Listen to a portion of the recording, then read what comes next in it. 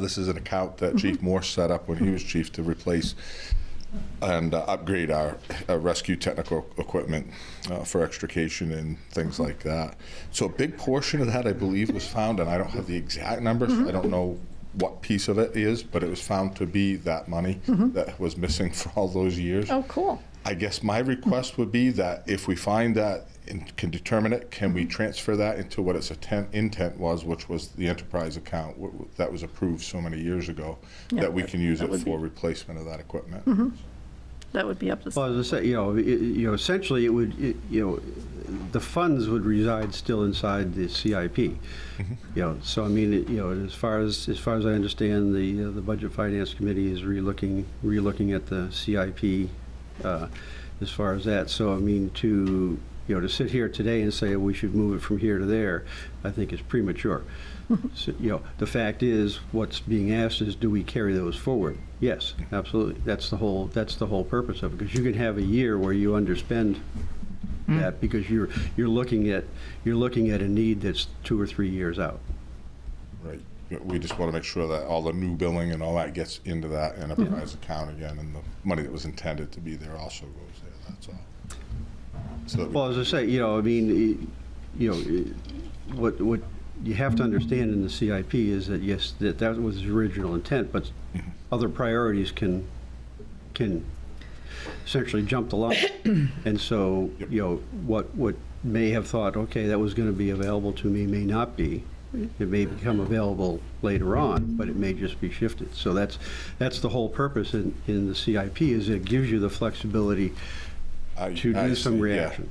Yeah. I think we're actually talking two different things, but I think a big portion of that was always intended but got moved from our enterprise into a CIP, and that's why we never could find it again. We think it was actually under Kathy Ricker that it moved, and we can never find it through accounting or anything. So now all of a sudden we found that, hey, that's actually a good portion of that should be in our enterprise account, which has nothing in it right now. I would ask a question, because I did set that up because of the expense of the tools, and they break so easily. And I say easily when you see some of the things we use it for. My understanding when we set it up wasn't for CIP. It was actually an enterprise account. Instead of going into surplus or undesignated funds, it would actually roll into an account that they could use when necessary. Still had to get approval for it. Yeah. And so that changed somewhere along the line, and obviously, like you say, things change year to year, day to day. But it wasn't, in my opinion, I didn't believe that we set it up as CIP. It was more of an enterprise account that we could dip into for extrication equipment and whatnot. That was the original intent. That's why I just wanted to get clarification. It wasn't an argument point. I'm just trying to, how can we make sure that money does go into its right account? Because our current billing, I believe, is up around $6,000 that we have that needs to also go into that same account. And that would help us greatly with that kind of. So let me ask a question. Isn't that technically an extra fund that he would have in his account instead of budgeting for stuff? Because you would budget for things that you need, but if you have your own private little account going on, do you know what I mean? That's kind of like a slush fund, maybe? Yeah, it wouldn't be as big as $225,000, but it would get some kind of equipment that you would need on a regular basis. It's a what's the 225,000?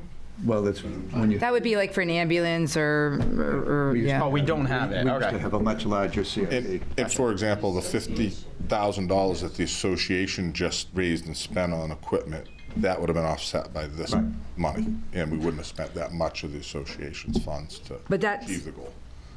That's kind of, I guess, it in a nutshell. So could I ask a question, Mr. Chair? Yep.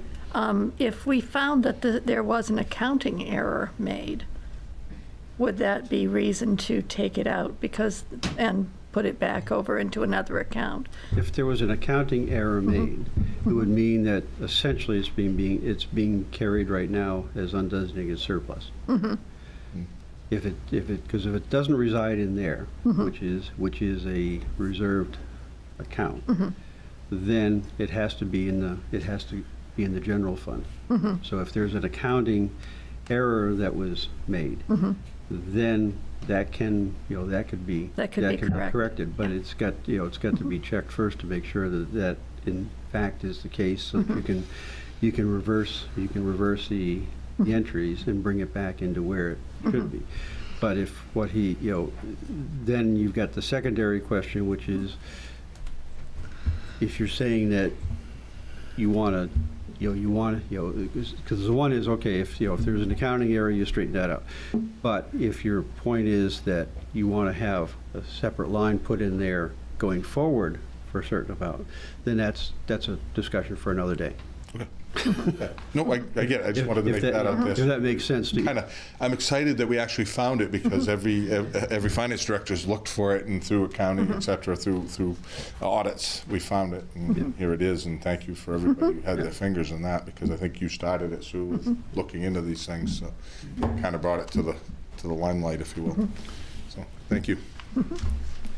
But I mean, so I mean, but at the end of the day, the discussion right now is, do we want to authorize, the funds that are in there to be carried forward in the CIP? Could we ask one question, though, for details? Like, I have two things I don't know what they're for. Hazardous materials. I have hazardous waste reserve, which is 3/4 of the way down, and water watch account that doesn't, it's a good name, but what is it? And the hazardous waste, from what I understand, and please correct me if I'm wrong, or do you want to say something? The hazardous waste account was for a hazardous waste collection that we used to do. We stopped doing that probably 10 years ago. We had it once a year. Louise Lester put it on. We put the money in there to carry it. Oh, people come in from the public? Correct. We do a Mostly one-day paint stuff, collection. and now they got rid of that. The Paint, state got rid of that pesticides, paint all those hazardous kind of- waste thing. You buy it, you pay for it when you buy the can now, and That's a no-brainer. yeah. Yeah. And the other one, I think we figured out had to do with milfoil, Milfoil. That was Yeah. milfoil. Okay. Yep. which is why, since it was water-related, there was a suggestion to put it into dock repair. Don't we donate to milfoil every year? We do. We It's- do. Becomes a, So why wouldn't we just put it in that That's what donation? we're saying is, essentially, we liquidate those items because they're in there as those named items. Yes. We still carry that money forward, so that money still resides in the CIP. Well, and then as you're looking, so all it's saying is, they had those line items in there, and we want to close that line item out, but not dispose of the funds, keep the funds still inside the CIP. I like that. I'm just trying to Yeah. figure out why we'd go from milfoil to docks. No, this isn't happening. This is just suggestion. Yeah, this was Suggestion. just ideas, that's all it was, just to get the conversation going. I like the conversation. Thank you. Yeah. So, are you looking for a motion to be able to carry those funds forward? No, I think she was looking for yeah. a motion Or just to direction. Just consolidate them. direction, really. I think at this point, and please correct me if I'm wrong, I think we should research the review fees that Bruce has said is the long-lost dollars that they've been hunting for, and get that straightened out first. Yeah, so get that straightened out and then close those that are done. Just carry those forward That's what inside. That's what would happen anyway. Yeah. Those funds. This is more forward discussion. inside. But rename them all undesignated. Yep. Yes, Through all that. perfect. All right. I like the fact that you did this. Next item, consideration of staff annual appointments. And this is housekeeping, because we don't have a charter, we have to appoint our officers each year. And one you'll notice on here, I'm not sure if I remembered to send it out, but Chris Hansen has agreed to stay on as code officer. We are hiring an assistant for him starting July 9th. And the idea is to have him get all of his certifications and work with Chris for a year, and then we will swap their roles, is the goal. That's good news. So but that's why Chris is on here as the code officer. Is there a motion? Motion to approve the appointment of municipal officers. Second? Discussion? All those in favor? Opposed? Motion is carried. Next item, consideration of board and committee annual appointments. And These are the committees that have people up, and Mel reached out to each of the committees to see if these folks wanted to continue, and they did. A motion to approve the appointment by municipal officers as written. So moved. No, she moved, She your moved. second. Second. Discussion? All those in favor? Opposed? None? Motion is carried. And I just realized, Mel, I'm so sorry. I'm used to speaking to these. That's not my role anymore, so you go ahead and do the last one. I'll allow it. Okay, next is consideration of annual fee schedule. So Mel, Is that next? I think so. Yeah. I guess Yeah. the simple question is, are there any changes from last year? I reached out to all of the department heads and asked for any proposed changes to the fee schedule, and I did not receive any suggestions for changes. So this is exactly what was approved last year for reapproval for this coming year. We did miss select board representation on boards and committees, but we'll go back to that. okay. Oh, I'm sorry. So, okay, on this annual fee, Lee, I remember you standing up, I think it was last year, on something. So, sorry, I've had to change a heart on this. Only because your fees on here, the motorcycle vehicle accident billing. So, I was having my husband play devil's advocate with this whole thing. If my taxes are going towards the ambulance, the truck, everything else in town and stuff like that, technically wouldn't a tiny little piece of metal be mine as far as the taxes go? And then I feel like we're almost getting double whammy by being charged for these fees too, because our taxes are paying for the trucks, they're paying for the gas, they're paying for your guys' For which? everything. What are you talking about? I am talking about the motor vehicle accident billing. Okay. And the other thing is, correct me on this one, so these rates, the engine at $350, that's per hour? Yes. So I guess that's a triple, I guess, gripe I know that I would have on that. First, it's only insurance-based. It goes against the insurance company, not the individual. Under Raymond Town, we don't charge Raymond residents for this. It's out-of-town vehicles, I believe. We do all. Oh, we do? Okay, I'm sorry. No, okay, it's But it's only insurance companies. If they don't pay, we don't go after the individual. It's only the insurance company that gets that bill, and they usually pay it. But then the person's insurance goes way up because of the bill. No, does not. Not necessarily. Okay. I know, and I know that I was in favor last year because you said it's a good way because all the trucks were coming out and stuff like that. And when I was going down through all of this stuff, I'm literally thinking to myself going, we're paying for this. We're paying for this in our taxes and stuff like that now, and all of this, and then we're getting whacked with it.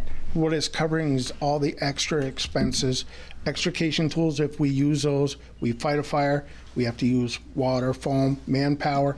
Covers all that so we get a recoup on the services that the town is providing. If I could, Just like ambulance billing. Well, I know, I know, and I don't agree with it, but I'm one person, so. What about ambulance billing? Ambulance billing, if we transport a patient, we bill their insurance company. If it's a resident, correct, does not get billed for Raymond Everybody gets, from the insurance company. Wait a minute, so No, everybody. I get billed on that. everyone. Yeah. But there's, everybody does. That's Everybody right. does get billed, and the insurance will cover, and anything that's Medicare can't be done after the fact. We can't do collections or anything. Sorry, I'll get a little closer to the mic, sorry. Yeah, I'm sorry. So, Thanks, Lee. yeah, that's how the medical side of things work, and it generates a huge piece of money to offset our budgets, et cetera. It is very common practice. In fact, every town that I know of bills for both accidents, life flight landing zone setups, medical crashes, things like that. It's just the standard of care, if you will, throughout everywhere, even in other states. Well, I get the life flight, and I get other towns. I guess I don't get it for our own town. If the residents don't pay, you say you don't go after them? No, it doesn't go to collections on that stuff, so. I had one not get paid by the insurance company and it went to collections. Right. Let me ask. It depends on what it is. Depends on where you did it. I did it up till 2 Correct. years ago. Yeah. So Not supposed to. it's not supposed to. So, and I guess we get back to the whole thing where if we're going through this list, and there's pages of it, and we were talking about making, Raymond user-friendly and build-friendly and stuff like that, I hate that everything has a tax, everything has a fee, everything has, to me, it's built into our budget, and I understand as far as trying to recoup some stuff, but like if it's a life flight, that's totally different. A great deal of our accidents, for example, if you want to start with that point, I guess, is out of state, out of town. Right. That's the impact. We've had a lot of them, and just think of this, a lot of them are OUI, out of state, their fault, they caused it, things like that. It's always the fault vehicle that gets billed, and that's per the police report. It's not every vehicle necessarily, okay? That's the one that we start off with. And that's the one that goes to the billing company, and they bill it, and the insurance will pay for it. It's already included in everyone's insurance, a fee schedule, if you will, for fire apparatus and for rescue transports, things like that is already included in everyone's insurances. So that's why we decided to take advantage of it back. Oh my God, I think this town started billing for medicals in 98, 99, somewhere in there, and crashes about a year after maybe, or Yeah, at the same time? Right I in could there. add a little history to it, too, Well, if you might. oh, go ahead, sorry. The reality is, we had, my first year as chief here, we had 87, almost 90 car crashes. I think I looked at the reports, we went through and studied it. I think there was 5 or 6 that were Raymond residents. And we checked with other communities like Sebago across the lake from us. They had 15. I mean, the crashes were incredible in this town. Cars were in trees on North Raymond Road. And so at the time, there was a movement by the select board in particular that said, let's use user fees so that we're not absorbing the expenses of people that are traveling through the town, people are visiting or whatever. And we really did go from, I think when I got here was 8,000 on the book, 8,000 revenues. And that year, we got it up to 60 or 70, and it has grown to the 220. And it doesn't go to the fire department. This isn't a reward, like it goes to the surplus. So, and even the equipment, the reason that account was set up is we were breaking equipment on a regular basis on some of these crashes. It was crazy. Hoses were being blown out. So everything was built around user fees, and I think it continued into code enforcement and everything else. We did, in fact, I think when Kathy came on board, start looking at residents, and we even had a formula they could fill out so they didn't have to pay anything towards their ambulance call or anything else, and I think we worked around that with a law because we couldn't charge out-of-state people or people from Norway in Raymond without charging our citizens. And I'm actually, I think Mr. Olson may have helped us with that. Someone had insurance background. I don't remember who it was, but someone said you can't do that biased. But someone educated us on that, and we were able to do what we're doing now, which is to bring in user fees in almost every department. So I think it's grown much in many ways more than we started, that's for sure. So as an example, talk about the accidents, et cetera. Our crews were there yesterday for over 2 hours on Webb's Mills at 302. Yes, an OUI, fluids mitigation of hazardous materials that we don't want to get into the lakes and watersheds. Any fire mitigation would have been billed. Traffic control was what we were doing. We had to actually call mutual aid in, which impacted another town to help us because we had to transport patients. That left one person to run and manage this whole scene and try to do traffic control because the police are tied up, so they can't do it. So that led to a mutual aid truck coming in to try to help us out. I was out of town, and the chief of Wyndham was there picking up antifreeze and oil out of the road as well, so. So are It's these just flat- how it works. Are these flat fees, or do you, for something like that, are you allowed to like invoice, or is it just you have? Yeah, our billing company actually invoices it Okay. for us. We're not really directly involved in It's not that. like, oh, you So, get wasted and smash up 15 cars and pour antifreeze and you only got to pay $350. right. So we can, yeah. It depends on the impacts, I guess, is a lot of it. And we can't go any further than the Medicare payment will pay on Medicare. I think I misquoted that earlier, so. I have Yes. two other ones. Is there maybe somebody else knows from previous years or whatever, but is there a reason we don't?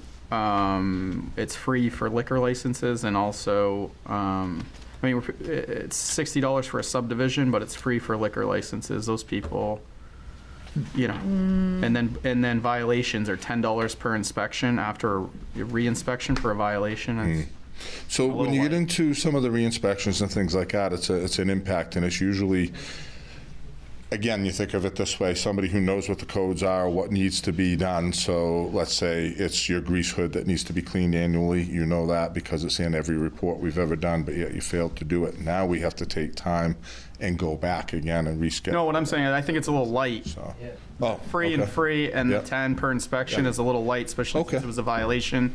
And then I think, I don't understand, I mean, I just feel like liquor licenses inspecting maybe shouldn't be free, where we're charging subdivisions and just regular single-family residents 60 and 15.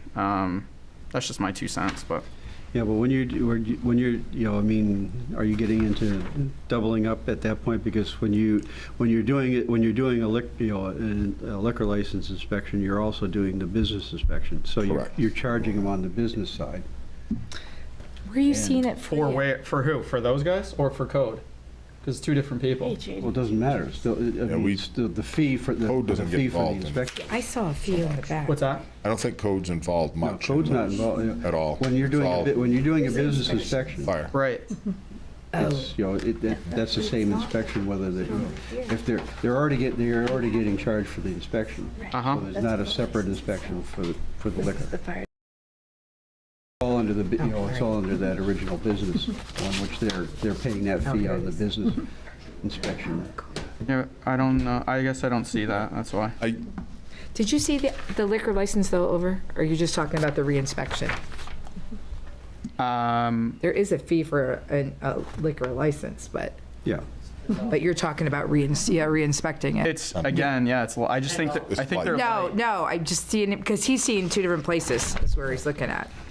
But the fee for the liquor license is prescribed by state statute, and I don't know if there is anything in there about, I'm not sure on that one. I don't think so. Not I don't care. I'm not. I just. Yeah. There Bring was it up. I don't wanna make discussion, it a if I 4-hour may, meeting last over 10 year, I minutes. believe, we were going to look into that and have a committee, starting with select board and us together, trying to work together and see about those fee schedules. I believe that was discussed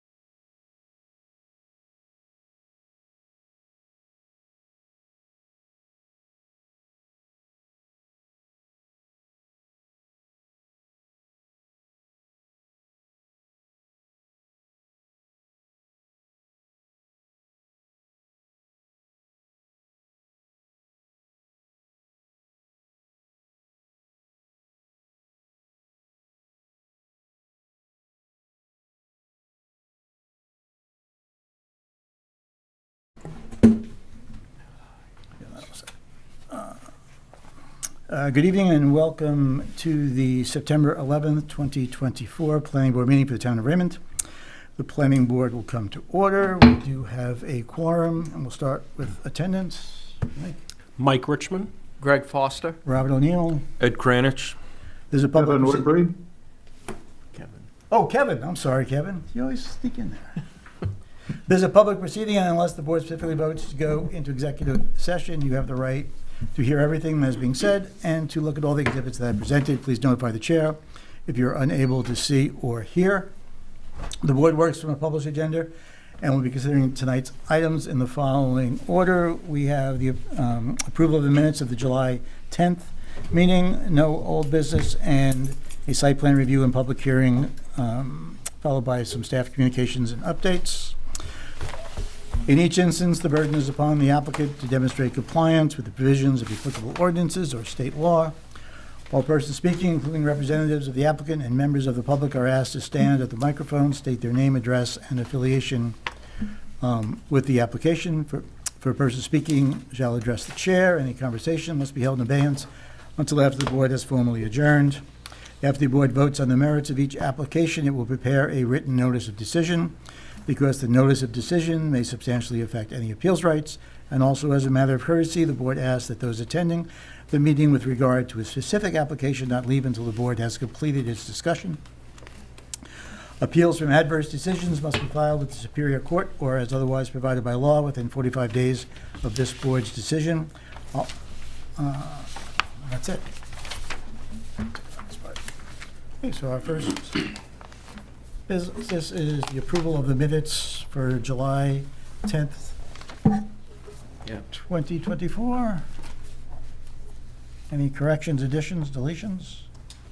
Move to accept the minutes. Second. Second. Any discussion? All those in favor? Kevin? Aye. That's accepted.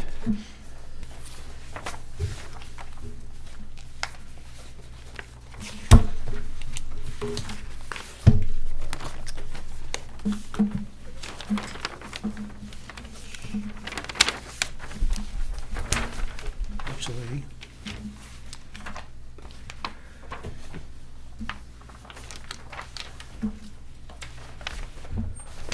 you have one set of business before we go to the new business. Our videographer for our November meeting is not going to be present. So Sue Look has asked us to reschedule it. The two dates that she gave me to reschedule are November 4th and November 8th. November 4th being a Monday, November 8th being a Friday, which I already discounted because it's a meeting on Friday. Well, I guess you've got that now. Yeah, so it's the 4th. I just thought I'd throw the 8th out there just in case. Oh, gosh. Is that a problem for anybody? No, not for me. Kevin, you okay with November 4th? Looks good on my calendar. Okay. Day before Election Day. What time is it? It'll be our same time. 7:00. Yeah. All right, so November 4th.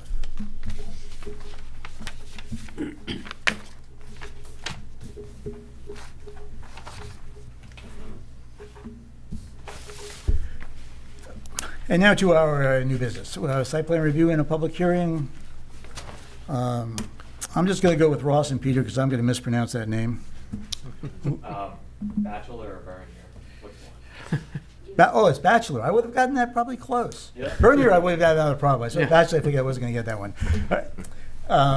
Jim, would you start us off? Sure. This is for you tonight for private road extension. The board may remember they did a site walk last December for this. We walked the entire road and made some suggestions to the applicant for bringing Lookout Lane up to private road standard. With that, we made some recommendations. They finally have got back. To create a lot at the end of the road, they need to place a hammerhead. They can acquire the necessary frontage off the hammerhead. That hammerhead has to be built to town standards. Tonight before you is a plan. I don't know if they have started construction yet on this or in progress. However, it needs to be, there are some things that need to be brought in to make sure that it complies with the town standards. This evening, we did get a late memo from Wayne. I don't think Wayne is on, but basically it's the standard Wayne memo for requirements of, no parking signs and making sure it has adequate radiuses for fire trucks. I think the recommendation was, because this is at the end of the road, we wanted them to increase the width down to the first driveway to an overall 16-foot width, 12-foot wide with 2-foot shoulders, up to the point of the turnaround. With the layout you have before you this evening, they would have to obviously bring that improvement within the confines of the right-of-way limit. And then there may have to be some minor drainage improvements because the land kind of starts sloping downhill away. And I think they may need a culvert under the leg of the driveway or turnout for the end of the T turnaround. The applicants are here, so we'll let them description. This is in the RR zone. It is in the watershed of, I believe, Panther Pond, and given its limited size, I don't think there's much they need to do for stormwater. It's a very small amount of impervious they're creating here. They may need a buffer or something like that, depending on what they end up doing with the drainage on the road. Is this the project Dustin walked us through? No, it was the owner. Remember Mr., I think it was Peter. Oh, yeah, right, okay. The feisty old man. Yeah. Yep, okay. He himself is an engineer. Yeah, I think Yes. he worked for Grondin for Yeah. years. So. Yeah. Yeah, in the state. Yeah. Yeah. Okay, I'm at the right project now. All right, would you like to tell us what you're gonna do? Yep, you have to go up there, state your name. I'm Ross Batchelder. I'm Peter Bernier's grandson. Just looking to build a 30 by 40 above garage apartment on our 2.55 acre lot that was gifted to us. We're gonna build the turnaround to all the road specs we have, widen the road out. The road was 12. We just cleaned the shoulders off because it was overgrown, so we did that this fall, I believe it was. And we dug the test holes to prove that the road was built to town standards, and that's what you have pictures of. And we're building the turnaround to the same standards that have been presented to us.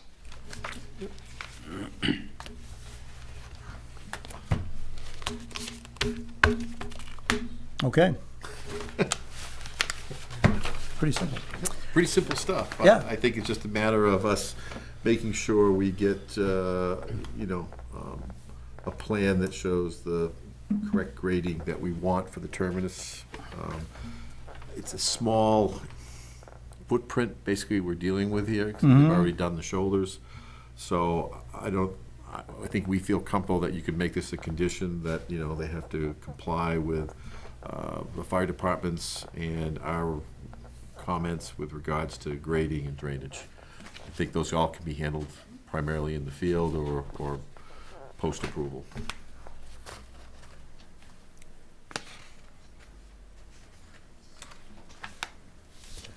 So do we have a drawing for this? I see you have one there. Is there? There's a couple of them. I don't know if you guys. Fire departments and our comments with regards to grading and drainage. I think those all can be handled primarily in the field or What's I think that's Wayne. It's me. Oh, it's you. It's like a delay. the delay, huh?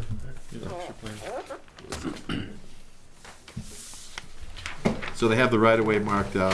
They kind of show where I think there's an existing road or woods road that goes down through there. I think that just needs to be rotated and brought into the right-of-way confines a little bit.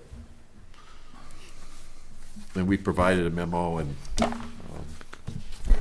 discussing various aspects we're looking for.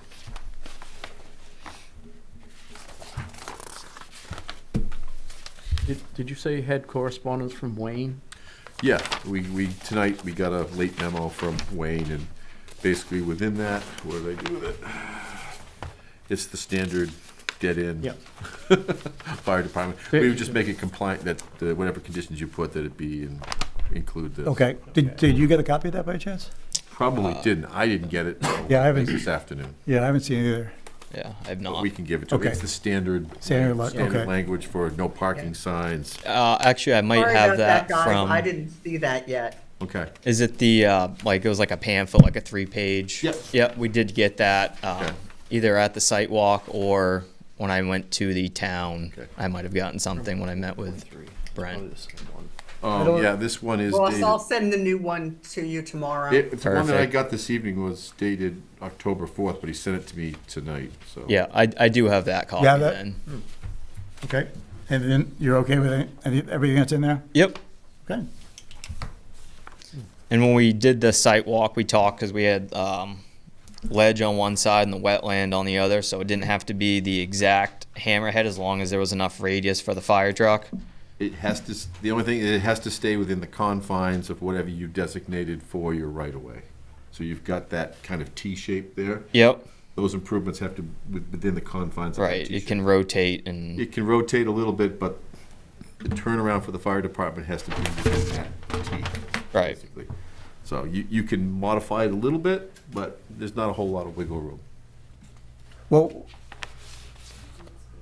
what are you trying to do in modifying it? I was gonna get the turning radius because I have the specs on a fire truck, so it'll be large enough for a fire truck to spin around. But we have a telephone pole and wetland on one side and ledge and a property line on the other. Yep. So we can't, exactly do Yeah, that right at the mouth. And we had talked about it during the site It walk. doesn't have Okay. to be perfectly centered in the middle of it. You have a little bit of wiggle room, but, again, I think once you get it going in the field, once you get it staked out, Yeah. we can work with you as far as, getting it exactly how it should fit. We just have to make sure it's in the right space because we've got deeded right away here. Right. Wayne asked for an auto turn, the template. Yeah, and that's what he's talking about, is trying to design that so it meets that. Okay, he's got that. Yeah, he's got- software he's got- to do it. Don't know if he's got the software to do it, but I think we can, if we have the radius, we can construct it. Okay. So there'll be a plot plan showing all that, because this Right, really I doesn't think show- that's where, tonight we can make approvals with conditions, but then we need a return plot plan with those conditions and to be signed. So Yeah. that's basically what we'll have to upgrade this plan a little bit based on the conditions the board sets forth. Okay. And once you have that, then you're off to the races. It has to be recorded. It has to be recorded at the registry as well. And I do have the 3 plans with the signature block here. That was asked to have. Is that something? Well, we may have to wait on that. Yeah, I don't think We may we have to can- wait on, they were trying to get it signed tonight, but I think we'll have to get some conditions on that and make some changes. What? It's the same plan It's you're the looking same- at, it's the but it's plan just you're got the looking at. Oh, signature okay, that's blocks. the block, yeah. We'd have to get the conditions put on We have that. to get the conditions put on that, and then we'd probably want a little grading shown and the drainage shown as well. Right. Minor stuff, but, Which there should be. Is that the topographic one that shows the grading? it shows the grading, but I think we were looking for a potential culvert under that leg. Okay. I'm Yeah, pretty just that's the positive that most contours of that's on that. ledge, not too far down. Okay. So I know what the road's crowned now to the left side of the road, and then it hits a culvert and then runs the wetland down, which is on that telephone pole side. So either way, I mean, we can go, I think just somehow we gotta get the water so it doesn't go overland over the road, whether it goes around and through a culvert on your driveway, Yeah. or whether it goes through a culvert under the hammerhead itself somewhere, Gotcha. okay? We just need to see that on the plan with, I think you've got some contours on there, but I think we're gonna have to flatten those out a little bit for the fire department. Might be a little too steep for them, because they need it pretty level to turn around. Okay. But I think those are all very correctable things that we can work with you. All right.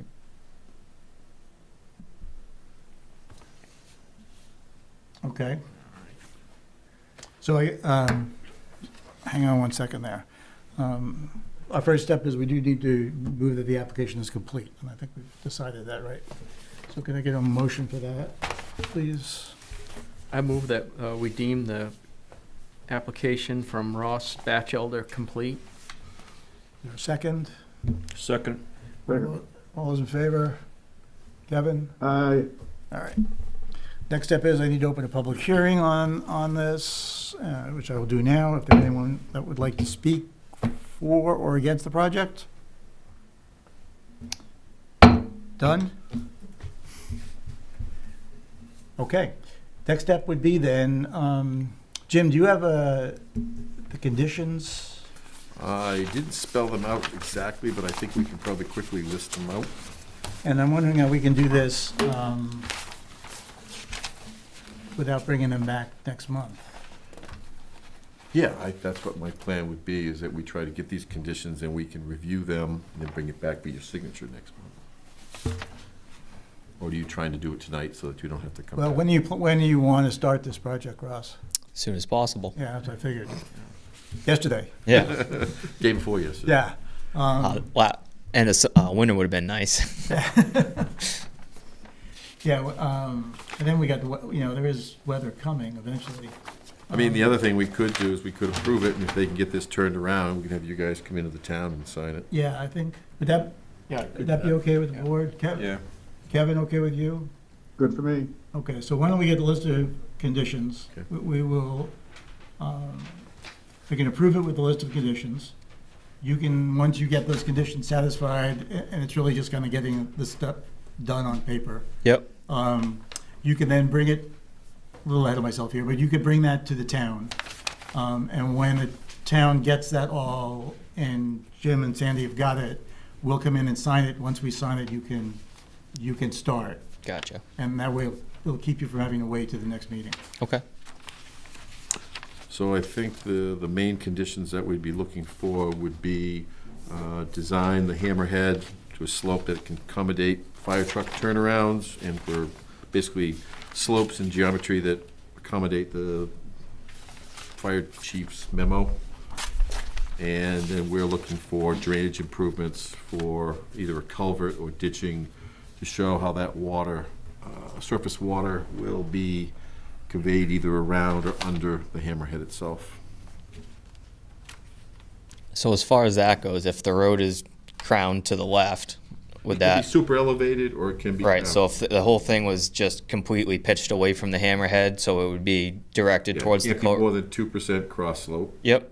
And I don't know if we have that on here. Typically, we like to see, the other condition we might have is a typical cross-section of what that road would look like. Okay. Surface slope and material. Yeah, I think there was one of the hammerhead, yeah. Okay. We just want something of that nature on the plan that needs to be recorded. Okay. Okay, so if you can transfer that over, maybe we'll help you clean it up a little bit, but Yep. transfer that over to the plan so that we can get it signed. I think, other than that, it's just then referencing the fire chief's memo. Do we also have to point out the width? Because in your list. I Yeah. think Under we width. can, yeah, the width is, they've already done. They've already built it? Yeah, Okay. but I mean, yeah, I think that's already shown on the plan as well. On this, well, on the older plan I have, maybe not your plan, but on the older plan it is. So yeah, you can include that if you want. I don't think there's any harm in including that. If the reduction doesn't require a waiver, we're just going to accept it as 12? Well, here's the interesting part. We've done this before with a couple other private roads where there's less than 4 lots on the end of this, so it would meet that lesser town standard for those last few houses. If any other, we may want to put a note on that if any other further development happens on that, that road would have to be widened to 16 feet. 16 feet. Okay. But for now, it would only have to be 12.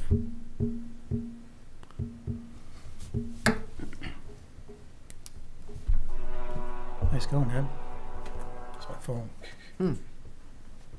Thought you were I thought that cutting was some small. boards over there. I get for not putting it on silent there. I would just have one recommendation of graphics for, I guess, a plan that's going to be recorded. I would just recommend they take the color off. Yeah. No, we've this got a- is the one that'll be We've got a recorded. newer plan. It's not on that? Thank you. Yep. And maybe just label it, Yeah, and I current think we'll access work with road, them to, something. It threw me off. I Yeah. was thinking that was the new one and it was flipping a property. yes, So just exactly. That's why I was like saying. clean it up. Thank you. So I think that, and again, get a typical cross-section of what they're building out there, so we know the depths and everything, and then that'll have to have the signature block for recording, but we'll we'll work with them to get that cleaned up. Again, I don't think it's such a small footprint that I don't see any major hurdles here. Other than, you just have to work with the ledge. Lots of it. So, A digital copy? we don't, We don't need it? well, we typically, I like to have them, but, I think I had scanned in anything that we have Yeah. that wasn't the 24 by 36. who did your plan for you? Eaton? Yeah. Yeah. Eaton The probably surveying. could- Yeah, I think Eaton probably can provide us a PDF once we get the final plan, so we have a digital copy. That's all or we can scan it, one or the other. I have digital copies of that Okay. as well. Yeah, but we're I gonna have to modify it, so we'll need a new copy of the digital, that's all. Okay. All right. So Everybody happy? I think so. We can approve it then with these conditions. All right, I move to approve the application with the following conditions. Show a hammerhead for emergency vehicles. Show contours for drainage and proposed drainage installations if needed, with a 2% maximum slope on the hammerhead. And show compliance with the width requirement, which is 12 feet. And note that any additional lots will require widening the road to 16 feet. And then also include conformance with the fire department's memorandum, Okay. dated October 4th.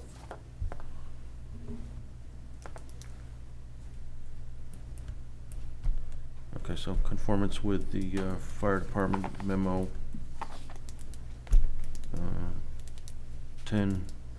10/4/23. Second that. Should be 24, but I think he copy and pasted that. Second. Is there any discussion? Kevin, you okay? Good. All right.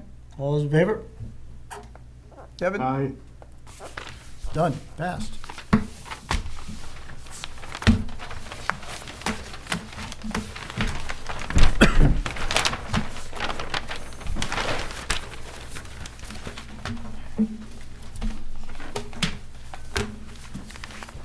So Ross is going to come in and see you, Jim, and Yeah, I can see Brett and I, and we'll work through how to show what we want to see on the plan. okay.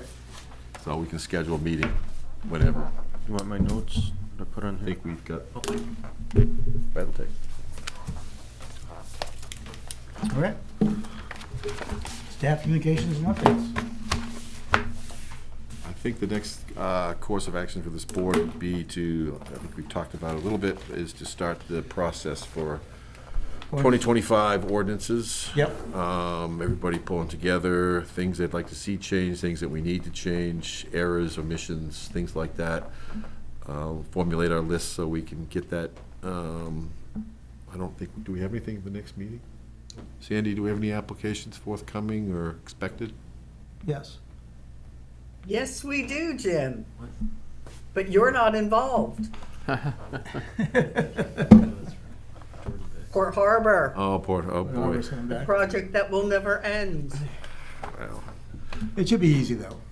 Well, I say that. so I don't know if you want to do a potential workshop before that, to just to kind of set in motion where we want to go, and Brett and I and Chris and others can start formulating some layouts. Do you have issues? I think Chris may have a list of some stuff that's come up during the course of the year. I think Okay. the one biggie that I think we kind of left hanging out there is ADU. Yep. I think that's the biggest one we need to look at. Or are we waiting on the state for We're that? waiting on the state, and I think that's a question that we probably should get back to the attorney, because they were the ones that advised us to wait. Mm-hmm. So I think there's some communication that should happen back to them to see what's come forth in that time frame, because I know other communities have all dealt with it. Oh, okay. Completely all different. There's no concise, consistency. there's no consistency, so we're kind of on an island, what we want to do. The other piece of this too, I know we talked about, but I think we were waiting on the comp plan, was maybe some discussions about affordability, affordable housing and bonus affordable housing. Yep. I don't know if we're ready for that yet, or whether we want to wait till the comp plan's complete before we implement that. And then, I don't know, do you have any off the top of your head that you've thought of? Just some minor things that we ran into, like the reviewing authority one. Yep, with some, Just some clarity there. there's some discrepancies in amongst the various types of ordinance about who does what when. It just Okay. needs to be clarified. Yep. It's confusing Yep. language, basically. Okay. Aren't we gonna readdress the solar ordinance?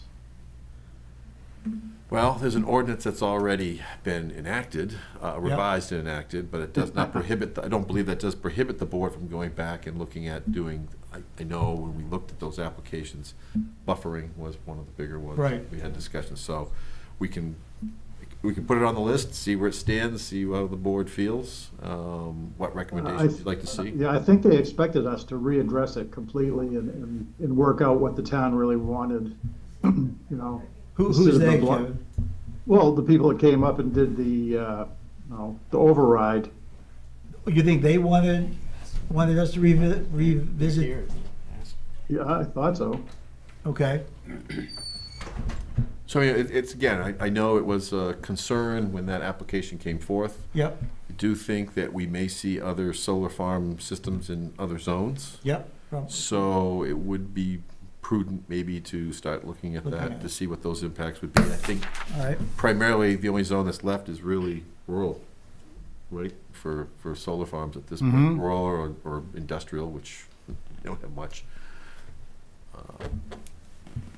I wonder if the comprehensive plan committee has even discussed that at all. Greg? Some. Yes. Yeah, we have, but. Yeah. Well, I agree, and I think that as far as you're listening to Peter, we may want to wait till the comp plan is finished before we start. Yeah, we're gonna have a hearing and all that, Yeah. so it would make sense to wait. To wait, Yeah. okay. So comp plan stuff, but I guess the, Well, the ADU stuff is, ADU I shared. think I know this July was when it was enacted by the state. So we may be behind, but I don't think we've had any requests yet. But Mhm. I think it's something that we need to get back on the band. And I think that one's going to take a little bit of time, because every community I've been in so far, this has been a very confusing issue on how it gets implemented, where and how and who reviews. Could we get a copy of what the state has enacted and, you know? that Yeah, help us it's the to- same as what you had before. I don't know, they may have made a couple minor revisions to that, but, yeah, we could reach out and get a copy of the LD 2003. and then can we cheat a little bit and get what our neighboring communities have done? We can, but there's no consistency. Well, it still would be Yeah, nice yeah. to, as a model, is to see which direction. Because some towns have completely banned them in shoreline zoning, other towns have, Oh, unless are you fairly familiar with the other towns? yeah. Oh, well, okay, then you can just brief us. That's fine. But like I said, every town has been advised by their attorneys, and they all have a different spin on where and how. I mean, it's supposed to be really isolated to your growth zone. Some towns blocked shoreline zoning, other towns, put other constraints in there that if you have the accessory dwelling unit, you still have to have the density for that. So, and some communities Okay. didn't. So, go ahead, Kevin. I also think there was some concern about being able to cut more trees, percentage of trees to allow private solar to thrive. Because there's a limitation, and it's pretty hard to wedge in solar when you have a lot of trees around. So there may be some, and I think there's some, not here, and then maybe somewhere in the state or in other states that have allowed more cutting of trees and to enable, private solar, not commercial, but the private solar. Mm-hmm. Beyond what could fit on the roof. Right. Right, because you can have, do we have, Kevin, I know you're probably more astute than I am right now, but do we have a limitation as far as a freestanding size panel that a private citizen could have? I don't think so, no. Because I know that those are also, the trackers is what I kind of call them. They're out there too, and some people have those in there for private use. Right. I think if you go up through Poland, you'll see one, there's a self-storage facility up there. They've got one behind the main building up there, and I think they're like, what, 48 panels or something like that on one tracker? You can get them very large in there or very, Yeah. small, but, yeah, you can, depends on the size of the panels. Panels also come in different, Yeah. varying sizes. I think that one's roughly 30 by 40 or something like that. It's a good size panel that rotates during the course of the day. Okay. So I mean, those are things that we can take a look at as we've got more knowledge and observations of where they're going and how they're being used. So, we can more formalize next meeting if you want. Right. Um, I think we should just kind of We have can- us and staff prepare a list. You guys prepare anything that you'd like to see, Kevin, whatever, submit it back through Brett or Chris. Right. And then we'll kind of prepare kind of a list of where those fall in the ordinances. Mhm. Then we can take them to say, okay, these are clerical, these are full Yep. brand new rewrites, or these are minor revisions, and then you can, from there, I think we can channel it down to where the energy has to go. All right, and we'll reach out to the lawyer, I guess, Yeah, I think that'd have to come through Chris. through Chris Yeah. on the ADU. If Alex was dealing with Phil before, but I think it would be, Chris would reach out to Phil. Mhm.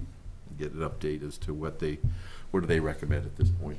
Okay, So, all right. So Sandy, did you catch all that for the November meeting? Oh, no, wait a minute. October meeting, excuse me. Yep. Yeah, for Skipped a October, month. yes. Yeah, which should be fine, because I don't think Port Harbor's gonna take that much time. You haven't I actually don't- seen anything yet, have you? Sandy? It's on my desk. It'll go out to you all tomorrow. But it's not a huge change, right? No, it's changing the roof line. Yeah. We already did that once, didn't we? We already changed the roof line once? Yeah. we had to build it. But They was that repositioned the before building. we Finalized Yeah. it? I don't know. I thought we did that once already. Okay, all right, thank you, Sandy. Well, All right, So I think we'll and try I to, already have Will on board. okay, so we'll try to I think we can help categorize, the effort for each, minor, clerical, Yep. major. So the board can then focus on where it has to spend its energy going forward. My guess it's gonna be the ADU. okay. I have a question, Mr. Chair. Yes? How do you want that on the agenda? Just as a discussion point for the board or a workshop for the board? I don't, as a discussion, I don't think we're to the workshop stage yet. I didn't think so either, but you're in charge. Well, I mean, you can do, Yeah. you can do a workshop. I mean, you can do it before the public hearing if you want, half an hour before, or Well, you can do it after. If Yeah, you I'd don't like to think get it, we're not- I'd like to get it into some sort of organization first. And then we can, we'll see which ones go where, and then we can easily do the workshop for the next meeting. Okay. I don't think it's gonna be, I don't think, we don't have anything right now, so. Don't have it. Besides this, Mike, do you have anything? Do not. Yeah, you have No, some I'm good. things you've mentioned. Do you want it for ordinance review? I'd like to see our shoreline zone change to what the state minimum standard is, 250. I think you brought that up about 10 years ago. I Yeah, think. Yeah, yeah. okay, same thing. And we've already talked. Yeah, I don't really have. Okay, so that's, all right, so that's like a place to go. All right, what's next? Move to adjourn? Is there a second? Second. All those in favor? Aye. Done. Nice record-setting meeting. Record setting. Quick.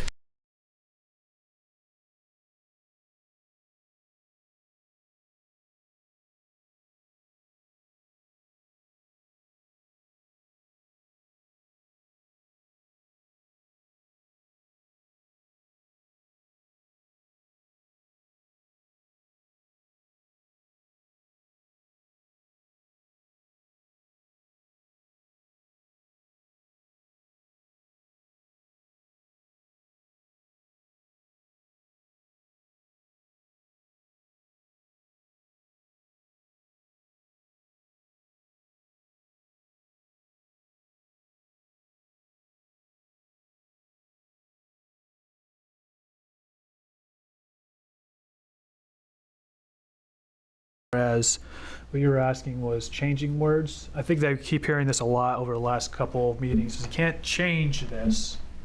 You're just voting yes or no, and what your recommendation is. The way this is kind of lining it up, it doesn't seem like we could be adding anything, but the discussion needs to be had to make that recommendation ahead of time. I think the question that you have is, well, if you have a certain recommendation and it's kind of overlooked, what happens to it? Or is there a way that we could meet with the select board before the formal meetings are held, in which things can't be changed, so that we could discuss the articles at a point where they might be changed, or a word added or subtracted, or a sentence changed, before we get to the point where nothing can be done.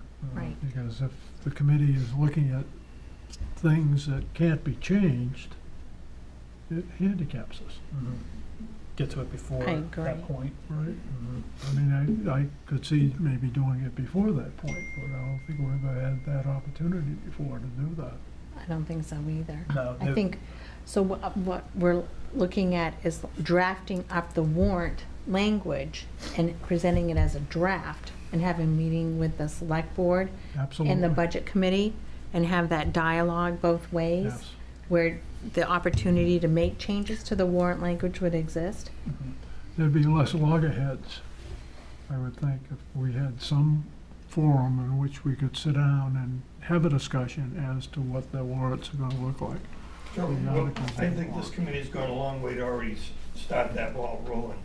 And what I'm hearing is that what there needs to be is more communication, and it has to be communication that's thoughtful and respectful and comprehensive.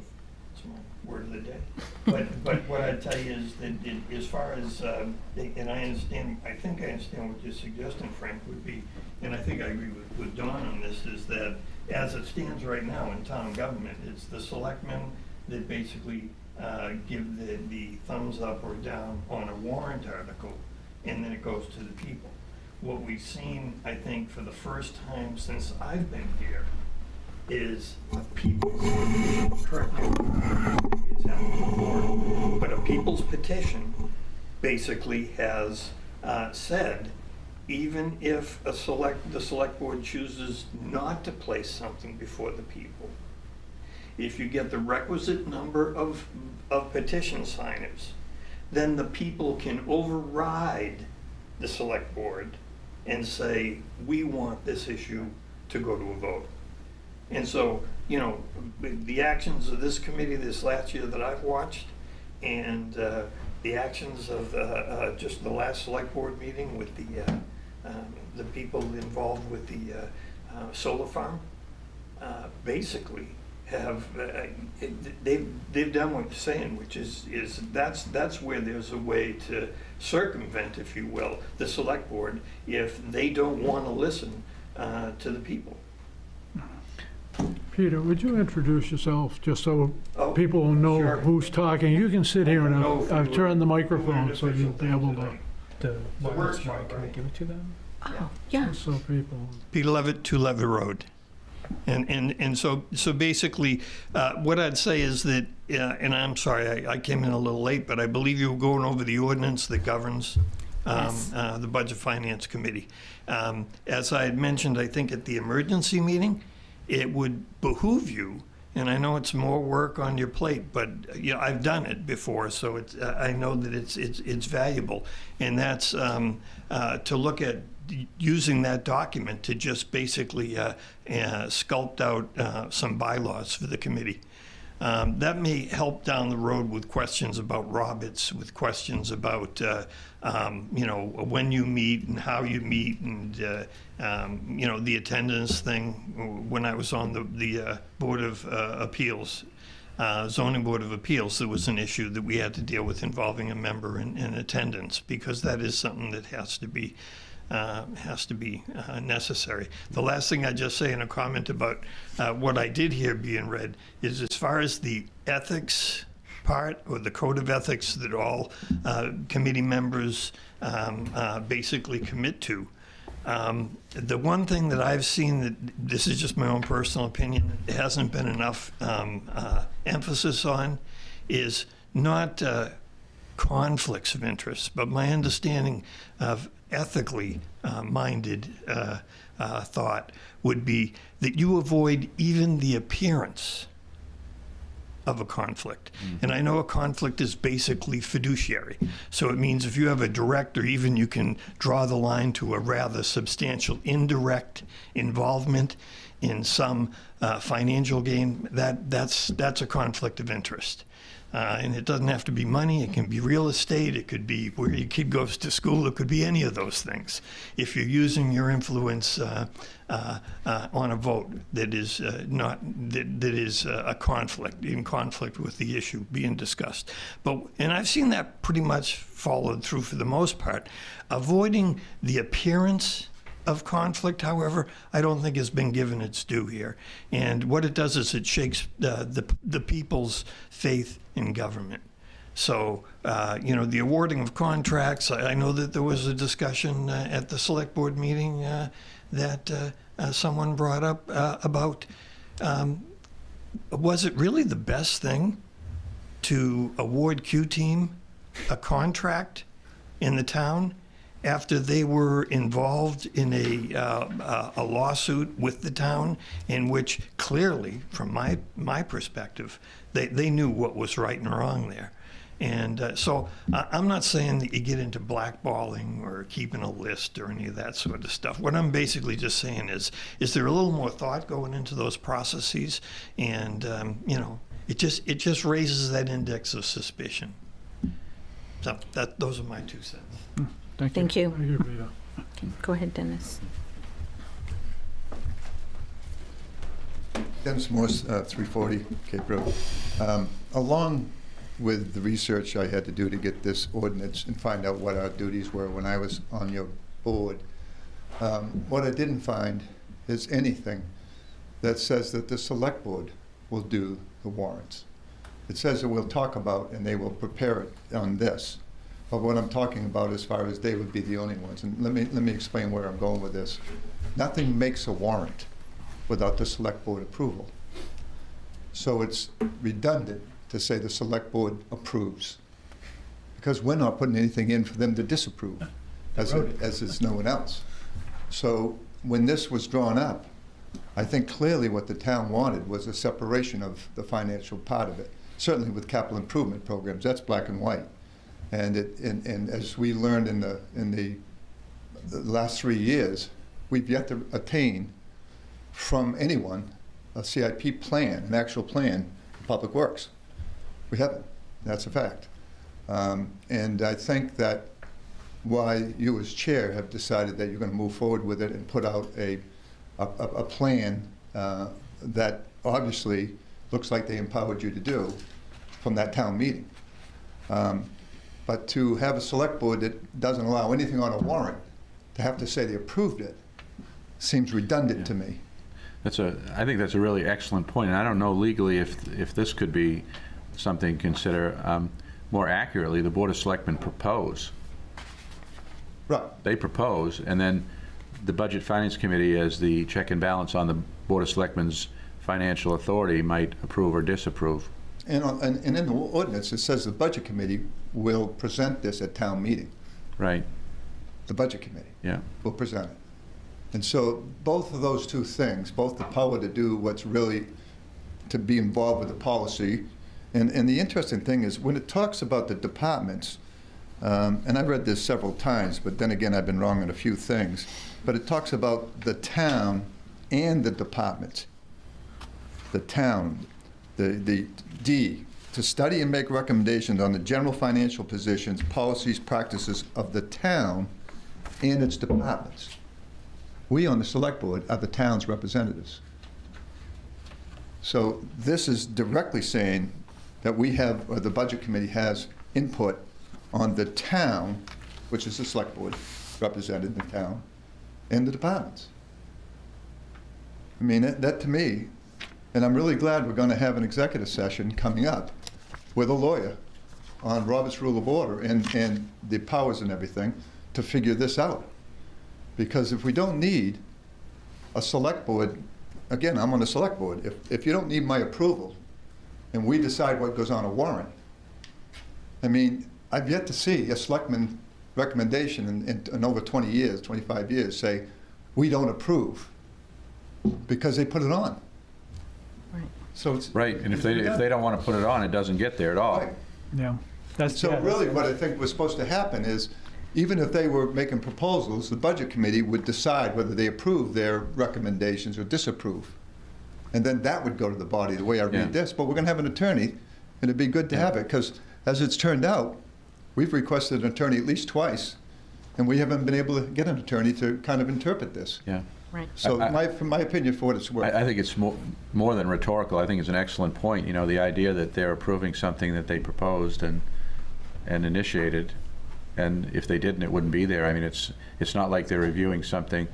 I mean, they do review the department budgets and make a decision. So to me, it's proposing to the townspeople, this is what we want. Right. And then if you have a regulatory body, which is what this is, you know, to pass on it in the affirmative or the negative, then that would be the recommendation you might look at, right? And I had a couple comments before Dennis got up on your comments. And first, thanks for agreeing with me. That's nice. But the first one was the circumvent the Board of Selectmen, the public. I would say that it provided an opportunity to facilitate an avenue for the public to have their voice heard, which is a nice thing. And that's what happened there. And there was another point that you made there as well. That I'm trying to recover that now, but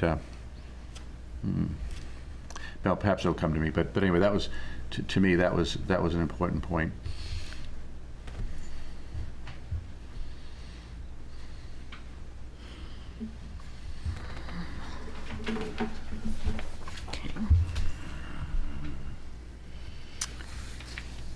Oh, you talked about conflict of interest and, you know, impropriety. So there's an old adage in public administration and public life, the appearance of impropriety or, you know, conflict of interest equals it. So if it looks bad, it is bad. And so you want to try to always avoid that. Appearance of impropriety is impropriety. In the public's eye.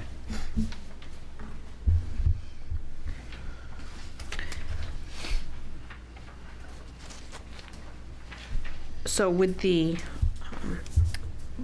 Budget Finance Committee be interested in working with the Select Board to clarify some of these paragraphs on how this works and to make some changes to it? To the Budget Finance Committee ordinance or to the Select Board ordinance? Just tossing it out there. According to this document, that's what we're supposed to do. The way I'm reading it is that our say in representing the town, you know, that there needs to be, just like Dennis was saying, there needs to be more than just, hey, we're going to put this on. But actually, you have made a very good point, too. It's more than just like, this is what we're going to put on. But at the same time, the flip side is, this is what we're not going to put on. I think it's very much like that. It's funny that you said that because it popped in my head. Like, yeah, I never really thought about that one. Of course, they're going to put on there what they will want, but. Yeah, I didn't think of it. Dennis did. But it's absolutely right, though.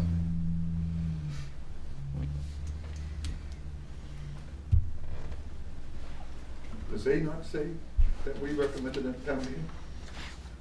Under our powers, A is the first thing? To consider each article for raising, appropriating, or borrowing monies to be expended by or for the town, with opportunity for discussion with those persons proposing the same, and to make recommendations on such articles to the town meeting for which they were drawn, which shall appear on the warrant and subsequently the following form. The Town Budget and Finance Committee recommends approval/disapproval. That's how I read it. to make recommendations on such articles to the town meeting. That's you.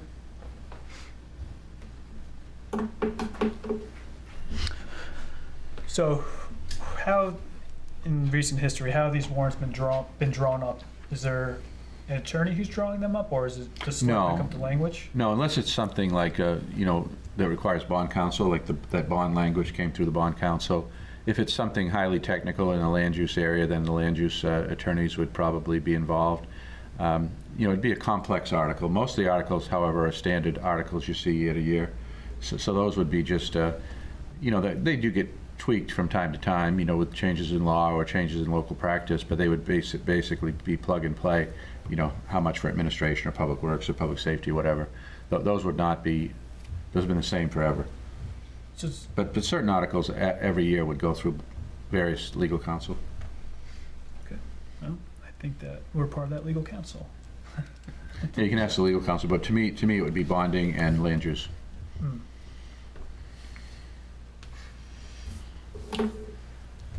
Okay. Or perhaps something really unusual, which we had a while back, you know, like the IRT with the military, you know, that might have been one, and something that's not typical, that might require a federal or state language. That would come from outside.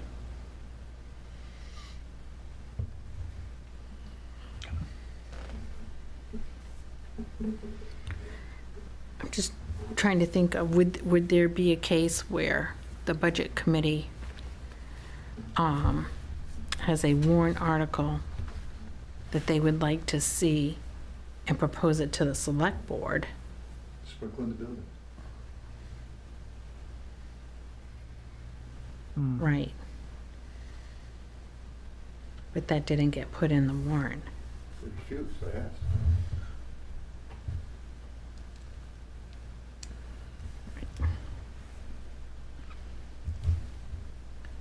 That's another reason why we should have that meeting ahead of time with the select board as the warrant is being drawn up, so that we're at the table. If there are things that we feel that should be added or changed or whatever, it can be considered.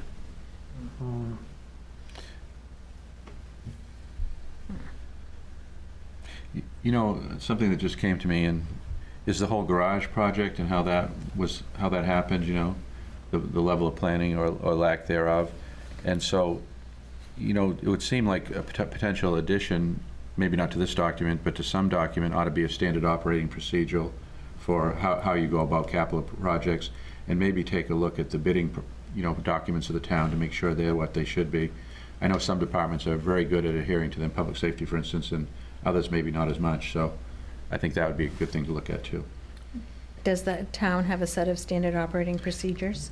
There are various operating procedures, but I'm talking about the ones that are related to finance. Maybe get every particular policy that relates to finance. And so, you know, if you were doing a major project, it would seem to me that you'd want to do a level of due diligence. You could actually do that in a sort of a formula way. You know, it's not hard. You do this, you know, form a committee, as Dennis had recommended, and you do your, you know, needs analysis, space analysis, architectural reviews, bidding, you know, get some cost proposals. There's a number of things you do. That's what you did for BAW. Yes, So you probably exactly. know the process and how that ought to be laid out. Yes. So that's would be my suggestion, is that maybe there ought to be something like that for how you go about doing capital projects. And then to look at the current bid policy, which I haven't looked at for a while, and I know that it was made more liberal under the, not this finance director, but two before. And she did that because of the, you know, that some departments were following it, you know, in a very precise way, and others not very well at all. And so that seemed to be the idea of making it a more, I don't want to use the word loose, but a more non-structured sort of document was done. To me, it would probably be reasonable to look at that and say, can we put in boundaries, gate posts that work for the town and work for all the departments but are specific? That's what I would do. Going back to the warrants too, at the last select meeting, a young lady who's very involved in solar had mentioned that a lot of people went and they voted that Tuesday, and they thought they were voting for something to do with the solar, and then turns out it wasn't what they thought it was. I think the language is very confusing for a lot of people, and I think that us having the ability to look this over, because, I mean, I voted on this thing twice. First time we made a recommendation, and then the second time was at the actual voting on Tuesday. And this, I mean, most of that stuff, I've seen it twice, so I already know going in, but if you haven't seen this and you're looking through this, it's a lot of language. That goes back to a point that Dennis made in a big way, this year, and that is the annual town meeting. If you did this in an open public town meeting, which I'm not sure how many years you've lived in town, but, for years, for decades, that's the way the town did it. That's how most towns do it, an open annual town meeting. And so that's where you get that explanation that you're talking about and details. I do agree with that, yeah, I know. And you'd have an ability to debate it. Right. So we're like serving stuff up on a platter for people to say yes or no to, and they're... Right, and you got all these warrant articles that you have to read, and then there's all this backing information that you're never going to be able to read at the polls. So the idea, and I do agree with the notion that more voters is more democracy, but it may be less well-informed voters if they can't read these voluminous documents in advance. Right. And I worked at the election, and there were several people that came up and asked for the documents to be able to read them at the polls. Dennis? Dennis Morse, 340 Cape. One of the things I kept ringing in my head through the last budget process was 2 years ago, there was 3.5 put in, plus $1 million for the pickleball court. That kind of happened at the very last meeting of the Budget and Finance Committee, and it came back as a warrant, and then we couldn't do anything about it. And then it was pulled off. For whatever reason, the 3.5 didn't seem to work, but obviously the next year we knew it was because it was 6.2, not 3.5. And $150,000 was put in for the money without really any discussion except to vote for that warrant up or down. Again, it didn't go through the Budget Committee, it came back from the Select Board. So my feelings were that whole year when I decided to read and find out what our powers were, was perhaps one line that said, anything that goes to bond or out for over $1 million should have a special town meeting or a public meeting to discuss that. That would eliminate what took place with this whole process, because it went from 2.5 to 3.5 to 150,000 to study, of which $62,000, I think, if I quoted him right, was spent so far. 62,000 out of 150. I think is what he said. Maybe that's what's left. I don't know. There was a lot going on. But either way, the reality is when you get to the point where you spend it $1 million, $2 million, 6.2 with interest of 8.1, that should be an automatic public town meeting or special town meeting. And I think you made a very good suggestion as our chair of how to slow the process down and get it done, because the Public Works Director never said it was an emergency. It just seemed like it was an emergency with all the changes to everything. So if nothing else happens, a simple ordinance change in the budget recommended by the Budget and Finance Committee, or maybe a petition drive saying anything over 2 million or whatever the magic number is. But certainly there should be a trigger that makes an automatic special town meeting, and I'm talking about one that's posted so everyone knows it's going on, not some of these meetings that happen at 8:30 in the morning or whatnot. And you can't be transparent if you're not letting the public know what we're about to spend the money on. So whatever the number you decide as a budget committee, I certainly think it would be advisable.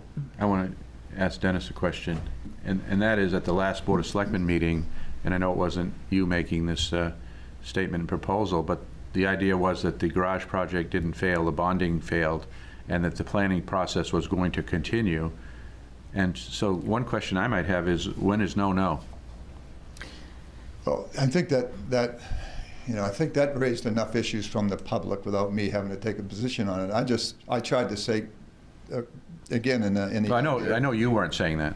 I think that they failed, not just because they didn't follow any kind of practice that we had done in the past, which is standard even in BIW and private industry, but it failed because the public felt left out. And I know when I did my group meetings, everyone wanted to know what was going on, and why have we been so isolated from what's going on with this. And there wasn't a chance. But we had a special town meeting for the band, which was less than $1 million, but not one for 6.2. And I find it ironic. And there's either something here that, and I don't want to undermine a group I'm on, because I'd rather have the financial part separated from the select board if I had my way. And I actually believe, my opinion only, that I saw more wisdom out of the budget committee, lacking me, just the people that I didn't know you, Karen. I didn't know Deanna. I didn't know you, Sean. I mean, I didn't know anyone, but I heard a lot of common sense from a public point of view, a citizen's point of view, than what I heard through that budget process. And so, I mean, I think that until the public gets what they want, which is transparency on what's wrong with the other 7 bays. Dave Brown said that it was maintenance. I read it, and the summary seemed to be maintenance. They didn't condemn the building. And so if you've got a public works director saying that he wants 4 bays of storage, and we've got 7 bays right now, then there's got to be something for the public to understand why we're doing it. And that's all. Just the transparency would really, I was shocked at the numbers myself, because I didn't run around talking about the facility. I ran around talking about transparency, and I still believe it, big time. Yeah, I don't know if you saw that meeting. Yeah, I did. I had to get up there and say that the way I heard it was exactly what you said. The building didn't fail, just the plan to bond it. We're gonna find a different way to do this thing. And I stood up there and I said, that's pretty unpopular, very unpopular. And then I got down and a young lady came up and she said, yeah, am I hearing the same thing? And they said, oh, no, we never do that. So either they were misspeaking, or a person of the public echoed what I was saying, and then they realized again how unpopular it was. But my opinion on that was that you need to show the people why we need this. There was never, as a budget finance committee, we were never shown any of that stuff. And a comment was made, well, that came out the same day that you were voting on it. Well, it was never given to us. And even if it did, do you think a day is enough time to look over that and make a decision on that? So if I can't speak on it about the reasons why we need it as a budget finance committee, how am I supposed to explain to the rest of the town this is what we need? So, yeah, I think that we've been dealing with this issue for 2 years. This is the biggest one, but I think that there's a lot of other things that we should have a lot of say in, including coming up with this tax break. You know, the finances that we're receiving back from the violation. That's something I think that we have every right to make recommendations on, and I think that we need to make recommendations on that. I agree. How do we get back to the point where we made through this process that the process was not done? And that we truly believe, and I think the committee said this, that you cannot do this type of project without going through the process. It seems to me at the last selectmen's meeting, they said they didn't want to go through the process. What they said, what the Public Works Director said, which was interesting, was that, you know, we'll get the money and then we'll do the process. But he said.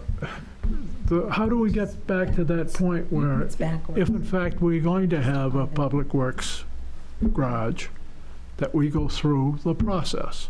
The process could be done very quickly. It would not take long. I do not believe, with the right people on the committee, and we could go with it. Whatever the committee ends up recommending, whatever the committee that looks at it recommends. Ms. Morse, I know I'm kind of talking a lot, but I've given so much thought to this. You have the right to capital improvement. You are the body that does the 5-year plan. And if there's a capital improvement bigger than this facility, I'd like to know what it is. I think you have a right to do the committee that the select board doesn't want to do. And if they don't want to accept the recommendation, if they don't want to work with that committee, then they should publicly come out and say that they don't want to do it. But right now, it says you research, you investigate, you interview, and you are, in fact, proposing a CIP plan. Well, if the bond was voted down, the only other route to go is through the capital improvement program, the plan. And I think the facility, there are certain things that was clearly needed. We know that. You know, the wash bay and the mechanics bay is common sense. But I do think you need the committee's involvement, so the public knows that it's someone outside of the political realm of elected officials. And I do think you have the power to do that. I don't know how you don't, with capital improvement being your it says Well, right there. you brought this up at the meeting, and it seemed to be rebuffed, so it would be, I think, maybe not tonight because it's a workshop meeting, but perhaps the play would be for the Budget Finance Committee, you know, in the absence of a policy, which was what I suggested, to make the recommendation that we follow that procedure that you outlined. Could that be part of the agenda of our next meeting? Yeah, We could do that. and I think that should be on the agenda, that we'll discuss whether or not we will go forward with the idea of setting up a committee. Because Okay. once again, I may be wrong, but it looks like right now what we're doing is continuing to plan for the thing that failed, and without changes. That's the way I saw it. And I may be wrong, but that's what it sounded like. Well, Has a question. we have heard over the last 2 years that this Public Works garage has been talked about for the last 10 years. And to my knowledge, the first time it was discussed was last year during the budget deliberations. And then at the last select board meeting, we heard that there's a separation between the town has already voted on the Public Works garage, and what was turned down was the funding of the project. And honestly, I cannot remember voting for a Public Works garage Yeah, in no, recent there's no memory. vote for the Public Works garage, but the other thing that would be interesting, I think should be requested, is for a 10-year history of, you know, the various planning functions that occurred, you know, the engineering, space analysis, all the different things that were done. And I was here, so I think it's going to be a short list over 10 years. Okay. So, but I think that we have to ask for that, because that's what was said, was that it's been planned for 8 to 10 years. And so I don't know what planning means exactly, but if you ask for the details of the planning, then we'll know. Yes, okay. Our vice chair had her hand up. Oh, I'm sorry. Deanna, hi. Hi guys, sorry, I've been writing as we go, so this is great. I have a couple of things. I looked up the Citizens Guide in Maine regarding warrants, because I was like, we've been talking about this, and it says that we can definitely come up with the ideas and give them to the select board so that they can decide if they're going to put it on a warrant. So I think what we're doing right now is great, because we're preparing it so that we can give to the select board so that they can decide about the warrant. If it says, according to state law, we can always do a petition if they don't want to put it on the warrant, but it needs to be signed by the number of registered town voters equal to at least 10% of the number of votes cast for governor in the last election. I mean, I'm sure that our town would know more about that, but I'm just reading it from a citizen's guide, almost like a cheat sheet on how to do that. Going to talking about the town meetings, I think it's a great idea if we had one, and I think that what would be important, because before I ever was on this committee, I didn't really know too much about the town meetings, but now we have that marquee. I mean, I know we've been utilizing it. I think if we placed it on there and also stated that it would be recorded and available for people to view at raymond.org, I think that would be huge, or the address that we have, because people might not be able to attend. But if we say we're going to be discussing warrants and what people will be voting on, I think more people might be involved. That's sort of what I had. Peter wanted something. Okay, Peter, I have a couple of things I want to say. Peter Levitt, 2 Levitt Road. What I'm hearing, though, and what I understand is, I'll just give you a brief example, and correct me if I'm wrong. Any citizen can propose to the select board a warrant article, right? So, I mean, that includes everyone on this committee right now. In February, I went to a planning board meeting as a private citizen. Code enforcement officer was there.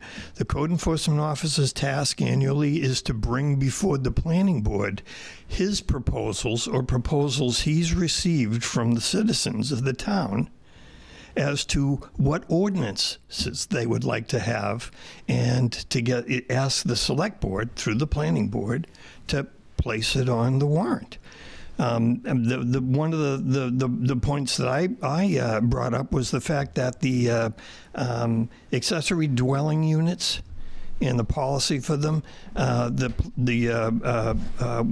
planning board had done was basically assigned arbitrarily 700 square feet. And I just thought that was a little impractical. I looked at some model ordinances from other municipalities, and I proposed to the, at that time, code enforcement officer, chief code enforcement officer, I really think this should be increased to like 1,250. That makes it more practical for a starter home or for an elderly couple to move in and free up their 3-bedroom, 2-bath colonial. So the bottom line is, I proposed that to the code enforcement officer that brought it up at the February meeting to the planning board, and the planning board then formulated an ordinance and sent it to the select board, and the select board approved it to be put on the warrant, and at the election, it got voted in as an ordinance change. So I guess what I'm just saying is that a lot of the stuff you're talking about is absolutely great as far as participative.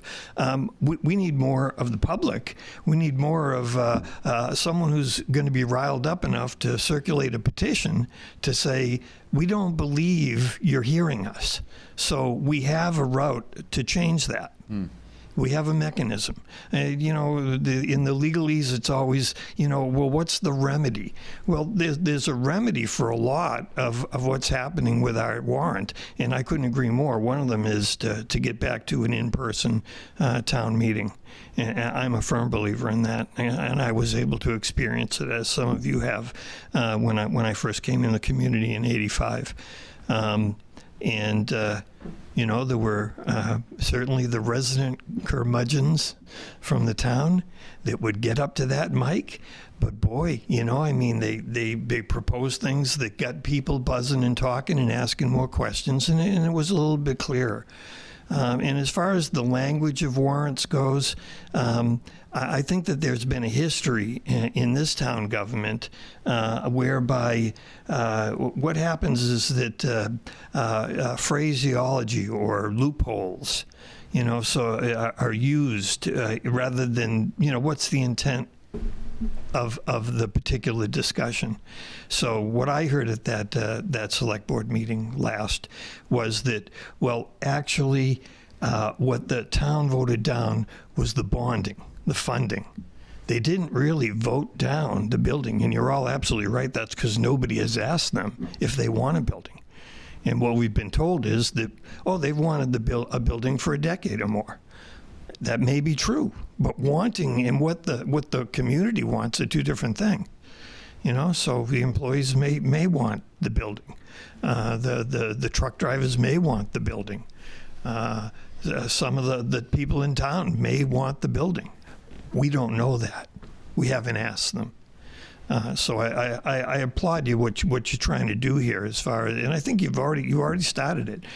Personally, I think that just by your actions, that what I considered before the noise started about the Public Works garage was that, this will be like a lot of the other things. It's just going to go on a referendum and it's going to be voted in, and that's that. And I believe that it changed. It changed with, I believe, this board setting a precedent of saying, we do not recommend. And when your discussion before and in the ordinance about recommendation, and then of course it goes to the select board for a decision as to whether it makes it on the warrant or not, there is a function here that you were involved with, which is the select board recommends, and the Budget Finance Committee does not recommend. So there is actually a mechanism now that exists. I'm not saying that it shouldn't be that but this body can't put together a recommendation for a warrant article and submit it to the select board. But I think we can do that as private citizens as well. Okay, thank you. I'm not familiar with, has the town of Raymond held public hearings in the past on certain topics. I don't know what Well, would. that's another good question. I mean, if you're going to do something by a, secret ballot, and I think normally you would hold a public hearing, which would be an opportunity to have a back and forth with the community over the details. You'd have a public presentation, something of this magnitude, an $8.1 million facility. You would hold a public hearing and have the engineers and other consultants, the town staff, members of the governing body, if they had information that they thought was helpful and wanted to share. You'd have that presentation, and then the public would have an opportunity to ask questions, and then you'd go to a secret ballot. And you could do that as a hybrid.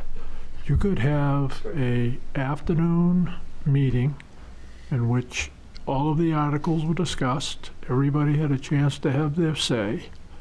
At the end of the meeting, they opened the polls, and they would run the polls from the end of that meeting until 8 o'clock at night. And then they'd open them again the next morning and run them all day the next day, so that they could get a lot of people out to vote, but they'd be much more informed about what they were voting on, because those people who wouldn't come or couldn't come to the meeting could watch it. It'd have to be a special town meeting, No, rather than an annual town meeting. Right, it would have to be, but it could be a whole new process that we could set up to do this. Yeah. I mean, it could be a whole new process, but it could be done. People could be informed. The people who were there get a chance to vote before they went home. The people who were watching the meeting from home would have a chance to come the next day and vote also, with a lot more information. Yes. Do you recall if Raymond has ever had a public hearing before? Oh, yeah. Oh, they have? Yeah, Like, we've had what were public the hearings. topics about? Public safety, too. Okay, he says public safety too. That was 20 odd years ago. We don't, interestingly, spoiler alert here, we don't have a lot of major capital projects at this magnitude. In fact, nothing close to this magnitude for the town.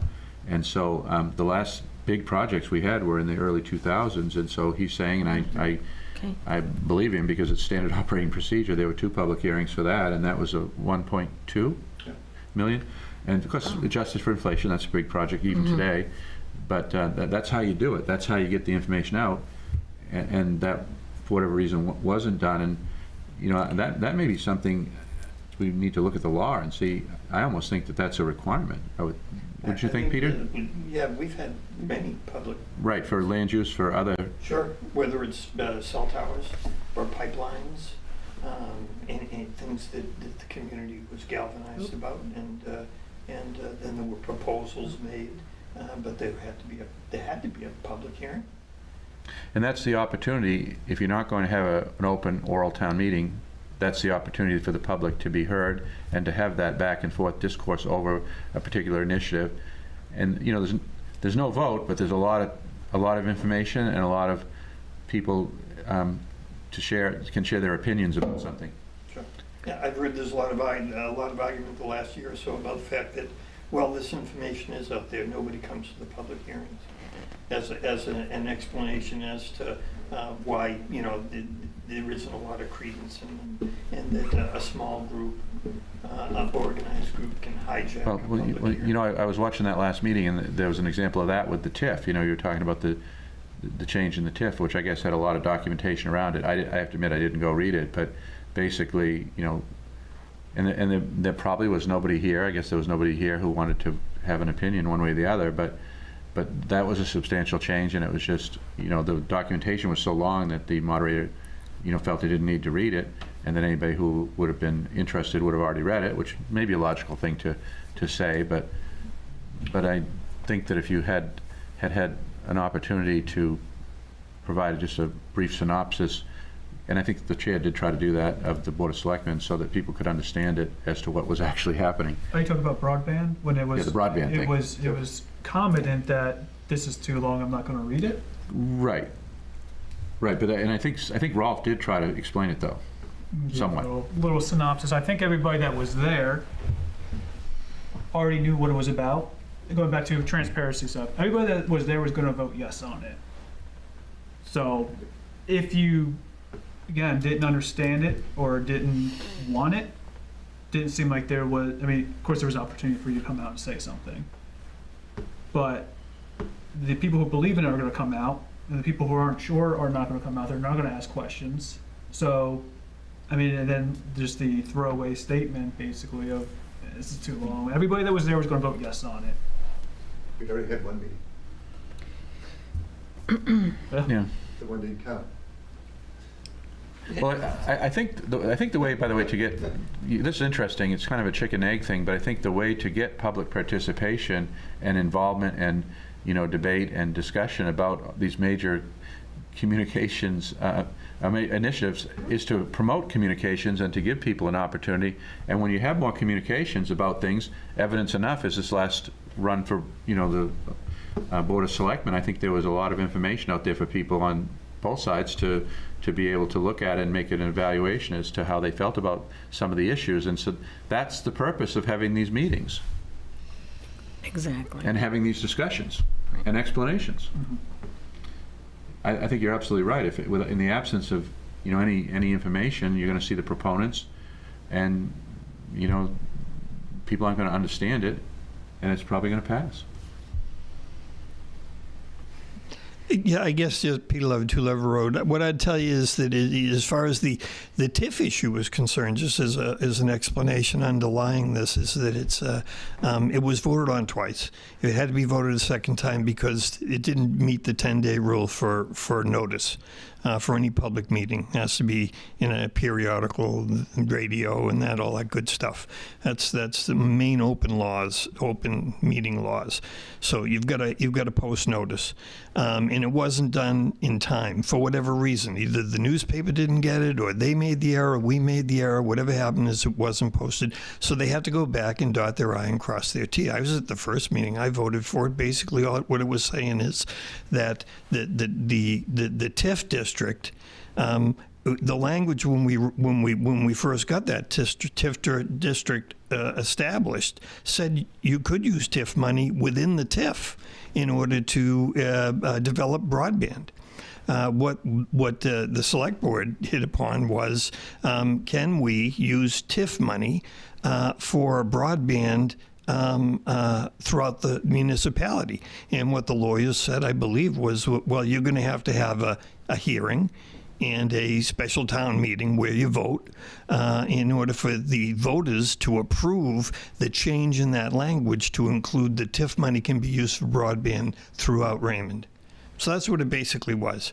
So, but the explanation was basically that there's reams and reams and explanations about TIFs in the state of Maine. And I think unless you really are an attorney, it'd be hard to understand all of it. But that's what it kind of boiled down to me. But so it was like, well, sure, why don't we do that? Because I'm a proponent of the broadband, I wanted to see an improvement. What isn't made clear, despite the best efforts, I think, of some of the people in town, is the fact that it kept getting. I talked to people at the polls this month that were absolutely saying, so we're going to get this broadband, and then I'm going to be able to change my Time Warner contract. Well, no, because really this was proposed just for the municipality. There's a potential of expanding it down the road. But once again, how much of that information gets out there? How informed is the voter? And so I agree wholeheartedly. More public hearings, even not more public hearings, but better attended public hearings or better attended meetings. And the way to start, and I think has been discussed at least in some quarters, is that if you want people to come to town meeting again, provide daycare. Have people bring some snacks. Make it at a time that is friendly for all demographics. Don't have your select board meetings at 5:30. Don't have public hearings at 8:30. Yeah. Another thing that occurs to me is we've got the Roadrunner, the insert once a month, and I'm not downing the idea of like reminding people of the dog licenses or swim lessons. That's all good stuff. But maybe around election time, there could be a, you know, a block that says here, you know, like the broadband initiative or the Public Works Garage, you know, a synopsis of what we're doing, and use that avenue. Use every communication avenue the town has. We have social media, we have the signboards, we have the website, we have the Roadrunner. So all those vehicles could be used as communication and transparency methods. The Roadrunner in the paper is nice because you find out a few things. You're absolutely right, Don. But we could have the old Roadrunner again, and it could be an email. I mean, what a better way if you put out a 6 or 8 or 10-page Roadrunner once a month, and it went to everybody who would sign up to get it by email. And then we could have an ongoing discussion throughout the entire community about a lot of the issues that we're looking at through the whole process. People are informed if they get something that they can understand and can read and can discuss with their neighbors. And it would not cost that much to do an emailed Roadrunner. That's an excellent idea. The reason the multi-page Roadrunner, and sometimes it ran to 18, 20 pages, you know, the reason that went away was the cost of the publication. But with the, you know, electronic communications, it's just the staff time. People don't realize the Roadrunner was put out by the school. The school did the Roadrunner. Well, in the very beginning, right? Well, it did it for many years. That was a. Well, when I came here, it was a collaboration between the town and school. Yeah, we collaborated, but the school did most of the work for it. Right. And it could be done again. I mean, you might have to have somebody at town hall whose job was to put it together. You have that now. You have a person who puts it together, and the problem that they tell me is that they don't have space enough for everything they want to do. So if it was electronic, space wouldn't be an issue. You got the person, the communications person, Melissa, who can put it together. You have the department heads and other town employees who can write the articles. It could be as brief or as lengthy as you like it to be, and as you say, an email listserv, and off it goes. And every nonprofit organization in town could be putting information in there for the people. Yeah. Communication's the name of the game. It has always been. And the thing is, we've lost the ability to communicate with each other. Not all technology is bad. Back to your point, though. I think it was your point about the recommendation. That was communication. I mean, I agree with you. If that had been a positive recommendation, I thought it was going to pass. I thought it might pass even the way it was because of warrant fatigue. It was just so long, you know. Okay, Deanna. We'll go with Deanna. Thank you. And I'm so glad that you mentioned the warrant fatigue, Dawn, because you had mentioned about having some of that information being brief or more extensive if we did the Roadrunner. I think that for some of these articles, if we did brief synopses and do it like throughout a few months, people are going to be more receptive to that than seeing 15 pages of warrant article versus if we broke it down to a couple each time, because then that gets them more information, they can absorb it and then move on to the next ones or ask questions. Absolutely. I got something to say. So there's one committee in this town that's better at polling people, better at getting emails and engaging the townspeople, and that's a comprehensive plan.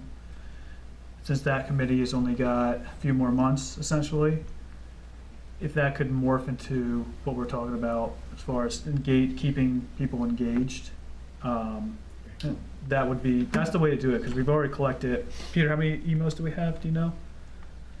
I think we got over a couple hundred. Couple hundred emails is what we have. So there's not a cheaper way, and there's not a more efficient way than emailing the people that we have. And I know we could get more too, but if the comprehensive plan has shown us anything, is that the people are eager to get engaged, to engage with us, to come to our meetings, to give their opinions.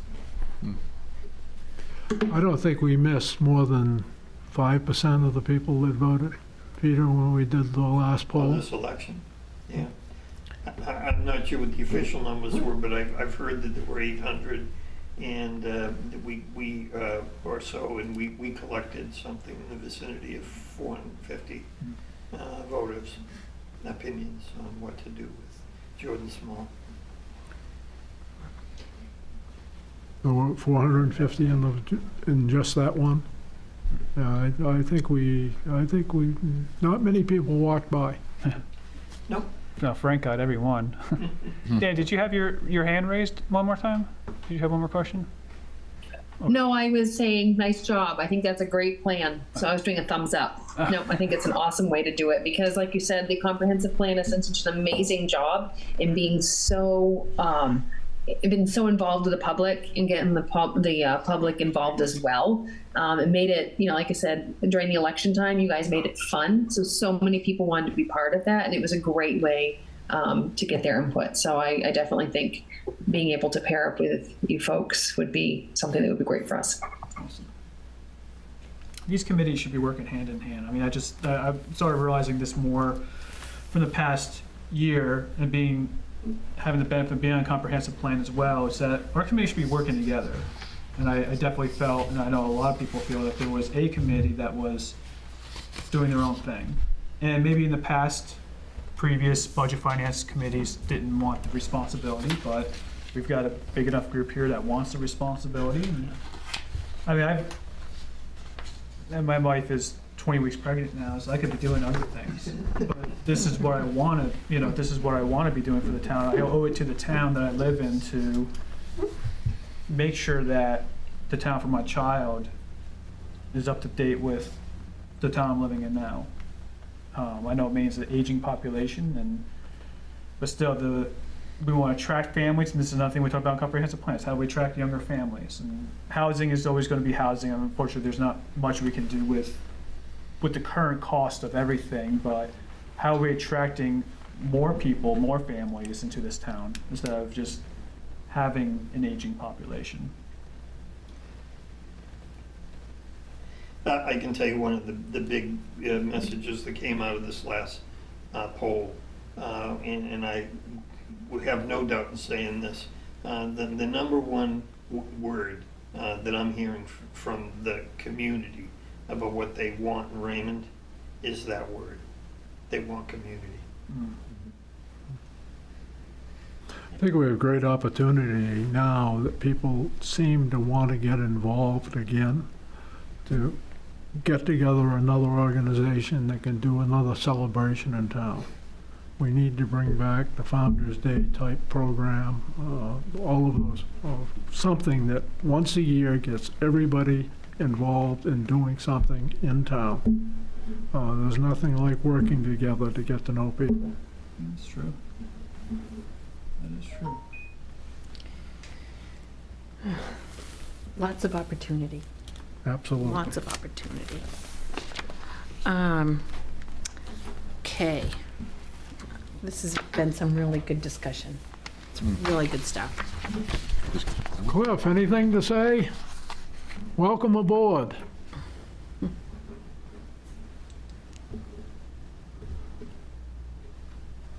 Thank you. The only thing is, I think it's important that we get back to the town meetings because the electronics help get the word out, but there's nothing like face-to-face. That's true. I guess we'll leave it at that. Absolutely true, Cliff. Okay. Are we ready to move on from the ordinance for the Budget Finance Committee? Okay, the other piece that I had brought is the Town of Raymond Code of Ethics for appointed and elected municipal officials, because these go hand in hand, and it's what we have all signed up to do.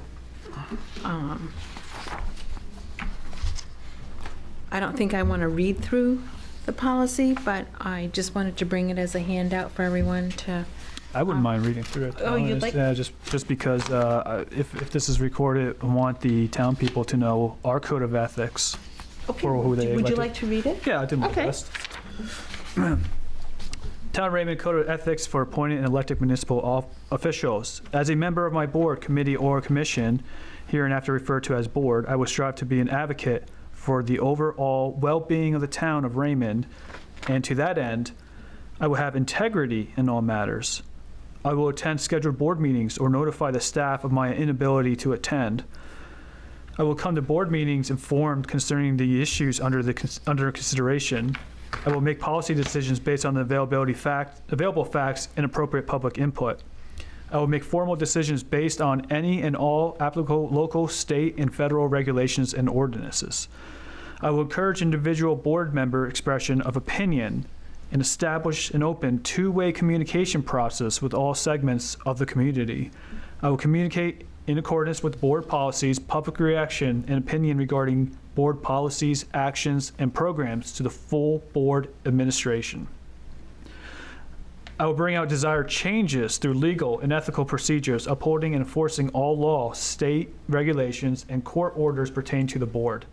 I will refrain from using the board position for my personal and partisan gain and avoid any conflict of interest or the appearance. I will respect the confidentiality of privileged information learned by any executive session. I will make no decision on behalf of the board unless expressly authorized by the board. I will not attend any board meetings pertaining to business of the board without express permission of the board. I will be informed about current issues through individual study and participation in appropriate programs, such as those sponsored by my state association. I will always remember that the foremost concern of the board is to improve and enhance the quality of life for the residents and visitors of the town of Raymond. I will abide by 30A MRSA subsection 2605, conflicts of interest law. Therefore, I always strive to demonstrate appropriate behavior, conduct as a board member. Thank you, Sean, for reading that. Okay. So, are we ready to move on to public comment? Or do you? I'm ready. Okay. Is there any public comment? Peter, you must have some more comment. I can fill you in a little bit on the poll. Ooh, we're getting this information first before anybody else? Well, I was asked by a select board member in an email, why I guess I didn't share some of the comprehensive plan data with the select board. And I did share it with the Budget Finance Committee, so they were a little jealous that you had gotten something that they didn't get to see. My simple answer to the select person was that you know why the Budget Finance Committee got that data? They asked for it. So that's why they got it. And nobody has reached out to ask our committee, the Comprehensive Plan Committee, about any of this stuff. And I did express my frustration in the fact that at the last select board meeting in that I've been asking since February of this year to have a combined meeting. It doesn't have to be with all the members. It could maybe just be the chairs and whatever. The Code Enforcement Office, the Planning Board, the Select Board, and the Comprehensive Plan, so that we could all sit down and at least see what's the preliminary data that we've collected and where is it showing it's going, because it's that data that's going to end up formulating the plan that we're going to submit in January of next year. So it's not that far away. I started asking for that meeting in February. It got put off and put off and put off. The last I was told was that it would take place in June. And it's June 25th. And I have not heard anything from the selectmen about scheduling that type of a meeting. When we're talking about, and I think it was Sean that mentioned, all these committees got to start talking to each other. Well, since we're sharing, and Frank as well, the experience of a comprehensive plan, and certainly Don knows this because of his years in managing a municipality, you have to be in the know everywhere. And people have to be talking. And that's what makes a comprehensive plan a comprehensive plan. So I realized early on in this process, well, I gotta be talking to the Budget Finance Committee. Capital improvement plan. Well, that's about the only function I hear in the budget for this town that has the word plan in it and is more than just the end of the fiscal year. So that's kind of more comprehensive. That's an opportunity. So that was a reason to get involved with this committee. Planning board ordinances, absolutely. If we're talking about housing and we're talking about accessory dwelling units, and especially if we're talking about LD 2003, which I guess I beat my gums to death on about that, but July 1st is just around the corner. We'll see. It behooved me to do that. As part of the comprehensive plan, what we did is not allow the consultants to do the department head interviews like they had done in 2004. What we did is we interviewed those department heads ourselves. Amazing amount of information that came out of that. So I guess really the only major group that the comprehensive plan has not been involved with is the selectmen. And I hate to be sounding like I'm anti-select board, because I'm not. But what I need to see is more of an involvement at that level, and for them to take the leadership responsibility of coordinating all these other committees. So that we're all on the same page and we're all working towards the same ends. Anyway, I said the rough blush was about 800. That's based on the only knowledge I have is because I haven't seen any hard data. It may be out there, but I haven't seen it. That my wife ran for a position and she got 600 votes. So there were at least 600 people that went through there. And I believe she was told she got 600 of the 800 that were cast.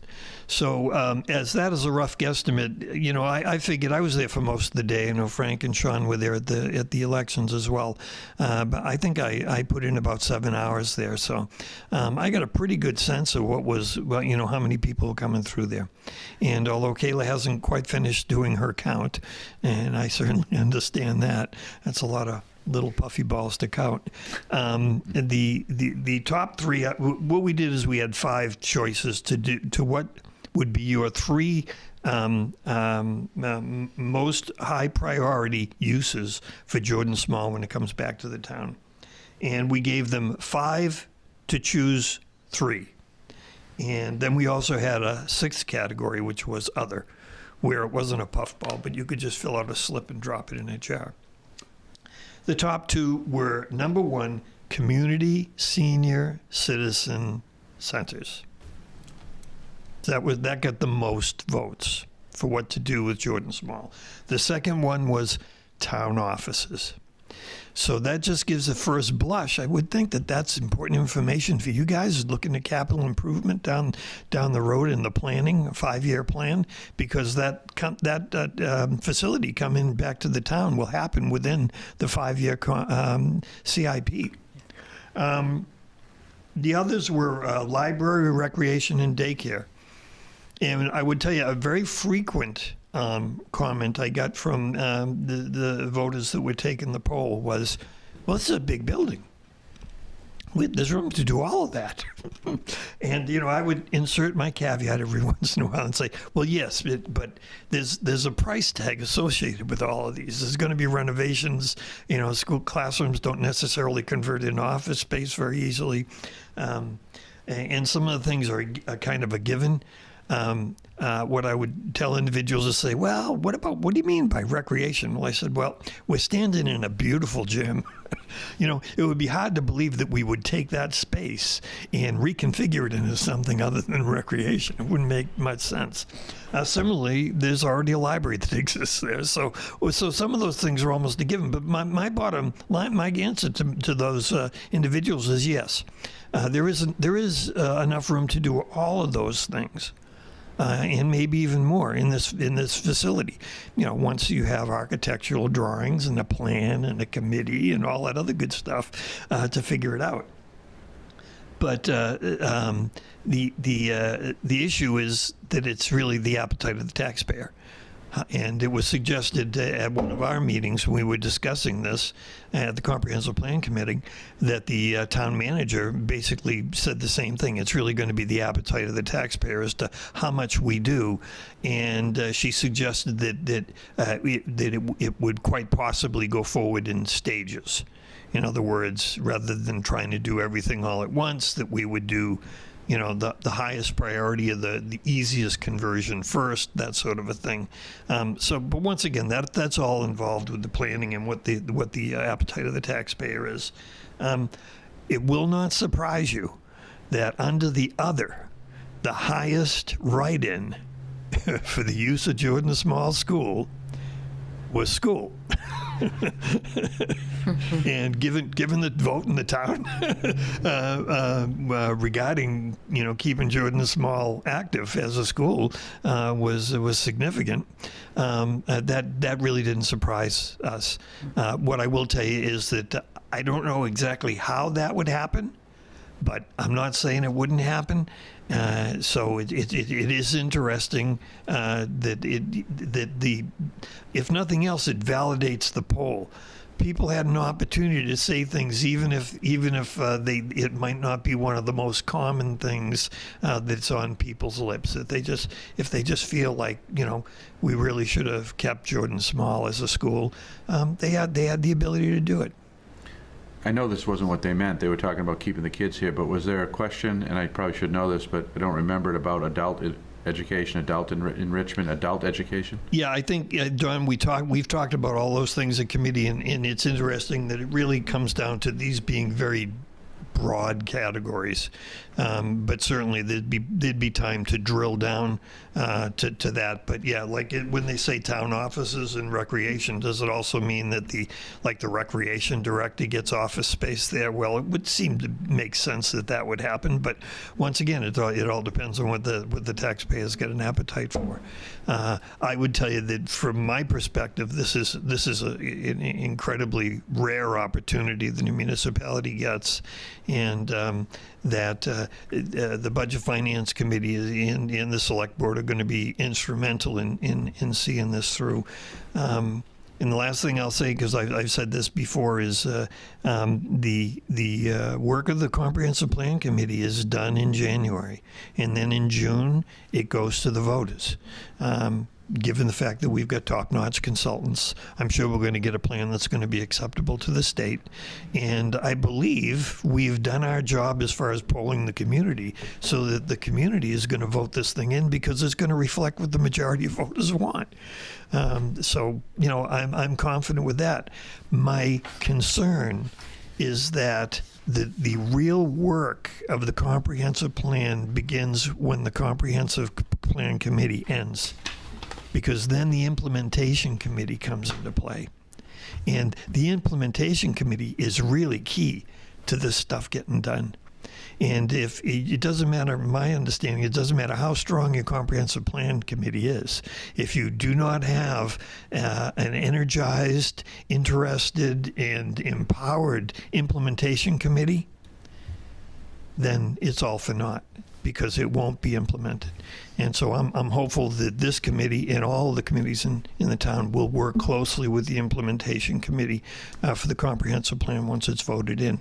And I think that the best that we can do as a committee is to set up the policies and clearly define what our data gathering has shown to the implementation plan committee, because it'll make their job less onerous, because they'll be armed with that information.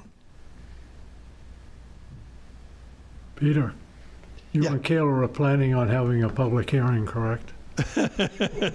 Yeah, exactly. I'm hopeful that we get together before January with the Select Board and the Planning Board and Code Enforcement. I'm hopeful. Thank you. Thank you. We really need to get out of this space to have appropriate meetings and stuff. And the town is saying that, looking for a bigger town office.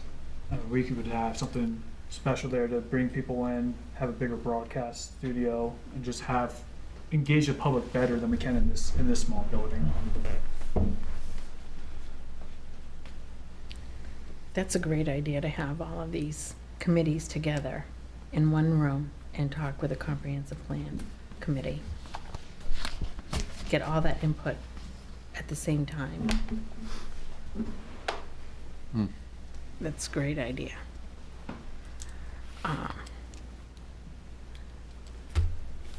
Great meeting, I think. Yes, I think so too. Yeah. We covered a lot of ground. Any budget finance committee comments? From our Zoom customers to people in the room? Good Everybody's meeting. all set? I said what I wanted to say. Okay, thank you. Thank you all for being here tonight, and we are adjourned.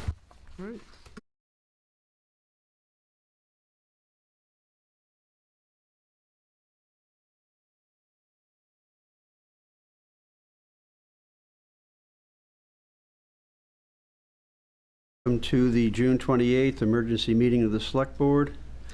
I make a motion to go into executive session regarding consultation between the Select Board and their attorney pertaining to legal rights and duties of the Select Board pursuant to MRSA 1, Section 405, 6E.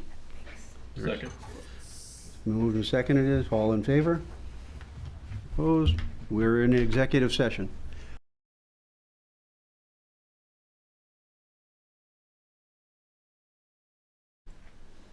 A motion to come out of executive session?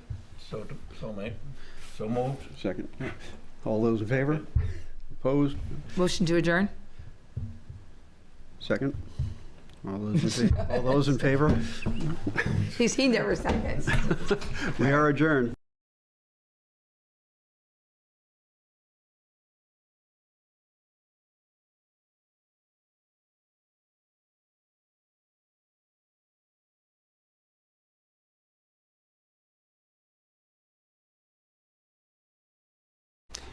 Welcome to the July 9th Select Board meeting. All members are present, so we have a quorum. First order of business is approval of the minutes, May 6th minutes. Motion to approve? Second. Discussion? All those in favor? Motion to approve June 20th minutes? Second. Discussion? All those in favor? Motion to approve June 28th minutes. Second. Discussion? All those in favor? Motion is carried. Next item of business is consideration of renewing liquor license for the Fisherman's Catch. And I sent out a copy of the fire inspection. It was completely passed today. And this is simply a renewal. Okay, so I have a question. When I was printing the paperwork out for this, one of the things for the outside, this is a diagram for extension of privileges area. And it says the following restrictions apply to outdoor extensions of privileges. And there's 3 different things that would have to go with the tent outside. I didn't know what this word was, so I looked it up. There must be a stanchion? Yes, and I looked up what that rope thing was. Or a fence completely enclosing the area. Signs must be posted stating no alcohol beyond this point, and there must be sufficient employees at the extension area of premises who would be able to control and monitor the area. So, is he doing that? I don't know. I don't know. Okay. Because I think that's one of the conditions. That's why I was going to ask Chris. I don't know, Wayne, do you know anything about that? Well, You're we can't muted, hear you, Wayne. Can't hear you. Wayne, you're muted. Sorry about that. The volume's really low. I'm having a hard time hearing your questions. Okay. So for the extension on their tenant area where they're sitting, as far as part of the application on here, it just says that there's 3 restrictions that apply to outdoor extension of privileges. Pretty much where they have to have a stanchion, that fencing, or a fence completely enclosing the area. Signs must be posted stating no alcohol beyond this point, and there must be sufficient employees at the extension area of premises who would be able to control and monitor the area. I don't know if that's yours or if that's code. That would be code Well, for those 3. that's actually state. That's for the liquor license Okay, themselves. They deal with that piece. so this is part of state. Yeah, that's Okay. part of state. All right, That's part of the state license. thank you. All right, so I don't have any more, and you said that, yeah, the thing passed. Can I just make a point? I'm Yeah. sorry. And now that I'm looking more closely, because you just said that, just did make that point about the page with the diagram. Yep. It looks to me like that page with the diagram, including the tent and the outdoor space, is from a previous application. That's not the typical page that goes with a renewal application. So this tent area has been approved in the past with those restrictions. And then it looks like they just used this page from a previous diagram when that happened for this renewal application. Showing pretty much everything that's used and where it's at. Correct. So that page that this diagram is drawn on doesn't usually go with a renewal application.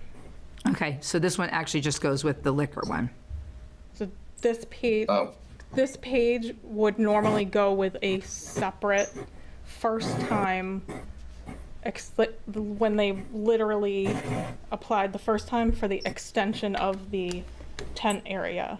I know a lot of restaurants did that through COVID. So that's a separate application, but it looks like they've just used the old diagram because it still applies on that page and put it in with this current application for a renewal.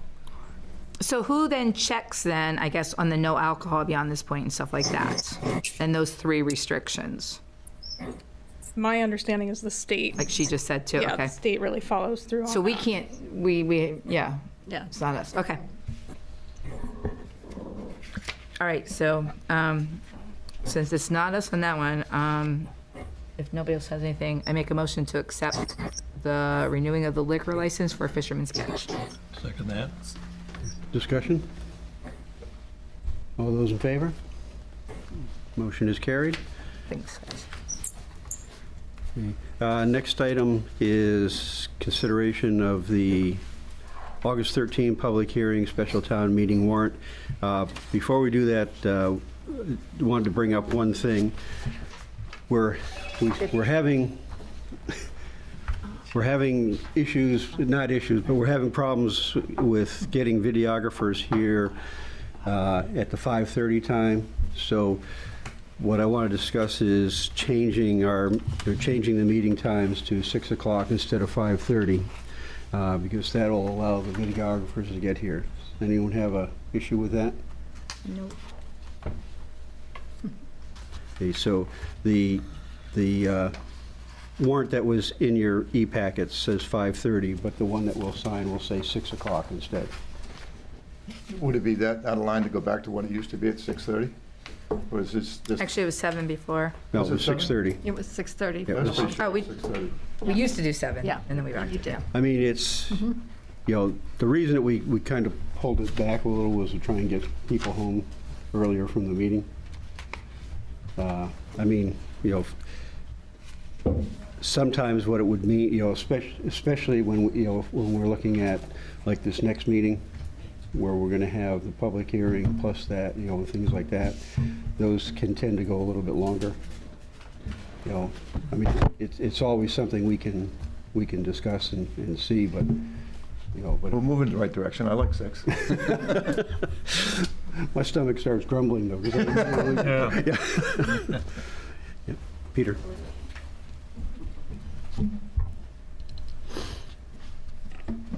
Peter Levitt, 2 Levitt Road, could it just be possible in consideration down the road that all standing committees and boards in the town have the same start time and maybe the same limitation on how long the meetings go?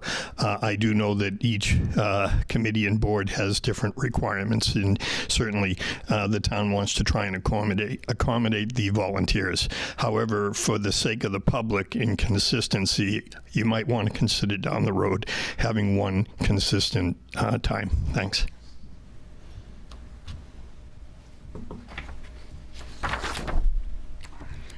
I don't know if we can do that because other board members are different for their boards. And so what happens is we are 5 that do for us and the planning board does their own thing, so yeah. Yeah. I'm not sure what time the planning board starts theirs. 7. Do you remember? 7? Yeah. You know, and sometimes there was reasoning behind that sometimes dealt with one of the members of the committee who couldn't get there till a certain time, so that kind of drove what time they started things. But as I say, with I know this next meeting we've got there's going to be a lot of things on there, so if we go with that 6 o'clock, that allows the videographer to get here, plus some more time for people to get here. So can we have a motion to approve the warrant for the special town meeting? Motion to, go ahead. Oh, motion to approve the warrant for the special town meeting for the land use ordinance change for commercial, solar, and residential districts petition. Second. Discussion? All those in favor? Motion is carried. Next item on there is the recommendation for the article. So the planning board, as far as I understand, is not going to have a recommendation on it. So select board, we either move to recommend or not recommend.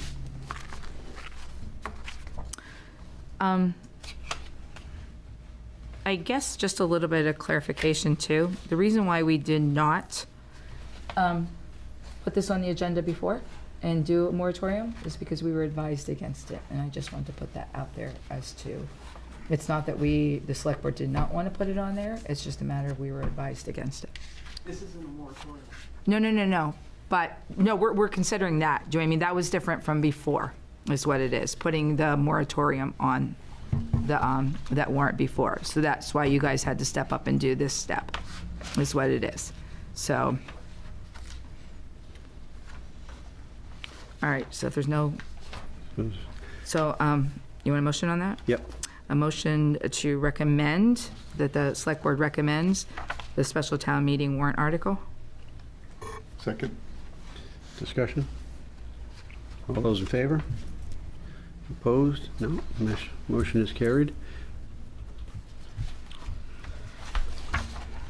Next item is consideration of building on a public works garage.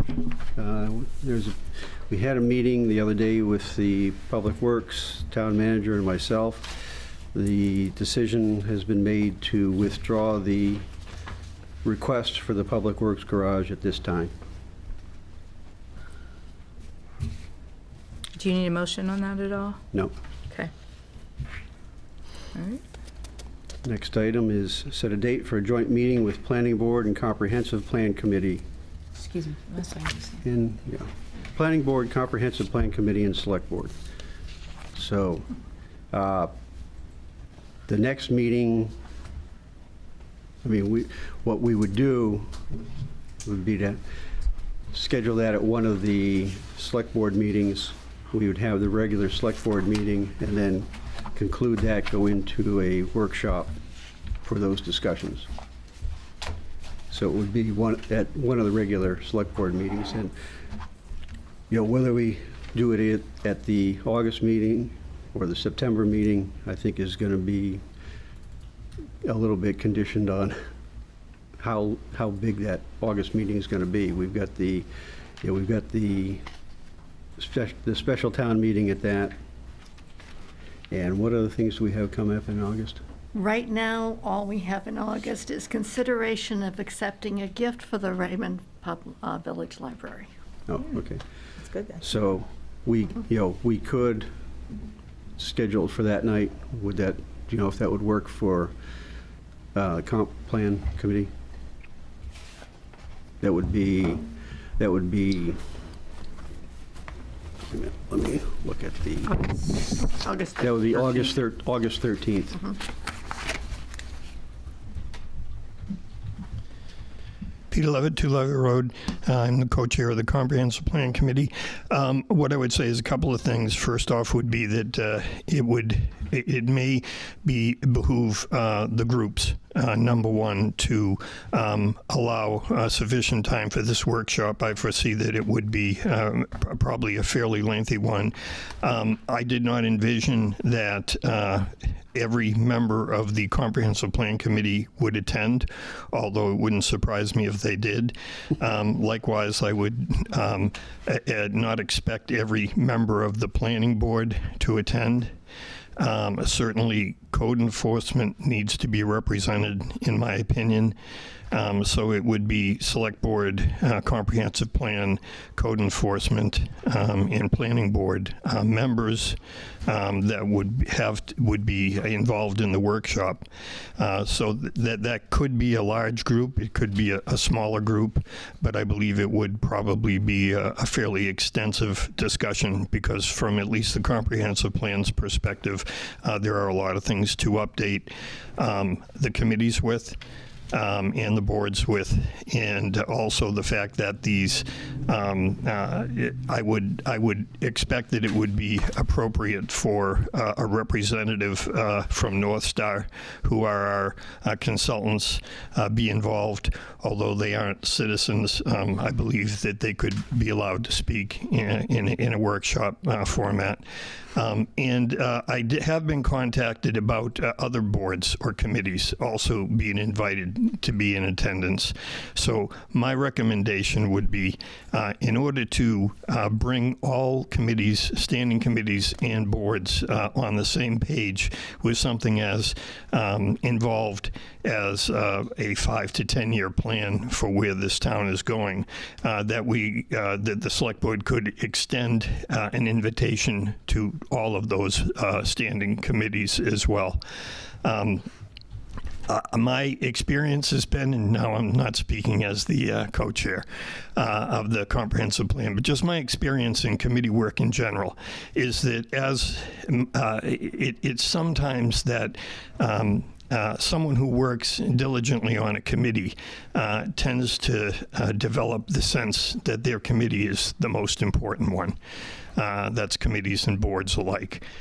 My experience has been that if you want a cohesive effort in a municipality, that you try and not encourage that sort of a train of thought.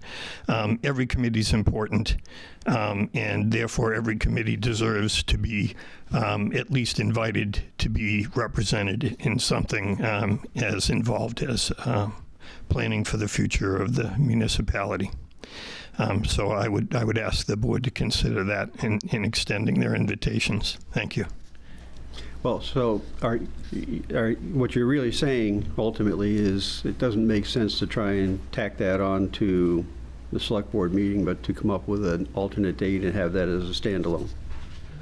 I would think that might be a better approach, to have a workshop in which all of the committees are represented in the town, all of the boards are represented in the town.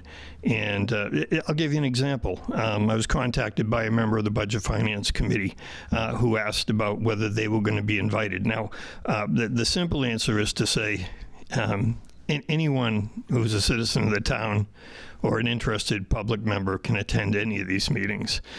So whether a formal invitation has to be extended or not, I don't know if that's requisite. But what I would say is that, just to pick one issue, if the Budget Finance Committee is talking about developing a capital improvement plan, and the word plan is in there, similar to a comprehensive plan, and if they're talking about decisions of putting aside money for the next 5 years for the town, for improvements in the town, it would seem to me it would make sense that at least their input be asked for. If no one has an interest in doing that, then no one has an interest doing that. However, the beautification committee, in my opinion, is as important as the comprehensive plan. It has something to do with the town, and it says something about us as a town. How we take care of our cemeteries says something about our town. So once again, I just ask that the board would consider that there be adequate time put towards this workshop, if in fact there's going to be discussions about the future of the town. I can tell you that on the timeline right now, the Comprehensive Plan Committee has received the first draft from North Star of the comprehensive plan. So it's not that we couldn't be sharing information with all of those committees and boards as far as where things are going, as far as the comprehensive plan. In December of this year, what will happen is that the comprehensive plan will start being rolled out to the community. And there will be public hearings and discussions on it. That'll probably take place between December of this year and March of next year, with the idea being that during that period of time, the finalized draft of the comprehensive plan will go to the state for approval. So that just gives you a little idea of the timing. I can tell you from my own perspective, there's a wealth of information to share, and we've accumulated a wealth of information survey-wise by the committee, and it's been well formatted in a presentation type of a format for all of the boards and the committees to look at. So it will be very informative and educational for all involved. So that would be my recommendation, that it be a separate workshop and that all of the standing committees and boards be invited, along with the public. Thanks. Rolf, I would not have it in this room either, because you want to make sure that it's big enough for everybody and everybody is not crowded in here. So, and if it's a workshop, we definitely want it filmed because it is going to be good input and information. Especially since the school is out, we could always use the gym or the cafeteria or something over there. I'm sorry, I didn't mean to turn my back on you on that. No, you're fine. And what you want is enough spaces for everybody to be able to sit and get Kevin signed up for it, but be able to also get it filmed. Yeah, I mean, we have to get that approved by the school, even though it's, Whether they're doing floors. whether they're open or not, because, you know. The only one issue is that it's going to be in August, so probably want to find some place. Well, it doesn't necessarily have to be, doesn't have to be. No, I'm August. just saying. Well, I'm just saying, we're trying to get it into a school thing, then it kind of does, because if you roll it to September, then they're going to be in school. And I mean, I guess you can do it at night. Because you do it at night. Yeah. Well, except that the last town meeting that Kevin set up, it took 6 hours to set up all the equipment. And I guess that, it depends on which room you do it. If you do it in the gym, that takes longer than if you do it in the cafeteria. We can bring in chairs, we can bring in whatever, but at least it's kind of big enough for everybody, which would be nice. Let's do this. Sue, can you check and see with the school on potential availability dates on there? Yes. Then we can, then from there, we can query the people to see, let's get a couple of dates, and then we'll see. Because I can tell you, no matter what we come up with, not everyone's going to be able to make it. So, and I think it's also it just never works. It's also a no-brainer too. So it's more, which one can you get more of a critical mass at? But I think I think it's like I said, a no-brainer on having every committee invited, like he said. But yeah, and then this way everybody feels like they have a say at the table. All right, so I would just expect that it would be a situation where, at a minimum, we would encourage all of the chairs and co-chairs of the committees to attend, and then basically information can be disseminated to the boards and the committees through the chairs.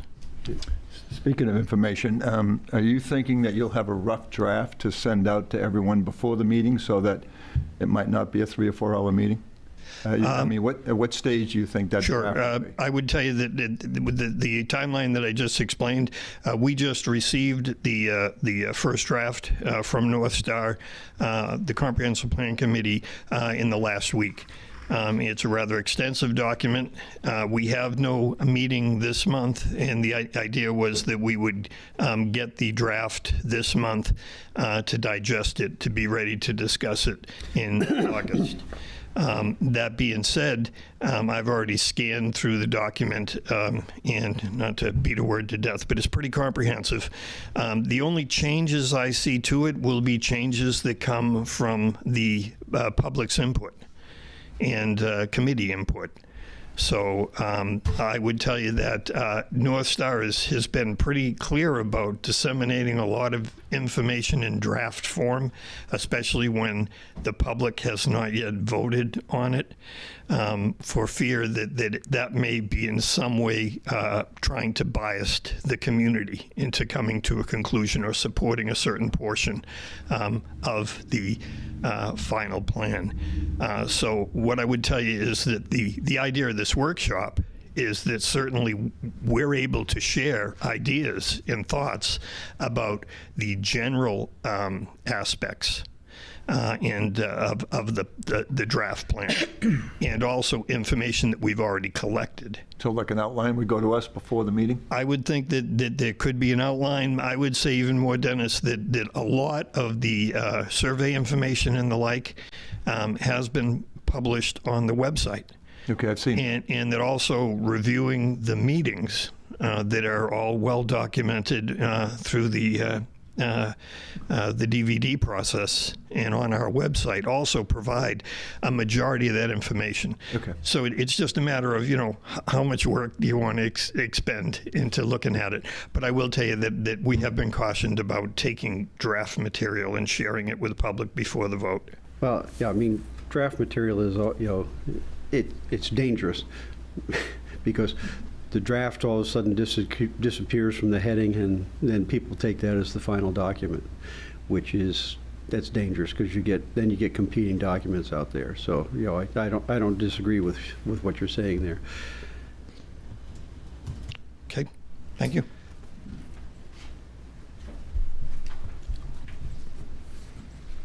Okay. Next item, consideration of select board representatives on boards and committees. And what I've given you is what was decided last year. I'm fine staying on the beautification if nobody else wants it. Samuel said on the I want to stay veterans. on the vets, yes. And recycling, not much we're doing on that right now, so I can stay there. Wait, do you need a motion Yeah. on that? Motion to keep the names the same on the select board representation on boards and committees. Second. Discussion? All those in favor? Opposed? No. Motion is carried. Okay, public comment.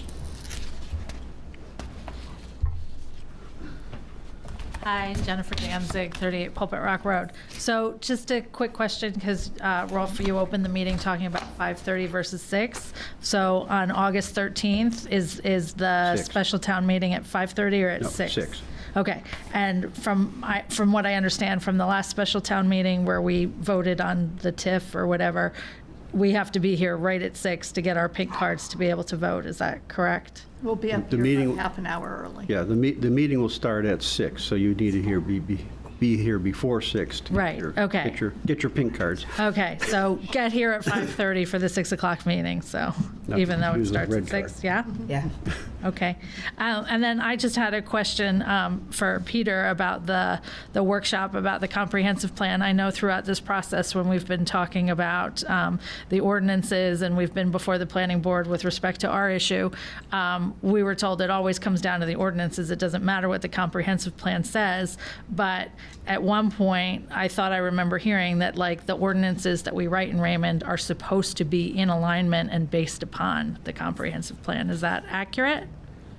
That's one of the, it's one of the topics that will be discussed in that meeting is how that would, how they, the planning board would integrate items and things like that. So, Okay. But I just wanted to make sure the that I rules, understood the final rules are the ordinances. Right, that's correct. Okay, all right, thank you. I just wanted to make sure I understood. Thank you.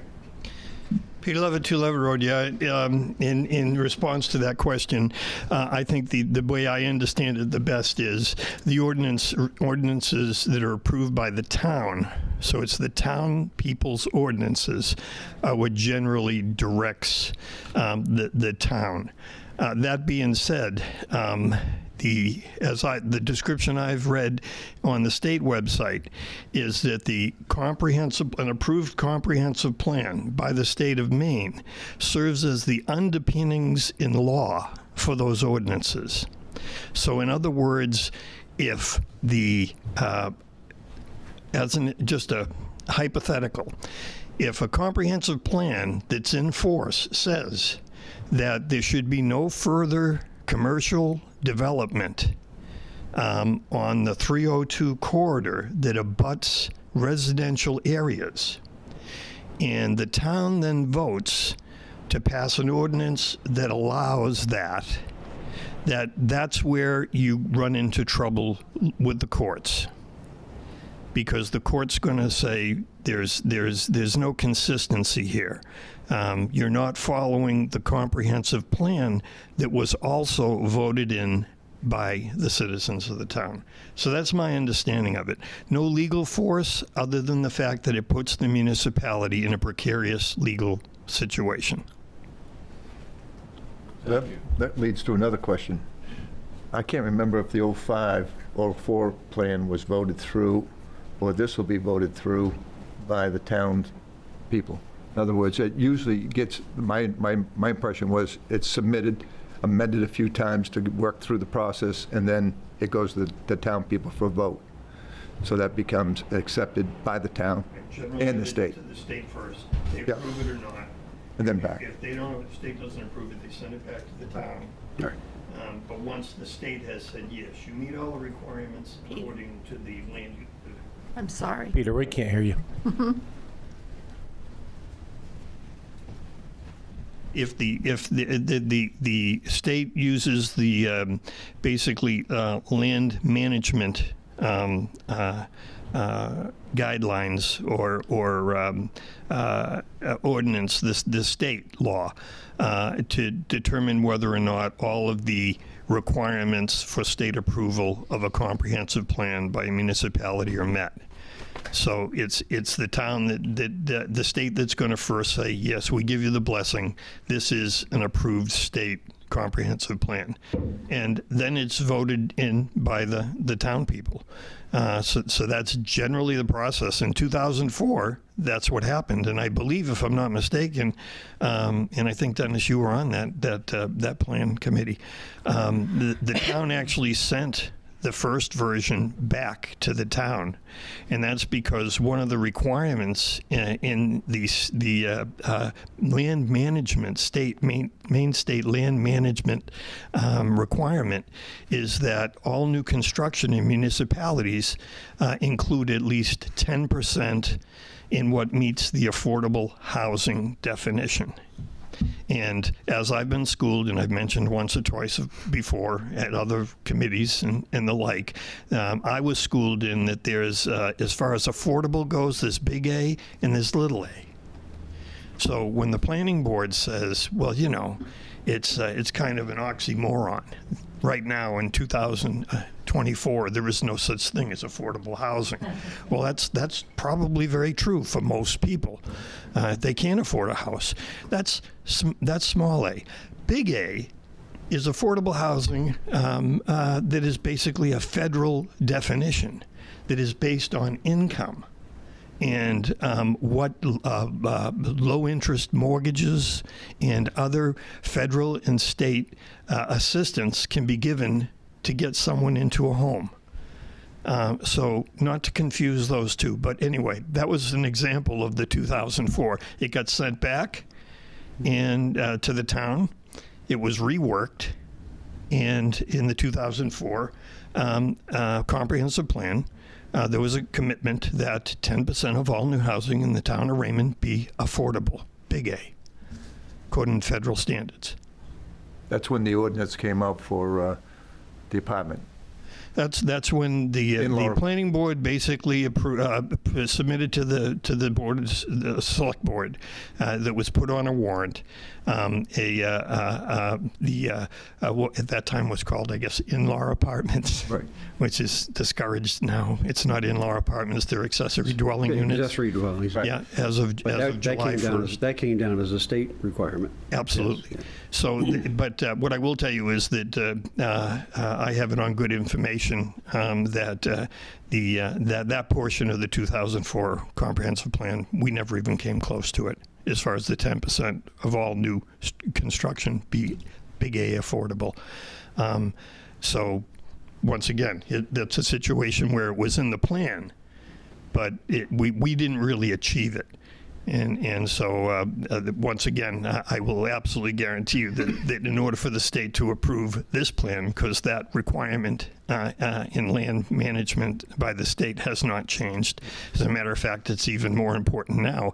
But what I will tell you is that the object lesson for me in that was this. When I got on this committee, I was bound and determined we're going to get some sort of affordable housing policy, a committee or something in this town to try and at least make an effort to attain that. And over the course of the last 18 or 19 months involved with the plan, you know what?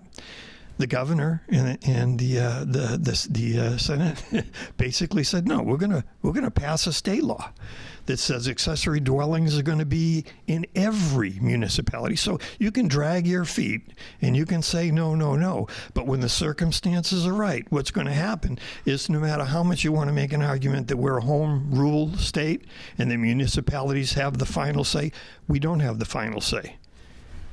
Unless we want to go to Superior Court and spend a lot of money and try and say that we have the final say. So, any other questions on that? No? Thank you. Other public comment? Don't see anybody raising their hand online. Okay, selectman comment.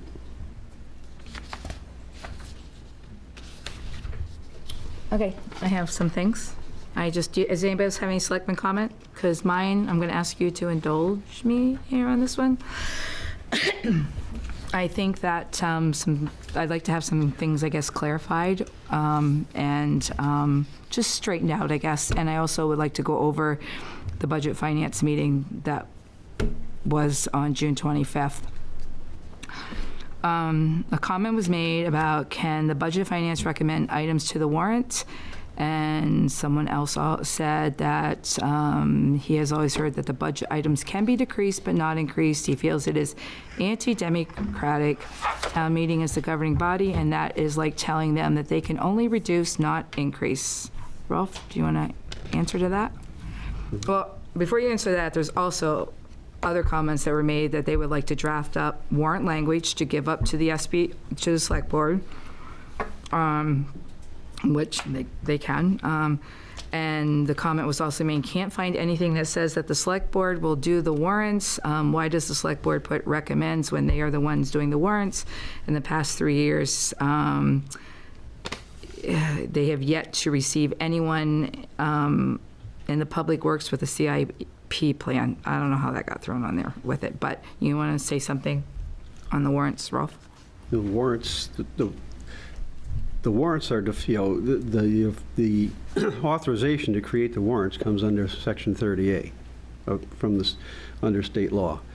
The select board is the governing body to create those. The town meeting is the governing body of the town, so they vote on those warrants. But the warrant articles just don't come down from like Mount Sinai on tablets. They have to be created by somebody, and that somebody is the select board. And that's rights and responsibilities delegated under Section 30A. Okay. The other comments that were made too is I believe that the budget finance and the select board would like to get together to work on clarifying the ordinances and to see if any changes need to be made. I think it was this is 23, I can't remember when the last one was. Sean, I think you would know. I think you're the one that said the date of the last changes to the budget finance meeting. Last changes to the budget finance committee was when it lowered it from 9 to 7 members. And that was Marshall. Marshall was the chair then, so that would have been 8 years ago. Yeah. Okay, so that is something that they were talking back and forth about as far as sending possibly an email over, or I think Karen was going to send over some information. Karen would like to draft up warrant language to give up to the select board. So I don't know if that changes the warrants language. I don't know if it's, The Budget Committee does not have the authorization to create warrants. The Select Board does. Right. And it's just that simple. They make they make a recommendation if there's, if there's a financial issue in there, but they do not create the warrant.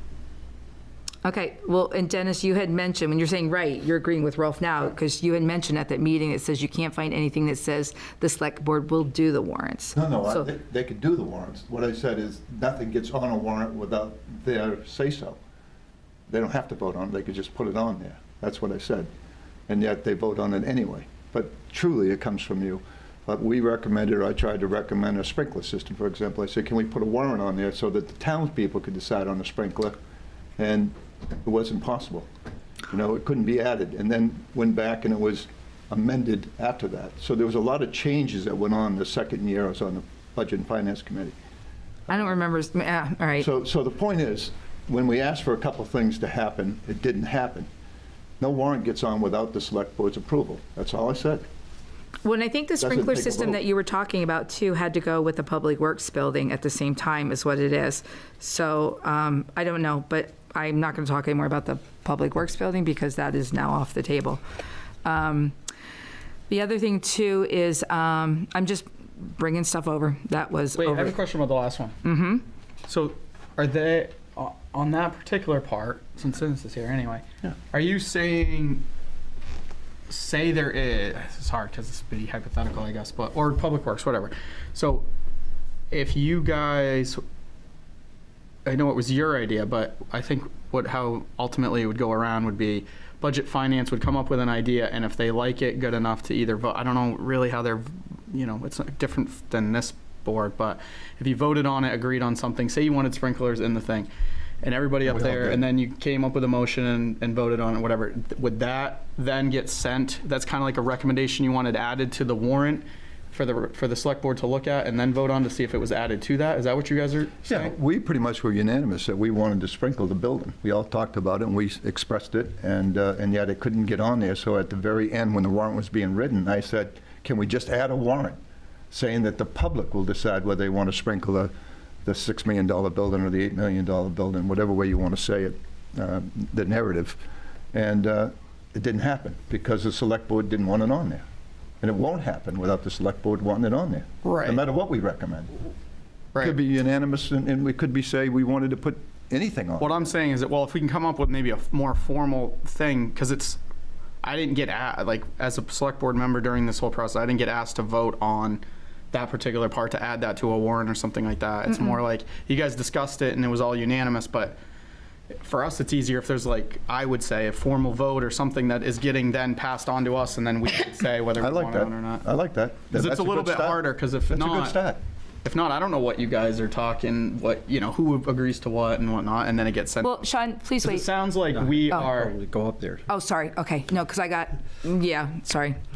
All right, is that on that same issue? Because there was a bunch of stuff that was That said, one so- sounds like we just fell off into thin air, but I think it's because it needs to be something more formal than, there's a lot of things flying around, and we can't, I don't know which ones we're grabbing at unless that's why it's set up in a more formal format. I don't know the actual process on that, if we can or not, but I don't see why we wouldn't be able to if they had a recommendation of something that needed to be Right. changed or reworded or redone. Vote on it, see if it's legal or not anyway, and then it gets to us, and then we would either, vote on it and see if we were going to add it to the warrant, because in the end, it's our warrant, so. Yeah. As I say, they cannot create a warrant. Right. That's just right out. Right. The whole purpose of having the joint meetings that we had was to get inputs so that when the final when the final warrants were written, it had inputs from both boards. There were changes that were made to some of the amounts and things like that. Some of the that came out as an outgrowth of those joint meetings. Meetings, yep. So to say that there was nothing, they weren't listened to, is absolutely totally ludicrous and false, and couldn't be any more false unless you stood on your head and spit out. Could you point them out so that the public knows what you're talking about? Which ones you took for our suggestions? Oh, That's on here. So I want to bring that up because you did mention at your meeting. No, you brought it up at a meeting, and you brought it up in a newspaper article. You also brought it up at a meeting that we did not listen to anything that you had said as far as recommendations go. And the only recommendations that you guys made was regarding the public garage. And one of the things about the public garage is we told you that this was being done, and it was definitely not on the timing aspect of it. But as far as everything else, one of the things that you guys were doing, as far as any other warrant article, you didn't have any changes. In fact, you guys were going through your meeting and looking for changes and cuts, so where you could possibly think that we might make a cut on something. And I remember watching the meeting, and we didn't make any changes. So the only changes that you guys say that we did not listen to was regarding the garage. That is it. So to say that we did not listen to any of your recommendations is also false. Well, I just asked for a couple suggestions you took. We took all the other warrants. Yeah, there was changes in amounts, there was changes, if you go back and review the tapes, you'll see that there were. I have. I'm going to give you that. We discussed monetary items, and there were some things we raised, some things we lowered. We moved some things around. Some of the, if you look at the original budget package versus the final budget package, there were a lot of changes in things in there, and those were an outgrowth of those joint meetings. So just, to say that they weren't listened to, somebody either had their fingers in their ears or I don't know what, but, it's absolutely false. I just asked for a couple of details. Yeah, I don't have those. Well, I guess I would ask you that. What didn't we listen to? I have to go back and look through the books and see Okay. where we changed amounts. When the warrants came back, and both bonds for the pickleball courts and Tasseltop were combined with public safety, public works building, we asked to separate them, and then we were told that you can't separate them because they've already been written up. That's 2 years ago. 2 years ago. I'm just giving you an example. That was 2 years ago. I'm going to give you an example. It went back, and then, again, there was not even a vote for that particular 3.5, but when it came back out, it was changed to $150,000. The select board did that, from the 3.5 million. But that's what we did was a final select board. Again, we didn't have input except for the final vote. So I'm giving you an example of where we wanted to split it out and never got split out, and it was just a simple request. So if you need a formal vote each time, at least that's a start. I think that's a good way to do it. If you had split it out, you would have had 2 bonds. You can combine them after the vote. No, not unless you have the wording in there to allow you to combine. Right. So, and just because we don't listen to it, we are listening to it. Just because we don't take it doesn't mean we're not listening. I just gave you an example. Well, no, I'm just saying. So, all right, and I guess I'd like to go on with all this too. Well, go ahead. Are you going on that one? Well, I'm staying on all the selectmen comment. If you got something you want to put in as public. Oh, wait. This is, to me, important. It really is, because when I'm sitting and watching this stuff at home and this stuff is not accurate, I do think that this is an idea that Dennis brought up. He says a policy or ordinance needs to be made that anything over $1 million needs to be publicly discussed. Do you remember talking at that? Yep. Says our meeting, well, you do say our meetings are not transparent. And you also said special town meetings early in the morning about money where people can't be there. We don't have those about money early in the morning. Money? Special town meetings. You mentioned on here, you mentioned at that meeting on June 25th that we have special town meetings early in the morning about money where people can't be there. Well, it's of the annual warrants, the bond, the band, broadband that we were doing for Kevin and the town was at 8:30, 9:30 in the morning, wasn't it? There was one thing early in the morning that we did a quick meeting. You have to separate two separate items there. We didn't have a special town meeting. We had an emergency meeting to approve the wording so it could go to a special town meeting. A special town meeting was held in the evening. So there's an action that we had to take in order to put out the notice so that you could have the special town meeting. That was done in an emergency session. That was, there was no money discussed there or anything like that. That was just strictly to be able to get the warrant out there so that then it could come into a special town meeting, which was held at night. So There was no money discussed there. We've never had a special town meeting in the morning. The only time we'll have, if we have to have an emergency meeting for one thing or another to get something so that it then can come to. So that morning it had to be done instead at night because of timetable, I guess? Yeah, because it was a formality to get the warrant. It was already supposed to be in the paper. It was not the one to that get the was supposed to be in warrant the paper? issued to be able to call for that town meeting. So that was the only purpose of that meeting, was to approve that warrant, which then called the special town meeting. And it was a money issue, though, really? No. So it's a statement? The only thing that was discussed there was to All right. approve the warrant itself. The warrant says, okay, now you're going to call the people to a town meeting. Two separate things. You're confusing that with warrant articles that go in for the budget. We just approved a warrant for the solar thing town meeting. Same thing, but you get into notice times and things like that, and in order to meet some of those, we had to, in cases, do that in order to get the notice out there in time so you could have the special town meeting on the schedule that you wanted it. All right, so that one had to be done 12 hours earlier, so at 8:30 instead of 6:30 or 5:30 at night. There was a reason for that? I'm just asking. It seemed like a weird time for something that was dealing with something that's going to be on the budget. No, that wasn't something that was dealing with something on the budget. It was dealing with a special town calling meeting. a special town meeting. To deal with something So that's all on it the was budget. doing was approving the warrant that called the special town meeting. There was no recommendation on there. All it said was, we're going to have a special town meeting. That's all it was. So there was no money, there was no money issues or anything, money that was approved or disapproved or anything like that. All it was saying, yes, we selectmen approve calling this special town meeting. That's all it was. So if people are trying to make it out into something that it's not, well then that's their misunderstanding. Well, it's also the public misunderstanding because that all went public. Yeah. It did, and that's the reason why I think it's important that we bring these out, is what it is. It's more of an educational type thing, too. So we get... Can you just explain again what I asked? It couldn't have been done at 6:30 that night? It had to be done at 8:30 that morning? It was a matter of, in order to get to press and things like that, it had to be done at a certain time. And it met the schedules of the select board to be able to do that as an emergency meeting to get that approved. Because you have to have it in by a certain time. Yeah, it was, that 1:30. particular step is an administrative step in the process.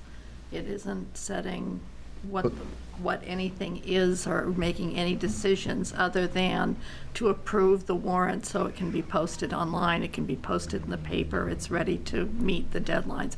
With emergency meetings, we try and do it as early as we possibly can so that it gives the public more time to know it's out there and to know that it's coming up and to advertise it.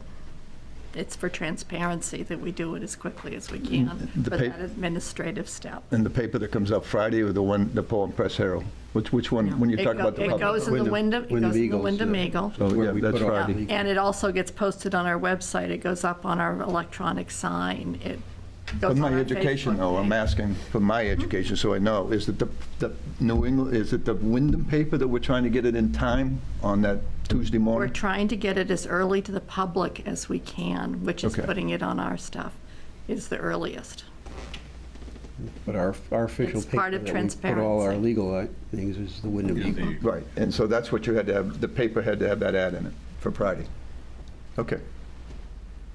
On another issue, I know the garages is now off the table, but this needs to be clarified also.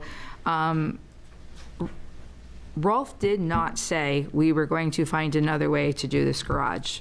Rolf is a very ABC type person when something, he says, read what it says, don't read into it, don't add anything, because it changes the meaning to it. So with that being said, there was conversation at your meeting the other night that just talks about the select board kind of going around and doing it a different way to get the garage done. One of the things Dennis did say is that the Budget Finance has the right to put together a committee to put up the garage. Frank said put it on the next meeting as far as the Budget Finance to put together a committee.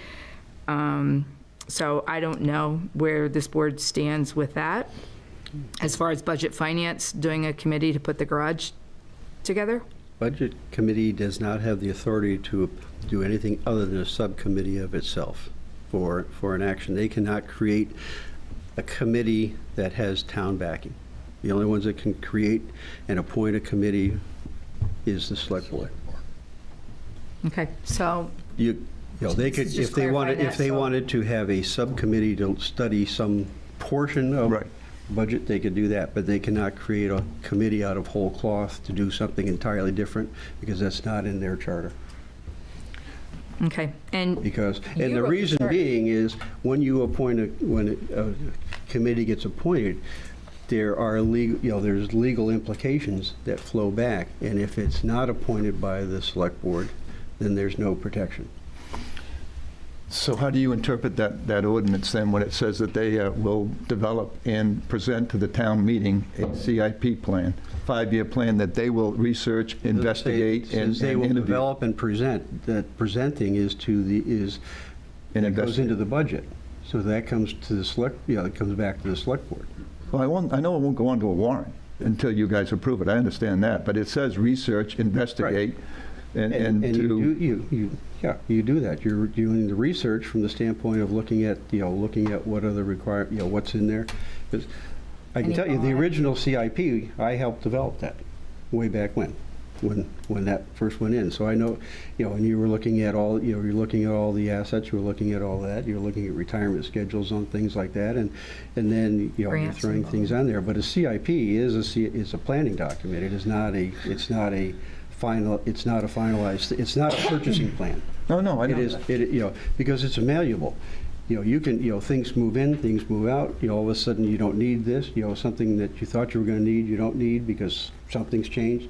I mean, you take, if you take to further, suppose the state ever got into, consolidating on public safety, which they keep talking about ad infinitum, but never getting anywhere. Then all of a sudden you take, things that you thought you were going to need in the town, now you may not. It's going to be covered some other way. So it comes, so it moves out of the plan and something else comes in.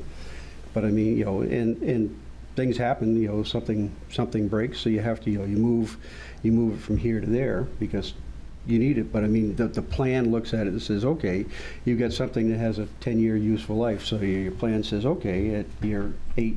You're still going to start doing something for that, but something can happen, it can slide back. But that is a committee that, that is something that the budget committee itself does, as far as pulling that together. And you're taking the old CIPs and you're updating those. Yeah, I think that's all we're saying. I think that really, if they decided to put a building committee with using resources that are available, be it a code officer. But they don't have the authority to create that type of a committee. But they can interview the person, they can ask them questions about the process. We're not talking about going out and hiring people. It says research, interview, and interview. That's what the law says. But if you're not doing it and you haven't been directed by the select board to do it. The town voted in that ordinance. The town's, you can, you can, if you're investigating a budget item, you can ask questions of people like that, but now you're creating a new committee, and that is not allowed. That's entirely different. I'm glad we're going to have that meeting with a lawyer, because I really believe when I read that ordinance, and it seemed like there was a separation on at least the capital improvement plan, where they would have the authority to interview the people, the department heads. Department heads. Absolutely, the department head. Chris is a department head, so you could talk to him about possibilities. You could talk to Nathan about the size of the bays. Right. You could have. My apologies, I thought you were talking about that's, outside people coming in to do a committee. That's No, what it you'd have to sounded get like. approval from the select board or the town Yeah, manager. no, so my apologies on that one. So yeah, so that's what I thought, yeah, department, yeah. Right, and I don't know how you want to do this one, because I know this is mentioned a couple of times. Sean had mentioned at the meeting that getting budget finance input as far as the BUTO money that comes back in, because they have mentioned a couple of times as far as what they would want to do. So maybe the budget finance puts together, I guess, some ideas and sends it over as to what the money could be used for and that type of thing. So I just wanted to make sure that that was just relayed again, that you guys had talked about that again. Another thing that was said, and this is just so not true, before any meeting, before any vote that we have always had a public hearing, a public meeting to ask questions, always. And Karen had said that she's not familiar with the town meetings. Well, to the budget finance, to us, to all the people out there in the land of this TV, if you guys, it's the official document, the videos. So if you go on to raymondmaine.org and you go under Raymond IPTV, and you can pull up every meeting, every agenda back to 2001. And it shows special town meetings that were on there, and it shows what the agendas were, it shows what the minutes were, all of that. So, and one of the comments was made by the ex-town manager that just said that he doesn't remember having a lot of them. And I think it was either Peter or Dennis that both said, yeah, there has been some, there's been several of them. So, and I think, and so to say that we have not is definitely not it. And just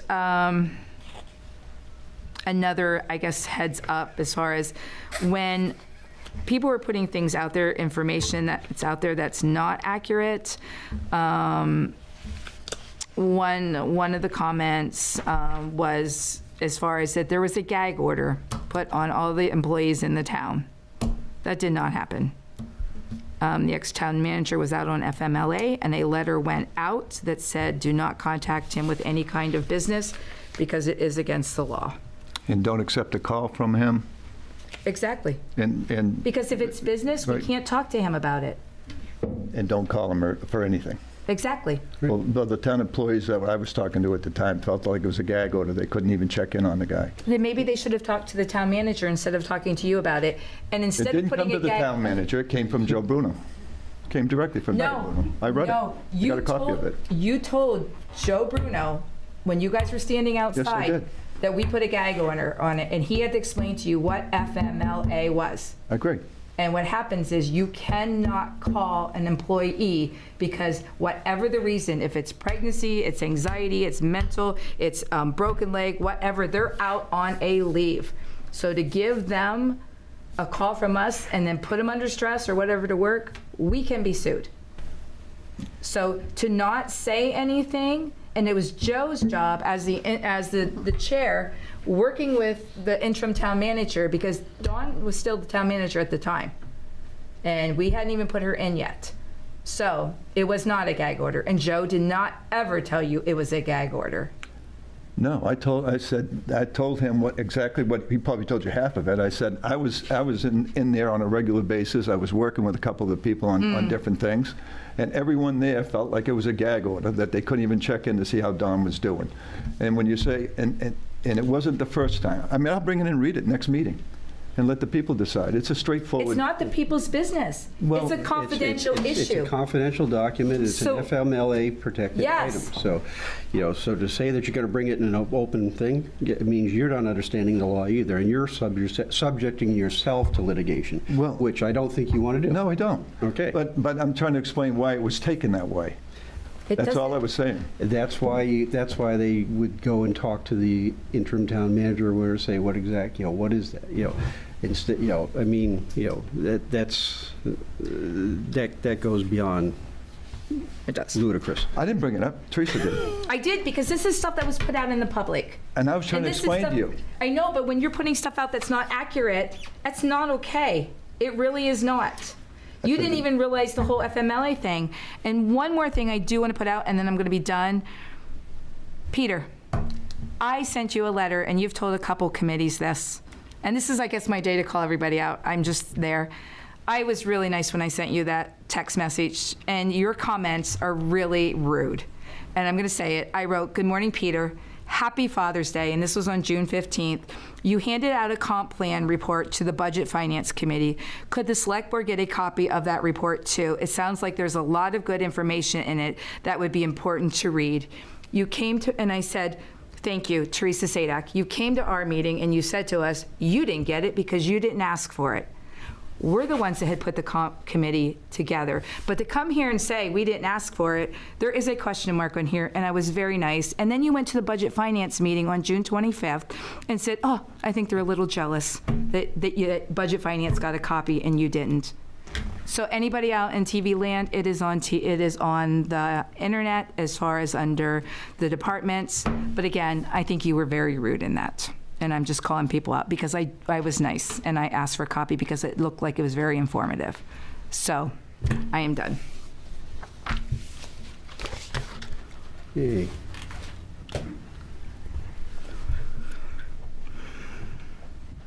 Get your allowance.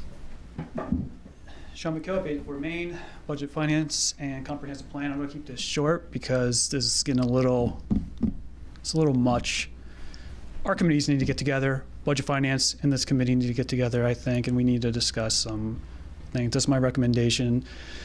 To sit here every night after Budget Finance Committee or Comprehensive or Select Board and have a 30-minute conversation about each other is it's getting a little old, guys.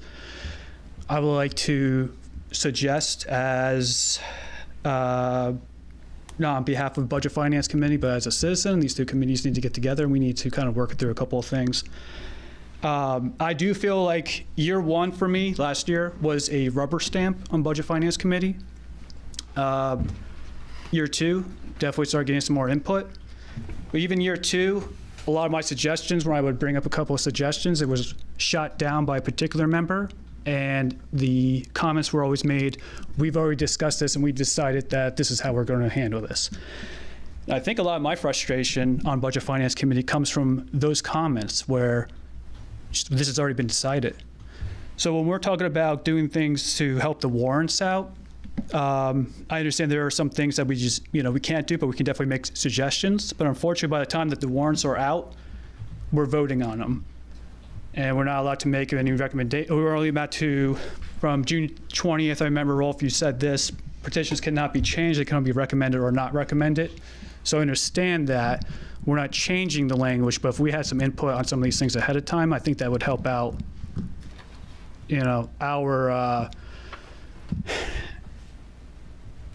our overall thoughts on the warrants.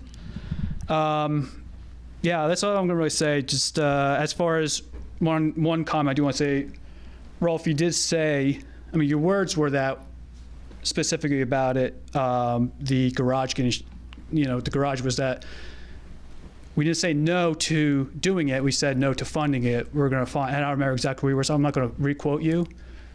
That was the words. The intention was different, I feel. The words were the words, but I think the intention wasn't that, hey, we're going to find a different way to do this. Hearing that from you, I think was important, but I think that the words were, we're going to do it this way. But the intention, I think that the words were, if it was to be done, we would have to fund it some other way because the bonding was turned down. Yeah. That was. I think if you check the tapes, you'll find that's exactly what I said. I didn't say we were going to go around and do it some other way. I said if somehow we were to do that, and the bonding was not issued, it would have to be funded in some other manner. And that's because once you said no to the bond, you said you're not going to bond it. So if for some reason it went forward, then you had to fund it by some other mechanism. Fair. I think that's what I'm saying is that the way you said it, specifically the words. I'm not going to beat you up over the words. I'm just letting you know that I'm saying I understand what your intention is now, but the way the words were made it sound a certain way. Mm-hmm. As far as getting this garage built, I think we need a subcommittee. I think that when you guys said that, we're taking the building off the table right now, I didn't jump for joy over that. That's not what I want. I don't want to see the building not take place. Oh, I didn't see you jump for joy. Oh, sorry. No, okay. You didn't say that at all. I'm saying when you said that, I didn't feel good about it. I do want to see a building for Public Works, but I think that the process, we need to start over in the process. If there's a subcommittee that needs to take place, put me on it. But I think that I want to see the building. I want to see it bonded, but I need to tell the public what's it going to cost. I need to be able to tell the public the reasons why we're building it to that size. And if it's down on Plains Road as opposed to here, I need to tell them exactly why we can't outfit that building.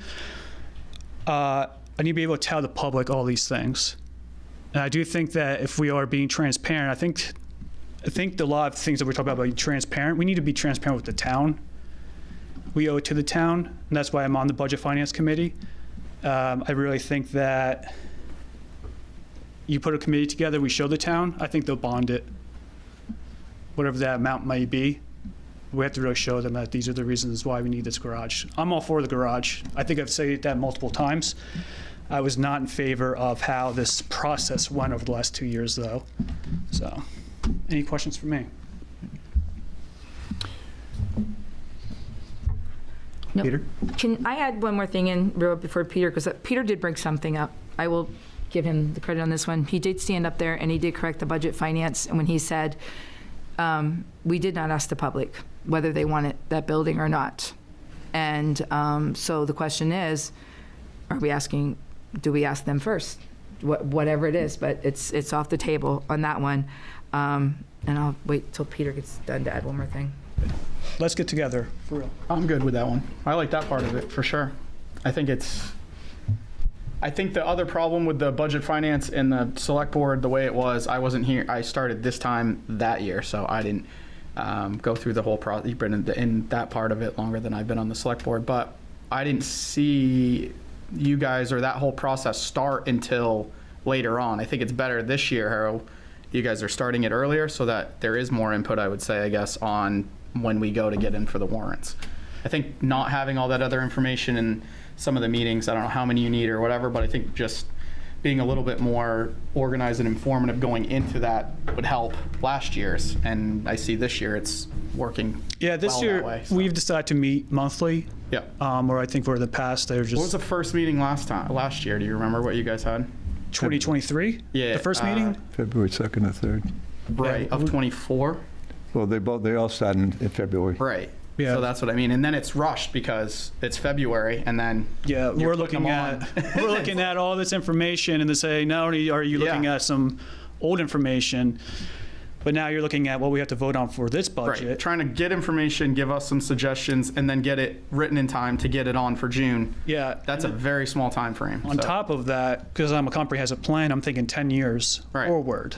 So certain projects, I'm like, hey, I know that this is something that we're going to be looking to do in the future, but to do that all in a couple of months during tax season, during all this other stuff, it's not enough time. And then it gets convoluted because we look like we're not taking your suggestions, but your suggestions are kind of half suggestions because they're so rushed, and so it's just, I think it's better this. Yeah. So the first time I would hear something, I would say, going back to the tax,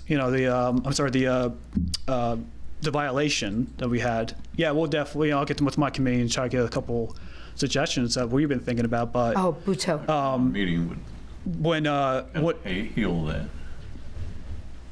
What was that? He said a meeting would heal that, in between us. Yeah. But going back to that, when I had suggested something to a certain select member, it just got shut down. It's like, this is how we're going to use it. And it's like, well, I think that, I think that we can be more creative in this way. And it was just, nah, that's it. We're going to do it this way. So, yeah, I think that budget finance it's going to look different every year. And it's not because I'm against you guys or anything like that. Just when I signed up for that committee, the first year I was on it, I went home to my wife and I was like, I'm kind of worthless. What was I there for, That's right. Where this year I'm like, no, I've got strong opinions on this thing over here. And now, going to year 3, or not even this year still, we have more members on. And I don't want to speak out of turn, but I think that, we've been down a couple members, budget finance, over the last couple of years. And I think that the town is kind of listening now. Now you have more people on budget finance, and I think we're still down by one. I forget if we're down by one. I think you're at full. So being full, where in the past we haven't been You had full. 3 openings and the three people went on, so Yeah. you're at full Okay. full strength. So we're full now, but if you look over the last couple of years, we've never been full. It's always looked like there's always been a struggle to fill those positions. So I think that, like I said, I'm not coming after you guys. It's not my intention. I've got no win in that. I think that this committee has done, amazing work to keep this town really financially well. AAA bonding, we keep hearing that term. Got nothing against that at all. But budget finance is supposed to be a check to make sure that, like Dennis was saying, I think that when stuff goes on the warrants, you guys already made that decision. So of course it's not going to go on there.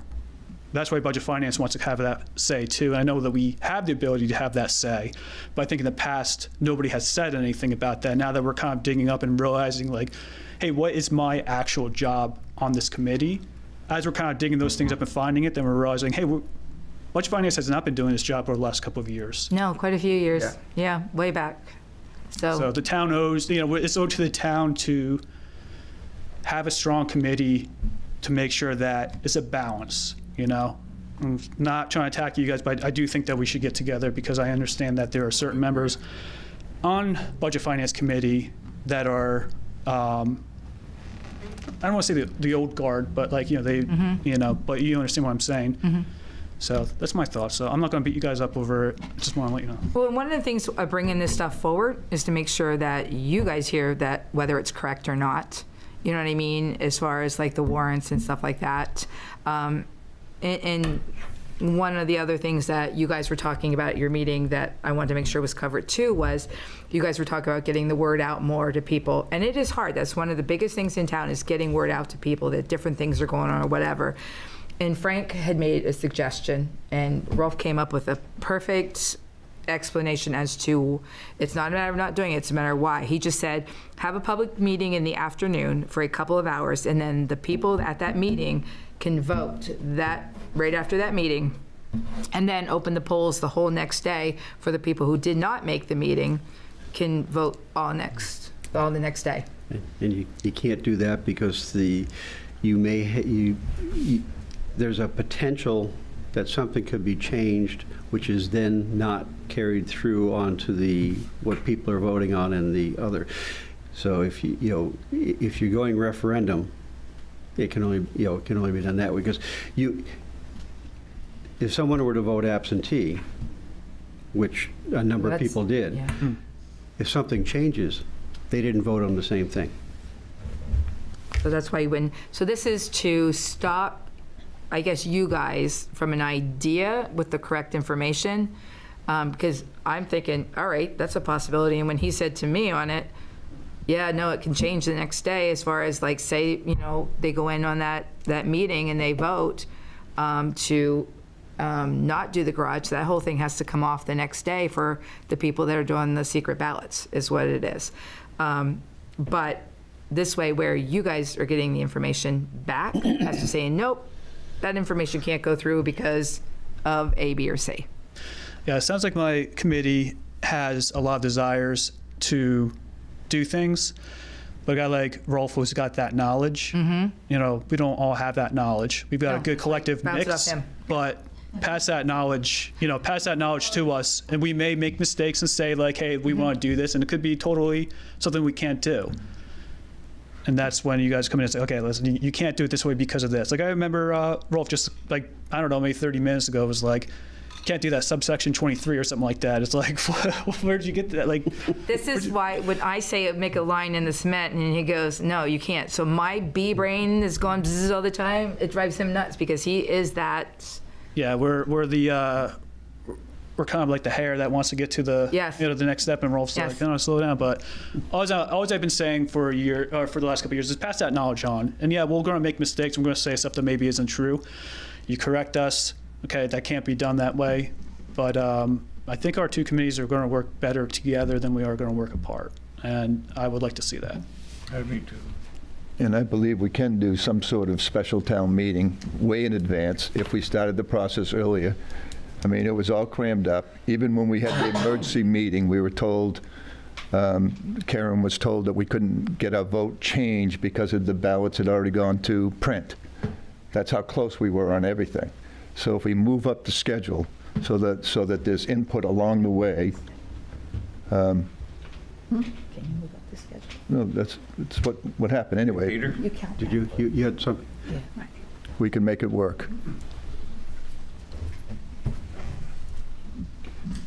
Peter Levitt, 2 Levitt Road.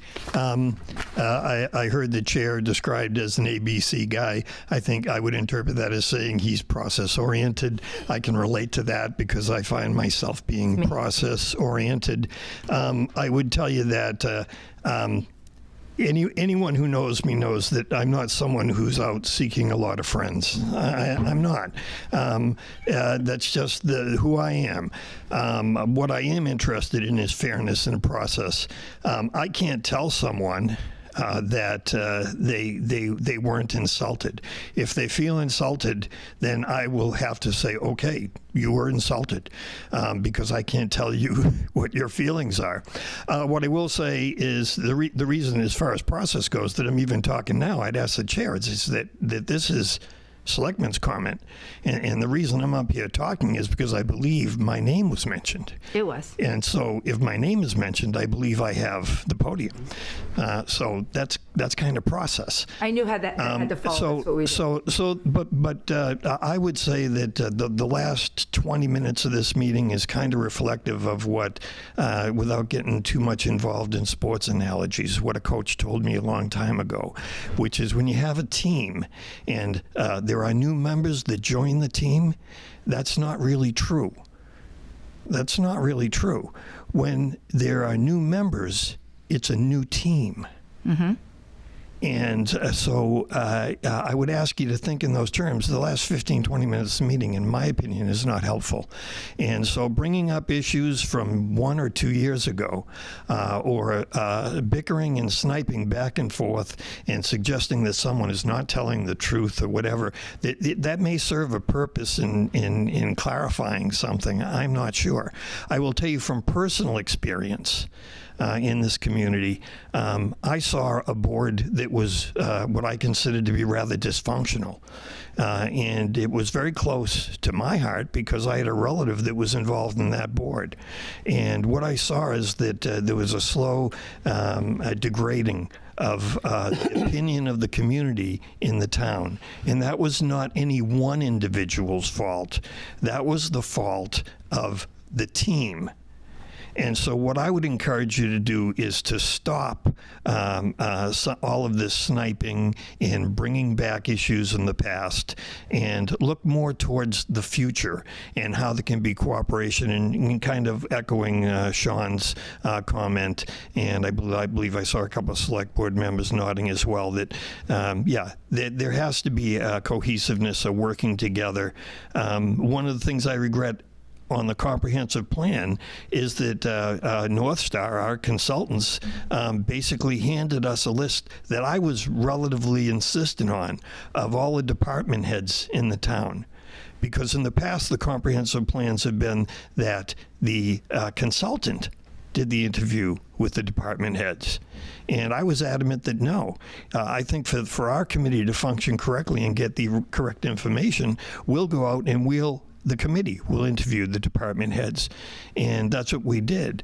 What I regret now is that included in those department heads was not the selectmen, and that sitting down with the selectmen, the comprehensive plan, and asking them certain questions and getting their opinions on things would have been helpful for us. But for whatever reason, the consultants didn't suggest that, and it didn't happen. The attempt of us having the workshop is to accomplish that. And so that's what we're trying to do. And if in my response to a select board member on a Father's Day about an email, I guess what I did is I was expressing my frustration with the fact that since January of this year, I had been asking the town manager, I had been asking the chair of the select board that we have that sit-down meeting. And I was put off, and I was put off, and I was put off.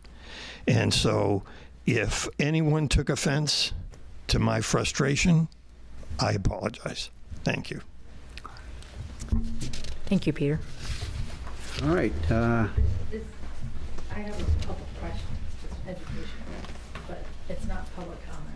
Oh, it's open now. Well, if it's not public comment, I mean, are there questions that you can?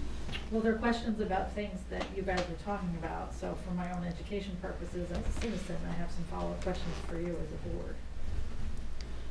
All right. Is that okay? Yep. Okay, that's why I'm asking. I didn't want to be disrespectful.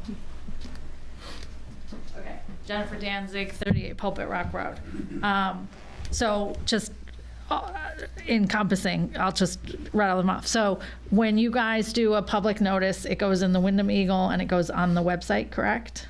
Mm-hmm. Okay, just for the record, like I haven't gotten a Wyndham Eagle in like the last 3 weeks. So sometimes the Wyndham Eagle isn't always, but if I know to go to the website to look for things, that's helpful for me. Thank you. And then Teresa, you said that the select board always has public hearings. Is that, so every single meeting will have a public hearing? Is that correct? No, we have a hearing before the Okay. Or we have a special.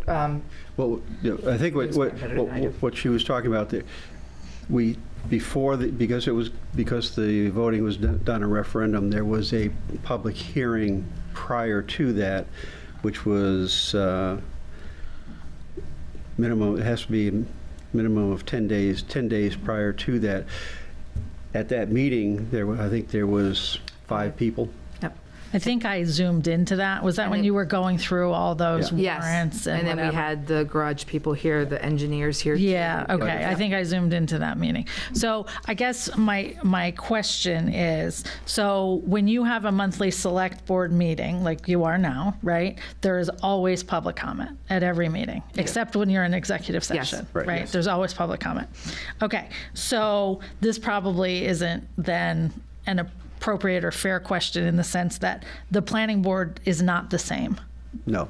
So based upon my experience with my issue with the planning board, they, like every one of their meetings does not have a public comment. Right. I think budget finance does, but I don't know what planning board is different. Planning board is different. Okay. If they have public comment at certain times when something's under review, but they don't have a general public comment time. Okay. So, so I just wanted to sort of clarify that. So I appreciate you, Select Board, for giving the public the right to comment, because it was a little confusing with the Planning Board that we could comment after the fact, but not before things were happening, which is why the solar thing sort of went how it did.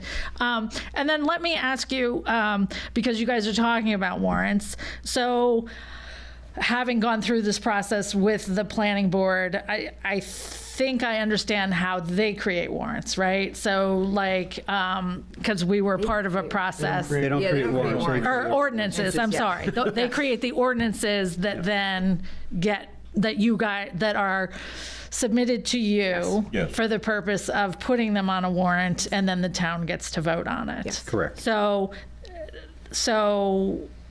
the warrant becomes the law if the town votes on it, but the ordinances are written by the planning board. Ordinance becomes the law. Right, the ordinance becomes the law, but they're written by the planning board. Correct. So, and then I guess what is the public involvement in that? They have public hearing when they finalize or get an ordinance to its final stage. They have a public hearing. That public hearing, the public can come in and comment on that ordinance. What happens is so they create the ordinance, they get it through all their reviews, their legal reviews, then they'll have a public hearing on it. The public can comment on it if there's, if they want to take and make any adjustments to that after that. They can do that.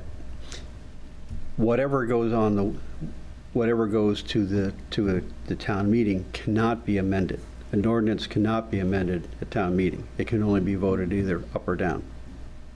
Okay, so once they have and so again, this is planning board. Is it different for select board and budget finance? Because it sounds like you guys all sort of have various mechanisms to, and I'm using the wrong terminology, so Rolf, correct me because you're the wizard. But so if like everybody has an ability to do an ordinance. I'm going to use the word ordinance for the sake of argument. So if planning board does an ordinance and budget finance has their ordinance and other people have these ways of getting their ideas to you to review, right, to create a warrant that then goes to the town to vote. Right. Like, are all of those avenues the same in terms of like, the internal operations of each of the committees is slightly different. Ultimately, the ultimate is the town meeting is the town meeting is the government. So the town meeting approves, an ordinance gets a recommendation from the planning board and the select board. The town meeting either approves or disapproves the ordinance. Then that becomes quote unquote law. Sure. Okay. So what I'm circling back to for under warrant articles, those are could be money, could be things like what date shall we set the tax bills due, and things like that. Those are warrant articles. Those flow through the warrant article is developed by the select board. Gets a recommendation from the select board. If it's a money item, then it gets a recommendation or non-recommendation from the budget committee. It then goes to the town meeting, and that is the final approval on it. Right. So thank you for clarifying. So circling back, right, to what Peter had said earlier and the question I had asked with respect to the comprehensive plan. So if the planning board, right, is writing the land use ordinances, and they should be based on the comprehensive plan, and when they aren't, that causes a problem for the town for legal reasons if it ends up going to court. So I guess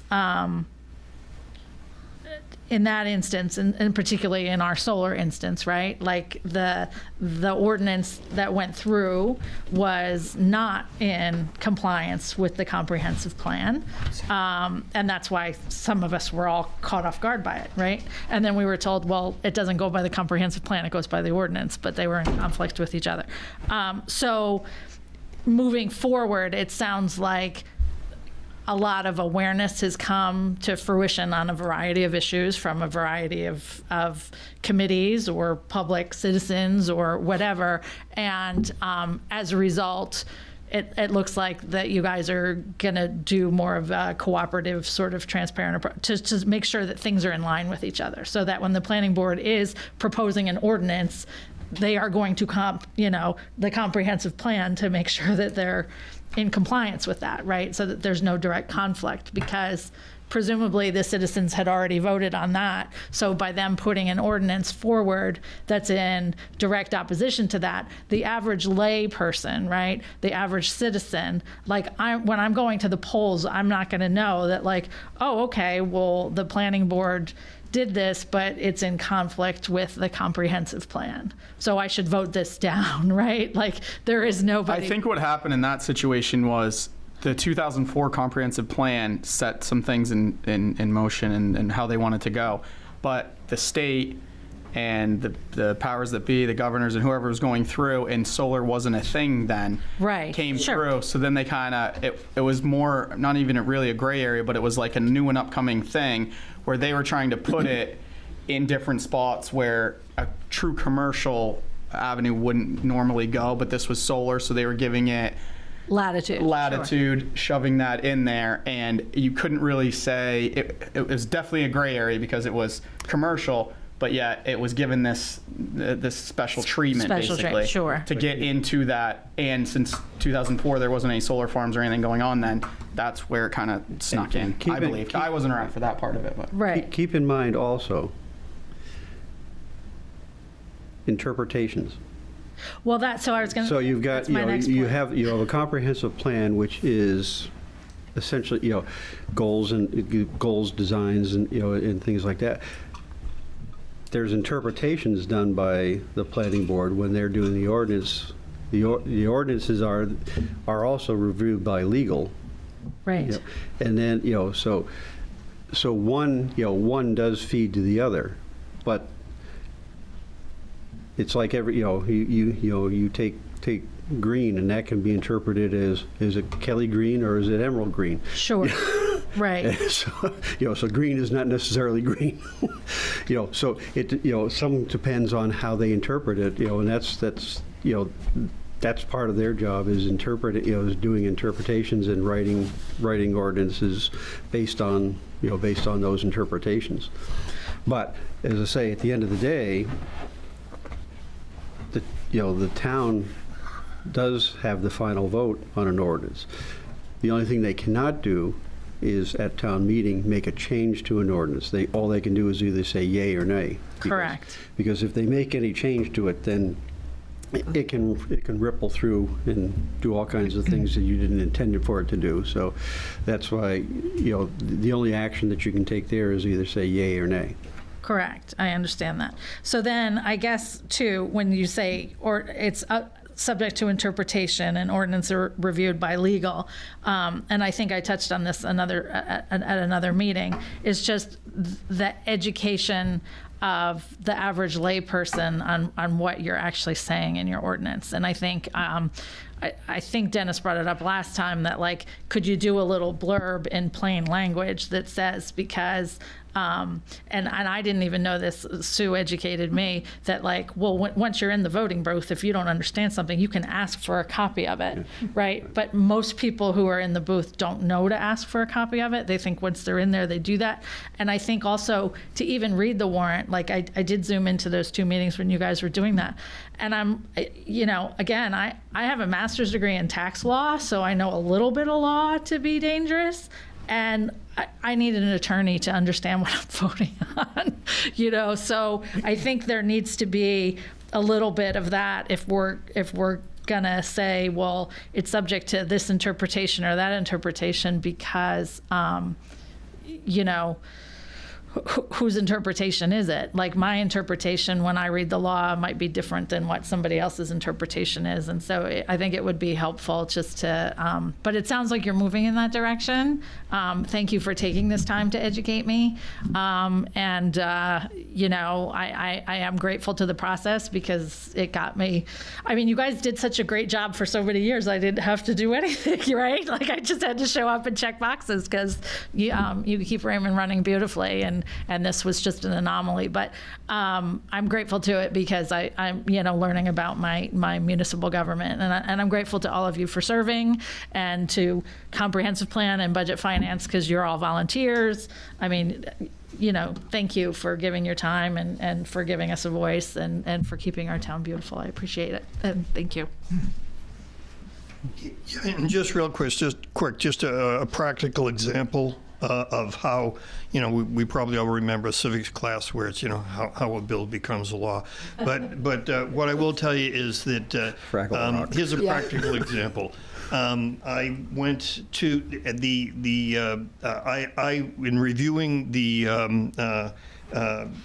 what the housing situation was in the town of Raymond, I determined that what we had already as an ordinance was that an accessory dwelling unit would be 700 square feet. And I thought myself personally, that's a little too small. And so what I did is in January, I approached the code enforcement officer. And because the code enforcement officer will take to the planning board any citizen requests for ordinances. And then the code enforcement officer then brings that to the planning board early in the year for them to consider. And basically, the code enforcement officer will make recommendations on existing ordinances or new ordinances, and some of them are based on feedback from the public. Not the entire public understands that, and I did know that. So I went to the code enforcement officer and I said, 700 square feet really isn't enough. How about 1,250? I researched it. There's many communities around that basically have established an accessory dwelling unit to be 1,250 square feet. That's large enough for a couple, either starting out or a retired couple, to go into. And so he thought that was a reasonable request. Even if he didn't think it was a reasonable request, he was kind of compelled because a citizen of the town was bringing it to him. He brought it to the planning board. The planning board had a discussion when they were reviewing all of the proposed ordinances that would go to the select board for approval. on the warrant. The planning board accepted the code enforcement officer's recommendation of increasing the square footage based on my request as a private citizen, brought it to the select board. The select board approved it. It went on the warrant. It went on the ballot, and it got approved. So that's a situation where an individual can basically bring a proposed warrant. And I would say you can do it yourself and approach the committee, but I believe that with the planning board, the process was, the code enforcement officer would bring it to him. So you just seek out the code enforcement officer. Hope that helps. That's going to be known as the Peter warrant. The Peter ordinance, yes. Okay. I have some comments. I'm curious how the agenda, how things get brought up from our comments, select board comments, at the end of a meeting. I thought they were relative to what happened that night, not relative to what happened 2 weeks ago or a month ago. You mean on my stuff? Yeah, I'm asking him how we get this stuff on the agenda. Public comment and selectman comment are generally things that were not on the agenda. Oh, okay. So if I have a concern, I can bring it in under my comments anytime at the public meetings, like Teresa did? At the selectman comment, yes. Oh, okay. From a typical standpoint, when it's selectman comment or public comment, we don't respond to it. We're it's listening. And it's not.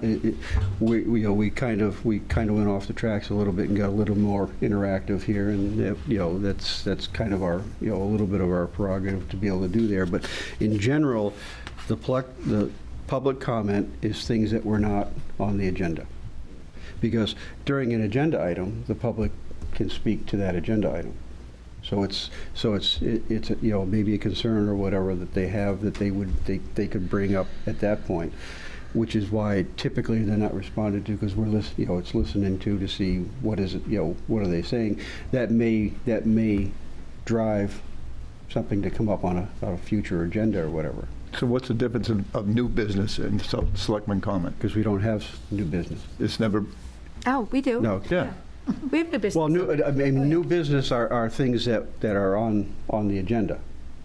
The agenda is developed, and if people want to add something to an agenda, there's from the public or whatever, there's a form online that they can do to request something be put on the agenda.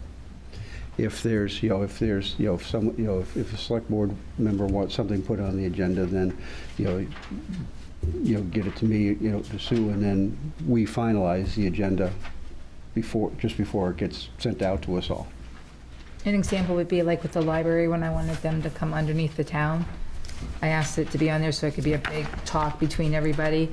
This thing here, in all honesty, has never been this long as far as selectmen, but I think that there's things that need it to be clarified with the budget finance and the select board, so they know what they can. No, it's pretty extensive. I mean, yes, and it's a review of the whole meeting. And so, but you can. Something I can't find, though, I'd heard that we can go back to 2001, and the reason I raised this question is I went through, before I became a selectman, and I did a ton of research over the 3 years I was on the budget committee. I can't find what the selectmen actually voted the 1% increase in for the pension contribution, but I can find out where the bylaws, the policy change was done in June to allow for it, but I couldn't find the vote. So I'm sure it's got to be there. Oh, it's there. So would I go through Sue for that, or do I? No, because I can't find it. Because it was supposed to have been. It was communicated to the finance director at that time to include that in the budget. But we didn't. It was assumed. Well, we voted the budget. It was assumed that it was in there because we asked her to put it in there. There wasn't a separate vote for that particular item. Yes. But doesn't it take a vote? As we said, financial things take a vote. If it does, yeah. And what happens is we'd asked for it to be in there. So when it got presented, we believed that it was in there. And so when we voted the budget, by virtue of that, we approved that.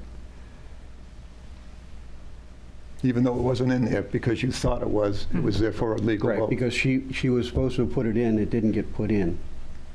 And so we, so then once we found out that she, It was then we, after. then we had at the next meeting, we addressed that and we put it in. No, it was June. It was the June when you decided to deal with it. But I was waiting for the vote, and what I heard was it was a vote to change the policy, to allow it, to change the policy to reflect it. But I didn't hear the vote. So that's why I was asking. If it was somewhere else, I'd like to have seen it. Each year, we have to do that. We have to vote Well, that. in the let me just ask, on record here, I'd like to know if Sue could have someone find it so I could see the actual vote, not the policy change that allows, people to have As it. Rolf said, there was not a vote on that article. There wasn't a vote for that. The finance director was instructed by the select board to add that 1%. There wasn't a vote. It was an instruction to the finance director. And then when we found out that it was not, then at the next select board meeting, we approved that increase. And by voting the policy change, that From 6 to 7. increased the percentages. Oh, That I was, thought it was a written thing on the policy that had to reflect that. I didn't realize it was actually a vote. Okay, that explains it. Thank you. Okay, town manager's report. and we've got the 2 upcoming dates, August 13th and September 10th, if that's, well, August 13th is kind of set in stone now since we have a special town meeting going, but is September 10th okay with everyone? And 13th is now 6 p.m. Yes. 6 p.m., right. Just so everyone knows. Oh, I've got to change my planner. I'm good on those now, but And then we've also got, what's the date on the, And there is an upcoming training Yep. for did you get the dates? committees. It is the 23rd, though at this point in time, I don't have a videographer for that. Well, you would only need the videographer for the beginning part of it, and then the rest of it will be an executive session. Right. 23rd Of Yes. June. at what That's time? when, no, July. July. of July. Oh, way better. All right. Sorry. You're going to send something out on that. And what time is that one?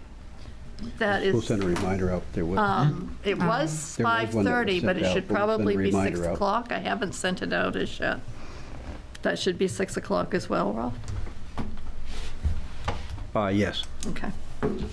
So that may make it easier for the videographer. Yes, side. and that could be the issue. What time, September 30th? 6. Both at 6.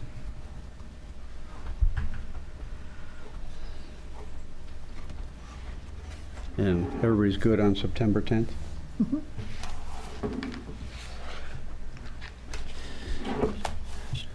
Take a motion to adjourn. So moved. Second. All those in favor? Meeting is adjourned.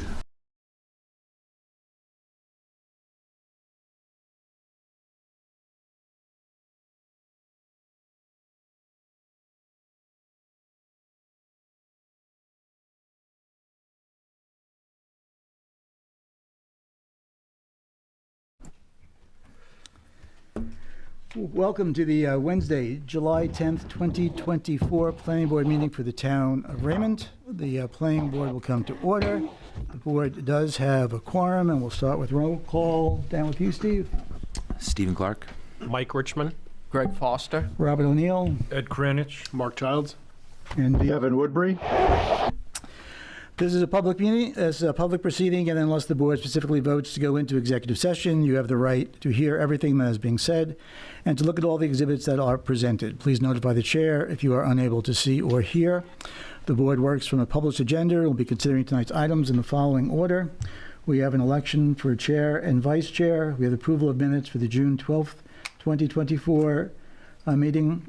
For old business, we have a public hearing site plan review for the road construction permit for Nicholas Cummings.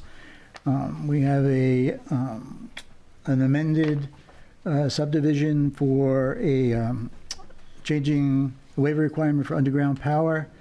And then we have a new business. We have a site plan review and public hearing for the town of Raymond's Parks and Recreation's development of pickleball and tennis courts, followed by staff communications and adjournment. In each instance, the burden is upon the applicant to demonstrate compliance with the provisions of the applicable ordinance or state law. All persons speaking, including representatives of the applicant and members of the public, are asked to stand at the microphone, state their name, address, and affiliation with the application. All persons speaking shall address the chair. Any conversations must be held in abeyance until after the board has formally adjourned.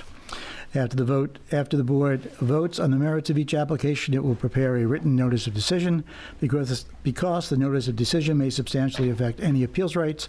And also, as a matter of courtesy, the board asks that those attending the meeting with regard to a specific application not leave until the board has completed its discussion. Appeals from adverse decisions must be filed with the Superior Court or as otherwise provided by law within 45 days of this board's decision. Okay.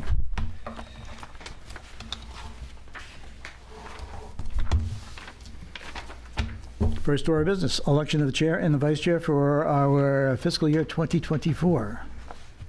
I nominate for chair Bob O'Neill, for vice chair Edward Crenwich. You accept? Yes. Accept? Any discussion? Oh, you snuck in there, Jim. All those in favor? Aye. Kevin goes yes. Number one done. Number two, approval of minutes of the June 12th, 2024. Are there any changes or deletions?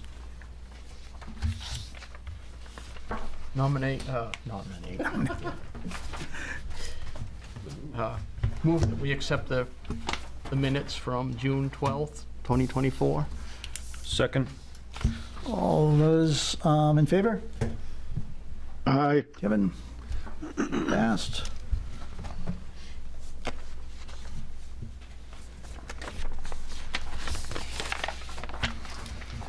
All right, first up then is on the old business, the Nicholas Cummins road construction permit. This is the one, just as a reminder, the one that we approved and then unapproved because we had not had the public hearing. So the first thing I will do is open the public hearing on this particular project. Public hearing is open. Does anybody want to speak specifically towards this project? Public hearing closed. Jim, I saw a message from Dustin that kind of cleared up a lot of what was on. Yeah, we received some documents today, some plans with changes that we requested. The only thing... the HOA? The HOA, correct, which he would be willing to make part of the condition of approval. Sounds good. I think they touched on everything else. The only other item I had, there was one more. I did want to see the surface grading on the plans prior to construction. He gave us the profile, but I didn't see the surface grading, but we can just make that a condition of approval as well. Jim, can you move that microphone closer? Or a different angle. One of them? Thanks. Stereo now. Oh, okay. Okay, does anyone have any questions on this one? Discussion? So I did the original motion, I think. I'll move that we approve the application for the road construction permit for Nicholas Cummins with the conditions that the HOA has to be accepted and approved by the town and surface grading be delineated. You want that on the plans? On a construction set, yeah. On the construction set. Is there a second? I second that. Any discussion? All those in favor? Aye. Aye. Okay. Done. You're all set. While we're on Dustin's projects, he also sent a note about the Alfred Mann Drive extension to be tabled. Why don't we just do that right now while we're on here? Is there, anyone have any? It's not on the agenda. He requested it tabled? He requested it be tabled. You want to make that motion? Yeah, I move that we table the reference application. So the motion is to table the Alfred Mann Drive extension application. Is there a second? Second. Second by Greg. Any discussion? What do we is it like a tabled indefinitely, or do our tables expire? I guess you would just table it indefinitely, again, until legally it could expire. But You just table it indefinitely till the applicant's ready to come back with something at this point. It's in his court. Okay. After a year, we usually start over. All right. Okay, any other questions? All those in favor? Aye. Aye. All right, so the application is tabled. All right, next up is the waiver requirement for the underground power overhead lines. I guess we should do a little bit of an intro on this one, but I think we got everything we needed in the last one, right, Jim? Yeah, I think the only change would be is that, do you have that article? The article section that we're actually referring to, we kind of, maybe we misled Derek a little bit here on this one, but it doesn't really change anything. The article that we had given him prior was for the site plan. The actual article is Article 9, Section 10, subsection B out of the subdivision ordinance, because we're amending a subdivision, not a site plan. I think that's what he has, isn't it? Standard of section subdivision ordinance, Article 9, Oh, he does, yep. number 10B. Yep, he corrected it, sorry. He's all set. Yep. And I think the other thing that we were discussing was the placement of the poles, and that's been supplied, is that? Okay. I guess I should open, I'll open the public hearing on the waiver for the underground power headlines. Does anybody want to speak? Public hearing closed. I think we went through all this last time. Do we want, anybody on the board want to have questions remaining? Everything seemed good? Yeah, everything, yeah. The only question would be is that we will prepare a findings of fact, and then I guess it'll have to be kind of an affidavit, because they didn't technically amend the physical plan. Mm-hmm. So we'll have to do it in a document, which will have to be recorded. So we'll prepare a findings of fact document that'll have to be recorded. Okay, and then... And then it gets attached to the recorded deed and plan. And Derek records, or... Derek records, yes. Derek, where are you? You okay with that? Yeah, that's fine. Okay. All right, we have a motion. A motion to approve. Motion is to approve the waiver requirement for the underground power overhead lines. Is there a second? Second. Second. It's been seconded. Question, Mr. Chairman? Yeah, Wayne. Wayne, go ahead. He's froze up. No, he's blinking. No, You just can't hear. Wayne? Yes. Can you hear me?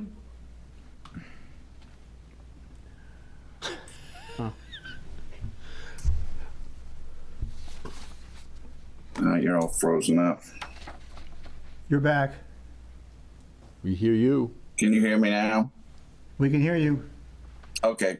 I just wanted to make sure, we discussed last month that the underground power would still be run to the houses, so we wouldn't have the obstruction at the building with power lines. Is that still correct? That is still correct. That is still correct. We're just running the overhead through the primary up the side of the road. And that will be in the findings of fact, right, Jim? Yeah, we'll provide that in the findings. Awesome. Then, thank you. And that line doesn't go by any lots. Oh, it does go by 3 lots. Yeah, I've got. Yeah, okay. Yeah. Mr. Chairman, do you need me to follow that up with a quick memo? No. I don't think so, Wayne. I think we can handle that one. It's just a waiver, so I think we can handle that with some verbiage. Wayne, I'll put it in the minutes. Okay, awesome. Thank you. Any other questions, discussion? Do we make them? We all set? All those in favor? Aye. Kevin, aye? Done.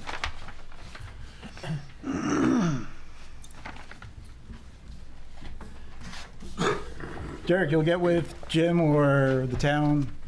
Okay. All right, to the new business, site plan review for the pickleball.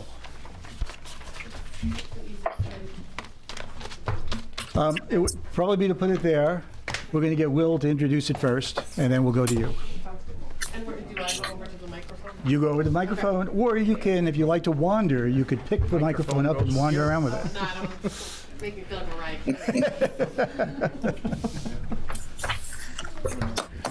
Okay, Will, you're up.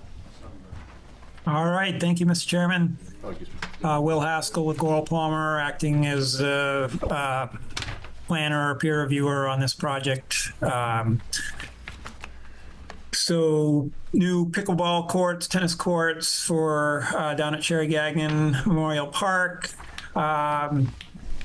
We had done an initial review and submitted a memo back on June 4th. The application was withdrawn or postponed till tonight's meeting. We submitted a new memo on July 2nd. And the new memo also incorporates the response to comments that we received on our June 4th memo. So everything's pretty straightforward, I think, on this. Basically proposing to build new tennis courts and a pickleball courts at the park and the existing baseball field. My understanding is the existing baseball field will be essentially demolished and turned into grass. And the big change from the original application that we saw is the addition of lights. So they added some light poles. Get into that in a minute, but Mr. Chairman, would you like me to go down through all my items, or how would you like me to proceed in terms of the review Only the of ones this? that you feel are still outstanding, Will. Okay, really relatively minimal outstanding items. We had an initial comment on surface water drainage. The engineer responded back, and we concur with their response that phosphorus control plan's not required.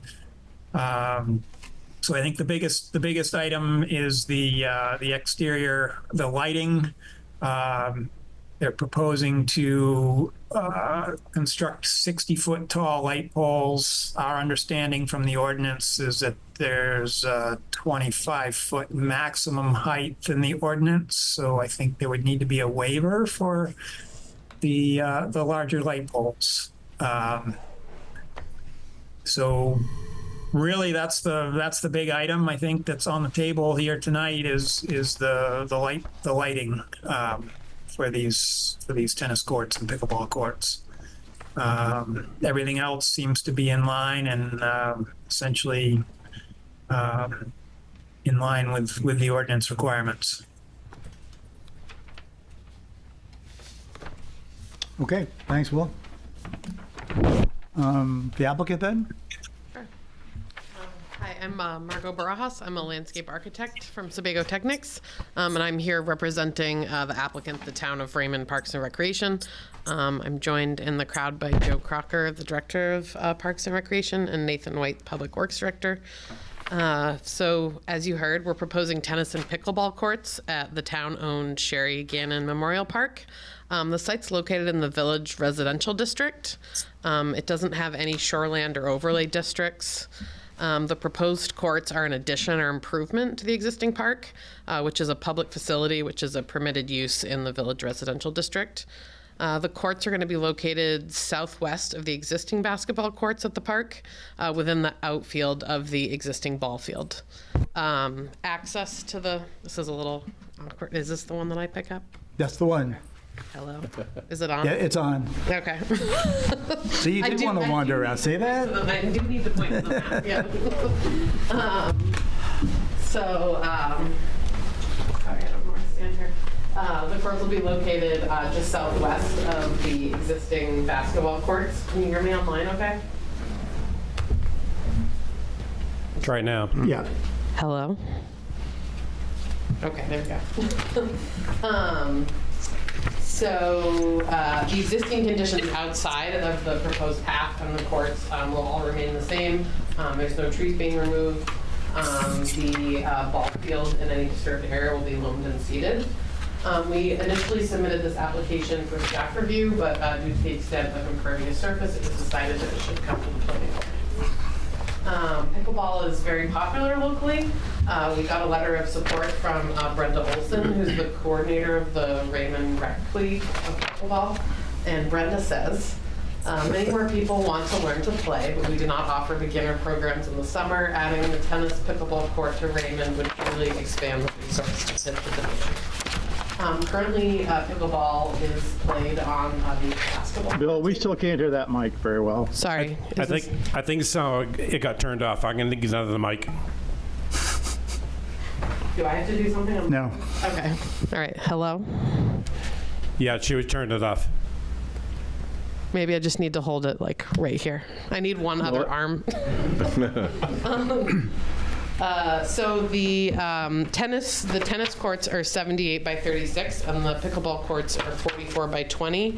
The total court area is about 18,000 square feet, and the total impervious area is about 19,500. We're not proposing any improvements to the existing parking area.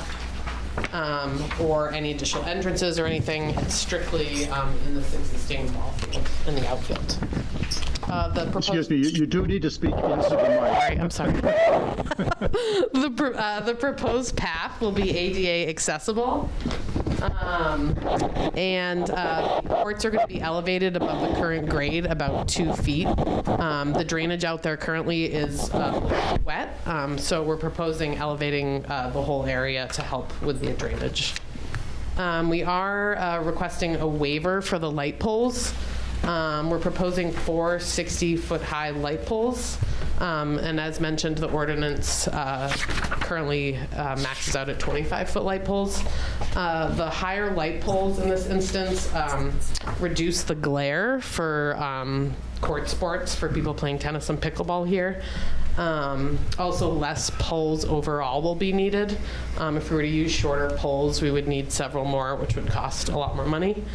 And the pole height also helps with spillover and light pollution. We submitted a photometrics plan that shows currently all the light will be contained within the property lines. And also those lights will be on a push-to-use operation, so they won't be on all the time. If someone comes to play at night, they can physically turn them on, and I think they'll be operating until about 9 p.m. And they're modern LED state-of-the-art technology lights. They can be operated from an app that Joe can have control over. So it's a very modern system. So we can turn them on from home? Yes. Nice.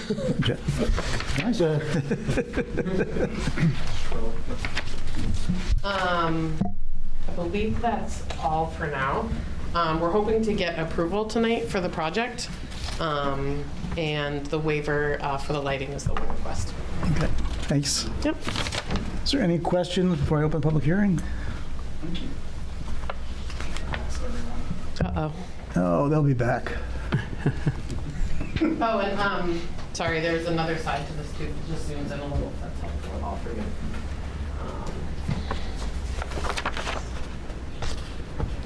And the tennis courts can be converted to be used for pickleball also. So that's what, you can have up to 10 pickleball courts. Robert, I'm working on the Zoom. Okay, thank you. I'm going to go back to my... Yep. Does the ball field go away? Is that the in this process? That ball field, which is not being used at the... Yeah, is not... Is that used? No. Do they use this field out here? They use more for this field, but yeah, the Babe Ruth League is gone. There's 2 fields. Yeah, there's 2 fields. Yep. Oh, okay. Yep. It's all the softball field. Yep, the back field. I believe, yep, that's the back fields. Where it's going to be.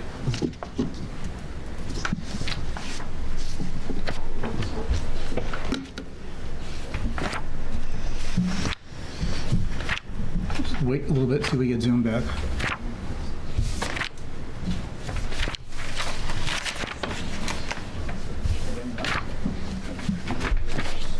Robert, I'm going to be another minute getting Zoom up. Okay, you still have us in here though, right? Yes, I do. Okay, so are there any questions then before I open the public hearing? I'll wait to open the public hearing until we get zoomed back. Mike, something? I do, but I'd like to wait till the public hearing. You want to wait? Okay.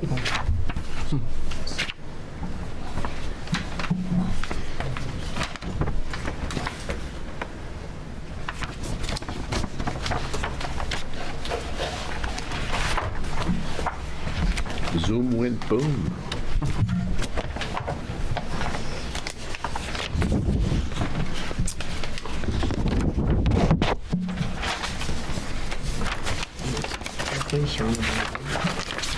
That's why I pulled this. I wanted to see. This Bowles neighbors were. Yeah, I did too. Chris is back. Less glare, that's a good thing. Wayne, what do you think about that? Is there anything you'd have a concern? Yeah, they were passing it around. Okay. Okay, it looks like we're going. Corner. Are we all back, Bill? Believe we are. We can hear you now. Okay. We don't have visual, though. Nope. All right, I am going to open the public hearing on the Park and Recreation Department's application for tennis courts and pickleball courts. Is there anyone that would like to speak? Yes, Derek Ray, 15 Ball Drive.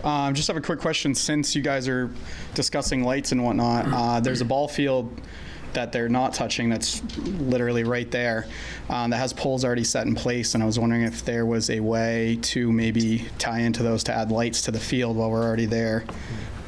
Putting in the lights and constructing of that, it would probably be cheaper to get that in now. I know it's not, you guys aren't part of finance or anything, but I was just bringing that part up to maybe get the ball rolling on seeing if that's a possibility. And if you are voting on the pole heights, it's a good time to maybe do it now as well, if that is a possibility. Okay, that's kind of not us, but. I know. Is there anyone else? All right, and from Zoom, no one. Close the public hearing. And questions from the board? Yeah, I do have, I guess, one question. I hope it's not too late in the process for it. I can understand the rotation that is in the design. I get that. I like that. But it does seem like it might block off future use of the rest of the property.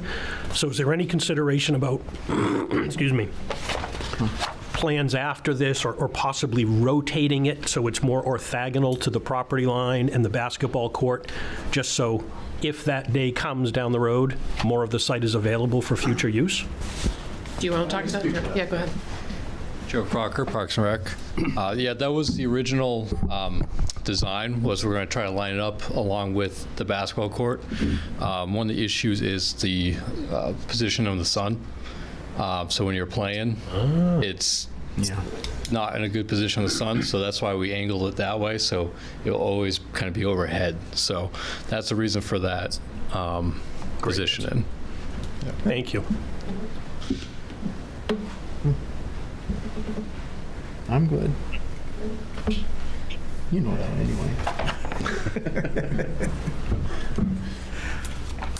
Okay, the first order of business would be discussion on the waiver.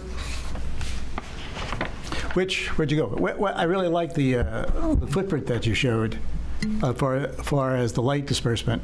Oh, the diagram there? Yeah, the diagram. Yeah. Helpful, yeah. That, in fact, I'm wondering, I was talking to Dave about this, if we wanted to kind of use that as a kind of as a change to our lighting. The lighting is always an issue.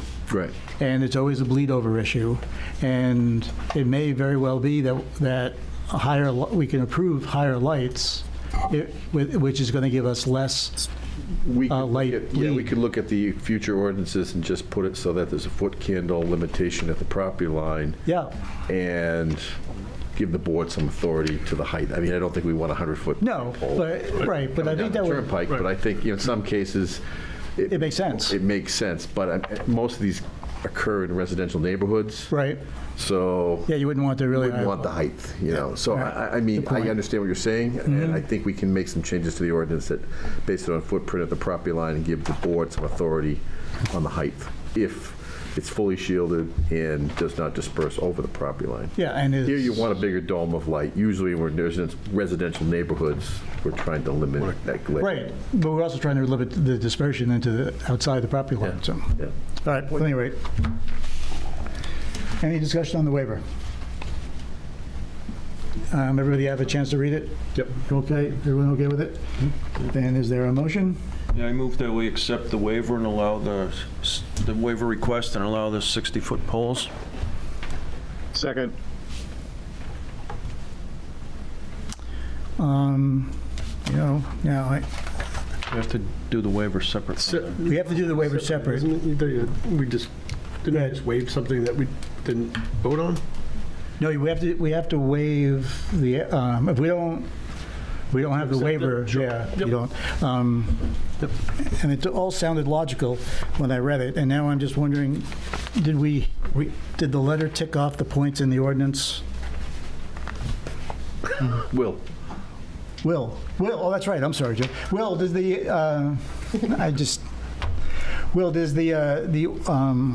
the waiver request hit the points in our ordinance that require the conditions to be met to be granted the waiver?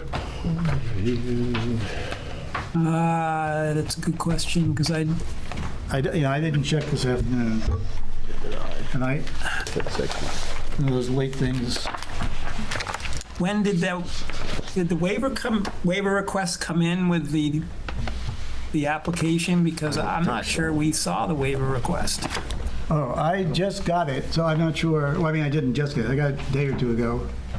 Yeah, I don't think I got that. All right. So I don't think I can answer your question. Well, the reference is Just to give you guys reference where the 300-10.6. waivers are located for, I think, site plan. Yeah, it's 30 TAC 8 Type 3. You got it. We have to deem this complete first. Yes, we do. Thank you. I guess it. Let's just get this waiver thing. Now I don't even have a waiver.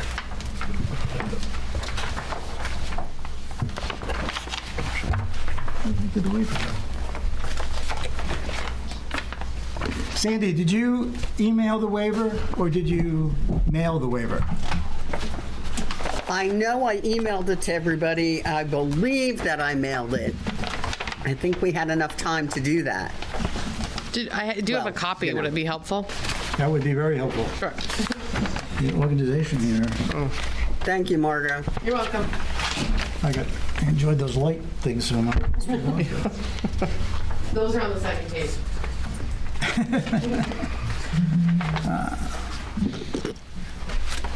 All right, so let's see. Okay, Will, this waiver request is provided in response to review comments received July 2nd.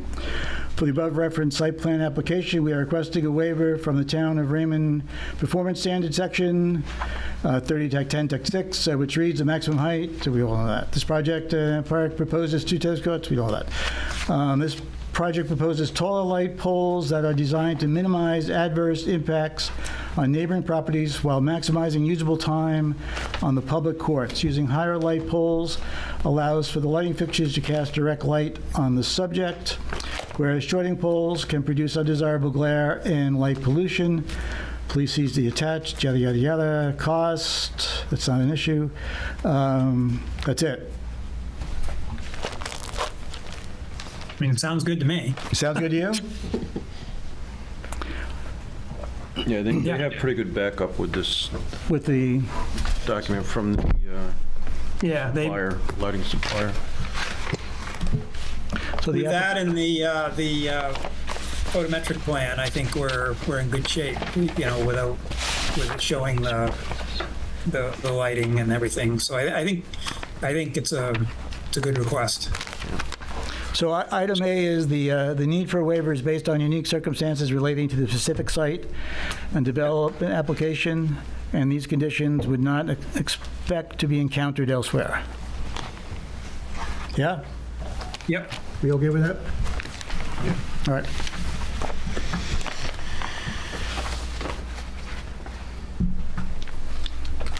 All right, so waiver's good.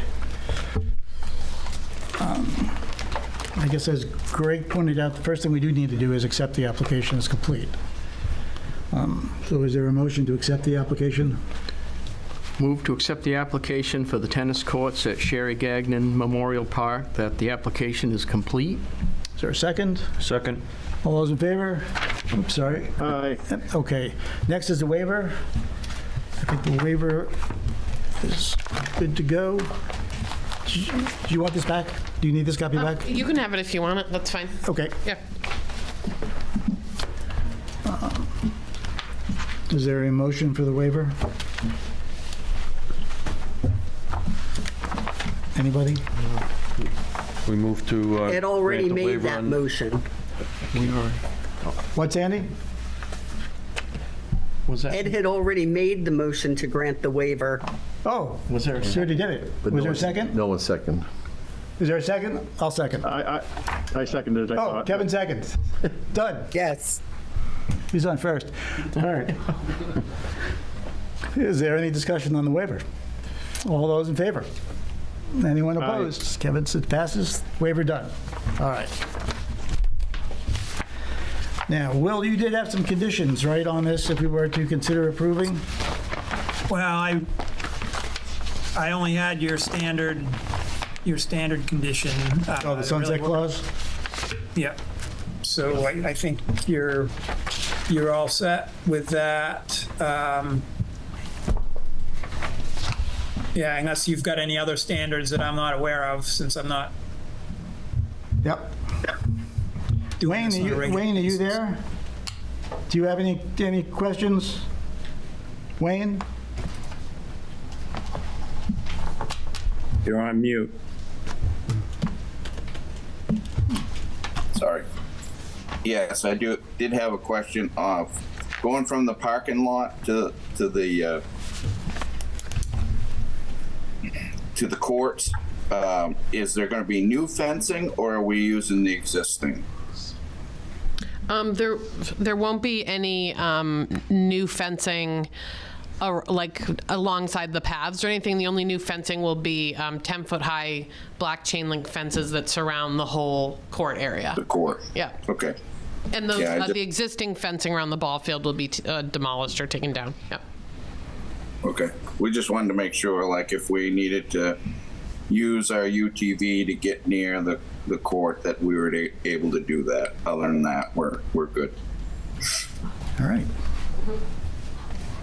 The one time I remembered to talk to Wayne, and he didn't have anything. All right. What's the board want to do? Is there... You all, everybody happy with it? Yeah, I'm happy with everything. Put it up for approval. You want to bring them back next month just for that? I'm paying them back. Yeah. Sandy, what's... No, I'm on. Is there a motion? Anyone want to tackle it? I move to approve the application for the 2 tennis courts and 2 pickleball courts on Sherry Gagnon Memorial Park, with the approval of the waiver for the height of the poles. And also, we will add, or the applicant should add to his plan the sunset clause and limits of expiration. Well, actually, yeah, that should be added onto the plan. Yep. So that was my motion. Is there a second? Second. Any discussion? Kevin, discussion? I'm good. All right, all those in favor? Aye. All right, it's passed. Thank you, Mr. Chair and members of the board. You are quite welcome. So we'll prepare findings of fact on that. Is that the next step for us? Who will do Yes, that? Will, thank you. Okay. Thanks, Will. Thank you. Do that. Okay.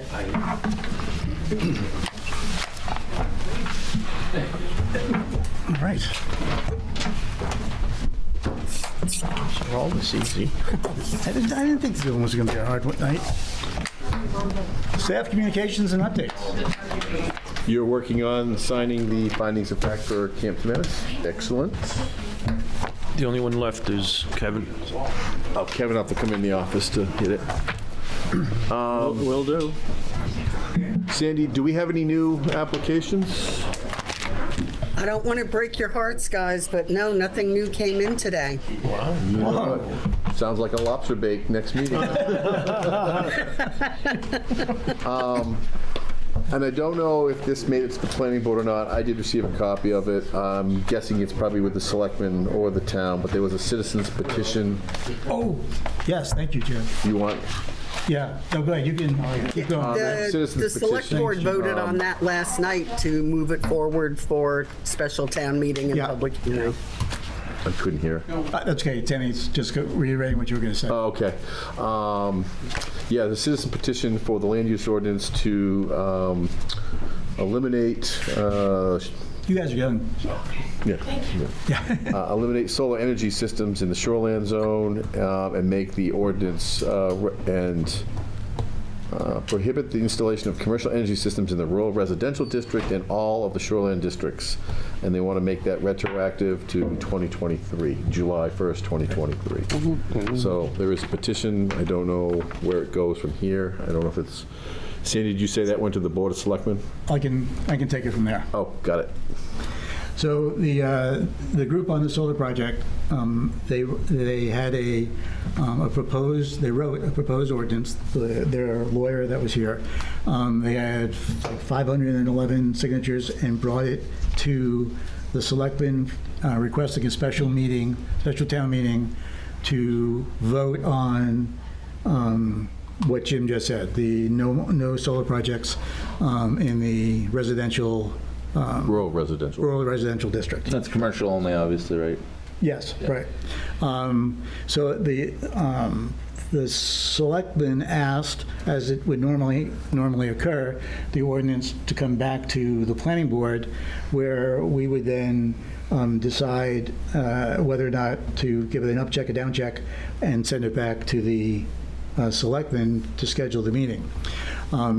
There's two things that happen. One is not a single word can be changed on the document, petition that is submitted. It has to stay exactly the same.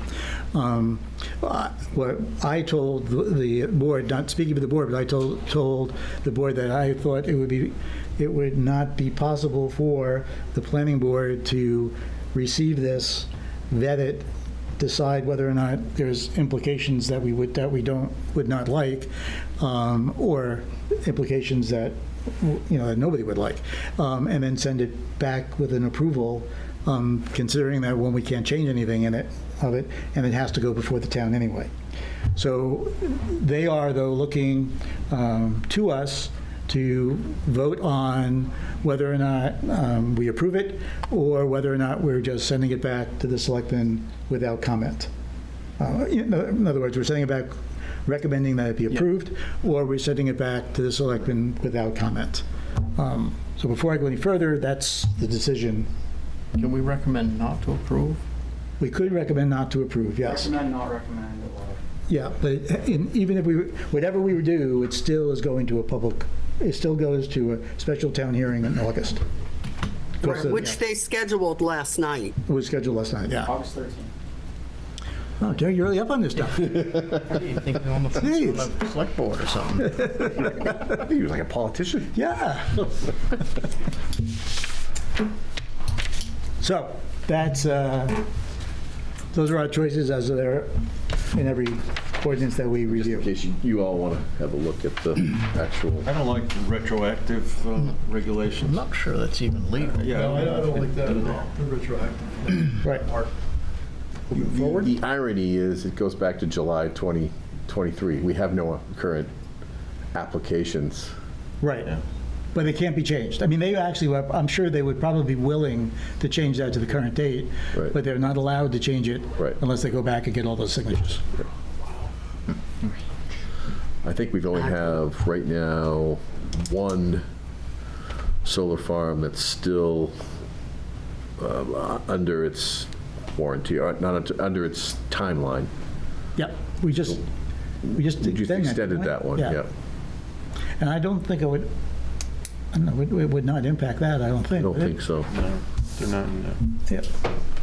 Basically, it'd be anything going forward from July 1st. Right. Can the select board member speak? Oh, Should we let him speak? I don't know. He's capable of it, I know that. Probably. He's going to jump up there anyway, isn't he? He may offer some insight that's helpful. Go ahead. I was just, so what happened was, we asked that same question, why retroactive? Right. And what it was they were putting this in place, got the signatures and everything going while the application that they were trying to stop was in progress. Once they got those signatures and this was already out, they withdrew their application, but like you said, they can't change it, so they just left it like this to go town vote. So that's the only, they probably would, like you said, get rid of it and the retroactive, but they can't. Now they'd have to start the whole thing all over again. Right. They just decided not to.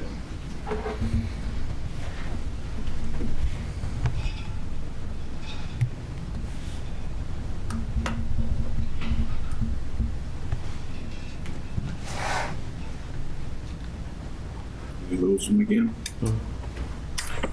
Well, the other question I had for you, Sure. Bob, not to complicate this, was I know we had talked about maybe even going back in and looking at some of those buffers. Yeah, and I think we still should.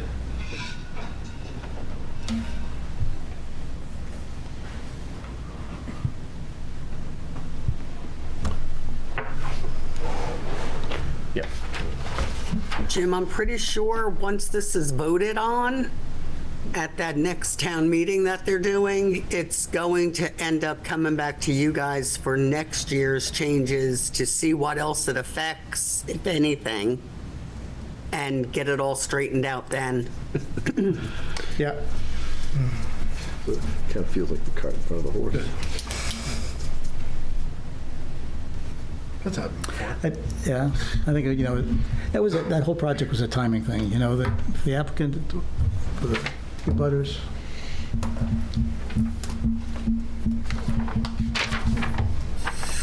Thoughts? Are we gonna make a motion on this today? And We have to make a motion on this today, is that even though it's not on the agenda? even though it's not on the agenda. Actually, it should be on the agenda. No, I think now that they've scheduled a public hearing and put it forward with their recommendation, I think it's kind of a moot point from you guys, but you can still do it if you want. Well, we were asked to, so I think we probably should, even though I agree with you, Sandy.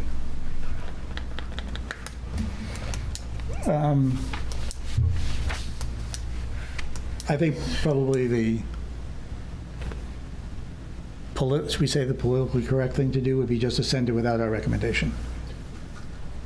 I agree with that. Neutral on this. Yeah. Without recommendation? Without a recommendation. Correct. I agree. Okay. Kevin? I agree with that also. All right. Jim, could you pass that back so I could just reference it again, please? I'll give it.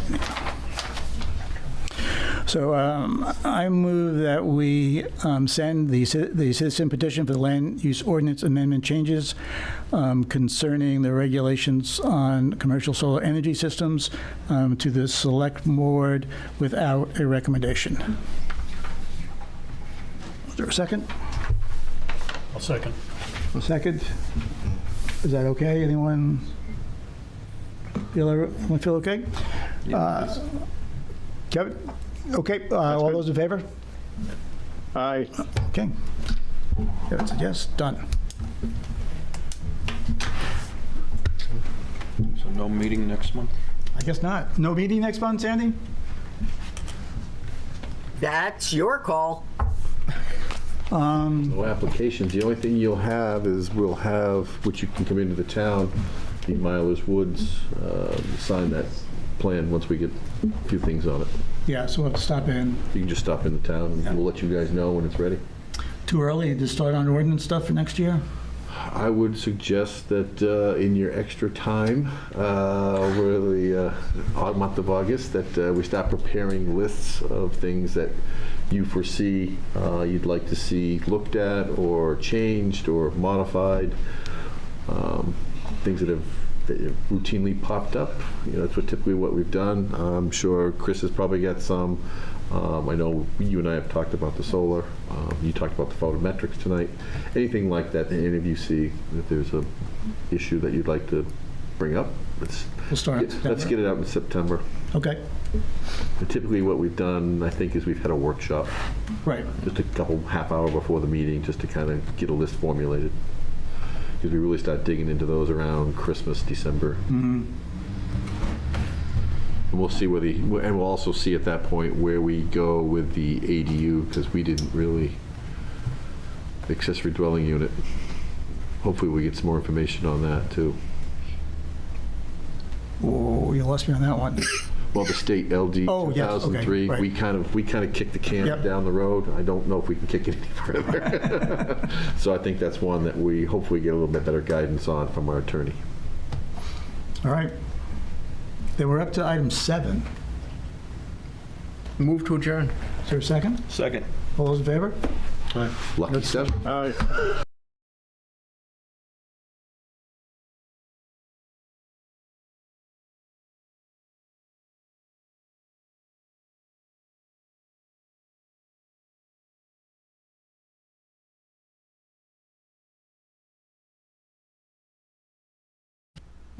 Good evening and welcome to the Select Board. Today is July 23rd and this is a special meeting. Can I have a motion to go into executive session, please? Motion to go into executive session. Second. And that's regarding consultation between the town's boards, committees, and attorney pertaining to legal rights and duties pursuant to MRSA 1, Section 405, 6E. All in favor? Okay.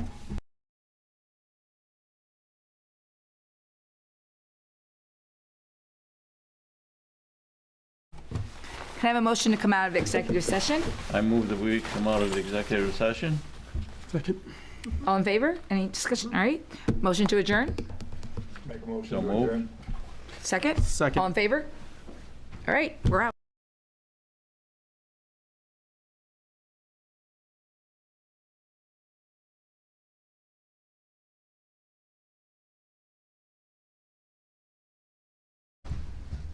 Good evening and welcome to the Raymond Budget Finance Committee meeting. The meeting is now called to order. The first item on the agenda is the approval of the minutes for June 13th. Is there a motion for approval of the minutes? Motion to approve. Second. Okay. Is there any discussion? Okay, all in favor? Okay. Sean?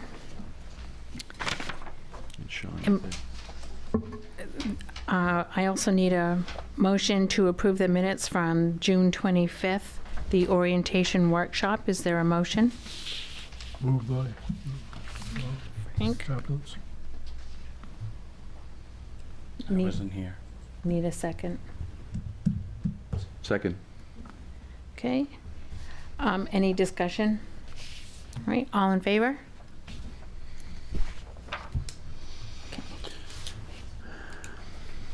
Okay, next up on the agenda is election of officers. Is there a nomination for chair? I would move Karen Lockwood. Second the nomination. Okay. I accept the nomination. Any discussion? Okay, ready to vote? All in favor?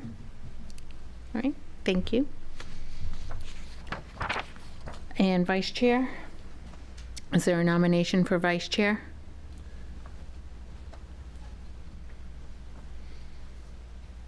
I would nominate Sean McCullough. Second. Sean, do you accept the nomination? I do accept, thank you. Okay. Any discussion? Right, all in favor? Okay. Okay, next on the agenda is the review and discussion for Public Works CIP.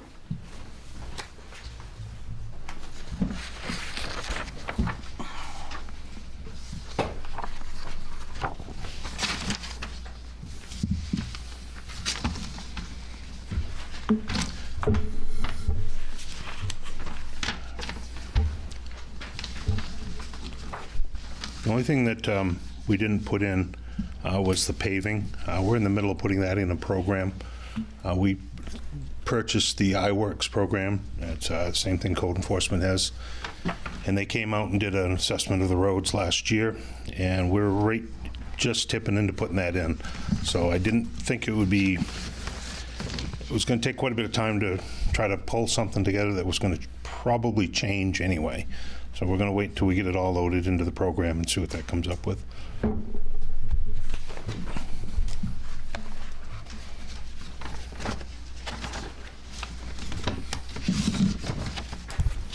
So was the paving already in the budget plan that we went over this spring? Correct, yes. We are going to go forward with the paving that we have. Actually, this year's paving is last year's program.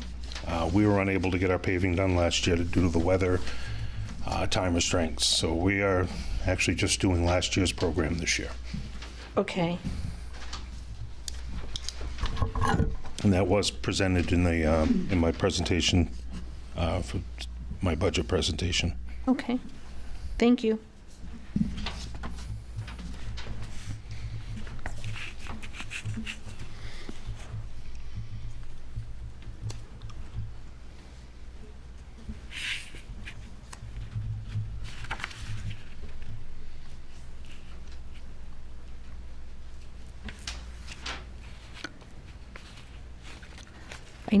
I noticed on this first sheet for the equipment, page 6, that there are, in the history, oh, never mind. Okay.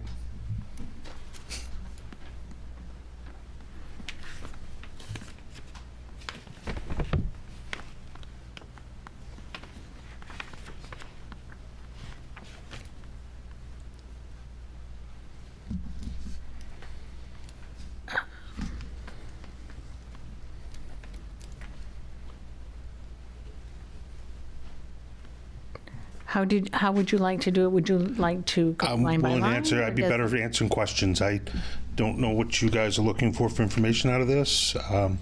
So if you have questions, I'll Okay. do my very best to answer them for you.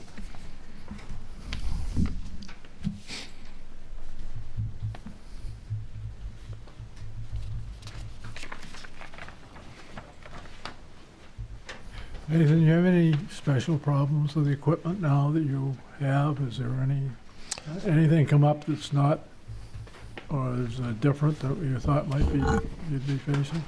Not really. A couple of the trucks are getting some age on them. The used plow trucks that we purchased, we sold 2 of them 2 years ago, and we kept one. That's now our spare truck. And we replaced the 2006, which would be line number 5. That truck just showed up actually Thursday. So I think we're okay. There are going to be problems even with a new one. You try to avoid it the best you can, but nothing catastrophic. We're out to bid on the loader for paint. I haven't got that stuff back yet. We've struggled pretty hard to get that painted. Nobody wants to do it. So other than that, no, I don't think. The Ford trucks are all still under warranty. The 550, the 600, our 2 pickups. I think the one at the fire department's out. The diesel that I used to have is out of warranty.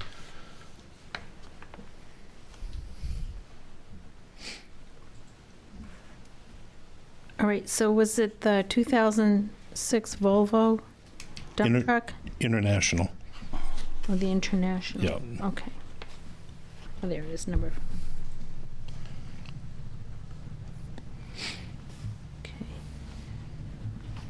Which one are you looking at? The one by year or the one by?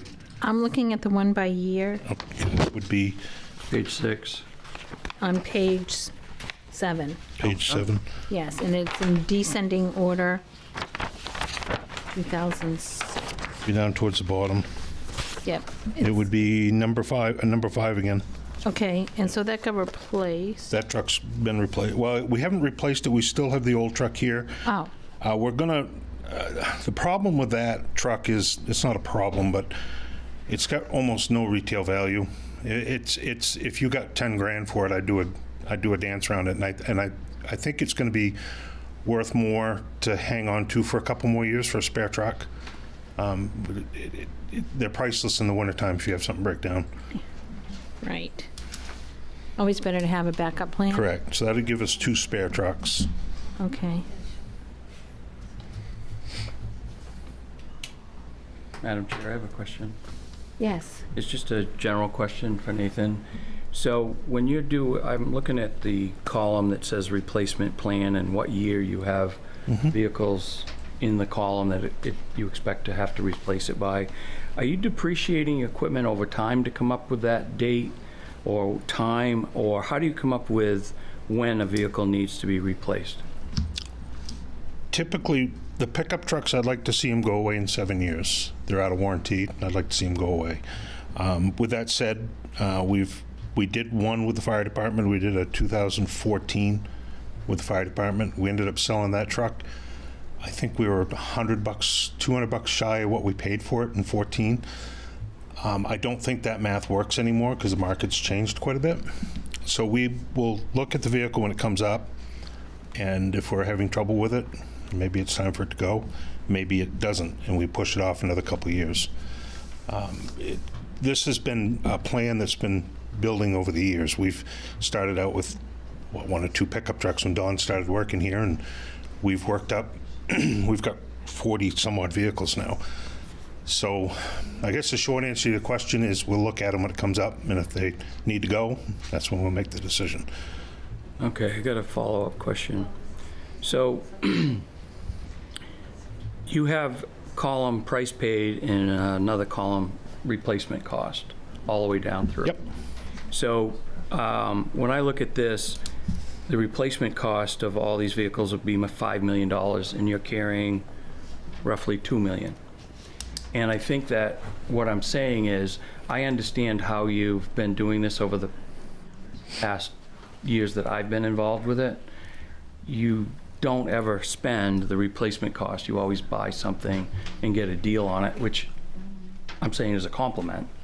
But what I'm wondering is, if you got replacement costs in here for $5 million, are you carrying that number forward, or are you actually carrying forward what you paid? Well, the $5 million is an estimate of what the vehicle is going to cost to replace, and I think I was pretty close. The 2022, we'll go for the top there, we paid $196,000. The first estimate that came back on that truck was $302,000. So the numbers, the value or the cost of the replacement of these vehicles have gone stupid crazy.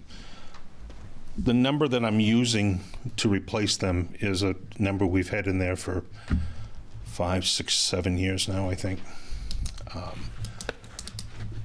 don't think I'm answering your question. Well, my suggestion would be to actually put in a number that isn't necessarily what you paid or what you carried for 6 or 7 years, because you just said that number is up crazy. So what I'm wondering is how we get to a realistic number so that when the committee is looking at what you might spend in the future, that we have a more accurate number. If you look along the bottom, yep, it's 300,000. One year 67. One's this year is 366. Correct. Next year's 89. So you pull these vehicles into that column that you think is going to be the year to replace, knowing that that's the number you've got to deal with at the bottom. We carry forward this year. We're carrying forward 163, and that adds to the 225 that we have.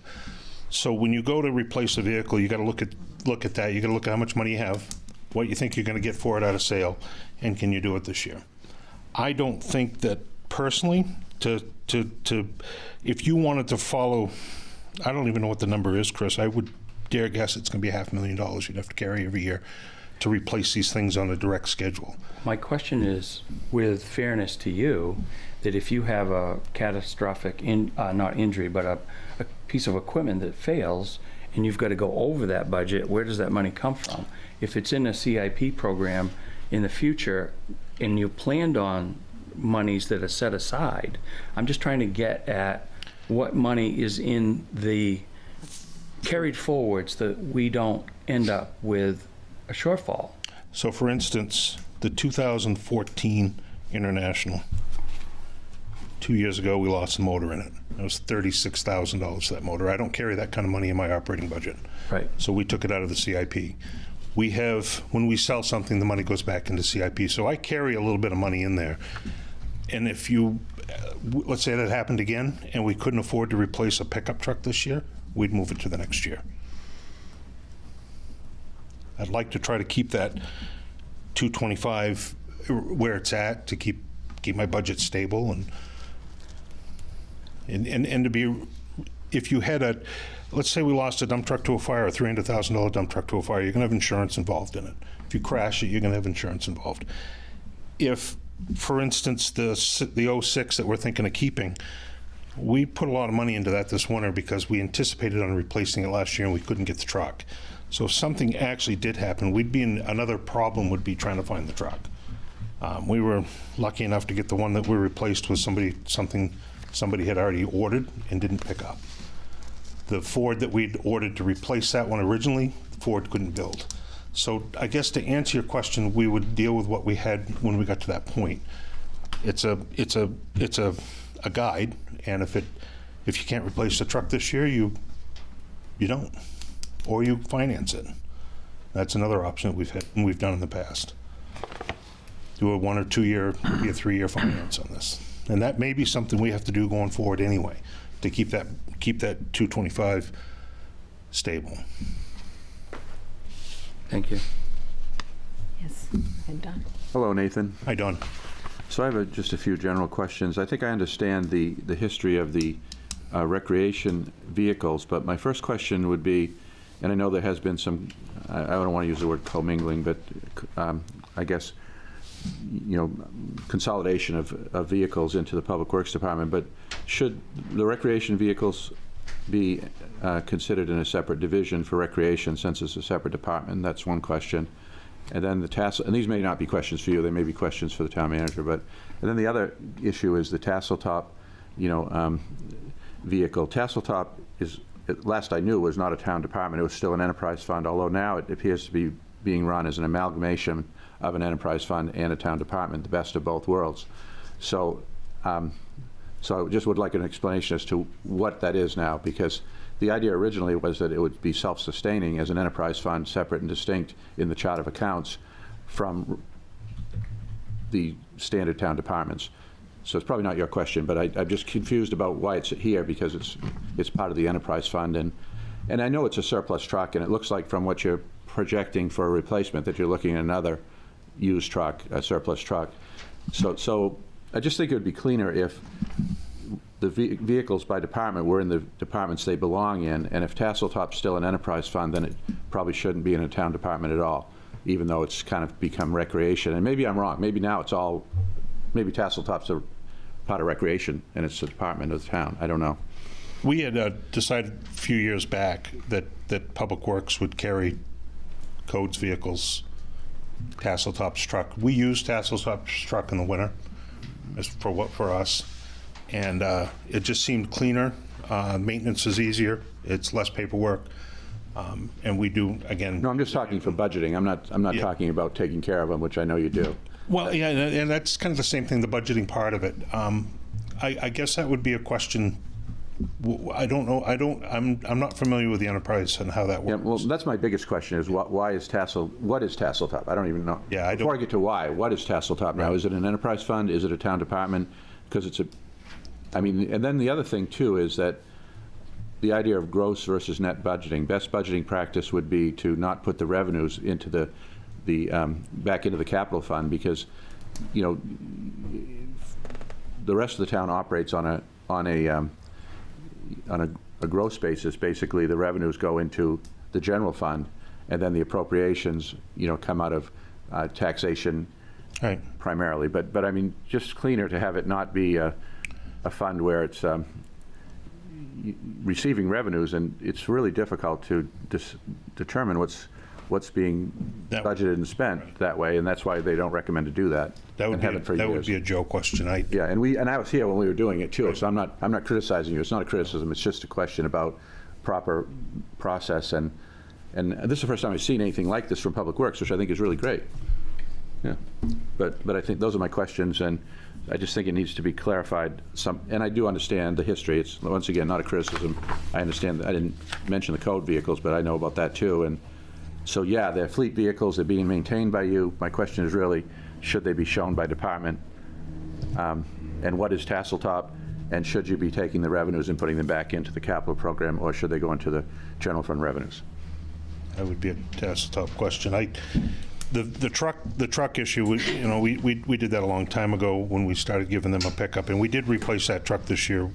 It's in there for 55. We paid $14,030 for a truck. We got that last week. Well, that was another question. I wasn't going to ask that one because somebody told me there was a truck on Facebook, and a thank you to Public Works for a new truck, and I'm like, what new truck, and how'd that get in the capital program? 2014. We were going to replace the GMC. You were here when we tried to replace it last time, and the frame broke in it, so it's off the road. So we purchased. So that's a different GMC. I saw the. No, it's the same. The 08. We patched it back together and put it back on the road. Oh, okay. When you were here. All right. And the mechanic wouldn't inspect it. I backed him up on it, and we purchased this one used from a used car dealer. So this was on Facebook. Which one is this now? The 08 GMC in line number 3. That was replaced with a 2014, I believe it is, F-250. And that's not shown here? That's not shown here yet. This was all done. We just did that truck last week, wasn't it? Yes. Yeah, so where was that? You had an emergency purchase from Public Works? It's right there in line 2024. Okay. FYI 24-25, it's right there. You get the 75 for the express van. And the express van, is that the white bus that I see down at the garage? Yeah. What is that used for? That's used for Parks and Rec. Okay. We purchased that. That's the one, you were still here when we purchased that one? No. Yes. Yep. No, I don't think so. I think it was right after I was out, but yeah. So number 3 is not there anymore then, right? It doesn't really matter. I was just curious. I didn't know what it was, but I assumed it was public recreation, but I see it parked at the garage.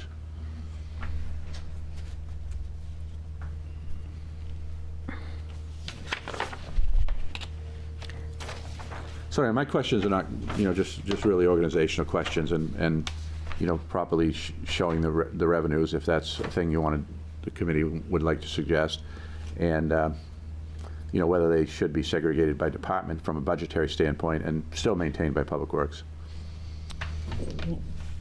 We do as I said, we do animal control, we do his vehicles. Public Works purchased all those. We purchased the fire inspector vehicle. That come up. Yeah, it's not a criticism. No, I know. I'm just saying now I'm on the other side of the table and I'm saying, should we do that, or should we break them into, a different, array? That's all I'm saying. Yep. Okay. It's not a criticism. It's just a organizational thing. Right. And tell me. I'm thinking that they ought to go in by department. Sure. I agree. We did that with the insurances this year too. We segregated out each department's insurances and the other things that went along with that. So that just seems reasonable to go ahead and do that in this situation. Yep. And to answer your questions about Tasseltop, the Tasseltop isn't completely self-sustaining yet. The town is still dealing with their vehicles and dealing with the salaries of the rec director and the assistant rec director. So the goal is to get everything, all expenses for Tasseltop under Tasseltop, but not have the town doing any of it. But right now, that's not what. So it's neither a full enterprise fund or a full town department. You're running it as both. Because before, historically, it was an enterprise fund separate and distinct from the town with some small assistance from the Public Works. It is an enterprise fund, but some of the pieces can't fit under it. So it's being run as two different things?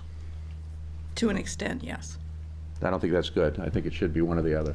And that's not the goal. The goal is to have it all be that, yes. Do you have a timeline on when you think that might happen? We don't, not right this minute. We don't have, we'll wait until probably the next budget season. Joe will have a better idea of that once he has more of these major projects done at Tasseltop and have more of a projection of what Tasseltop can bring in. The reason I think this is because, I mean, there are fees for different rec programs, for, you know, obviously for people who have children, but Tasseltop is a pay-per-use. And so you're subsidizing the pay-per-use park that we are leasing from the state of Maine for 100 years on a second lease. It's a great situation. But the general taxpayer gets no benefit unless they buy a pass or day use pass. And so I think that's hence the enterprise fund. If you had a water district or a sewer district, generally the general taxpayer wouldn't be paying into that normally. Yep. And so, so basically, why should the people who are not benefiting from the park, because they're not using it, I mean, be paying? Because Joe is also dealing with the programs. His salary will probably remain in both, partially in Tasseltop and partially in the town, because he does the programs and the rec, as well as Tasseltop, the enterprise fund. So I think all of what you're saying are suggestions that would be great to bring up in the next budget process. Yeah, I think the suggestion I would have would be, if the state would allow it, would be to make it a town department and forget the enterprise fund, and that would be the cleanest thing. That's what I would recommend. That'd be a great suggestion for next budget. Okay. Okay, I'm all set. Thank you. Yeah, that was just. Okay.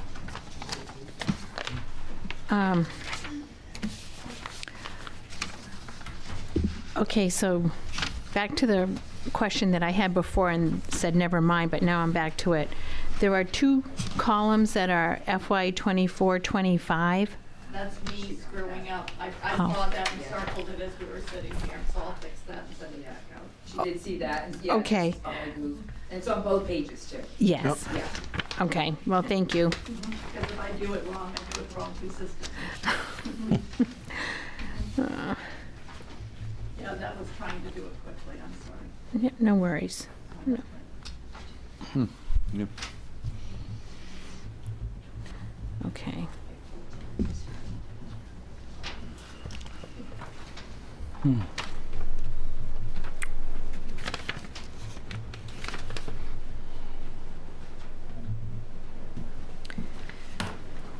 right. Are there any more questions on the equipment? No, I would just like to say, I have a comment about it though, and that is that over the years, historically, the town has done very well with the, buying used equipment, buying used equipment, trying to save where they can, and so I think that's been a strategy that other towns don't employ, and it's still a viable strategy, although way back, when Nathan talked about having 2 trucks, the idea was because the town didn't have the resources or didn't want to commit the resources to build the fleet, we needed to have a viable public works department. We would do it using equipment and then transition, as I did in the prior town, to new equipment. But I think in the instance of some of these pieces of equipment that are, more incidental use, the strategy of purchasing used or surplus is still good, and it saves the taxpayers a lot of money. So I'm happy to see that continue. And I guess they're buying used equipment when they can. We went up to, before I bought that truck for Tasseltop, I went up to state surplus, and that market has... It's gone, yeah. It's gone. It really is. And we looked at a couple of trucks sitting on used car lots, and they were 25, 26,000, and they had the same mileage. That the comparison that I gave the town manager was almost an exact truck, and I think that was 27,000. It had a bit more mileage on it. Yeah, I realize you're going to have to go probably to the used car market, but I still think it's still in here, and I think it's a good strategy. That one actually came from Conway Public Works, is where that one came from. Traded it in at Row Ford. Yeah. We grabbed it. Well, we have a history of purchasing our neighboring towns' equipment and then running it for years. So yeah. Seems to be a good strategy. Well, yeah. I mean, but eventually, I think the idea is on stuff you're using, and as he says, you want to probably get rid of it when it goes out of warranty for reliability. But I think for this other stuff, it's probably okay and saves money. We've always done it that way. Yep. We've stopped buying diesel pickups because of the cost. The maintenance cost was getting really, really crazy. So the last 2 new pickups, actually the last 3 new pickups we bought have been gas powered, and they work out very well. What's the price of gas for diesel? It's a little bit less than diesel, and you get a little bit less fuel mileage with the gas. I think the last diesel pickup I had plowing was 9-10 miles to the gallon, and the one I plow with now is a gas truck. and that's doing about 8. So it's not that bad. Well, it's not that great. I wouldn't want to commute with it, that's for sure. Yeah. The diesel trucks also have a consumable, right? You know, that you have to... Yeah, you've got DEF, the exhaust. You've got to change the fuel, change the oil in the F-250 that's diesel. I think is somewhere around $150, $160, and the gas pickup's 60. So, are you still having?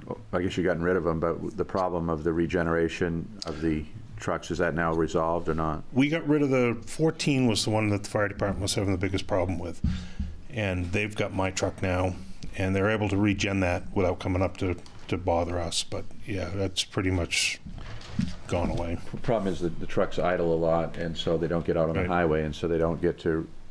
Well, you can explain the process. So the regen is they're burning off. They've got a particulate filter underneath them, and when you drive them at low speeds or leave them idling, that particulate filter builds up with soot, and it's got to go into what they call a regen, and that can take anywhere from a half an hour to 45 minutes. In the fire department, we're not as acceptable to it. The fire department is, because they're idling a lot, and that causes them a lot of problems. In the 2014, you couldn't do it off the steering wheel controls. They had to bring it up for us to force it into a regen, and that was happening twice a week. Yeah. I think it's a wise move, and isn't the school department doing that with buses? Yeah, their buses, a lot of their buses are all gas now. Well, they haven't done anything for the big plow trucks yet. They're looking at natural gas and hydrogen and stuff, but we won't see that. I don't suspect we'll see that for another 8 to 10 years. Those don't seem to bother so much. Better design, I guess.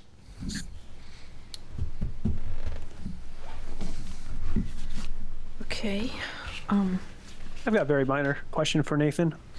Okay, go ahead, Sean. Very minor, Nathan. Is there a way to shop neighboring towns for a used vehicle as opposed to getting them after a trade-in? It's a very minor question. It's just a question of like... We've purchased one truck. Actually, we purchased 2 trucks from the town of Gray, but we had to go through quite a process to get them because they're geared, they're set up a little different. Their surplus stuff goes to, it has to go back into their surplus account. So he depends on them for a trade-in when he sells them. So we had to purchase those from the used car, from the car dealer that they traded them in. The plow truck that we got was a deal we'd done with them on Gore Road when we took over the no man's land on Gore Road. And the basic answer to that is most of the towns, when they get rid of their stuff right around here for some reason, they are done. There's nothing I'd want. They're worse than the state stuff. Conway's got a pretty good replacement policy, so that's how we lucked out on that. Cool. Thank you. Okay. All right. Any more questions or comments on the equipment? All right. Let's flip over to the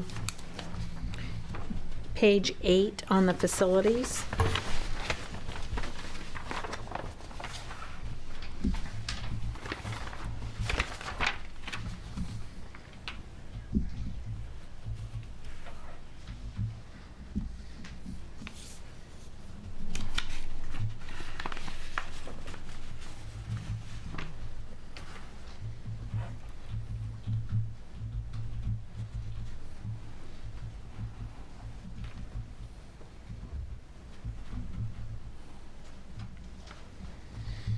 So town office renovations comes out of Public Works budget?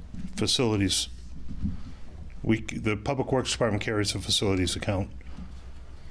It's for all the facilities except for the new public safety building and the fire department end of District 2.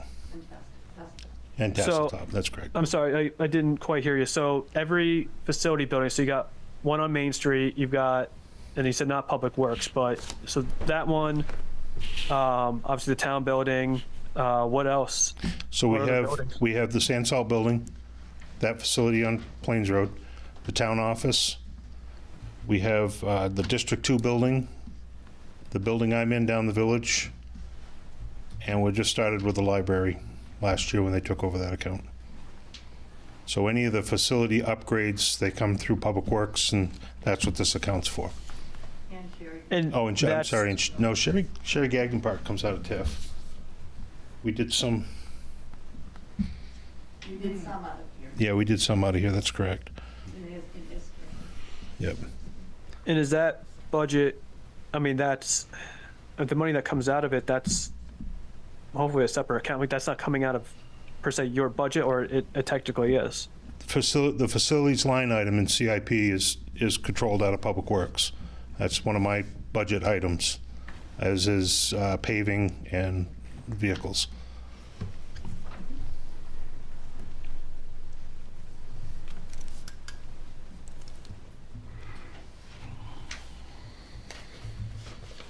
Broadcast studio part of that as well? I'm sorry, what? Broadcast studio, the studio Yes. that you're in? Yep, yep.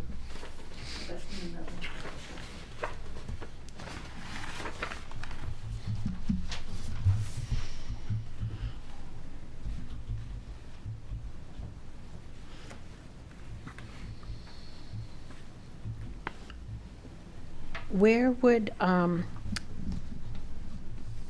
line item come from for the comp plan? Would that be under Public Works, or would that be someplace else? That'd be somewhere else.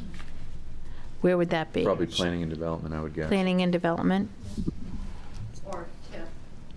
I think that's Yeah, some of it come out of TIF, and I thought we had a CIP line item for that. No, not for comp, it was for reval. So the dugouts, every time they get destroyed, that comes out of your budget. So I imagine this pickleball court, anytime that gets damaged, that's going to be coming out of your budget as well? The last 2 times that those got destroyed, the insurance company paid for them. Independent to that, though, that would come out of your budget? What's that? Independent of that, of an insurance claim, that would come out of your budget? Correct, yeah, the maintenance down there comes out of that facilities account. So then it's safe to say that probably the pickleball court would come out of your budget as well? That would be maintenance. There isn't a lot there that would be a capital improvement kind of thing. Most of this stuff, well, all of this is capital improvement. If something happened to Sherry Gagnon, we have a maintenance account down there for the grounds and stuff like that, but anything via facilities where I'd say it's a capital improvement, right? We had determined it was a capital improvement. So if we were going to go to the blockhouse and upgrade the electrical and change the doors, that would be a capital improvement. That would come out of this line item.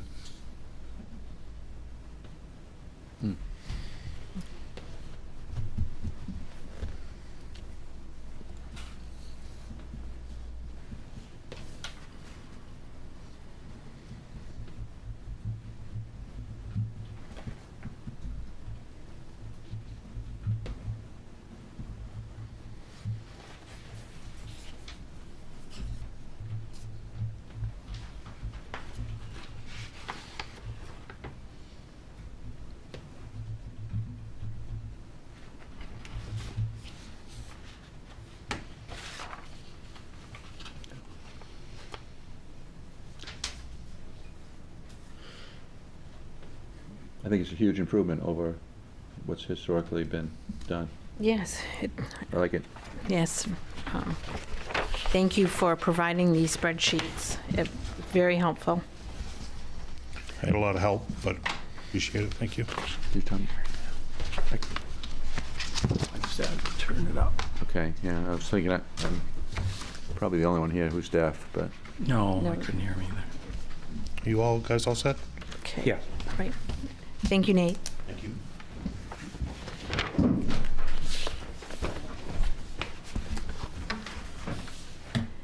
All right, here's the agenda. Okay. Next on our agenda is to set a regular meeting date for the Budget Finance Committee. I would like to propose the third Wednesday of the month. Does that work for the committee? Or do you have another alternate day of the month that you would like to meet? Works for me. Works for you? Does that work for you, Sean? Yeah, it does. Okay, Cliff? Does that work for you, Cliff? Yeah, that'll work. I can work around anything. Okay. Do we need a motion for that? Okay, do we have a motion for a meeting on the third Wednesday of the month? Yeah, I'll make that motion. Second. Make a motion that we meet at the third Wednesday of each month. Okay, thank you. I guess second. Okay. Is there any discussion? All right, all in favor? Okay. And none opposed, so it's unanimous. That passes. Thank you. And, okay, so we are up to public comment. Is there any public comment? You're fresh in the public. Is there any Budget Finance Committee comment? I do have 2 comments. Okay. I was at the last budget, I'm sorry, the last selectman meeting. And as we know, the public works garage is off the table at this time. And I didn't want to speak out of line for the whole Budget Finance Committee. So I just kind of gave my personal thoughts is that I still want to see the garage built. I just think that the process, I think everybody in the Budget Finance Committee agrees to this, the process for it was incorrect. And my suggestion was to start a committee and start doing this thing right. And I volunteered, I said, put me on the committee. So they were talking about how we as a Budget Finance Committee, we can't form our own subcommittee on that, but we can, make suggestions basically to them. So I would ask everybody else's opinion on what their thoughts are on getting a subcommittee going on. My thoughts are that, once budget season rolls around again for 2025 season, I don't want to be in the same position going to vote, not having everything. I want to have this thing done a little bit sooner. That way we're in the swing of things. We can say, okay, we already have all this information and we can present it to the people. So I just want to get the Budget Finance Committee's opinion on us asking for a subcommittee or if we just leave this thing alone. I think. Madam Chair, I have a procedural thing I need to share with you. And that's in public comment, all you can do is accept comments. You can't bring something else up to discuss or to decide. So what you can do with something that a committee member brings up in public comment is to put that on the next agenda and have a talk about it. And that's part of transparency to the public so that they'll know ahead of time what's posted on the agenda, what's going to be spoken on. So I'm not trying to do anything but just help to keep the process going. So that's going to be consistent for the Board of Selectmen, right? I don't know if it was public comment or selectmen comment, but I saw a protracted back and forth that I've never seen before in ever, anywhere. Yes. So you're going to be following that there as well, correct? I have done that already with the chair. Okay. So, but that's, now that we've had the meeting with Matt yesterday, he ran out of time to talk about things like that. And you've done incredible going by the agenda, doing the motions, but that's just one more piece. And it's the same with the public comment as the committee comment. It's for comment, and it can be to bring up a new subject, but it's a subject for discussion and decision at the next meeting or at a future meeting. I have a comment there. What I'm doing right now, just to have a general discussion about it, is that yeah, you can bring it up and share your concerns, but because this subject wasn't posted to the public so that they could know you were going to talk about this and be able to weigh in or at least hear about it, and know that that's a subject they might be interested in and therefore they'd want to come and attend, that they don't have that option if you bring it up as a new subject in public comment. So you can bring it up, you can voice your concerns so people can be thinking about it, and you can ask the chair to put it on the agenda for next time. But it just can't be a subject of discussion now, even for a straw poll, anything like that. It's supposed to just be, here's my comments, and I think we ought to discuss this next meeting. Okay, so I'll try this. I'll try it again. Would we be open to having that discussion at our next meeting, Chair? I think that would be an appropriate thing to Yeah. do. Everyone on the committee agreed, we'll put it on the agenda for next time. I would be in agreement. Okay, all right, Okay, then great. we will do Excellent. that. Thank And you, then- Sean. Yeah, then one more. So, careful the way I get this. Thank you, Sue. The selectmen were open to hearing about our input on use of how the money should be spent for the violation. Would the committee be open to having that discussion as well on at our next agenda? Yes. I'm sorry, our next meeting. Yes, we can put that on the agenda for the next meeting. Okay. Thank you. Karen, can I add something? I think, aren't we in committee? Well, Comment. I was hoping he would bring that up, and I wanted to just add on to what Sean said, is what it is. Oh, I don't think that we can. He's just bringing it up to put it on the agenda. Right, and that's what he came to our meeting, and I just wanted to say that we're trying to keep that communication open between the two of us. And it's not you guys answering me, it's just me giving you. The audio is not being recorded. I have a hard time hearing. Karen is correct, this is their committee comment. Okay, yeah, no, I know that we went back on ours at our meeting, so yeah. Okay. If I have a comment, Don, Okay, Don. when we're ready. I don't know if Sean, if maybe Cliff has something. Oh, Cliff, no? Okay. I'm all set. Thank you. I just had one more thing. This is not a suggestion to put anything on there. That's just a comment. When I went to the last selectman meeting, I just had well, maybe we could discuss about putting on the next agenda about discussing with this. So my comments are: I had asked the selectmen if our committees could get together, because a lot of times I feel like there's something was said at one of our meetings, and then we bring it up, the other committee brings it up at the next meeting, and then there's a lot of kind of back and forth going. And I would like to work together with that committee better to, we have the same goals, and I would like to see if we could have a meeting together where we could just, guess clear the air a little bit. And if we would like to discuss that at the next meeting, we can, about doing something like that. But that was just kind of my thoughts. I know there's a lot to unpack there. I'm not there with you, so I don't want to say a ton of stuff over Zoom. But those are my thoughts from attending the last selectman meeting.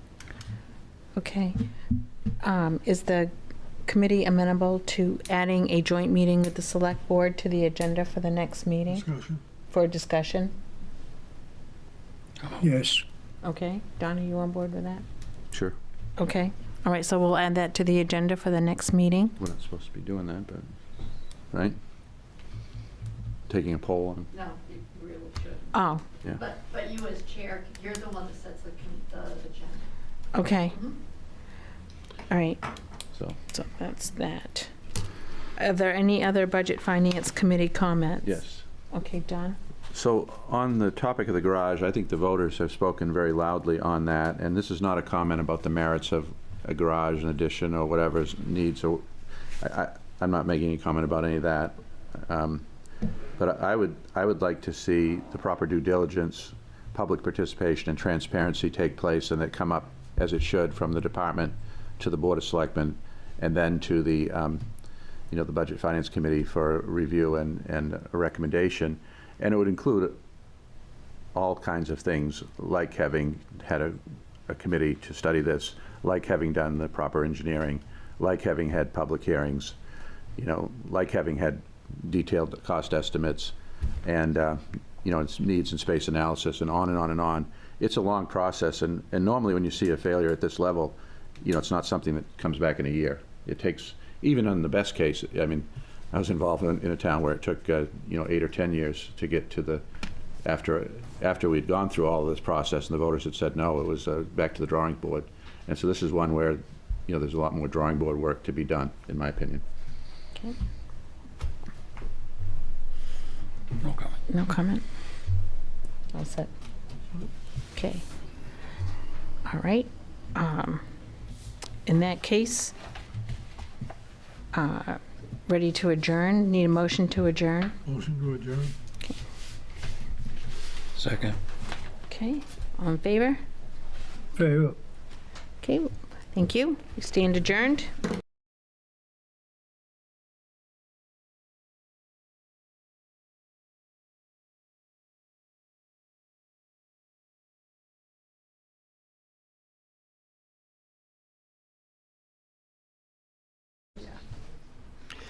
Good evening and welcome to the August 7, 2024 Comprehensive Plan Committee. My first order is to call this this meeting to order and to note that we do have a quorum. So, that being said, second agenda item is approval of minutes from previous meeting. That would be the June 5th meeting. Do I have a motion to accept? So moved. And a second? In a second, all in favor? All right.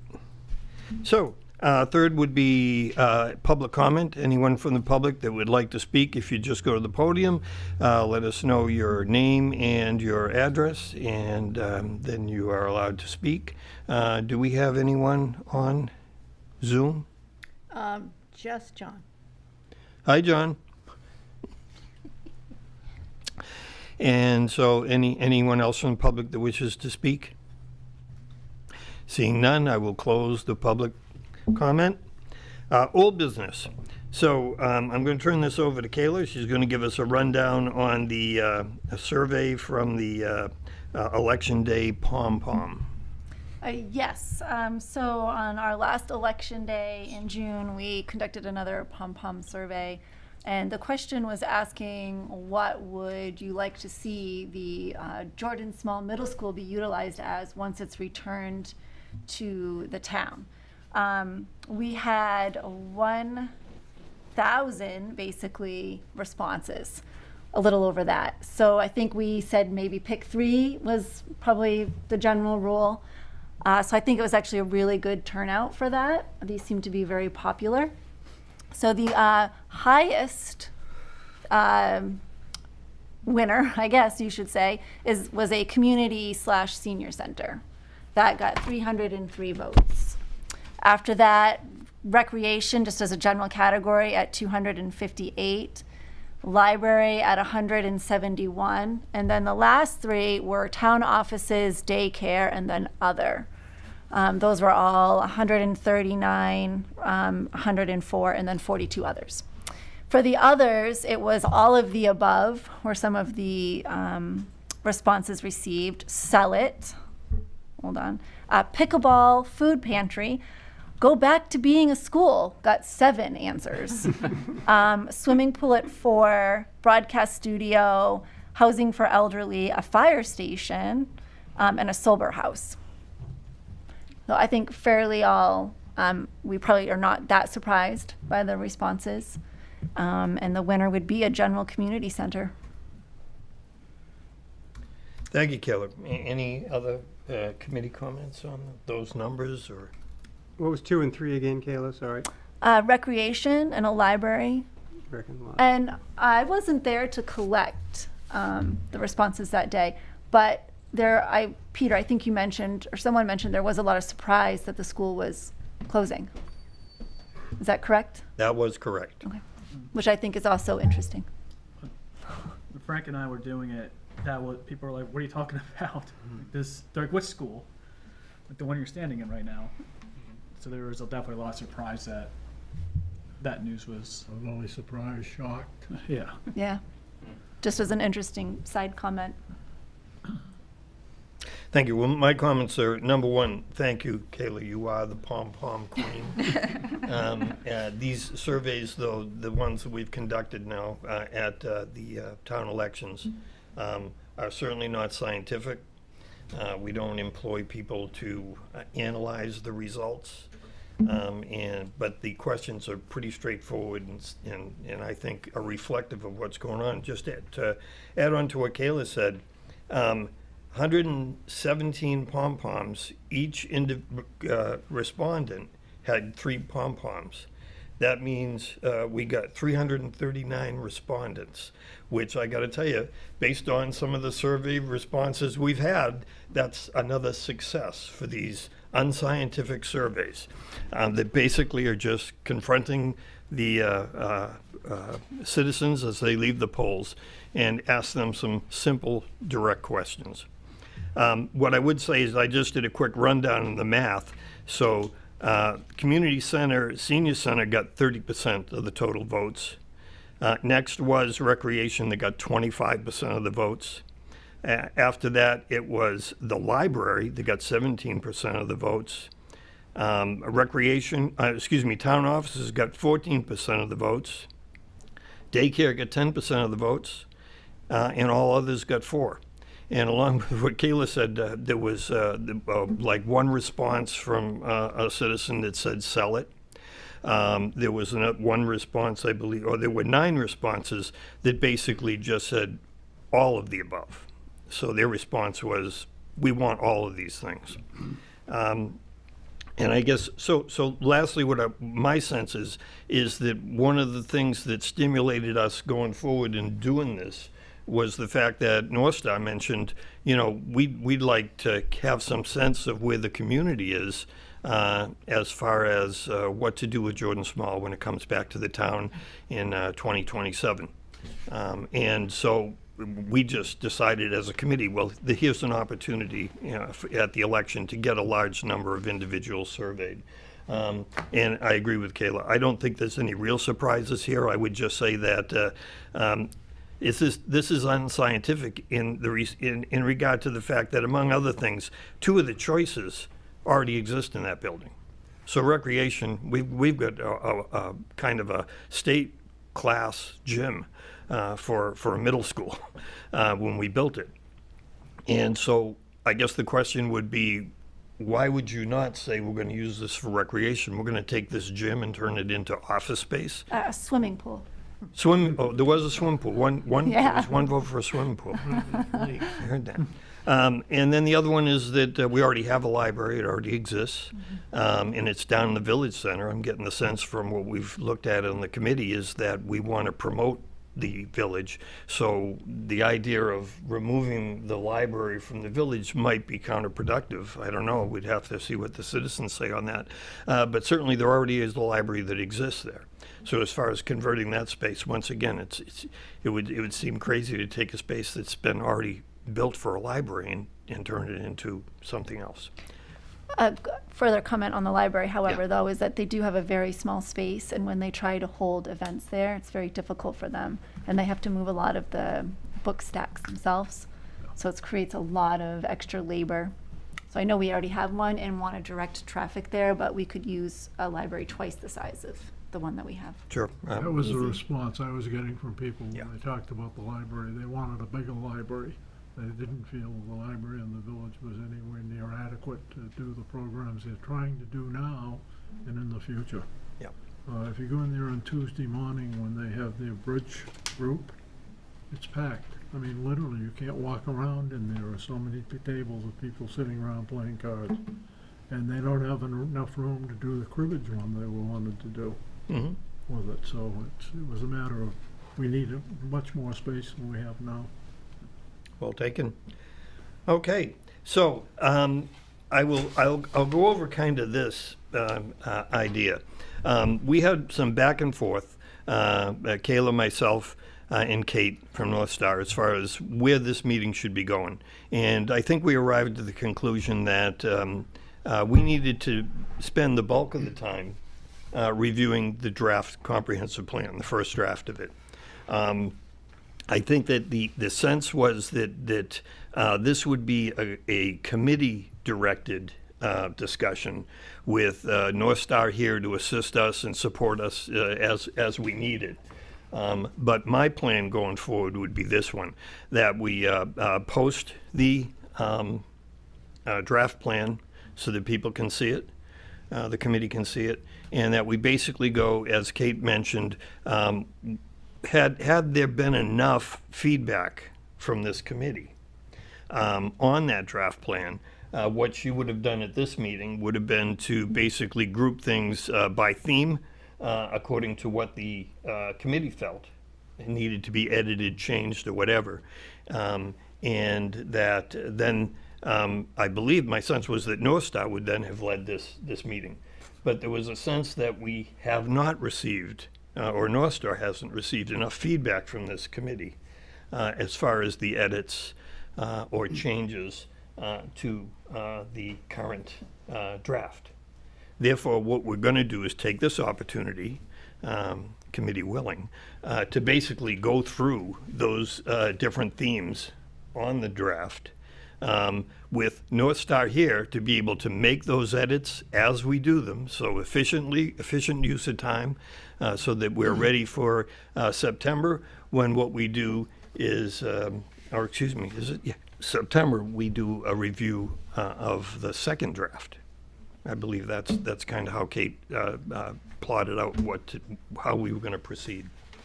So without objection, I would go forward with that. Any comments or objections to that process? No. No. Okay. So what I've done is just put together two things. And not knowing what we would have, my expertise with computers would be, I did it the old-fashioned way. But sometimes it's a little easier if you basically have the paper in front of you to do it, because I'm kind of old school there. So this first thing I'm passing around is the timeline, because one of the first edits was in the introduction, and it was that, well, the timelines aren't exactly right. I think there's been some confusion as to whether this committee started when we had our first meeting in August of 22, or if we started when North Star basically was contracted the following spring to be our consultants.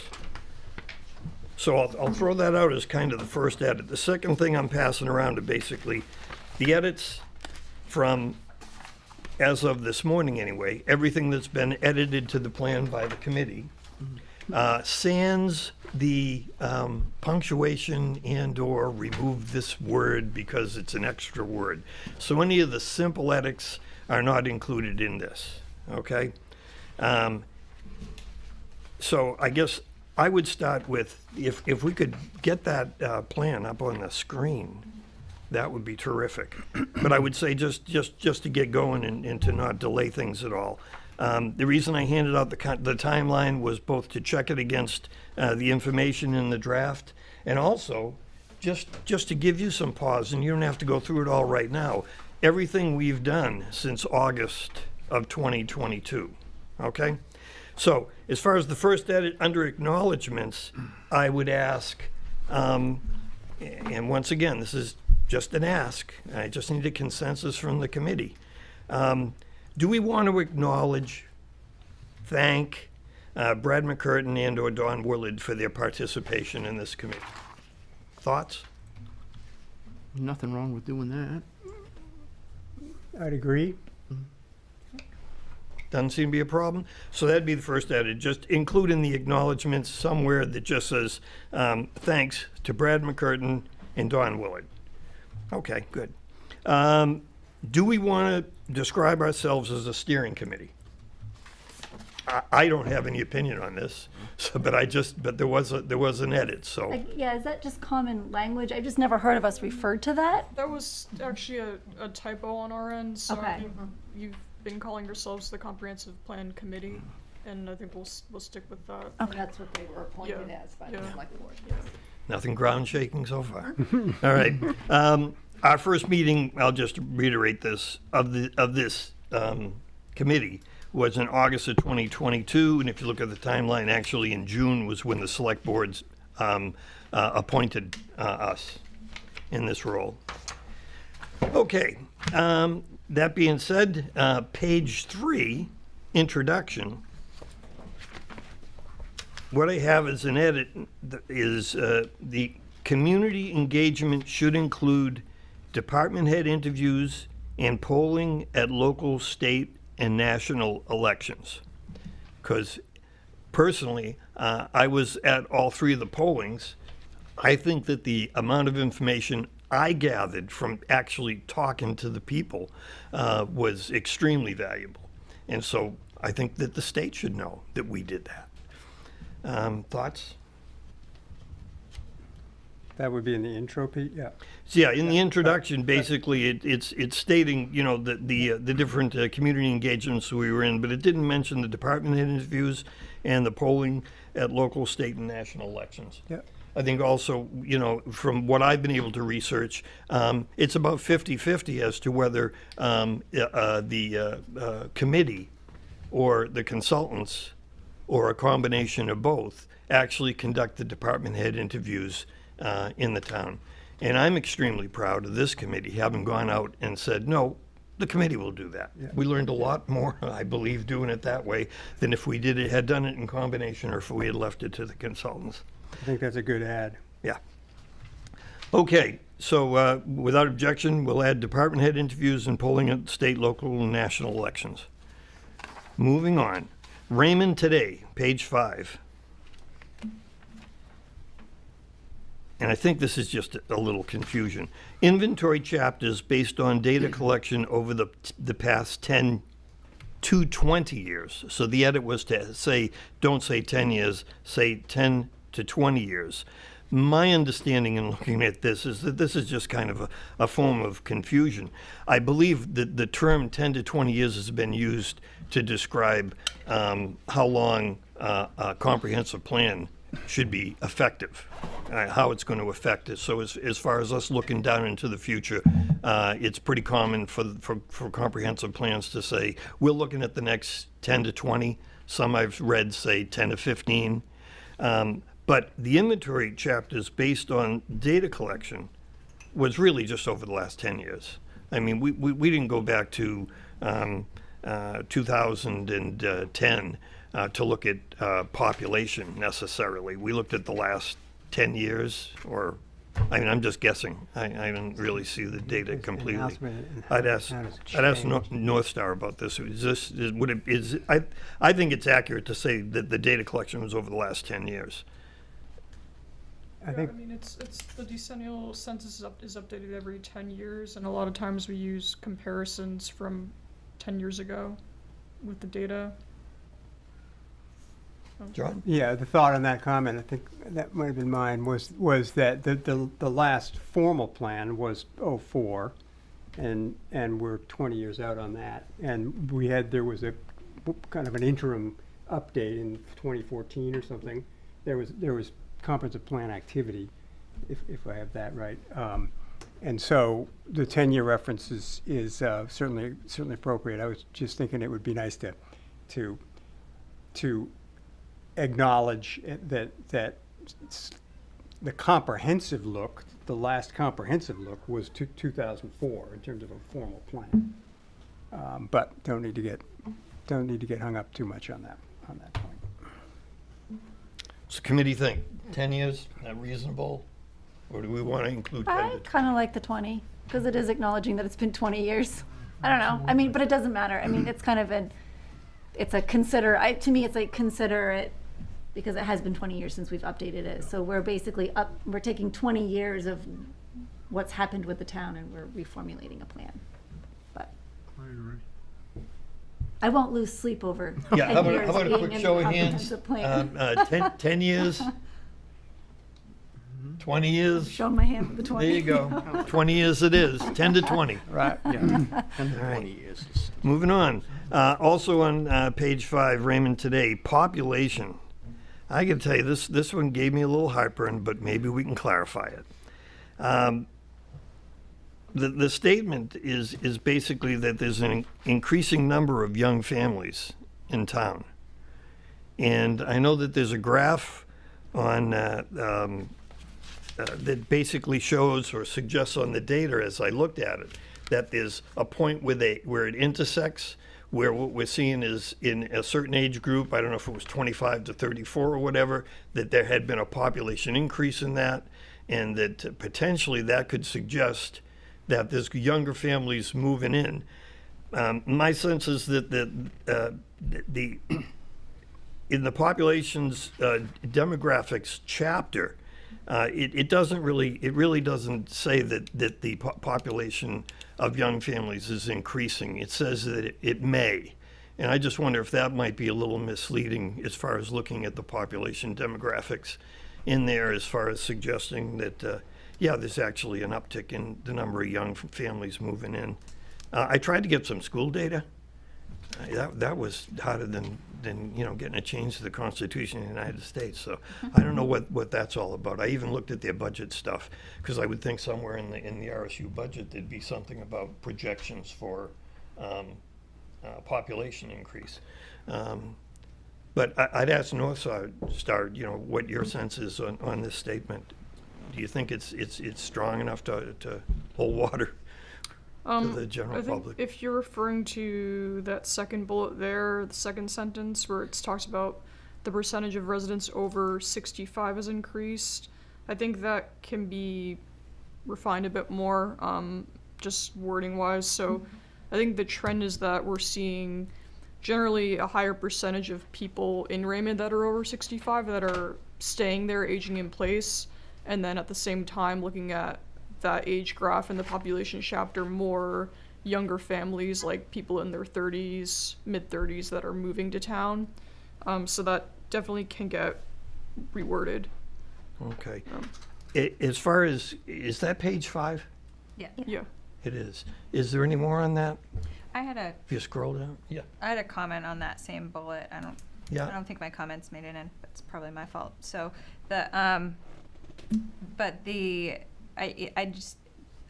agree with you, Peter. I don't think that second part of that second sentence matches what we've talked about, and I think we could find a different way to extrapolate the data consistently between the first part of the sentence and the second part of the sentence to make it more clear as to what at the point we're trying to get across.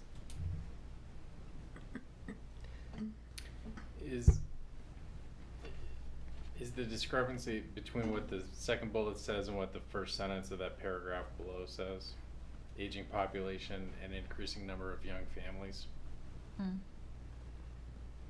Yes. Or do we? I think it's just kind of the wording. When we're saying the population is aging, we've seen an increase in the older people, but there's also been an increase in young people. I think it's just the way it's worded. Okay. That's all. Because when I had to read it a couple times to be like, wait, what? What are they? I think what you're saying. that's what it is. It's just a little misleading, right? Am I? Yes. I agree. Yeah, like it's just, yes, you can still see an increase in people in their 20s and 30s, yes, but it's a much smaller increase. And I think we all understand that. It's just the way that it reads kind of throws you off a little bit. Are we in agreement with that? Yeah, just one more point would be, and this maybe is getting too into the statistics, but is it possible that there were a lot of people aged 50 to 64 that over the last 10 years have turned 65 in town? I think that's a possibility, absolutely. I'd just be, like you were saying, I'd just be curious on the actual increase in young, quote-unquote, families coming in when we're losing a school. Like, I know that's future, but it's just like, well, we're losing the school for various different reasons we don't have to get into, but it's just like, to me, the statement that we have a lot more young people moving into the town doesn't reflect what is actually going on in the town. So just like you, I'd be curious about the stat, if that's actually accurate before putting that in there. I don't know how you would find that stat. Is that that school stat you were talking about? Is that a stat we could potentially get from Wyndham to see what they're? I looked. I'm sure that it's got to be there somewhere. I just didn't find it. I don't know if that would be helpful or not. I mean, there's other factors that are involved as well, even in looking at the budget. I mean, I do know that the RSU is decreasing 2 teachers' positions. But once again, that can just mean larger class sizes. It doesn't necessarily mean that the population of the school's gone down. So I think it would stand to reason that Wyndham is seeing a population increase in general. Therefore, I'm sure that their population of school-age children would increase. I don't think Raymond's, however, is. I think ours is either stagnant or slowly going down. I think Going down. I think that's my sense of it. Of school-age kids. Of school-age children, Yeah. yes. So school-age children are going down. The number of school-age children in Raymond are either stagnant or down. But Wyndham, it would stand to reason that they are going to see an increase because they do have a lot of developments. They have more development action than we have here. Sure. And one would just assume, I guess, that would mean that there are maybe more children that will be there as well. So I'm hearing a consensus that as far as the second part of that statement, that be deleted, or that we find another way to say that there is an increase in this age group. And I know that all of that breakdown is in your analysis. Yeah, later on. So you could just pull the numbers from that and just, say, the age group 25 to 34 or whatever. It was 10% or whatever the number is. Yeah. If you throw the same statistic at it, or if it's available, then you're making two quantitative statements based on the data. Okay, so we agreed on that. Looks good. Moving on. All right, so I'm going to draw a lot on, and John, listen up here. I'm going to draw a lot on the individuals that have real estate experience, but I'm going to tell you that on page 5, under housing, at least 6% of homes in Raymond are used for short-term rentals. Okay, I believe that's a guesstimate. I don't know that we track them. But at the very least, would it hurt to say at least 6% of homes in Raymond are used for short-term rentals, which remain unregulated? I think an appropriate word could be currently, which are currently unregulated. Which remain currently unregulated. What do we think about that? Rumor has it someone wants to regulate it. How are we defining short-term rentals? Is that year-round basis, or is No, I think that like most of what or towns that I've seen or have investigated basically look at, I think in Portland it's 30 days. So if you're going to rent it for under 30 days, it's in Portland. I believe it's considered to be a short-term rental. Short-term rental. Some condo complexes will call it like a 90-day or 3 months or less, or sometimes even 6 months or less can be kind of considered a short, if it's not a year-long lease agreement sort of deal. My question is, how many summer camps do we have that people rent out for a number of weeks during the summer? How do you tally that into it? Tell you that it's a lot more than 6%. I would think so. You own the home and you go to it you spend a month there over the summer, but the rest of the time you rent it out. To remain focused, what I'm really asking in this edit is that we just make some statement of the fact as we know it. And the fact that we know is that as of now in the town of Raymond, short-term rentals, however you want to define them, are not regulated. That could be simply what some communities have done, which is they license them. Therefore, you have information, and if a neighbor or butter has a problem, they know who the owner is. They have the contact information, to something as restrictive as licensing fees and revenue streams and all that sort of stuff. I don't think we're at a point here where we're going to be discussing that, but simply to make the statement at the point in time when the comprehensive plan is finally voted in by the town, that we're telling everything that we know, which is they're not regulated now, and that is an issue in many communities. I know it's been an issue in this community. Do we want to specify even more that they're not regulated by the town or by the municipality, just to clarify? Yeah, I struggle with that a little bit. I think that it's not true that the house that is being used for short-term rental hasn't seen a lot of regulation and inspection and approvals. So I would just worry that if we don't word it correctly as far as it's just not regulated, then possibly people would say, it didn't have to have the building code to be pass the building code in order to be a short-term rental. So I agree though that the wording needs to be correct. Yeah. Would something like a reference to the fact that to date there is no ordinance to manage short-term rentals? Right.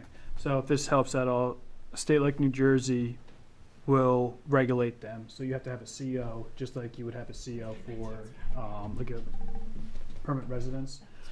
You have to have the CO for the short-term rental. Short-term rental could be anything from a day to could be a week. You know, I think the short-term rental, when people think of it now, they think of like Airbnb and that kind of thing. So you're absolutely right. It's not regulated by. I don't think it's regulated by. I mean, it's not by the state.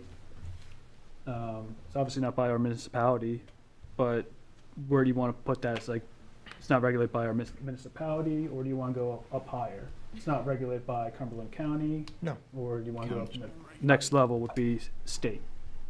So I think something that might make sense is it currently doesn't require regulation isn't required for the town or for the state. How And maybe about that's regulation the is distinction we make. How about regulation is not currently required? Sure. Factual. Or which are currently unregulated by town ordinance. Whoa, there we go.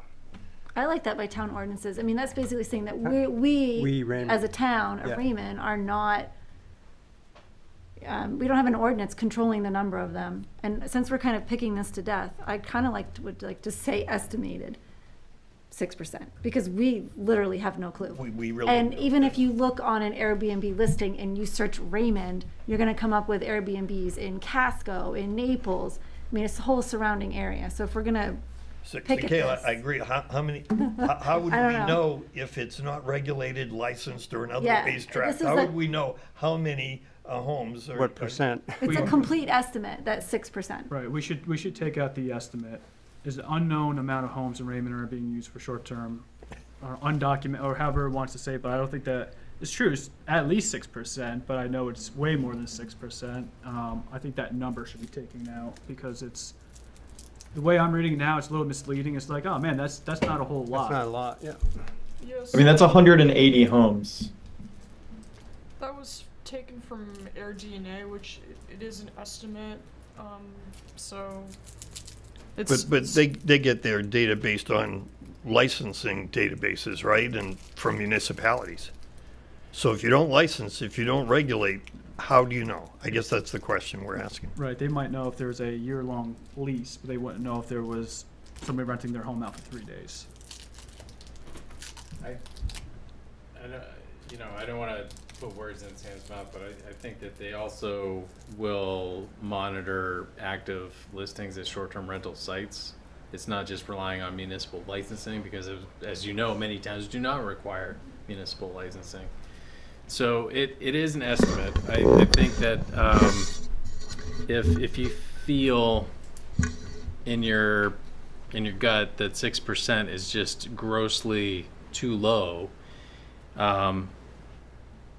I think the way I look at that is at least 6% of homes in Raymond are estimated, to Kayla's point.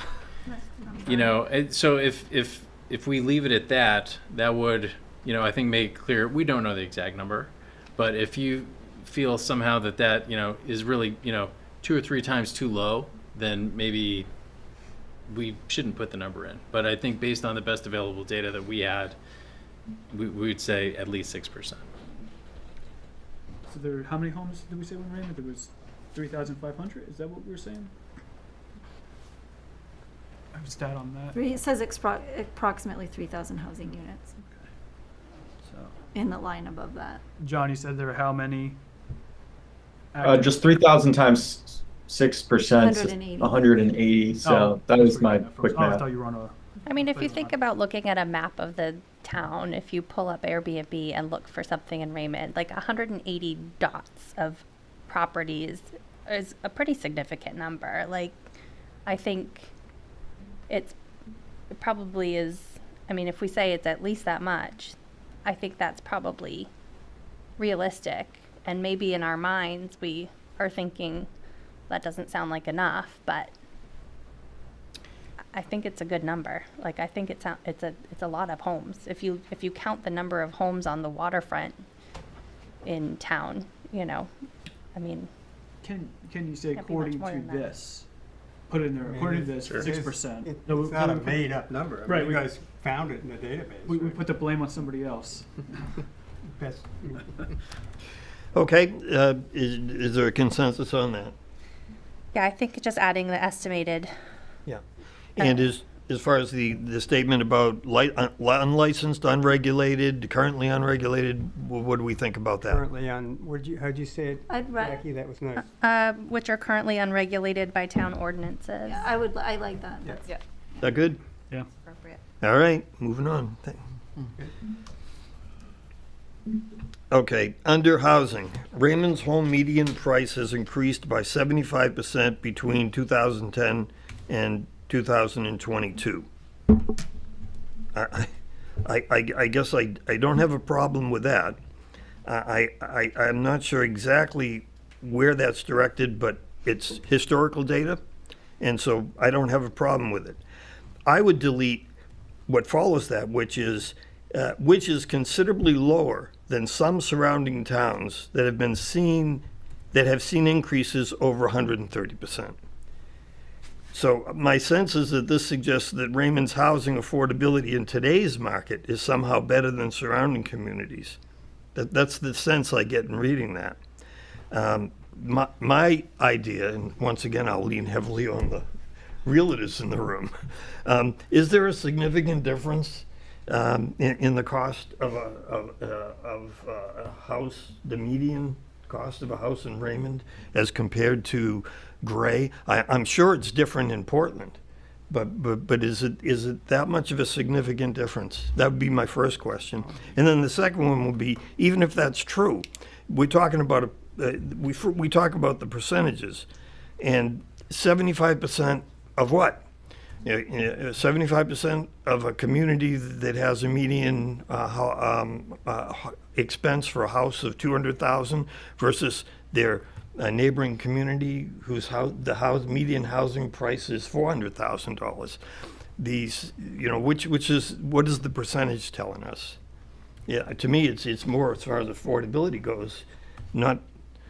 Thank you, John, for educating me on this. I believe it's not the affordability capital A, maybe it's the other way around. It's the affordability small a, which means is it expensive to buy a house today to the point where you'd say it's not affordable? Yeah, I would agree with that statement.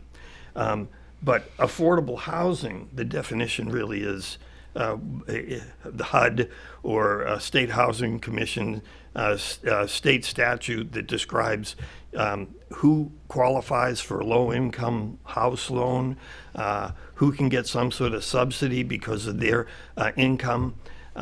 So there's two different affordabilities there. So anyway, I know that's a lot to digest, but basically, is it misleading at all to be kind of putting this in here and saying that some communities have experienced an increase of 130% in Raymond for the last decade was 75%, and somehow that's better now, today. I don't feel that statement is, because I like how it ends, current data suggests that it's not. So saying, hey, listen, this is a stat, it's showing that it's lower than the other areas around it. However, current data is suggesting that Raymond's housing affordability is not better. That, I would say that without that very last sentence, I would agree with you. But tacking that on there, I think it's a very fair statement all the way through. Other thoughts? State Housing publishes, Maine State Housing, a very nice, basically, chart that rates and gives you in years comparisons as far as what median houses have cost, the median cost in Cumberland County and throughout the state with individual towns. And so that's very helpful data. But the one thing I find most helpful in looking at it is their index. And their index is basically just a fraction that indicates, you're a 9 or a 0.9 or you're 1.1. And it's basically a formula, as I understand it, that's describing the affordability in a community from year to year. And I got to tell you, looking at Raymond and Cumberland County in general, but in Raymond over the last 5 years anyway, I think last year we were at anything below 1 is considered not affordable. And I think Not affordable. Not affordable. And we went from like 5 years ago, we were a 0.9, and now we're somewhere around a 6.5. So I think that's pretty telling. Our on affordability what is increased. our affordability has decreased. And in comparison to area towns, I didn't see that they had an index that was any different from ours. So I'm just throwing that out there. But you guys, North Star, I mean, you guys pulled that statistic from data somewhere, right? Yeah, from Maine State Housing. Maine State Housing. I mean, so that's a factual statement. The first part of the whole statement probably is factual. Oh, yeah, and I'm not doubting the factual. I'm just saying that the first part of that, Raymond's home median price has increased by 75% between 2010 and 2022. But then it goes on to say, which is considerably lower, meaning at the time, that time frame, it was considerably lower than some surrounding towns that have seen increases up to 130%, which I don't doubt that there's data to support that as well. I guess what I'm asking, is that germane to what we're trying to say here, which is how affordable is housing in Raymond? I think taking out today that second part of the sentence makes it more clear. I think what we were trying to demonstrate with this bullet was that housing affordability is still very much an issue in Raymond, but there also are other housing issues like the lack of diversity, the fact that there's 97% of the housing stock is single-family homes. So I think with this, we're trying to hit at the variety of housing issues, but I can see how it would be misleading to read that and think, well, Raymond is pretty affordable compared to other towns that, like the median home in Raymond was, I think, around 400,000, and the median home in other towns is like over 800,000, which is a huge difference. Absolutely. No, I agree but with it's that. still not affordable. I think if we're putting ourselves in chairs of the comp plan 10 years ago, or 10 years from now, we're trying to convey what type of information is important that led our goals to where they are now. And this bullet, I see it, I agree with you, Sam, and I think if we were to add something that indicates that this increase continues to remain, or this increase is still, we see this as still an affordability issue within the town, to qualify that even though, we can remove the 130%, but as long as we're qualifying that this is an issue that's leading to the affordability problem, then we should be conveying the information that we want to sustain that idea.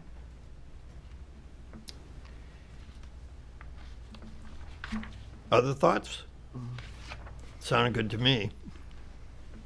So we're trying, what you're after is making the point that it's increased a lot.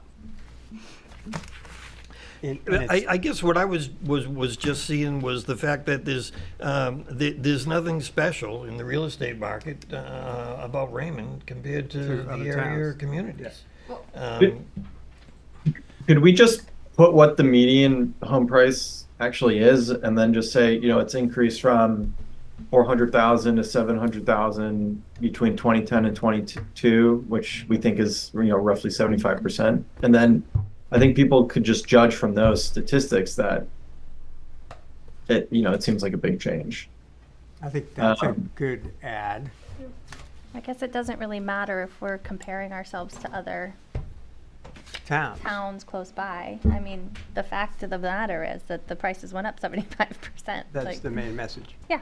The only thing that, the second part of the sentence, the only thing that I was sticking out to me with that was, I see it as we have the potential to increase in our percentage over the next 10 years, meaning we may start to mirror those other towns as far as affordability goes. Yeah, and just due to the fact that Raymond's home price is lower than surrounding towns, it seems like it would be more desirable for younger families to want to move here.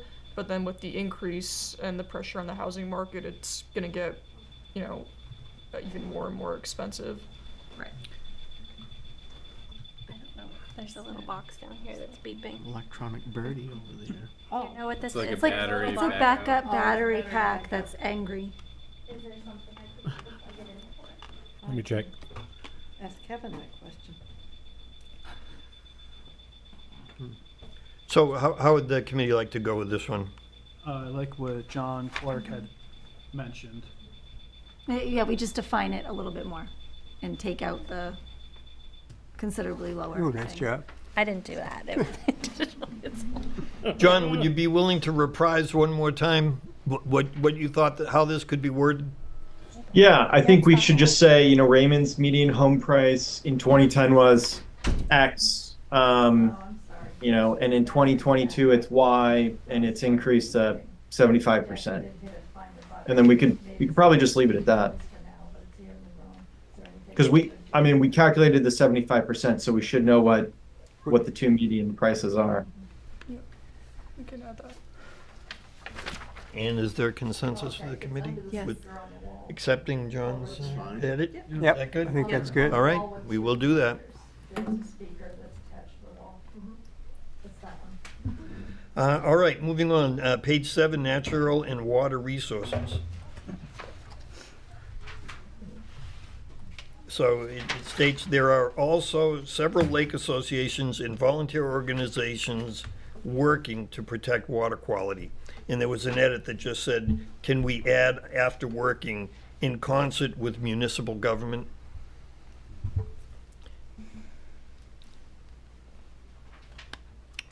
Yeah, it's a fair statement. Good add. It's true. It's true. And it's true. Consensus is yes, we can add that. So we just add to it, in concert with municipal government. Good. To protect water quality. Page 7, public facilities, excuse me, and town capacity. It reads, as a small town where most town revenue is generated through property taxes, Raymond should work strategically to support residents while maintaining fiscal priorities. I guess the edit would be, after should, we add seek additional sources of revenue and work strategically. So Sure. this is under public facilities and town capacity. Yep. Thoughts on that, on that addition? The language here says Raymond must work. Yes, And I guess that was part of the edit as well. yeah, absolutely seeking alternative sources. I mean, grant funding and so forth is a key point, I think, Sure. of the plan. Yeah, other than property taxes. Other In other than words, alternative, I yeah. don't believe anytime soon that's going to change as the major source of funding this town. It's going to be property taxes. Yeah, right. However, I believe when I listened to the former finance director speak at a select board meeting, that was one of the things she was asking for, to see if there are some ways that Raymond can do to explore other revenues other than property taxes. And I personally think it wouldn't hurt for us to say should seek additional revenues. Absolutely. Sources of revenue.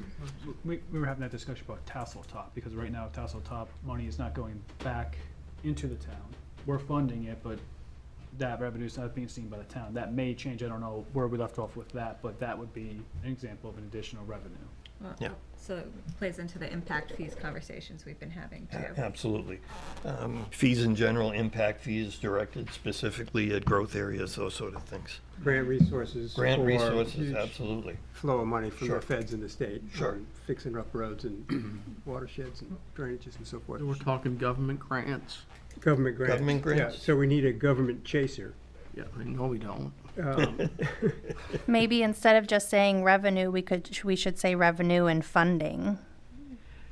So seek additional sources of revenue and funding. Yeah. Because grant money wouldn't necessarily be considered revenue. We Right. don't know. The one comment I would add to that is I wouldn't want this to sound like we don't currently do any of that, Yeah. because we certainly do to look for grant opportunities, look for other revenue opportunities. to increase our capacity. expand- to- To pursue those expand opportunities sources. is the language we want. So, is it softer to say, should continue to seek additional sources of revenue?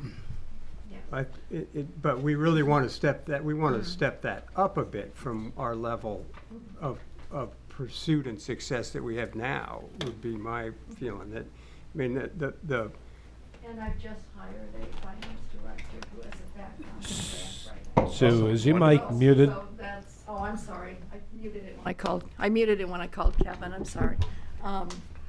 I just hired a finance director, she begins on August 26th, that has a background in grant writing. Excellent. And had I not found someone like that, I would have been looking for a grant writer, because while it does say on here that the small but adequate staff, adequate's getting very stretched. Well taken. All right, so consensus of the committee, how do you want to word this?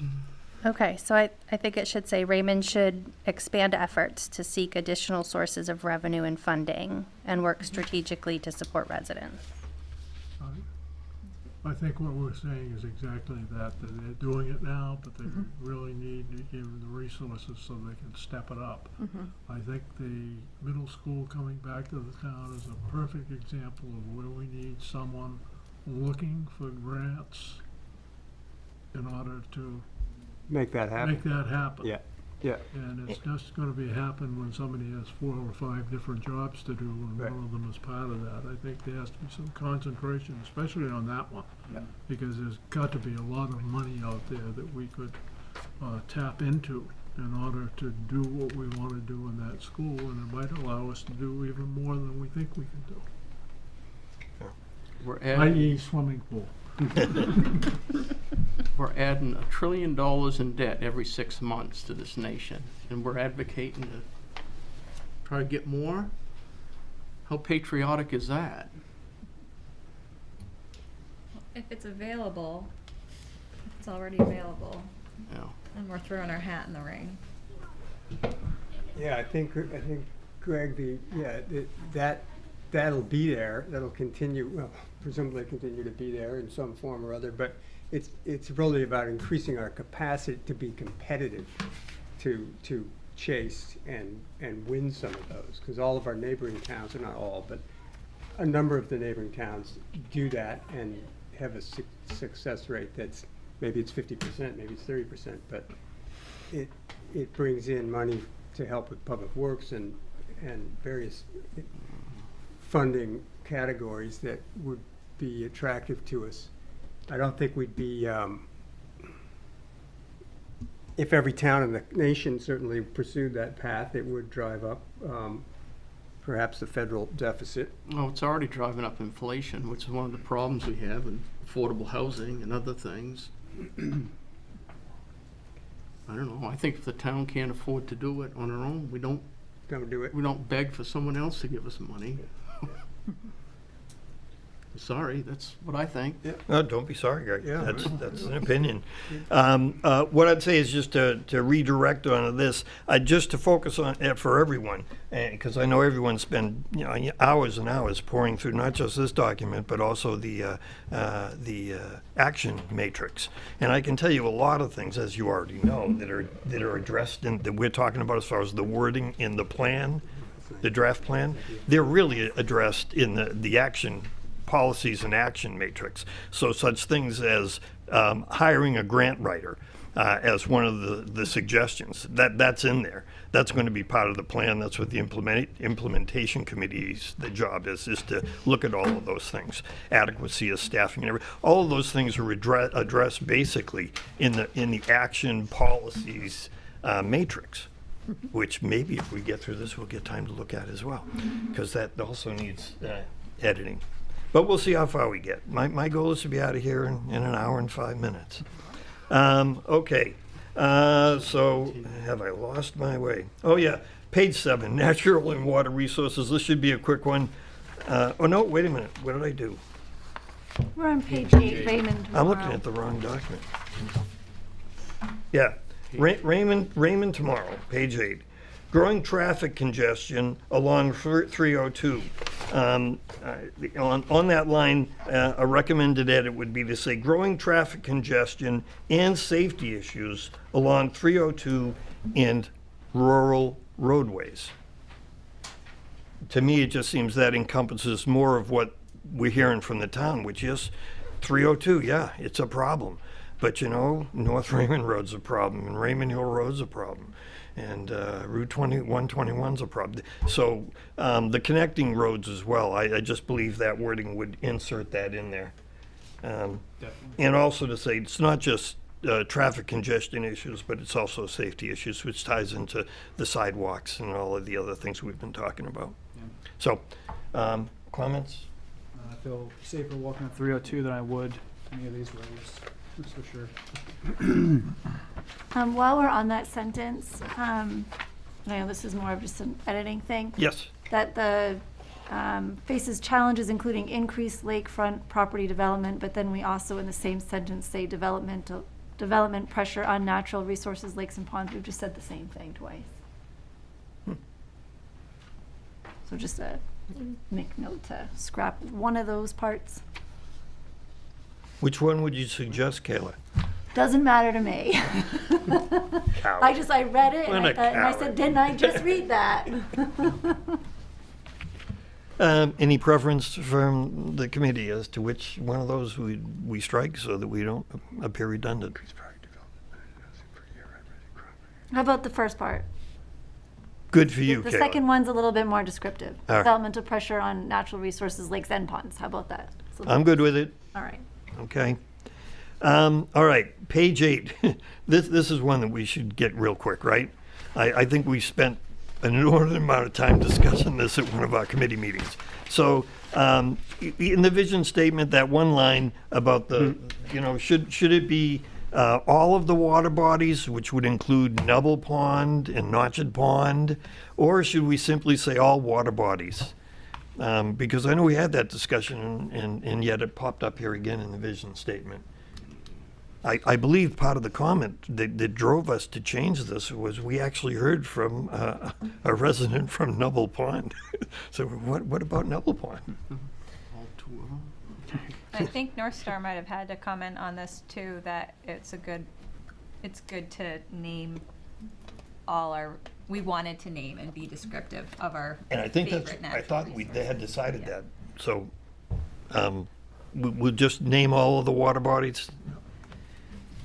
I think that the wording was something, if you can find a draft of it, was all of the ponds, lakes were named individually, and then we said something like all other water bodies or connecting water bodies or something to that. But we could let North Star word craft that so it's correct.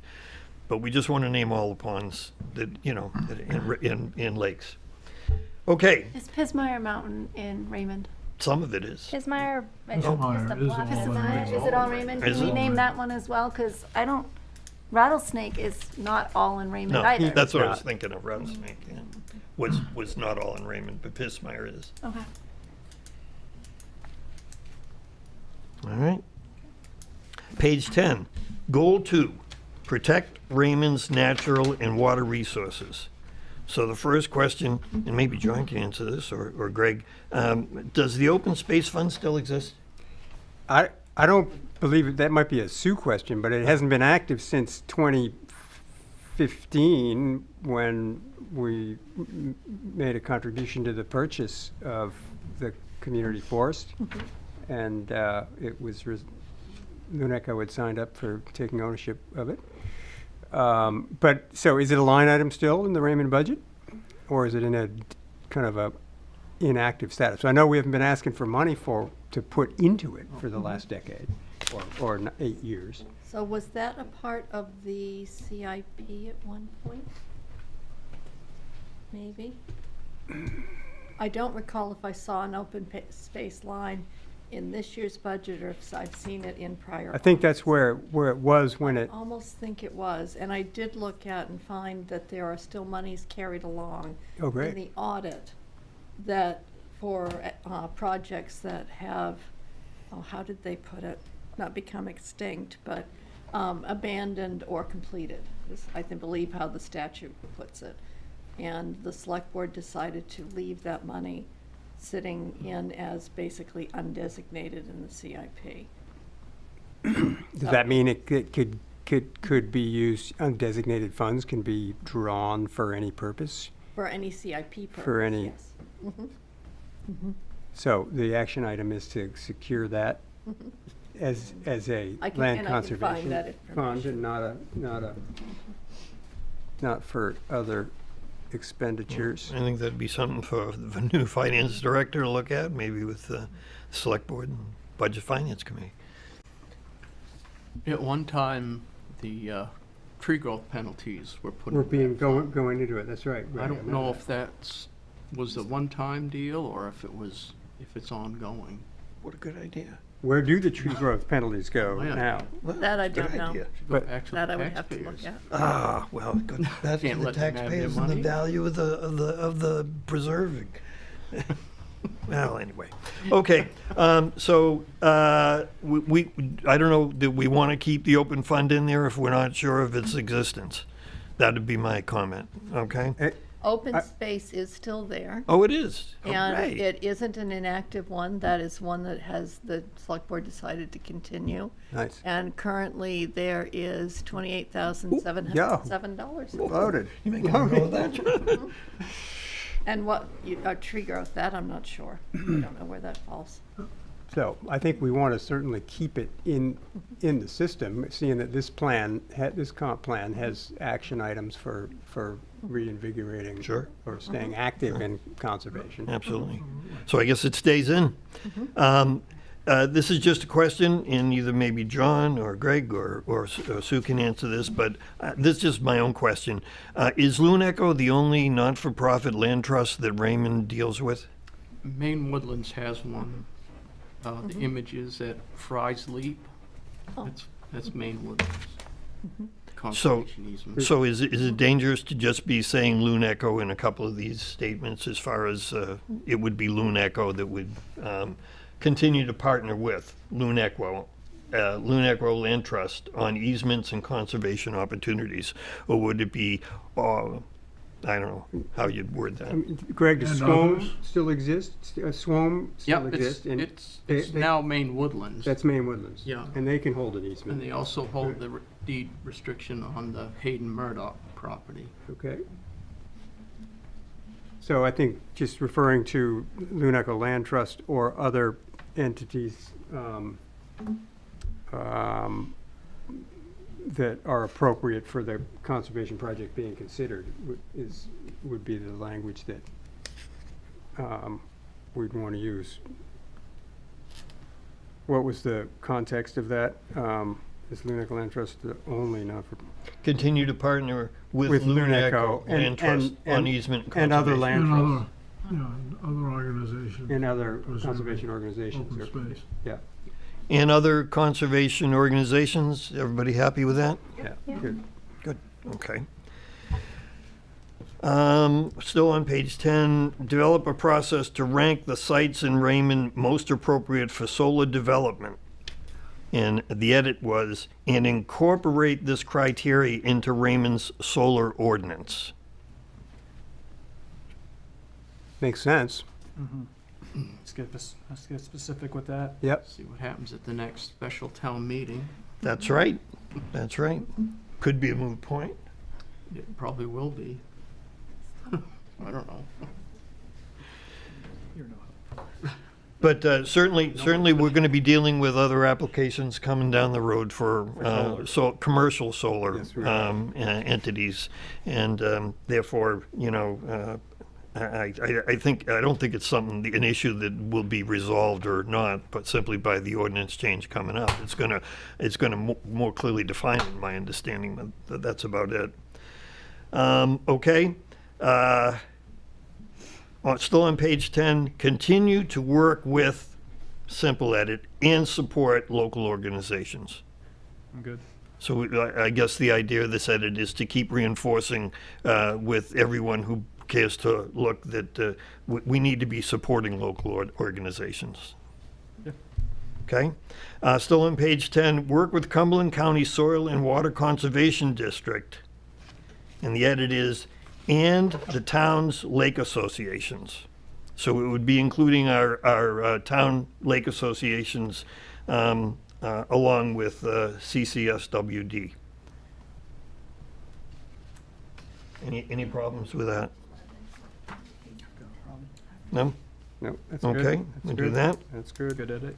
Yep. Pursue public access easements for swimming, fishing, and passive recreation and the edit is, all lakes, ponds, and water bodies through a collaborative process between municipal government and landowners. Once again, we're fostering that idea. There's got to continue to be collaboration. Those specific ponds were called out because they currently don't have public access. Yeah. There are a few that do have public access.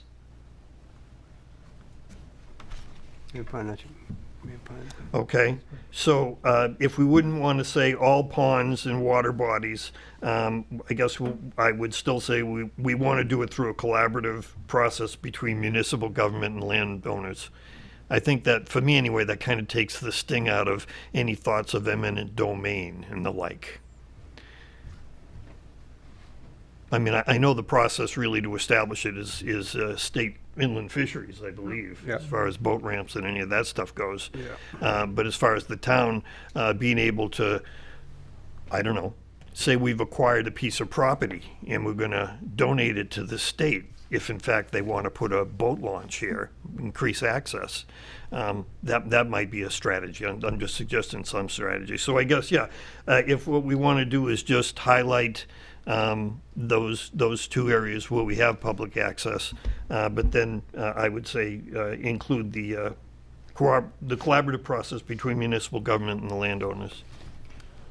I do just want to bring this up. So I live on Raymond Pond. I did have my annual HOA meeting between our last meeting and this meeting, and it came to my attention that there was this public process maybe 10 or 15 years ago throughout Raymond, and you know, and this is kind of how it ended up, in that every other body of water except for these three have this general public access, and so that there was already a townwide thing that happened, and I guess, I don't know, people in my HOA are maybe a little close to it, but you know, it was a very unpopular thing, I would say. And obviously they live there. It's a very small population. It wouldn't, you know, they don't speak for the whole town, but from a, you know, we're trying to implement certain things, and this was implemented townwide 10 to 15 years ago, is my understanding. And I don't know if anybody on the committee actually has better experience with what happened, but I think that might be something to consider before we put this in here, because, you know, I guess the goal is to actually implement what we're putting in here. And I do just want to point that out. Yeah, I think, John, if memory serves me, I recall there was an issue back around that time frame involving a piece of property that was coming up for sale that was on Panther Pond. And I believe there was I believe, if memory serves me, there was quite a pushback on the part of the Panther Pond Association and other individuals that had interests in Panther Pond that did not want to see that. So I don't know if what you're saying is that what you've heard is what came out of that was some sort of a deal where all the other, once we let's say granted access to Crescent Lake, that then we would not be looking to provide it or increase the amount of access through to the public to our other water bodies. I'm not aware of that, but no, I think I'm saying something a little different, and obviously I wasn't here when this happened. I guess the story I heard was that there was a big push through inland fisheries and wildlife to get public access to every body of water in the town. Sure. And I think that, at least in Raymond Pond, what I heard was that there's no town-owned land. It's all privately owned. And so there was one of these, like, you know, battles of, okay, well, where would we put this? And it's all private land. And so I guess I'm not sure if that's the same for Notch Pond or Nubble Pond, but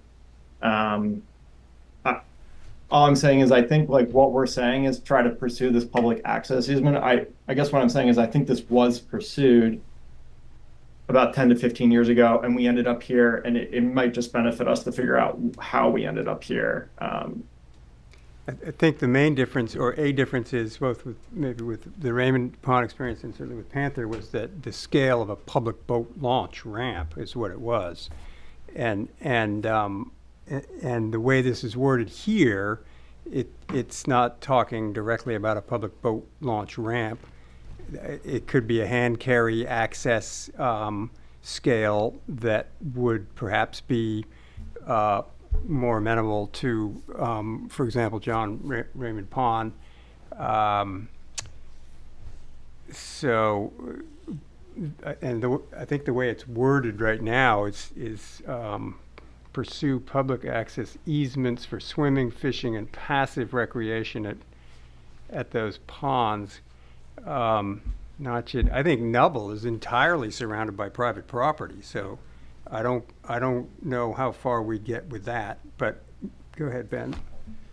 Yeah, so I think the question is, you know, through this process, I think it was clear that people in Raymond want more access to these public resources that are in town. Yep.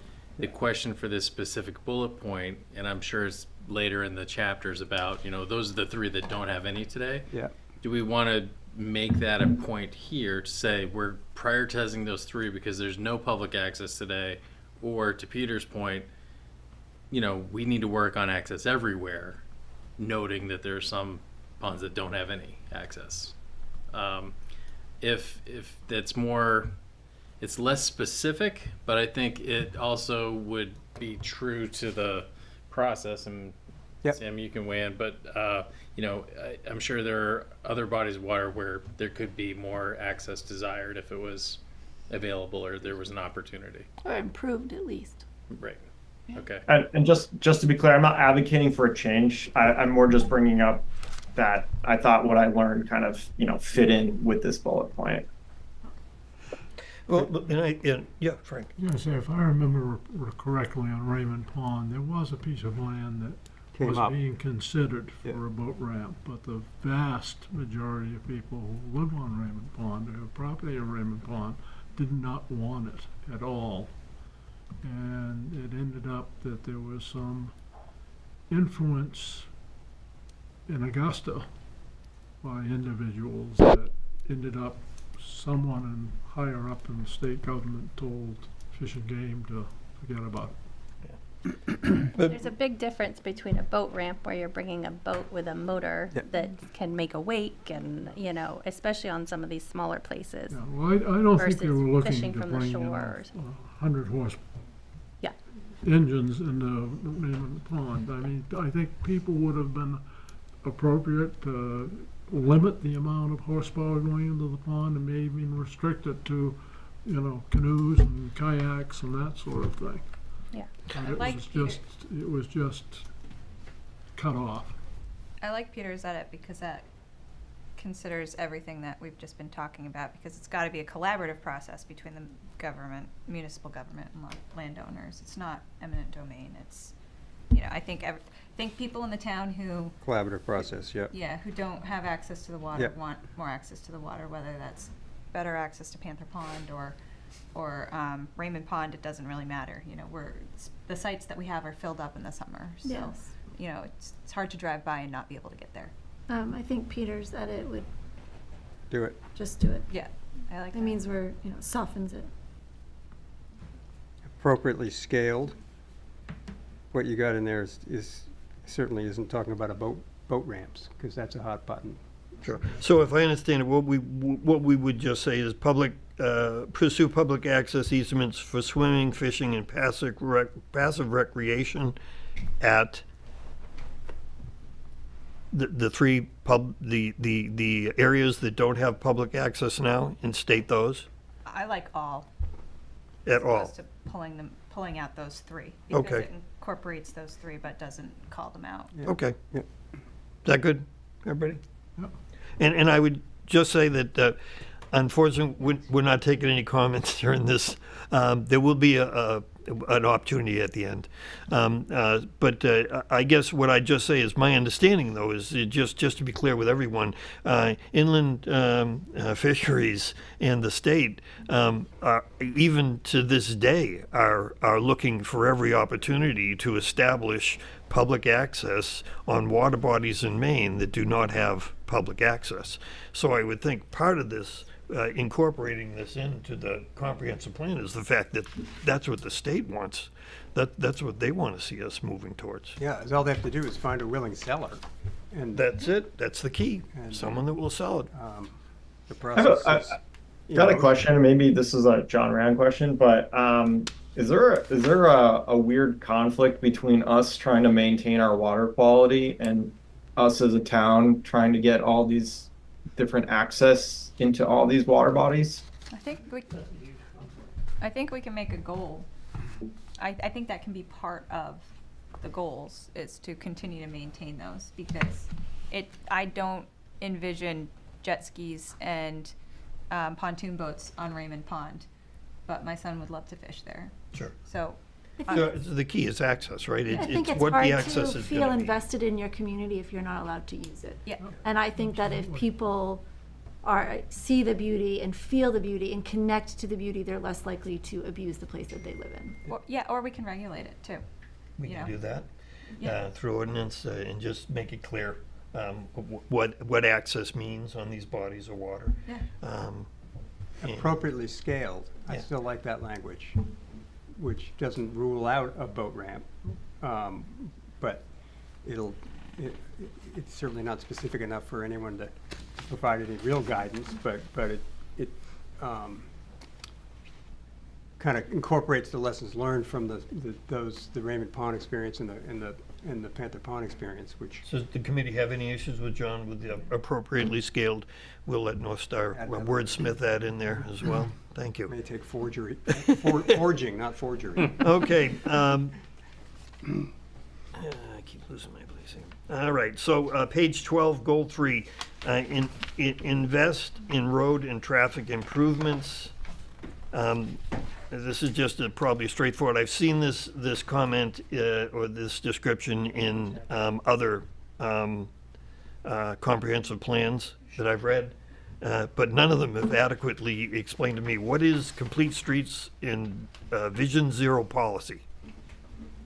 I believe that is already defined in the transportation chapter, but I can double check to be sure. If it is, could we just have a reference on this goal? Yeah. That's unreasonable for everyone?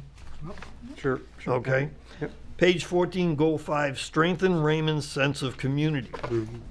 And it's, the line is, explore the feasibility of a town-run daycare program. And the edit would simply be, explore the feasibility of a town-run or public-private daycare program. Thoughts? Why? Why a town daycare? What's wrong with private ones? We don't have enough childcare in the town, period. And if we've got more families coming in, we need it, and that's just critical. I think it's just overlooked pretty frequently. Especially if it's taking away their school. Yeah. Yeah, and I think you raise a point there as far as, one of the things that we asked for at the Pom-Pom survey was daycare. And although it certainly was on the lower end of votes, I believe that what this edit is saying is that either keep that option open. So as an example, if when the school comes back to the town, it may be that some space there with what would be considered to be reasonably low amount of renovation cost, because it was a public school, might be relatively inexpensive to turn into a daycare center. And therefore, it would either be a revenue stream, we talked about new revenue, by leasing it to a private concern, that Raymond also has some amount of say over, or a public-private where it's something as simple as we can get you to decrease your expense and maybe pay your employees a living wage, and in return what we'll do is give you a big break on the lease. And that would be kind of a public-private type of a program. The RSU is currently sort of doing this with pre-K program with one of our daycares here in Raymond. Yep. They sort of have a public-private relationship, and from what I hear, it's quite successful and working out nicely. So I guess instead it would just be opening the door to say, you know, either way, we might be open to that, so. And right now, we're exploring adding to our rec program a before and after care program. And all the programs that we have available right now have wait lists within 24 hours. It's like Taylor Swift tickets. So it's, and then you're not guaranteed coverage, and it impacts parents' abilities to work. So I just see it as something that's going to get worse. Yep. Are we okay with that edit? Just to add or public-private? Good. Moving on.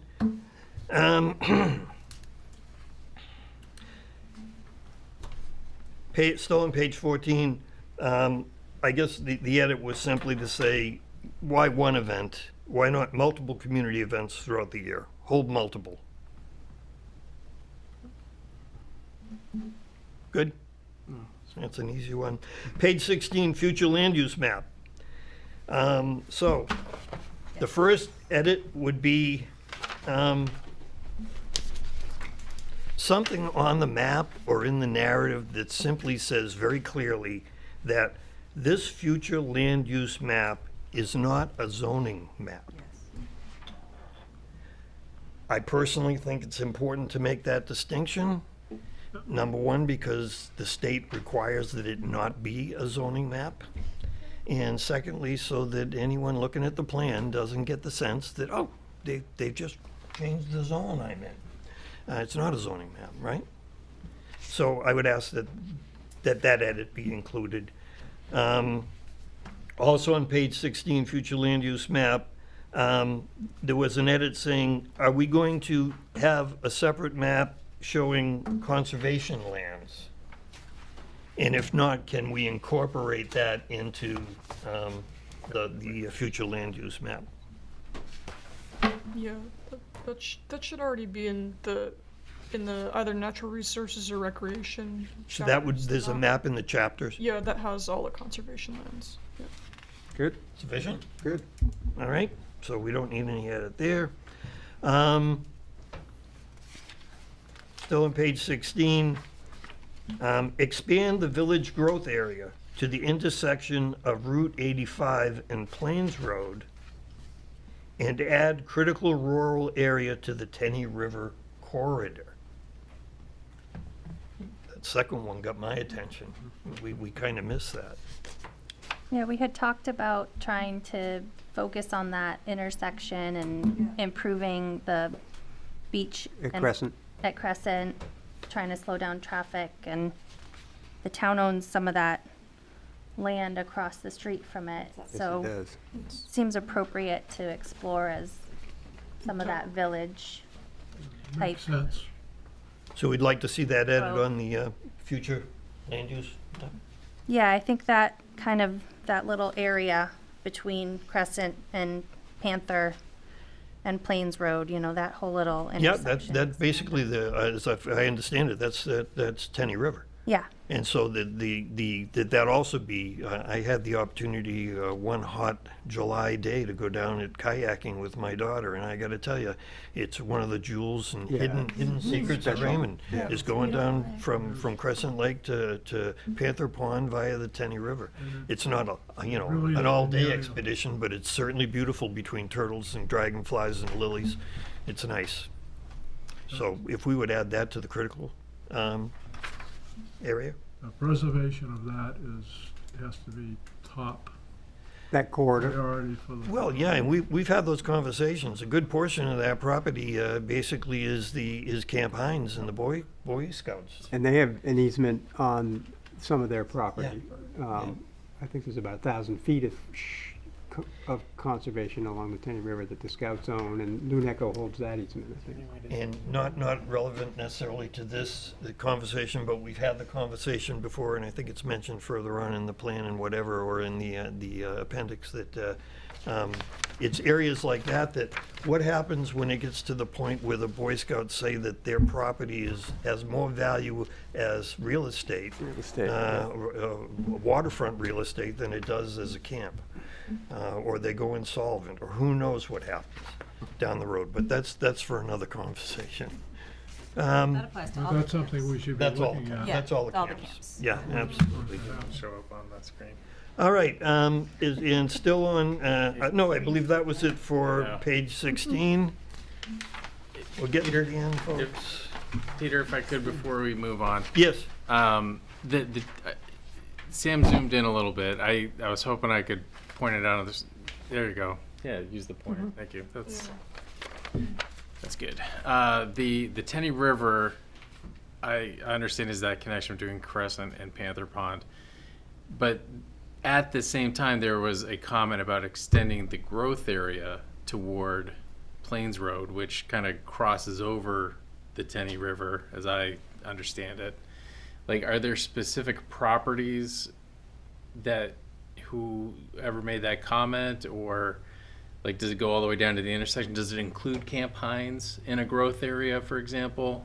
Or is it really just, going down to the Tenny River itself? So there's a parcel, I believe it's 7 acres, that is right where Plains Road and 85 come together on that corner, on like this side of it. That's town-owned property. Next to the cemetery. Next to the cemetery. Yeah. Yeah. Where, they could look at putting parking for the ramp for the beach goers at Crescent. Okay. Or maybe there could be like a hand carry boat portage entry into the river. But that could possibly be used in some sort of way to help make improvements in that area.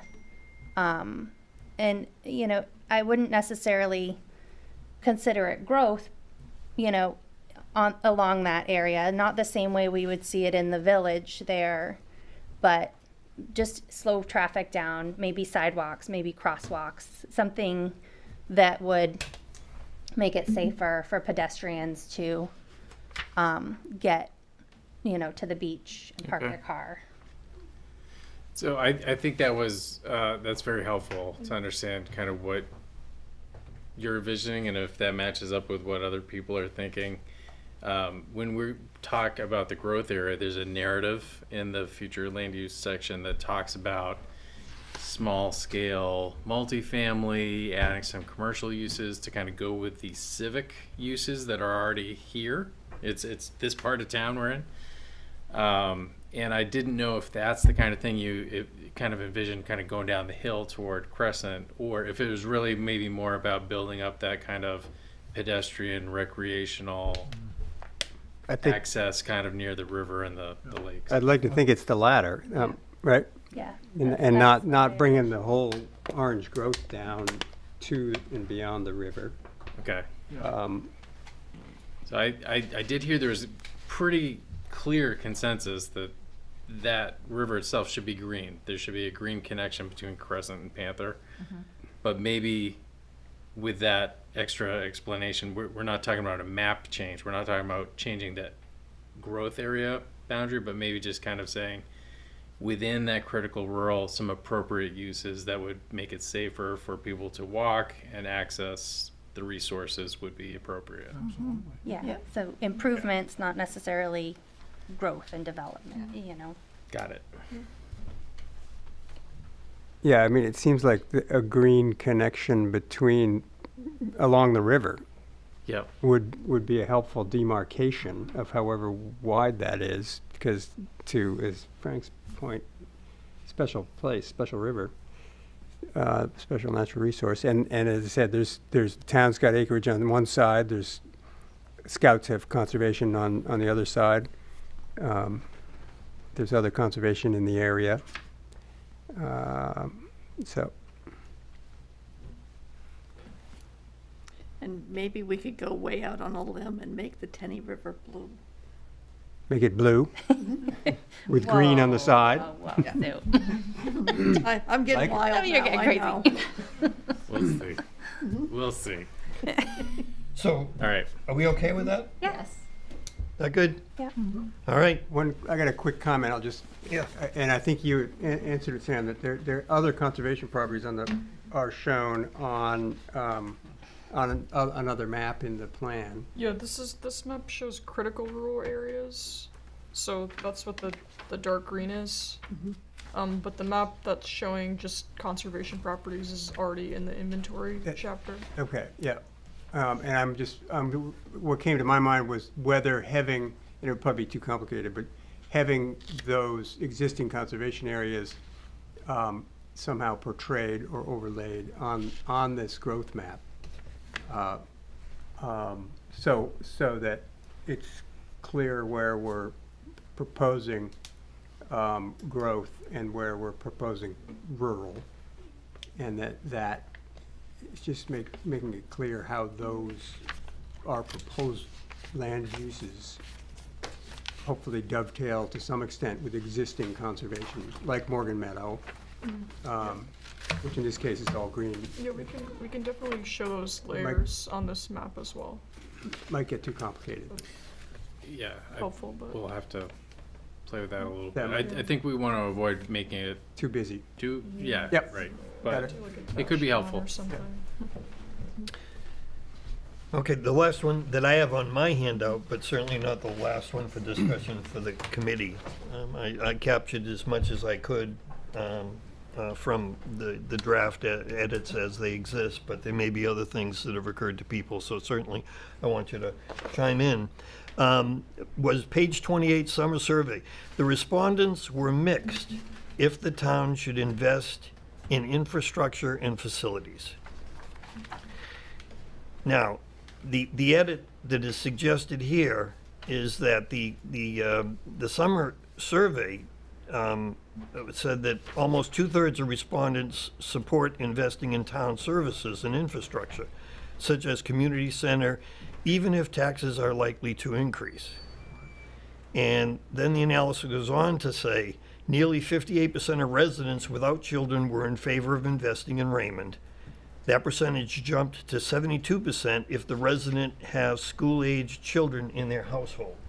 So I guess the edit is asking if this, characterizing this as mixed doesn't seem to jive with the results analysis of the summer survey. And to compound things, I kind of pulled up, just to refresh everyone's memory, how question 7 of the summer survey was posed to the citizens. And it says, the town of Raymond should, bullet point 1, keep taxes as low as possible, even if it means cutting services. And the second bullet point was, or question was, invest more in services like recreation, libraries, and infrastructure, even if taxes go up. Now, in reading this, I would say as a survey question, I would say that really, in order to be a little bit more equitable, there should be at least 4 questions here, right? So the option to the citizen on the first one was keep taxes as low as possible. Well, that should have been it. That's survey question number 1. Survey question number 2 would be keep taxes as low as possible, even if it means cutting services. And survey question number 3 should be invest more in services like recreation, libraries, and infrastructure. And then the 4th question should have been invest more in services like recreation, libraries, and infrastructure, even if taxes go up. So I think that the edit is really suggesting that the data we collected doesn't seem to jive with the analysis in the report. or the statement that the respondents were mixed. You know, as I read the data, number one, we didn't ask all the right questions. Parse it out. The pie chart in the analysis has two, and one of them is low taxes, and the other one is invest in the town. Yeah. And so, but the question wasn't asked. Maybe a reasonable person would say, well, I want low taxes, but I do want you to invest in the town. So maybe what you got to do is decide on what you're spending the money on and spend it on something else. I'm just saying that could have been a question. The question could have been proposed in the survey a little differently. I'd ask North Star's feedback on that, their questions, the sense of how that's worded.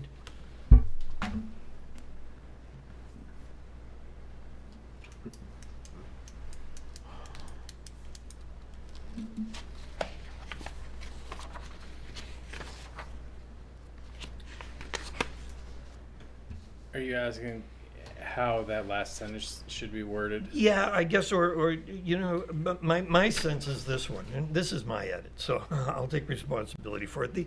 The sense that I have in looking at this, and then having looked at the survey, and having looked at the survey questions and analysis of the survey questions, and then to read this, I got to tell you, from my own personal experience and talking with people at elections and at associations and everything else, the consensus seems to be if there is going to be improvements that are needed in the town and services, then even if it means my taxes going up, I'm okay with it. But once again, that's not taking into account the survey results, which I believe that they don't disclose entirely what the pie charts and the graphs are saying to support this statement. The respondents were mixed. And I don't think anything I've heard or anything I saw in the data says that it was mixed. It was saying people very clearly want to see, there's a consensus that they want to see investment in the town. You know, what we didn't ask is at an increase in taxes, or at the same amount of taxes, or less taxes. So I'm a little cautious as far as the wording in that. I will tell you, I have basically, when I've talked to groups and whatever, I've been saying basically that, you know, based on the data in our survey, people in town there's a consensus that, you know, if it's going to take more spending, which means more taxes, in order to get us more services and get at these other goals that we want, then it's okay with us. Not everybody, certainly. I agree, Peter. The surveys we did, and all the pom-pom surveys that we did, that seemed to be the majority of the people were saying that. And I think that's what the survey summary says in more detail, with that whole kind of document focused on the survey. I think this snippet, what I'm reading here is that maybe it needs to say, in general, there is support for investment in the community, even if it increases taxes. However, something like it wasn't universal, where respondents, you know, differed or had mixed opinions. You know, it was based on perhaps on how long they had lived in town. I think that was one of the variables that you could point to and say, you know, it would impact how willing they were, or willing to say they were supportive of investing in the town. But I think your bigger point about going back to that document and saying, you know, there's a couple pretty clear points that say, you know, there's generally good support across the board, but it's not universal. And I think that was maybe the word you used. I'll write that down, because there's not universal, it's strong but not universal support, and one of the variables is how long people lived in town, the tenure, how long have they lived in town. How are we with that? Is that? That's Okay. All right. I'd ask if there's other committee comments or edits on the draft one of the plan. Thanks for putting this together. Oh, sure. I do have something. Yes. In here, you mentioned farms being the backbone of the economy. I don't know how many farms there are in Raymond. Mentioned.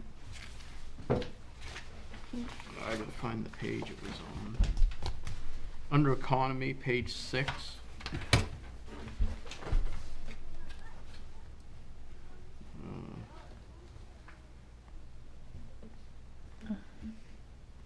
It's the last paragraph, the last sentence in the last paragraph, just above transportation. Natural-based businesses include some of his farms that form the backbone. Oh. Unfortunately, there's not much of a backbone of farms in Raymond. Farmland. There is farmland, and I think this kind of connects to that a little bit on page 23 where we talk about the rural areas.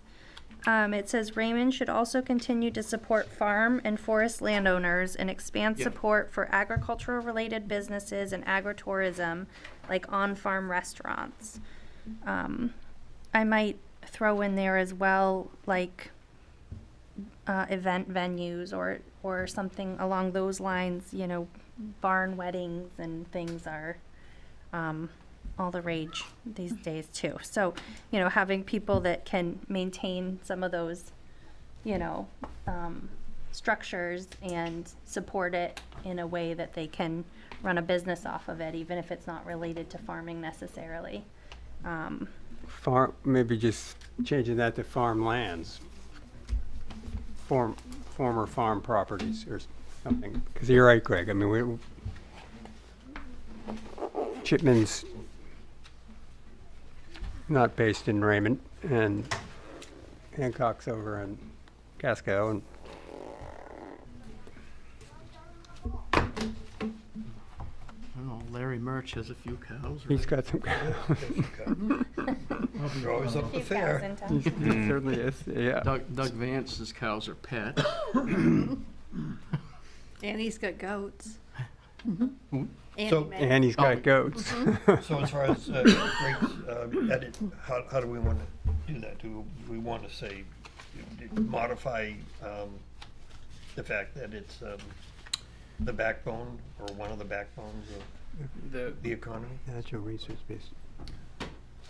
The way I'm reading it is the recreation, outdoor, natural resource based businesses are the backbone of Raymond's rural economy.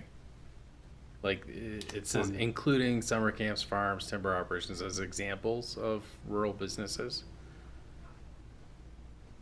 I think if you think it's more accurate to say farmlands or, as John said, former farms, I think we can clarify that. I think the larger point is okay, and this is more of a clarification. I wonder if you put that phrase in parentheses after businesses without a comma. If that would, because that makes it look like it's defining the businesses. Possibly, grammatically. Okay. Maybe. Parentheses. How does the committee feel? You would let it stand, try and modify farms somehow, or eliminate it? What do you think? I like the addition of farmland. Farmlands? I mean, it's not really a business, but it's a land use that is a significant contribution to the rural nature of Raymond. Yeah, because I mean, we have to remember at the beginning of the sentences, we also must support the following things. You okay with that, Greg? Farmland? Yeah. Yeah, that's fine. Okay. Just one. So be it. Any other? Okay. I thought it was a great document. You guys did a fantastic job pulling it together, and it was a. I think there's so few edits Easy read. because There's so it's few. good. Yes, I agree. Okay, Good so draft. there is a second component to this, which is basically the goals and the like. Due to the lateness of the hour, I'm going to ask that through unanimous consent and without objection, we hold that off to the next meeting. Okay, and what I would encourage everyone to do is, as I've been doing, those documents are still available. They're open for edits. So I'd ask you to go in and look under that and make as many edits as possible. And I believe North Star can then get started on that even before we have our next meeting. Because I believe the next meeting, if I understood it correctly, is really to Sam, it's to look at the second version of the plan? Is that? Yeah, yes, so the goal is to have a second draft ready by next month. Okay. All right, so that's what we'll be doing next month. I'd encourage everybody to get in there and make as many edits as possible prior to the next meeting. I know we all have busy lives, believe me, but it's not always easy to get the time to go through a document, especially detailed documents like this. But I think we've got a good start on it, and I appreciate North Star's effort as well.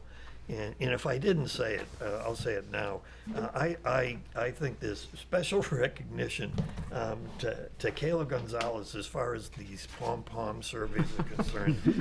She has artistic talents. She's got organizational skills, and I'm a member of the fan club. So I just want to say, I think that needs special recognition. You've done a great job. So. I do note that the couple that had a question that wanted to say something is left, but I'll open it up to any public comment now. If anybody wants to make a comment, an observation, anything like that, they're free to do so now. Seeing none, I'll close public comment, and I'd ask for Comprehensive Plan Committee comments. I have one. Kayla. I would like to thank all of the members of our Comprehensive Plan Committee, because looking at this timeline of all the things we've done and it being pages, you know, we're at it 2 years now. So congratulations for sticking with it for 2 years. And I think that the end is in sight. Well, yes, I would agree with that. I guess my only committee comment would be this one. As I was reminded by the videographer tonight, and I had a conversation with the town manager as well, I would just like to remind everyone at committee meetings that public comment and selectman comment is basically designed to bring up future agenda items, and because obviously we have the ability, and the public has the ability to comment on any agenda item. They have the right to do that. But so public comment in with public comment and with even with committee comment, there's no back and forth. Okay, so there are no, well, this is what I think about your comment. No, that doesn't work that way. It's strictly to bring up future agenda items, or to make an observation or your comment yourself. Most of the time when I'm making a public comment, I really don't need any response. I've already made up my mind. I'm just telling you what I think. I just wanted to remind everybody on the committee that. I would also remind you that we did have a very good training in executive session on parliamentary procedure, basically the can-nots and cans of a public meeting, and I found it informative. I also found myself sitting there listening to the town attorney, and with the years that I've been active in committee, saying, oops, I did that wrong. So it's always a good refresher for anybody who has the opportunity of doing that. And the right to know laws, the public notice laws and the like are all helpful. Lastly, I would say, Sue, can you just remind the committee of the combined meeting we're going to have in this month with the select board? That is on August 28th. It's going to be at 6:30 in the Jordan Small Middle School gym. And it'll be a workshop. Since the Comprehensive Plan Committee asked the Select Board to pull this together, it's the Select Board's meeting, but the whole agenda is to have a workshop to talk about the Comprehensive Plan. And who's invited? All committee members and all members. The public are welcome to attend, But since it's a workshop, the public's comments won't probably be entertained.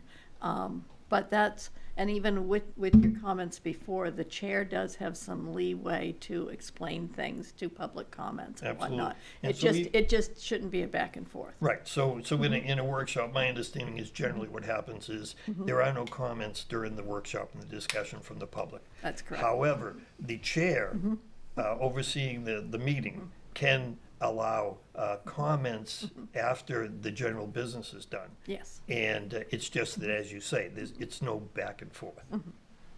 But the public can make comments. Unless it's a clarification kind of something or something, yes. The other boards that'll be there, planning board Yes, and zoning. yes, Budget finance. budget finance, Yeah, that's a big one. The comprehensive plan's been invited to. yes. Yes. And, The beautification committee, or at least a member of it. Yep, all committees, The code enforcement. recycling committee, they aren't that active right now, but they are still a committee. Code enforcement. Code enforcement. Another important. Yeah, others, the department heads will be invited. So I encourage you, even if you didn't get a chance to vote on the date you want, because the date was selected, there was a great Google poll that went out there that led us, and I believe we got 22 participants to agree on the same date. Yes. So of the 28 that responded to the poll, 22 agreed on the date. So we're gonna have that happen. I guess my question was North Star invited to this? We've got it on our calendar, just in case. We I were. think I sent the invite to you just Yes. in case you wanted to come. Yes. So, I think that's a great idea. I know that the boards and committees have, had a chance to weigh in early on in the process at the visioning stage and kind of weighing in on some early priorities. But it seems like this is like a really good chance now that we've got a rough draft, first draft, to kind of share where the direction of this work is going. So we are happy to be there and support that however we can. But I also think it's a good opportunity for this group to take that ownership and show that this isn't. We've helped, but this is not North Star's plan for Raymond. We've helped this committee draft a plan for Raymond. So to the extent, I don't know if it's going to be a little bit of a presentation on some of the highlights and the recommendations and kind of walking through the vision and priorities. We'd be happy to support that work or draft up a PowerPoint. And I know Kate and Sam have worked primarily through the chairs to do that kind of stuff. So whatever we can do, it may be worth a little more coordination between now and then, but it's on our calendars and we're happy to help. Great. So hearing that, Kayla and I can work with you offline off this meeting and see about doing that. That would, I believe, be extremely helpful. Yeah. I think along with that, I had talked with Sue about I don't have a problem putting together some printed material, not necessarily from the draft plan, because I've been warned about releasing draft information. It's generally not a good idea. However, there is a wealth of information on the website. Survey analysis, survey data, and the like, which has been accessible to the public and to the leadership of the town and the committees forever. But quite honestly, as I said before, everybody lives busy lives, so everybody doesn't have a chance to leaf through a 20 or a 30-page document. So I told Sue I would pull some of those documents off the website, and she's agreed to get them printed and available for the meeting as well. Yeah, since we'll be at the gym for size, because I sent the the invitation out to roughly 50 people, and that would be just a smidge cozy in here. Yeah, agree. But we don't have necessarily all the comforts of home at the gym for PowerPoint. I'll have to talk with Kevin about that. Sure. So it may be printed materials as opposed to PowerPoint. And I agree that. You mean like this? Yeah, something like Well, that. We could mimeograph it all. Well, we could just have a PowerPoint presentation that's printed out. Yes, oh, yes. Yeah, we could still use PowerPoint as the basis. It just couldn't be projected, I don't think. I'll have to talk with Kevin. But I completely agree that the draft document isn't ready for prime time, and I don't think you want to release it until you're ready for it. The committee deserves and ought to have first crack at it. But some kind of synopsis, as we talked about, some of the data, some of the pieces, so that you have enough for people to at least be thinking about it before they get in there, hopefully, so that you're not starting just from what is a comp plan. Sure. And I would agree as well as far as the withholding draft information and stuff like that. What we want to do is we want to build this document as close to perfect as possible, because they'll still people will find problems with it and errors in it, and what we need is the community to buy into this and accept it. And just like North Star is saying that it's not their plan, they've helped. What has to be clear, and I think it's gone on since the beginning of this committee, it's not the committee's plan either, right? All we've done is been a vessel to collect information and work with a consultant in putting into some sort of a format that is acceptable to the state, and that a reasonable person in the town would read and say, yeah, that reflects basically what I'm thinking for the next 10 to 20 years. So. But it's not our plan. Okay, if there's no more comments? Just a quick question on the 28th. So it's structured as a workshop. We're going to show up. Are the chairs running it? The select board's select board's running it. Okay. Okay, great. But, well, the select board will open the meeting, we'll open the workshop, and we'll probably say, it's yours, is the way I expect it to go. Okay. So if they just turn it over to us, then do we have a plan as to what we start saying next? Well, along with the discussion I had with Sue, along with getting printed material and stuff like that available, if we can't have a PowerPoint, then what I suggested to Sue is that Kayla and I get together, and what we do is put together an outline. Once we have an outline, we would certainly disseminate it to the committee as well, so you kind of have an idea of what documents we're going to provide and where we're going as far as the discussion. And like I say, I don't believe this group is actually going to need to start off with a what is a comprehensive plan. I'm hoping. Yeah, I hope not. Yeah, but so certainly my goal is to get into making all of the committees, the department heads, and any public interested in the fact that we're really coming down to the wire. We've got a draft plan. This is, as an example, some of the data on the website that reflects the polling and the surveying that we've done based on what are the major issues or interests of the community, and what the consensus was there. Provide some maps once again to maybe. I'm looking forward to trying to dispel some of this idea about.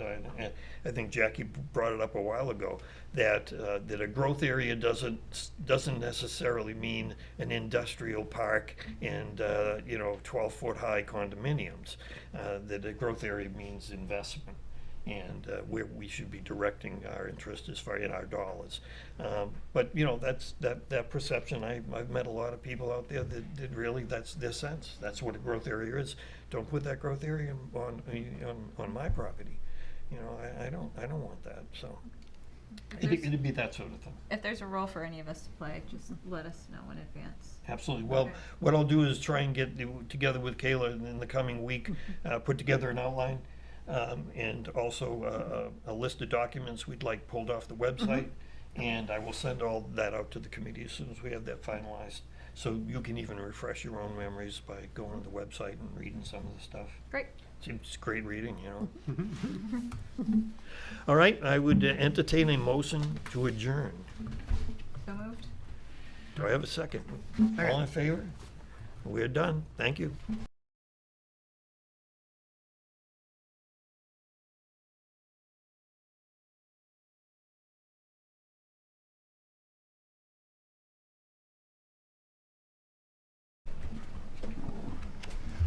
Good evening. Welcome to the Town of Raymond Comprehensive Plan Committee.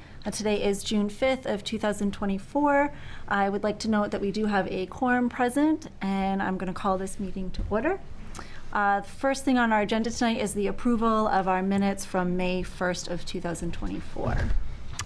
Move to accept the minutes. Do I have a second? Second. Okay, and all those in favor? Aye. And that is approved. Thank you. Today we have the pleasure of a guest speaker, Robin Mullins. She is with the Lakes Region Chamber of Commerce, where she's been there, I think it's about approximately 8 years, 4 of which you've served as the executive director. I've planned for her to talk about 5 minutes today and then allowed about 10 to 15 minutes of questioning, just so everybody knows. Robin, you're more than welcome to step up. All right, good evening. So I am Robin Mullins. I am the CEO of the Sebago Lakes Region Chamber of Commerce. We cover 8 towns. We cover the towns of Casco, Gray, Naples, New Gloucester, Raymond, Sebago, Standish, and Windham. And I'm really excited to be here tonight. I know you guys have a lot of work that you've already done and will continue to do on the comprehensive plan, and I want you to know that we at the Chamber are here to assist. Last night I was in the town of Windham. As many of you may know, the Department of Transportation is working with the town of Windham on what can we do about traffic on 302 in Windham. So I get a lot of feedback from our businesses, and I'm there to support and also to be a voice for our businesses, and I would love to do the same thing for Raymond. So if you need to reach out to Raymond businesses, or if you need me to help with feedback or any of that sort of thing, I'm more than happy to do that. I've also worked with the towns of Casco, Naples, and Gray on some projects that they have had going on as well. So the chamber has about 306 members. We have about 20 businesses that are members from Raymond. The bulk of our businesses are from Windham. We do have businesses that are members throughout the state. However, we have some in Rockland and Portland and some other areas as well. People like to become a member of the chamber because it will hopefully give them a little bit of networking and some visibility in the Sebago Lakes region. So I've been with the chamber for 8 years. I've been in my role as the CEO for 5 years. I actually started that just about January of 2020. We all know what happened in March of 2020. So I have been very familiar with helping our businesses to succeed and to survive, and want to be able to continue to do that and want to be able to partner with our towns in order to do that. And Sue and I have met a couple of different times to talk about how we can, as a chamber, support the town. And one of the things that we do, we have our own 501c3, and we do support food pantries in the 8 towns that we have. And I want to let everyone know, we just wrote $20,000 in checks to the 12 food pantries that we have in the region. So we are very active in the region, and will continue to be that way. And I want you to know that I am here to support you guys in any way that I possibly can. Thank you. You're welcome. With the 20 businesses that we have in Raymond, do you hear, like, what is their most frequent ask or concern? So it's interesting that you asked, because I actually emailed all of them and said I was going to be here, and I only heard from 2 businesses. And so that is actually a sign of the times. They are so busy and they get inundated with emails and things like that. Were I to do it again, I probably would have to physically walk in and ask the question, because I just think they are all so overwhelmed. It's hard because a lot of them are low on staff. But from the 2 people that I did hear from, they would like a little bit more support from the town. I think it was difficult for them in opening. They were both actually, it's interesting. One of them has been in business in Raymond for a very long time. The other business was fairly new. And the business that was new said it was difficult. It felt like it took longer to get her business open than she would have hoped for. So, specifically what that support is, I'm more than happy to sit down with her and figure out what that was, but that was her concern. And the business that had been here for a while, same sort of thing. They're really not really sure what's going on. And that's the other thing. It's like, they're not sure what's going on, but are they opening the emails that are being sent to them? So it's kind of a catch-22, right? But again, that's where I might be able to step in and actually go and have some one-on-one visits with these businesses and try to figure out what it is that they need. Does anybody else have some questions for Robin? Can you share what some of the projects were that you did recently with Casco and the other towns? In the Yep, so surrounding area? Casco is also doing a comprehensive plan as well. And so again, it's just being there for support and being in, they have less businesses that are part of the chamber. Casco doesn't have a lot of businesses, so it's a little less of a need there for me there. In Gray, they have a, and I'm not going to remember what the name of it is, when there's properties that could potentially have hazardous materials on them, the brownfield, that's what it was. I was participating on them and looking at what buildings, what lots, those sorts of things would require brownfield study. And then if we decided that those were areas that we could reuse, what was that going to take in order to get all of the hazardous stuff off those so that we could use the materials and things like that. In Naples, I participate with them. There's a new town manager there, and he has been fantastic. He has been calling meetings every once in a while, and he's pulling all of the businesses together to talk about what is it that we could do better. What are your frustrations? And so it's really nice to be there from a chamber perspective in order to hear what it is the businesses are saying so that I can partner with the town on that. So that's actually been a lot of fun to do with Jason. And of course, Wyndham always has stuff going on, and I work very closely with Tom Bartel and the Wyndham Economic Development Corporation. And as I said, it's the Department of Transportation right now, but I've also helped on the sewer because they're getting a new sewer system as well. So, thanks. Great question. Hey, Robin. I noticed that, so Raymond had a task force a few years ago, an economic development task force that they did a study and talked with a lot of the businesses in town about how they could be better supported and what they need from the town and everything. Did any of that ever make its way to you? Did it kind of stop in the town before it kind of made it over to the chamber to try and take any further steps? So I honestly can't answer that question because, as I said, I've been in my role since 2020, so I don't know when that was done. I was the office manager prior to that, and I wouldn't have had access to it as the office manager.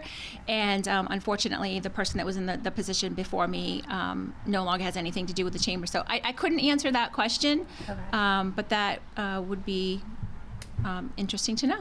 I know. They came up with a pretty comprehensive report about their findings, and it might be interesting to see if the businesses are still feeling the same way that they were at that point in time. And they did come forward with some recommendations for, how the town could help support them and create more networking events and things of that nature, make more of a business community in town. But it just kind of seemed like there wasn't anything that kind of came further from it. So, yeah, and that's another area where the towns can really partner with the chamber because we have networking events, we have things going on, and one of the things I've really tried to get when I sit down and talk with people, and Sue, I think we actually talked about this, is how do we not recreate the wheel? And everybody is so busy. So if you're having an event and I'm having an event in Casco, how do we find an event that we all can participate in? Greg is part of the Rotary Club with me, and we are trying to partner with the chamber so that it's hard to find people, right, to volunteer. So how do we partner? And so I'd really love to see more of that. And even between towns, when I started in 2020, obviously COVID was a huge deal, and we came up with the Keep Sebago Lakes Region Healthy Initiative. And we created signs, and we had PPE, and we had all of that stuff, and it was done as a region so that Casco didn't have to do their own thing, Raymond didn't have to do their own thing. We came up with a plan that worked for the entire region. So regardless if you drove through Wyndham or Gray or Naples, the signage you saw on how to protect yourself and to be safe was consistent through all of those towns. And so obviously you can't do that for every project, but if there are projects that overlap and we can do that, let's save our resources and work together. I think, to me, that's like for me, that's like, ta-da! Like, I would love to have that be the case, but yeah. Peter? Yeah, Robin, you mentioned the meeting you were at in Wyndham to discuss traffic on 302. I'm sure it's no surprise to you that every area that you represent has that same issue, and we've heard it loud and clear from the community here as well. I'm just curious. It seems to me that the key player in there is MDOT, and so are there any initiatives based on what you just said that are bringing, let's say, all of the towns that you represent together in some sort of a collaborative effort? Because my sense is that it takes more than just a village to move the Maine DOT. You know, there really isn't. The gentleman who's in charge of the Maine DOT was there last night, and I'm sorry his name escapes me, but he and I actually sit on the Maine State Chamber Board of Directors together, and I never even thought of this until you mentioned it, but what a great idea, because I know Gray's having some issues, and they've been working with the Maine DOT, and I was just talking to one of your residents, because she was asking, you know, like, so what is Wyndham doing?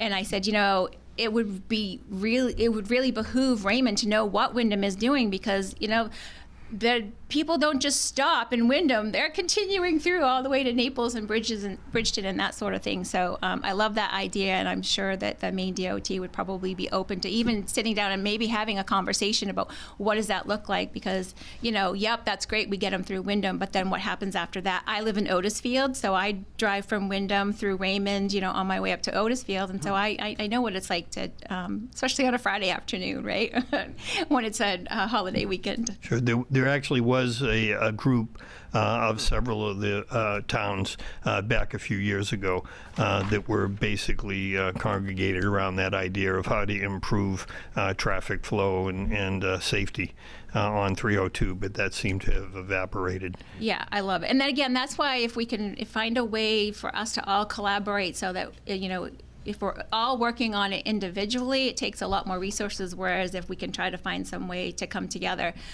it certainly makes it. And I know that that's pie in the sky, and it's not an easy thing to do, but I think it can be done if we just put our minds to it. Thank you. I'm a glass half full, and it's almost to the brim. And I'll drink to that. Anybody else have any other questions? We have a few more minutes.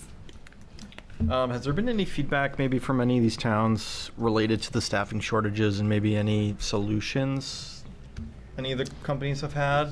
So I can tell you that staffing is actually better this summer than it was, and I think I'm not exactly sure why that is. I do know that the state has tried to have, whether it's apprenticeship programs and opportunities for people to, for kids to come in and do, like we actually had a couple of kids come in and they did school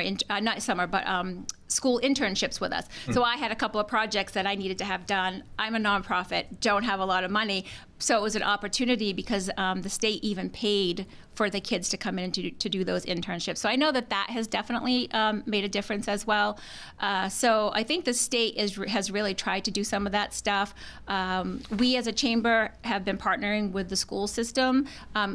RSU 14, and I went in and did some, hey, you guys are going to go and do some mock interviews. So I did mock interviews with the kids. So trying to find those sorts of partnerships, I think certainly helps. It's better. It's not great, but I do think it's better this year than it was, and hopefully it will continue to get better. Okay. Anybody else? Just real quick, summing up what I think I just heard was that we'll need the follow-up of this committee, which winds up when, Pete, in another 6-7 months? Oh, yeah, we finish up in January, I think, this coming year. The voters vote on it in June. And so, in hopes that it would pass a year from now, there'd presumably be an implementation committee that would come into play to implement the findings we've all come to. And it seems like we want to be well prepared for that committee to staff up and chase the real things that are going to need to be chased, like federal money, state money, that these towns don't have the bandwidth so much to chase. Environmental stuff, climate stuff, weather stuff, however we want to call it. So this is a nice shot across the bow at this time, and I would hope that we could keep an eye on a year from now, and as we build the next steps of this committee's efforts, and hopefully chase opportunities for funding to help implement some of the changes that we'll be recommending, and that I'm sure DOT is going to be part of that. Yeah, and it will be next year before you know it, right? Yeah, I would just echo what John is saying as far as, and we've recognized it for a while. We've been into this a good 18 months, and the work really is just to guide the implementation committee. So it's going to be riding herd on that committee to see how much of what the results we get out of this committee actually gets implemented. Thank you, Peter. All right, thank you, Robin, very much. Thank you so much for having me, and I wish you guys luck. It's quite an endeavor that you guys are taking on, but it's a very important one, so good luck to you. Thank you, Robin. Thanks, Robin. All right, next on our agenda is public comment, and we do have some people, so if you would like to speak, please come up to the podium and just tell us who you are and where you live. Hi, John Stetson, 16 Merrill Road. A question for Peter Levitt and for Robin Mullins. With when you were just saying with collaboration with the Department of Transportation, referring to 302, I'm wondering what the it could be when you say it could be done. What can be done is magically, will there be less traffic on 302 in the future? I think that's a great question. I wish I had the answers for it. I mean, I've got a lot of my own personal feelings. When people say, if we collaborate, it'll be great, but well, what is the it? I think my sense is to move any state agency, it takes more than one town to do it. And so certainly... I don't know what the it is. Well, the it would be ways to slow the traffic down. It would be ways to have safe sidewalks in areas where there's commercial endeavors. It'd be a situation where you're looking at, we'll be discussing later, the village concepts and linking villages through bike paths and walking paths.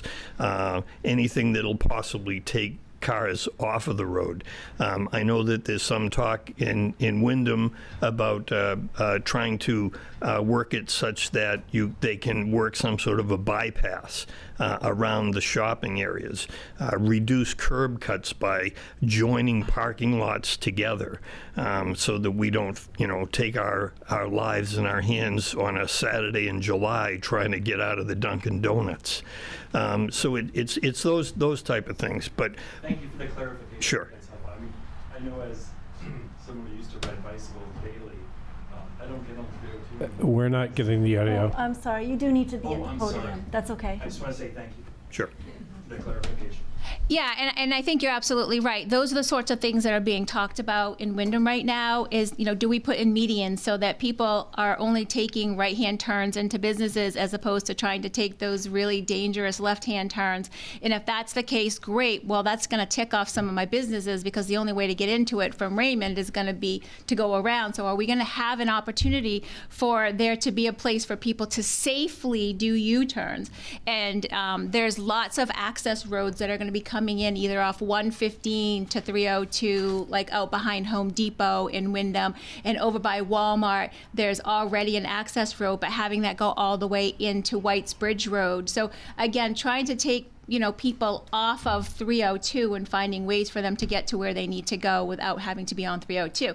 Now, that's great for Wyndham, but what would that look like in Raymond? So, you know what I mean? Again, it's asking the questions. I mean, the DOT has had to do a lot of studying to figure out how things might work in Wyndham. So, maybe that's a conversation that we have to, okay, great, this is going to work for Wyndham, we hope.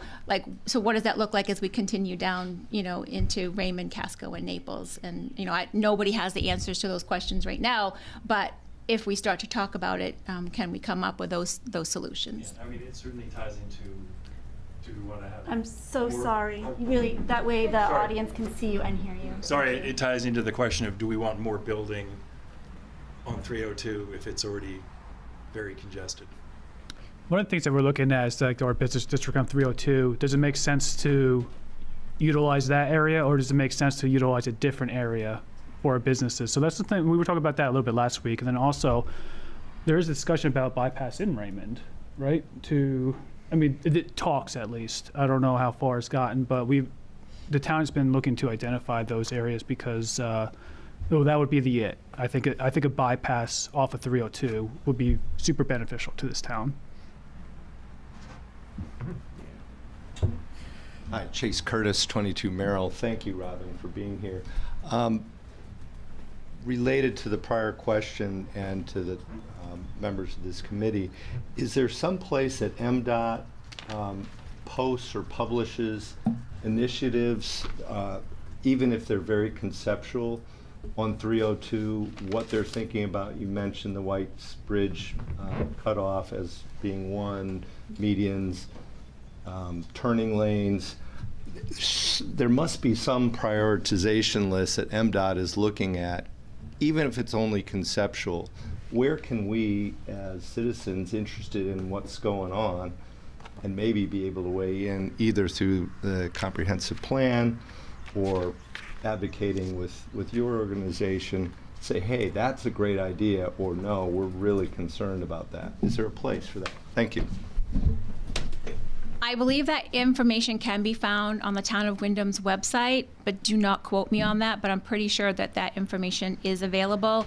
I will find out for sure, and I will get that information to you so that you know, because you live in Raymond, but I imagine you guys probably head to Wyndham quite often, and so this is going to affect you folks as much as it's going to affect anyone. So I'm more than happy to find out. I think it is on the Wyndham, but I'll find out for sure. Thank you. But that's Wyndham, but 302 continues through our community and then through Naples. Is there a more, call it, regional plan for 302, and what should we? I don't know that there is, and I think that goes back to what Peter was saying, is is there a way that we can engage the MDOT to find out, are there plans? Are they talking about things? I don't have an answer to that question, but I know who I could ask and who would have the answer to that question. And again, I'm more than happy as part of this process to help in any way. And if that's a good place for me to start, I'm more than happy to. Mr. Curtis, I just went onto the Maine DOT website, and they have a list of current projects. Maybe worth checking out, but Great. I think you would have to probably investigate a little bit further, and if it's a question that we can answer, we'll try to bring it back to our next meeting. Clearly, it's something that the comp plan committee itself, as well as interested citizens, need to really focus on, because it comes up on every conversation that I've heard in this committee. So it is a crucial artery for our community. Sure. What I do know is that Maine DOT, they collect tons of data. So, and we've seen some of it. There's data that we have collected just on this committee about accidents, where's the highest risk accident zone in Raymond. We got a map from DOT, so they collect that data.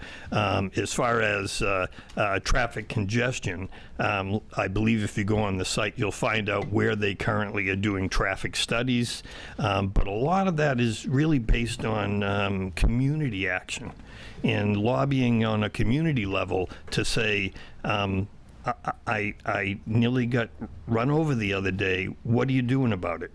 And one voice isn't a lot, two is okay, but it's I like the idea of getting together with area municipalities and seeing what we could do collectively to have one voice, because I believe that's really what it's going to take to get some sort of action.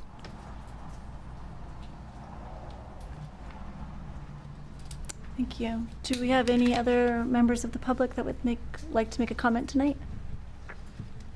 Okay, I'm seeing none, so I'm going to close public comment for now. On to old business, and that would be you, Kate, with more stuff. Right. So we have, so I hope everyone on the committee got a copy of the draft goals document and the draft future land use plan.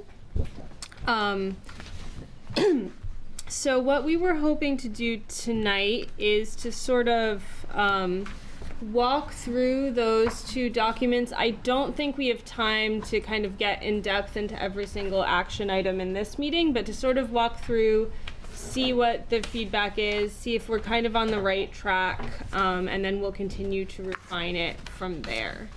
And just to sort of remind everyone of where we are in this process, the conversation we had at the last meeting is that, you know, we'll spend this meeting going over these two parts of the plan again, and then because of the 4th of July holiday, we talked about skipping the July meeting. We'd have to reschedule it anyway, I think. And instead, in July, we will have a first draft of the comprehensive plan for you to read and spend your meeting time instead kind of reading, digesting, commenting on, and then we'll come back in August to discuss it. So does that make sense to everyone? Yeah. Can we look at invest in safe and accessible transportation for all, since that seems to be we definitely will. So I just to and excuse me, I have a bit of a sore throat. So just to give an introduction for the members of the public who are here, there are a number of parts of a comprehensive plan that are basically required by the state, and one of them is to have goals, policies, and strategies. Now, part of the plan is that the state gives you a big spreadsheet of goals, policies, and strategies from the state that you have to include in the plan. But the town is also able to create your own local goals. So these are things that are not really covered by the state goals, but are more specific and often higher priority to the town. So that's what we're gonna go through first. I am gonna share my screen so we can look at the document. Let's see, there we go. So we can go out of order if people want and start with transportation. Does anyone have a strong feeling? Or we can just kind of go through and just keep an eye on the time. I think we're flexible. Go ahead.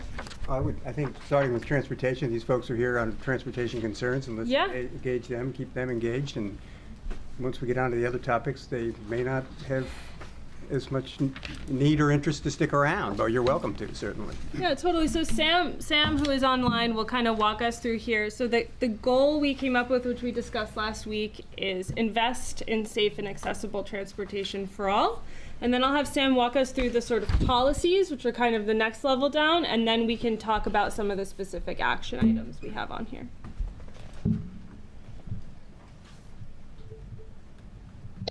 So we have 4 main policies under invest in safe and accessible transportation. So the first being make it easier to walk and bike around Raymond. So the policies, as Kate said, are like the next level down from the goals. And then under each goal, there are the action strategies, which are more specific, and usually they assign some sort of a task to somebody and have more of a time frame. Then the second one is improve road safety. So a lot of this has to do with more speeding and traffic on 302, and some complete streets as well. And then the bypass or connector to reduce traffic. And the third is to increase off-road trails for recreation and bike ped access through town.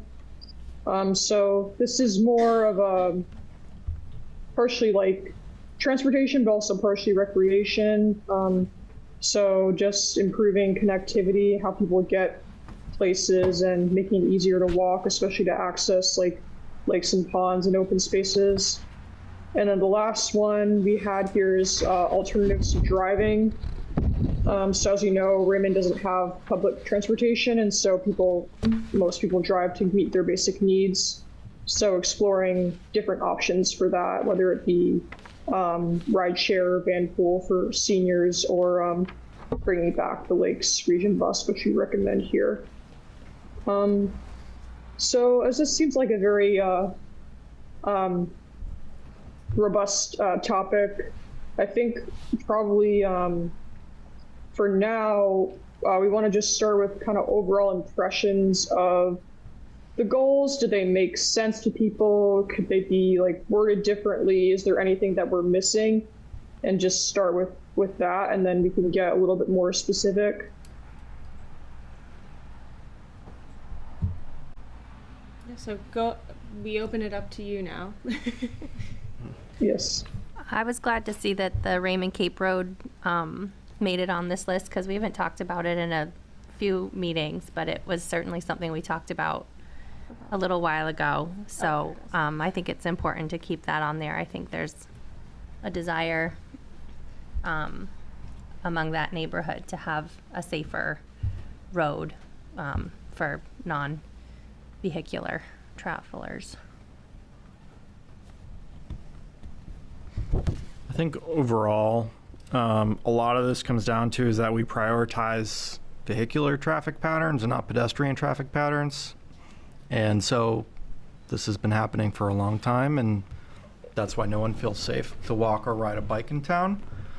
And, you know, I know the goal is invest in safe and accessible transportation for all, but maybe we should change that goal, and it should be to prioritize pedestrian and self-motorized forms of transportation in town. Or it should be a separate goal. You know, I do think, you know, if I didn't have to drive to the store, I wouldn't. I would ride a bike, but I'm not going to ride a bike in this town on these roads. You know, and it's not a quick walk, you know, from where I live. So A lot of hills. a lot of, hey, you know, it's good cardio, but, you know, but if, you know, e-bikes are very popular nowadays with younger people, and I would say they're much cheaper than electric vehicles, and you can go pretty significant distances, at least within town. If there was a bike trail to the Hannafords and Gray, like, you could probably get there on an e-bike relatively fast, you know, with a cart in tow. I think there would probably be more of that if it was acceptable. I do think this is like a Field of Dreams scenario. If you build it, they will come. You know, this is a very outdoorsy part of Maine, and you know, I think we've made it inaccessible for a lot of people. I guess I would say that I would definitely support the idea of the town contracting for additional sheriffs on the roads. I know other communities have done it, which is basically when they want to resolve a traffic issue when it involves speed or other traffic violations on the road that make it unsafe. That, as we've talked before at this committee, you can maybe get DOT or maybe even the municipality to reduce speed limits on roads. My experience is that really has little effect on the speed on the roads. What affects speed on the roads and behavior on the roads is to see a prowler, or, as they say in Canada, or a police car. And I know that some communities basically have, you know, the argument is always going to be, you know, my house got broken into and there's a cop down the road, but he's not coming to investigate someone breaking into my house. Because he's on traffic. I would say you absolutely dedicate a police officer under contract for traffic, and that they not be at one or two locations in the town. Because where I've seen the sheriff's presence in the one or two locations in town, guess what? There's no speeding. But what it has to be is that every day that a police officer is somewhere else, visible. And after a while, similar to like Yarmouth and coming in there, when they say 25 miles an hour, they mean 25 miles an hour, and I can testify to that. So that's what I'd say is something that really needs to be contained in that. I like John's idea of basically maybe breaking this up more defined in a traffic flow, and improving traffic flow on 302 is a whole separate category, because, I mean, similar to what we just talked about, some sort of collaboration with everybody that's affected by 302, getting together in some sort of a committee and working on just that issue. Yeah, the work with Maine DOT to lower the speed limit on Route 85 in East Raymond Village, like, that's kind of going back to what you're talking about, is we could lower that speed limit. Doesn't mean it's going to do anything. And traffic still needs to flow nicely, so we can't just put a halt to all moving traffic, but having a police presence would definitely help. And I know we've talked about that not only in this committee, but on our Budget Finance Committee as well. So it's being talked about to hire somebody as opposed to just lowering the speed limit. I think maybe another thing would be, I mean, lowering the speed limit would definitely help with the safety. I think from the traffic perspective, there needs to be some sort of change in traffic flows. And, you know, I think obviously we don't have full control over 302 and we don't have full control over 85, but we do have control over all the surrounding roads. You know, if there are ways to impact some of those intersections, I know the Good Life intersection's probably not big enough for a traffic circle because you probably need to get certain size trucks going on 302, and so the Maine Dot's not going to allow that, but you know, those would be ideas so you don't continually have people stuck at traffic at some of these kind of critical intersections. I think a traffic study in the town would go a long way to helping at the very least address the traffic lights that we do have. I sometimes think that they stayed Monday through Friday and they cut out of work at 2 o'clock on Friday afternoon and just missed all our traffic Friday afternoon on, which is the majority of our problems here. So I think a traffic study at those lights could go a long way. And, you know, it may not be big, that area may not be big enough for a roundabout, or it may be for a traffic circle, but maybe a smaller roundabout that you'd see in the Little Falls over in Gorham. I know there are going to be additional restrictions that just because of the water that's so close to that, but, you know, these are things that we're going to have to balance any way you look at it. So the other thing, Kate and Sam, that I think we'd spoken about at the last meeting is, and you'll have the phrase for it that I can't recall, but it's where you drive someplace and you park. And it's the one park or some Park and ride. Yeah. Park and ride. Yeah, and so I didn't see that on improving the road safety, but I think we talked about that as a way to get people off the road. And if we're improving pedestrian access as well, I think it hits a couple of those categories too. Yeah, we can add. I'm counting on Sam to be taking notes right now, but we can add something like that in there. I think the other thing I want to mention as we're having this conversation, and these parts of the plan are going to kind of evolve as we continue to work over the next few months, but one of the optional things you can do is identify priority actions. So a list of, you know, maybe 5 to 10 things that you think the town needs to do first.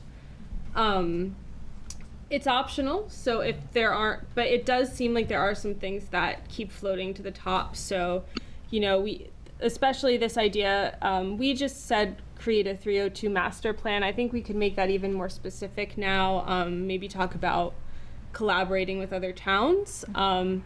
That's usually the first step to making changes on these DOT state roads, is to do a planning project with DOT.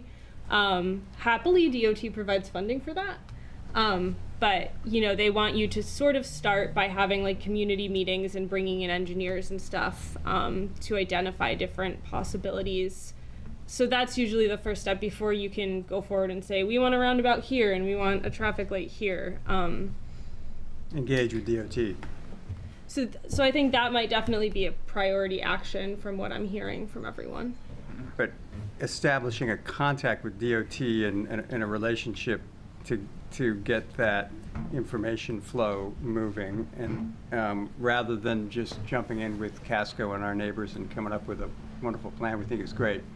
Seems like getting DOT in here, or in a conversation, in a relationship with DOT, knowing that a master plan or significant improvements would be years out. Starting that soon would be a priority. Yeah, so we can make that a priority action. And I did just want to point out, we did include a section at the end of this document of basically funding opportunities. These are things that currently exist this year. Some of these change all the time. Some of them are more steady. But when we prepare the sort of final plan document, we'll make sure that I'm envisioning a kind of spreadsheet where we connect some of these things. So, you know, these MDOT municipal partnership and planning partnership programs would probably be a good fit for doing that kind of 302 planning work. Was I also hearing that we sort of wanted to separate 302 and make it its own? Like, so I just want to make sure we caught note of that. But you do have an idea of, like, you don't want to have too many of these little bullet points, right? Is that kind of like, you know, a goal? Maybe we could combine, make it easier to walk and bike around Raymond with the increase of off-road trails and recreation in a way, kind of combine that into one, and then make a 302 sort of its own thing and pull out the 302 nuggets and put it in under that. I don't know, just to keep the... Yeah, that's a good idea. I think we can do that. You know, you can have as many or as few as you want. I think for, you know, to make it easier for a future implementation committee to feel like they can, that they're not totally overwhelmed, it's good to keep it as concise as you can. Comment about work with RTP to bring back the Lakes Region bus. Being on my other committee, Budget Finance, I got the sense that another committee wasn't interested in that. So I would say that if the general public has interest in bringing back the RTP, I would say that make your voices heard, because the discussion was brought up and it was quickly killed. If enough people are talking about it, then and demanding it, then maybe that might change. And if there's no demand, then there's no demand. But I get the sense that at least a couple of people I talked to were interested in it. That goes back to the idea of getting people out of their cars. That's the solution to most of these problems. It's a far-out solution because you're going to have to change the way people think about how they get from one place to another. But that is what the solution is going to be. It isn't going to be making wider roads or changing the speed limits or any of that. As we keep going, the amount of traffic is going to continue to increase. As you well know, Maine is more than just a vacation land now. With what's happening in this country and around the world and climate change, we're in a pretty good place. And people will begin to notice this. Already have.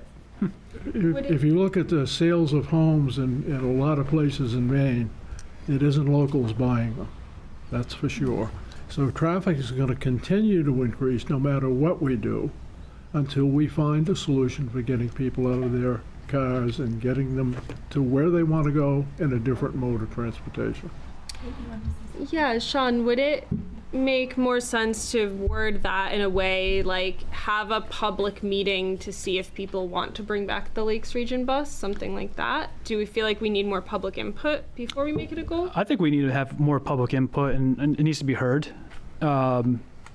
Because like Frank's saying, maybe the mindset's not there. I mean, for me personally, I wouldn't take the bus to Portland. I'm definitely that guy's going to take my car and go. However, that's not, I don't represent the entire community. We have various ages, so I would say that if we could have something to have some kind, not a poll, but just generate some kind of, see if there's interest. Does anybody on the public out here, or would they? Sean, I just have something to add to that, and then Peter, I know that you wanted to say something. I think maybe we could just say that we would like to speak with RTP about ridership functionality. What can we do to increase people who are interested? Because I mean, I think it had limited times that it stopped in Raymond. I never wrote it, but I know, John, that you did a few times. I don't know, like, I think for the average person, it wasn't as convenient. And I think that that's a hurdle you have to overcome. So I think this encompasses a very large discussion that would take many partners, us polling the community to see what their needs and interests are. If we offer RTP funding again, can they meet some of those needs so that they have actual riders? I think it's a large question. That's exactly what it is. Like, we are not funding them because it's not seen that it's needed. So if it's not needed, it's not needed. but I just wanted to bring that up because I do think that there are some people whose voices need to be heard. And if we don't need it, if the general public doesn't care for it, then that's fine. Peter, I know you've been Well, it was a reading, user sorry. issue, wasn't it? It wasn't used much. You know more about it. I don't think Sure. it was. So my experience with this issue, I'll be very blunt. We could have all kinds of surveys and ask all kinds of people. I talked to the executive director of RTP. I think actually that's a regional, but he was the executive director for the whole southern Maine system. I called him up specifically when I saw the 2 lines on the website that said that the town was no longer going to be served by RTP. My issue is this one. It doesn't really have to be the ridership is the major issue. When you look at the financials, RTP has been subordinated from Bridgeton to Portland with an annual contribution by each of those communities of $10,000. Every one of those communities forever has been ponying up the $10,000. And for whatever reason, town leadership decided that there wasn't enough ridership for us to justify it. And also they didn't like the fact that you pay the same amount if you get on in Bridgeton as if you get on in Wyndham. To me, that is also a moot issue. We're talking about $10,000. And every other community on that line is paying up and has been paying that $10,000 so that they can say, we have some form of public transportation. So I kind of, compare this to recycling. We can go back and forth on whether we make money or lose money on recycling, but it's hard to argue that it's not a good idea to recycle. And it's not a bad idea to have public transportation. So to be honest with you, I think that this whole issue could, and I asked the executive director, what would it take to get the RTP reestablished in Raymond? And he said, if you pay your fair share like every other community, I can turn it on in 2 days. So to me, it doesn't look like it's that much of an issue. But once again, that's just my opinion. I got the same sense too. It was that we were paying the same amount that Bridgeton was. As far as the ticket, the price of a ticket. And as far as if you wanted to have more discussion with RTP, up until a few years ago, when we had the service, at Budget Finance, as you're aware, what happens is the providers, the outside providers, come and make their case to Budget Finance and Selectmen and say, this is what we're asking for, whether it's for the Lake Association, or some other private type of a provider. So to me, if we wanted to hear from the regional transportation program, all we need to do is say, we've got the $10,000 for you on the multi-million-dollar budget that we have. And I don't care if it's 100 rides a year. If there were 100 people, citizens of the town of Raymond, that could benefit from having a way to get in and out of Portland, whether it's a doctor's appointment or to see their grandchild, then that should be available. It's a great service. Wrote it for 6-7 years from the start, 8 years, and 6, 8, 4, 3, 0. Raymond folks on an average ride through that time period. Again, not a huge number. But it's a key piece. I think about this the same way we think about non-point source pollution.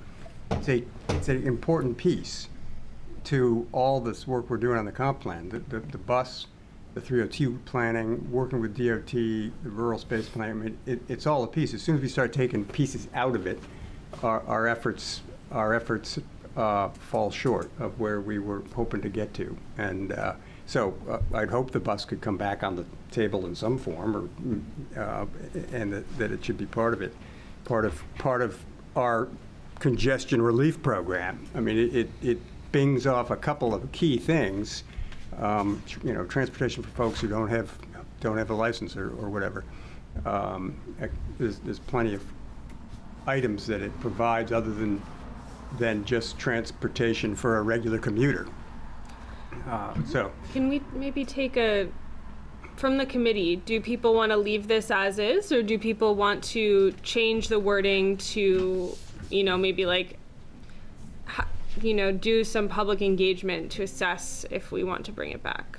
I think the public engagement needs to be there, because if there's only 5 people in all Raymond, then maybe it's, but if there's 100 people who are interested in it, we make a much better case for the $10,000 that's owed to them. So I think that a little bit more polling of that, and polling might show that nobody cares about it, and that will tell us right there that maybe it's not the right tree to bark up. right. On the other side of the coin, maybe what we need to do is show the attractiveness of using the bus. Show people ways that the bus could save them time and money. Give them an idea how it might benefit them, rather than just saying we aren't going to have it because there aren't enough people riding it. Well, I wonder too, how much maybe business are we limiting in Raymond by not having the bus stop in Raymond? Would people be coming from Bridgeton or Casco and want to be coming to Raymond as a stop? But, I don't know what we have that others don't, but, I think we just need to decide, I think at this point, like, do we want to keep this language in here? I kind of think it's actually just fine to leave it. Okay. In my opinion, I don't know if we agree with that as a whole as a committee. Can I get a show of hands? Could I do one comment first? Yeah. Just from the point of view of anybody who would be on a future implementation committee, to me, the first thing that comes to mind is maybe some of these are more discrete in the way that they are isolated things. When it's worded like this one is, work with RTP to bring back the Lakes Region bus. We could be working with them for 10 years to try to bring this back. If we were to say, put a time frame on it, or, run a process, right? Like processes have beginnings and ends. I think that would be my own comment, which isn't specific to this one, but this is a good example. And there are a lot that are worded like this. And I just think if the implementation committee has 50 to 100 things they're trying to implement, and all of them have these very vague, long time horizons, and you're working with people, or you're, communicating with the public, like it never ends. And for some things, they shouldn't end, like it should be constant. But like this is one where it should come to a head sooner or later. Yeah. How about work with RTP and work with the town of Raymond and RTP to explore bringing back the Lake Region bus? I still think there should be some kind of polling of our citizens, though, because if we're, just to see what they're, just to gauge the citizens to see if they want to bring it back. That's what the polling would be part of that, working with the town of Raymond to explore whether it's worth it, put a poll out next. Engage citizens and town of Raymond to see if we can bring back public transportation. Sure. And not to be redundant, but I believe we already have that data. Right. That was a question. Yeah. And I believe we do have the numbers as far as that goes. But That'd be a good straw poll at the election for your. But John, to answer your comment, we will be putting time frames on these action items. We usually keep it short, medium, long term, and ongoing. But basically, that's kind of the next step. First, we want to kind of get more agreement that we're on the right track with what the strategies are. So. Do we want to, I'm just conscious of time, so do we want to keep on transportation for now, or do we want to pivot to another area? Satisfied. I think we should pivot so we can continue on. So do we want to start at the beginning then, maybe just try and go through the rest? So Sam, do you want to go through this one? Yeah, sure. So build a resilient Raymond. So we have 3 goals under this one.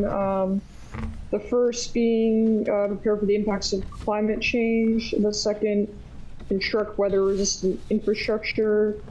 And the third, to increase town capacity to serve the community. So a lot of these deal with infrastructure improvements and road improvements to decrease flooding, upgrading town culverts. continuing to work with Axiom to pursue that broadband study that's been done with several communities in the Lakes region.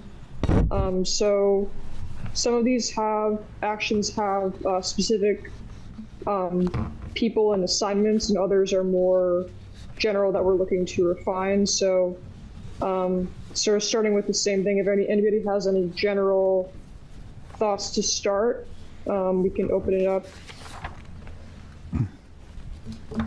And I think the idea of resilient here is in the sense of sort of build a stronger Raymond, kind of the idea of like future proof, like how can we be a stronger community into the future? And that's why it sort of spans both, sort of hard things like culverts and infrastructure, as well as town capacity.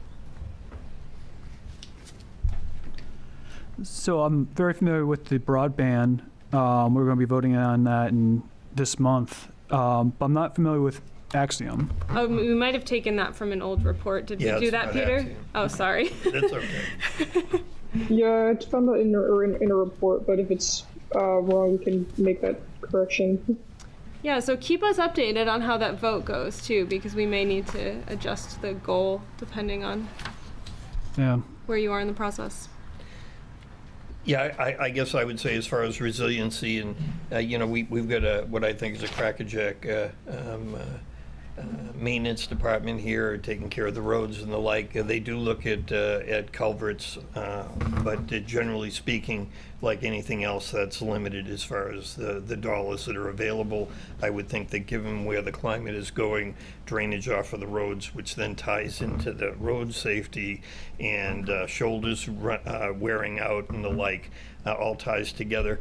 And I would say also, I've taken this course and I spoke with the chief of the fire department about it, but as far as NFPA programs aimed at decreasing potential for wildfires, the second most forested state in the union, that the issue, I think, is no clearer than seeing what happened a week or so ago when 3 structures burned down. And I believe what I heard in the reports from the numerous fire departments that responded, that there were 2 issues: getting water to the site and the amount of brush and acorns on the ground around the camps that just spread the fire very quickly and took them a long time to control. So that NFPA course, which basically could be promoted through some sort of educational endeavor by the town, to let people know that when you have a windstorm like we had a month ago, or the snowstorm we had a month ago, that all of those branches that are surrounding our yards and our house need to be taken care of to reduce the chance of wildfires. And I believe with the climate having to do with resiliency, that is also going to be something on the increase. Yeah, the regulations of shoreline zone aren't very helpful to that. No, you're right. I've done a lot of work in the shoreline zone. Absolutely, you're right. People are just too handcuffed. Can't remove that duff, can you? Good luck describing a hazard tree. Yeah. Yeah. These are all good bullets, and I think the town capacity piece of add staff capacity to seek and manage grant funding through additional staff is a critical thing for our little town. There's so many grant opportunities out there, state, federal, environmental, traffic, community resiliency, recreation, and we've had success winning a number of those in the past, and but we're correct me if I'm wrong, Sue, but wouldn't it be great to have someone dedicated to identifying and pursuing ones that look viable and in line with our mission? That could be would probably be a part-time person. Don't envision it to be a full-time person, but a 20-hour person or something. Yeah, my understanding right now is that any grants that we get, basically, it's either a type of a private endeavor that gets some support from the town, or it's the town department heads themselves that write it. And quite honestly, I just don't know how they have the time to do that and also do their regular jobs. So I would echo John in the fact that some type of a contract service, grant writers, and you just they're guns for hire. They go out, they know they've got the network, and you tell them what you want, and they look for it. Do any of these seem like we should be pushing them as a priority? Not a priority, but I absolutely love our piece about increasing town capacity to serve the community. I absolutely love the encourage community members of all ages to participate on boards and committees. I really appreciate that being there. I love the town volunteer network. I think that's one of your ideas. Oh, well, there we go. Thanks. Well, I was going to give you credit, but thanks. Yeah, I think it's... No, I think that's a great idea. I think it's just a place that we can have the discussion, ongoing discussions to help support ourselves, and it will also build the community. One thing that jumps out at me that we may not have mentioned when we're talking about building a resilient Raymond and preserving resources, I know those are two separate categories, but identifying and educating landowners about invasive species of plants and insects, because we've got a fair amount of those. I don't think that's a huge action item, but something that is going to impact us and continues to impact us. Identifying what's here and how we can minimize spread. And yeah, we can add that. Touched a little bit in natural and water resources. Oh, I think I wasn't sure if that was just for combat water. Invasive species. Yeah, but maybe we could elaborate. We can add, we can add, I thought we had some other. Relative to the forest, Greg, you seeing much invasives in the forest? That are... I see plenty. Are you asking me a question? You answered our question, yeah, right, perfect. Which species do you want to know about? There's plenty of them. I do have a quick question for Sue, our town manager. It says a community e-newsletter. I'm just curious if the Roadrunner is still sent out electronically. I know that at one time it was sent out to like a common listserv in a way, and I was wondering if that still occurs.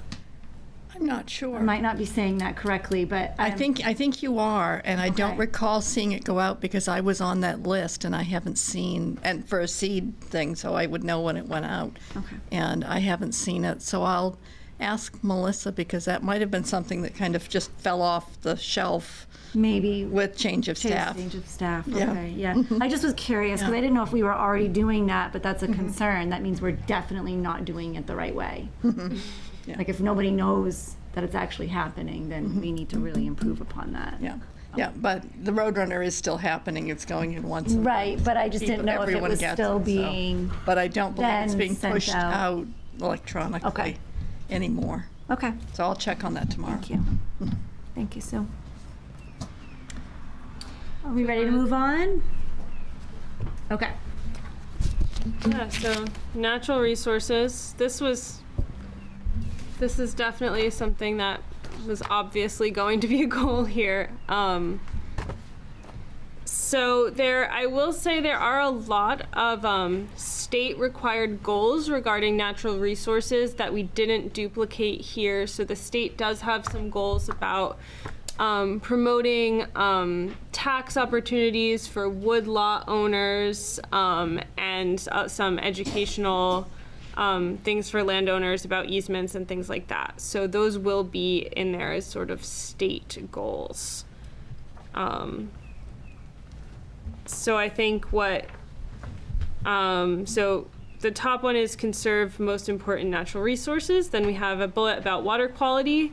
And then the last one is increasing public access to Raymond's water bodies. So I'm curious if any of you have comments about any of these.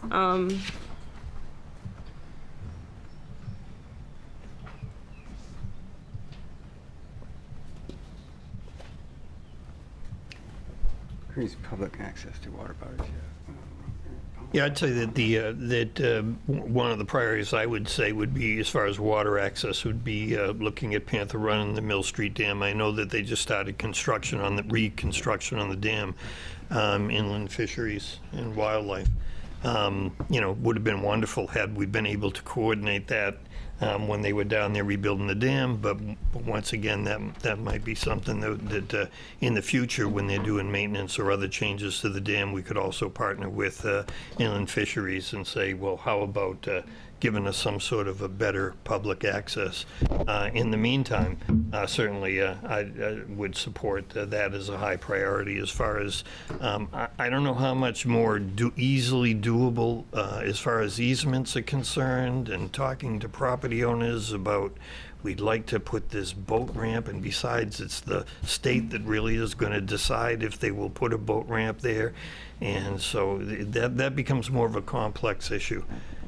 But certainly, looking at the access at Panther Run would be something I would say would be a high priority. That's something that's doable.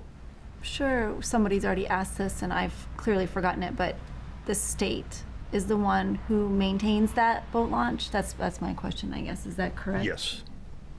Unless, Greg, probably you know better, but I think it's Inland Fisheries and Wildlife. Yeah, I think it is. Yeah. Yeah.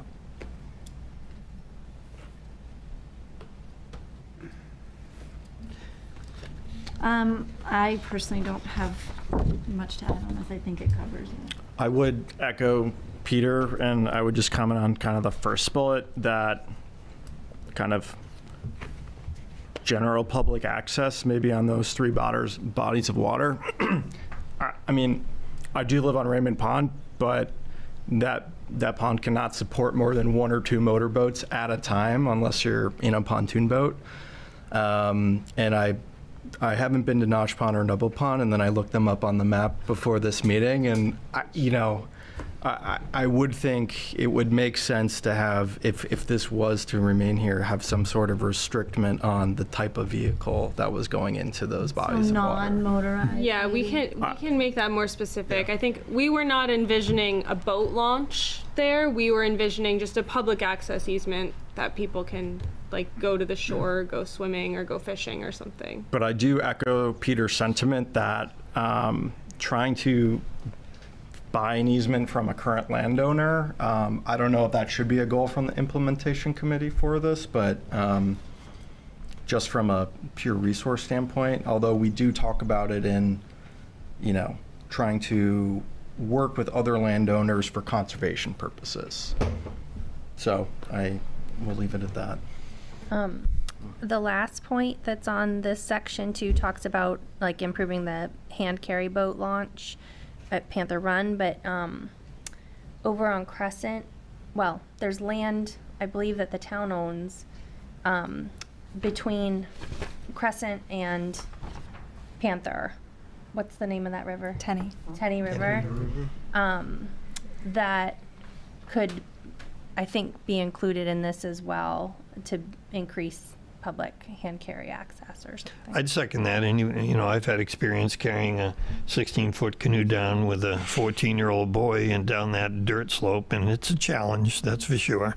And you're talking about right at 85 at the culvert crossing? Where Plains Road meets. Yeah, it's kind of a less, it's kind of a busy area to be carrying stuff down, but folks do it, there's no doubt.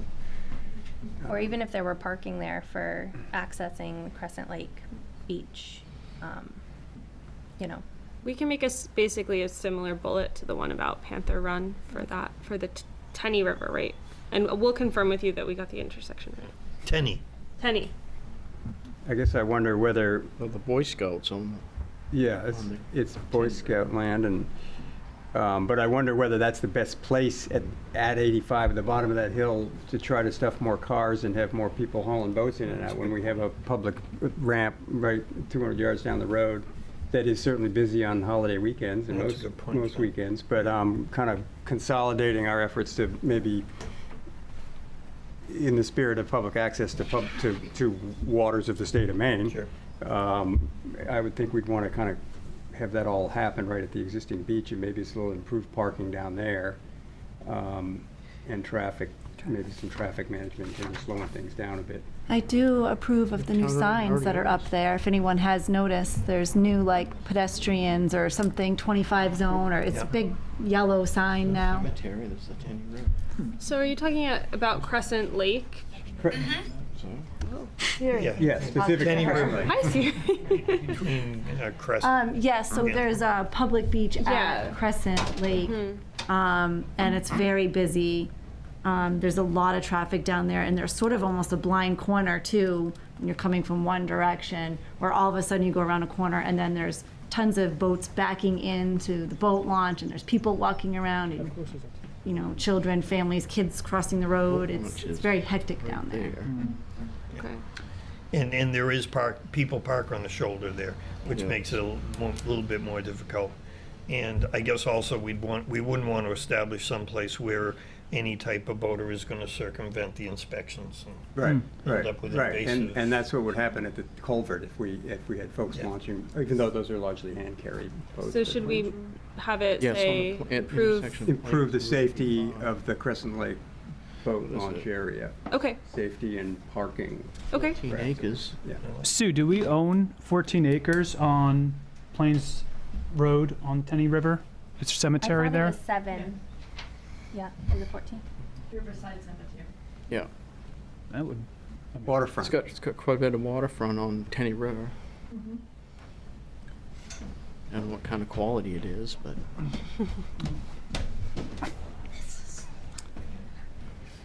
Okay, so we've got that. So we'll change that, and we will clarify the public access easements that this is not no motorized boats. This is just public access for passive recreation. At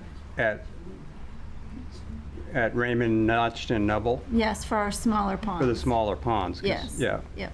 I mean, Notched and Nubble are largely private land ownership around the whole thing, I think. And we can change this if it doesn't make sense to you. We are sort of looking at what water bodies in Raymond don't have any public access at all. Right.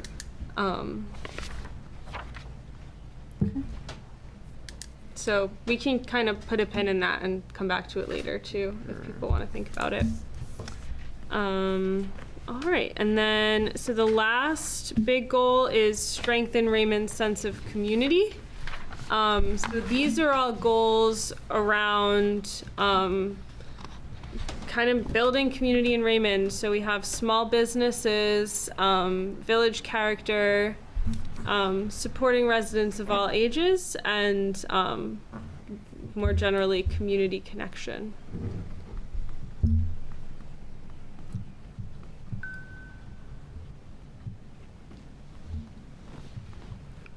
I know this would be a little redundant, but I think this would also be an appropriate place for the park and ride idea. I think foot traffic in fully pedestrian areas, you know, around town, surrounded by parks, maybe, you know, if the town gets this area back, you know, this building, you know, foot traffic is a major driver of some of these businesses. If you want to eat outside at a coffee shop instead of just drive your car through the drive-through, you know, Saturday morning, maybe integrating some of these potential businesses with sports fields and things, so you don't necessarily have to leave and, you know, go to all these different places within town to, you know, enjoy that. You know, if you had a sports field and, you know, a couple little shops and Mosquito ice cream all in the same spot, I mean, that would be a nice... It's very specific. I'm just saying, you know, you got to drive a long way to go, and then it's like... You want any specific flavors? You know, I'm going to run into the gas station, and then, you know, that's it. So... we could put something, the Park Once model might fit well under the small business policy. Park Once, yeah.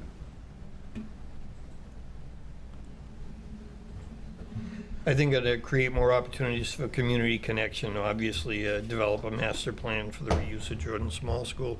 And I will tell you later on in the agenda, Kayla's going to be talking a little bit about the survey we're going to do at the June 11th election, where we hope to get a lot of feedback from the public by providing them with 5 choices of what they would like to see in that space. And there will be a 6th choice, which will be other. So it'd be interesting to see what other we would get as well. But I think that that's a metric that is going to be helpful.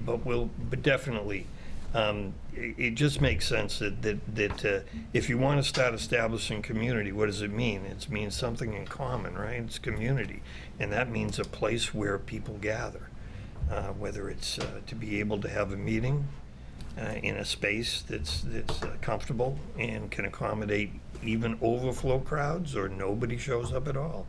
Or if it's an area where we need to get the business of the town done in not such a cramped and antiquated space. All of those things, but definitely trying to get some more of a sense of community. And I would just put in the mention of volunteerism before. A lot of this stuff, I believe, regardless of what that space is used for, can be staffed by volunteers.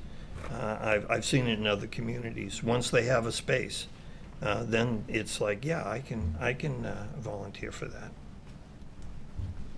Chair? Yes, if you'd like to make a comment. We need to introduce myself again. If you would, please. Oh, John Just in case Stetson, people just 16 Merrill.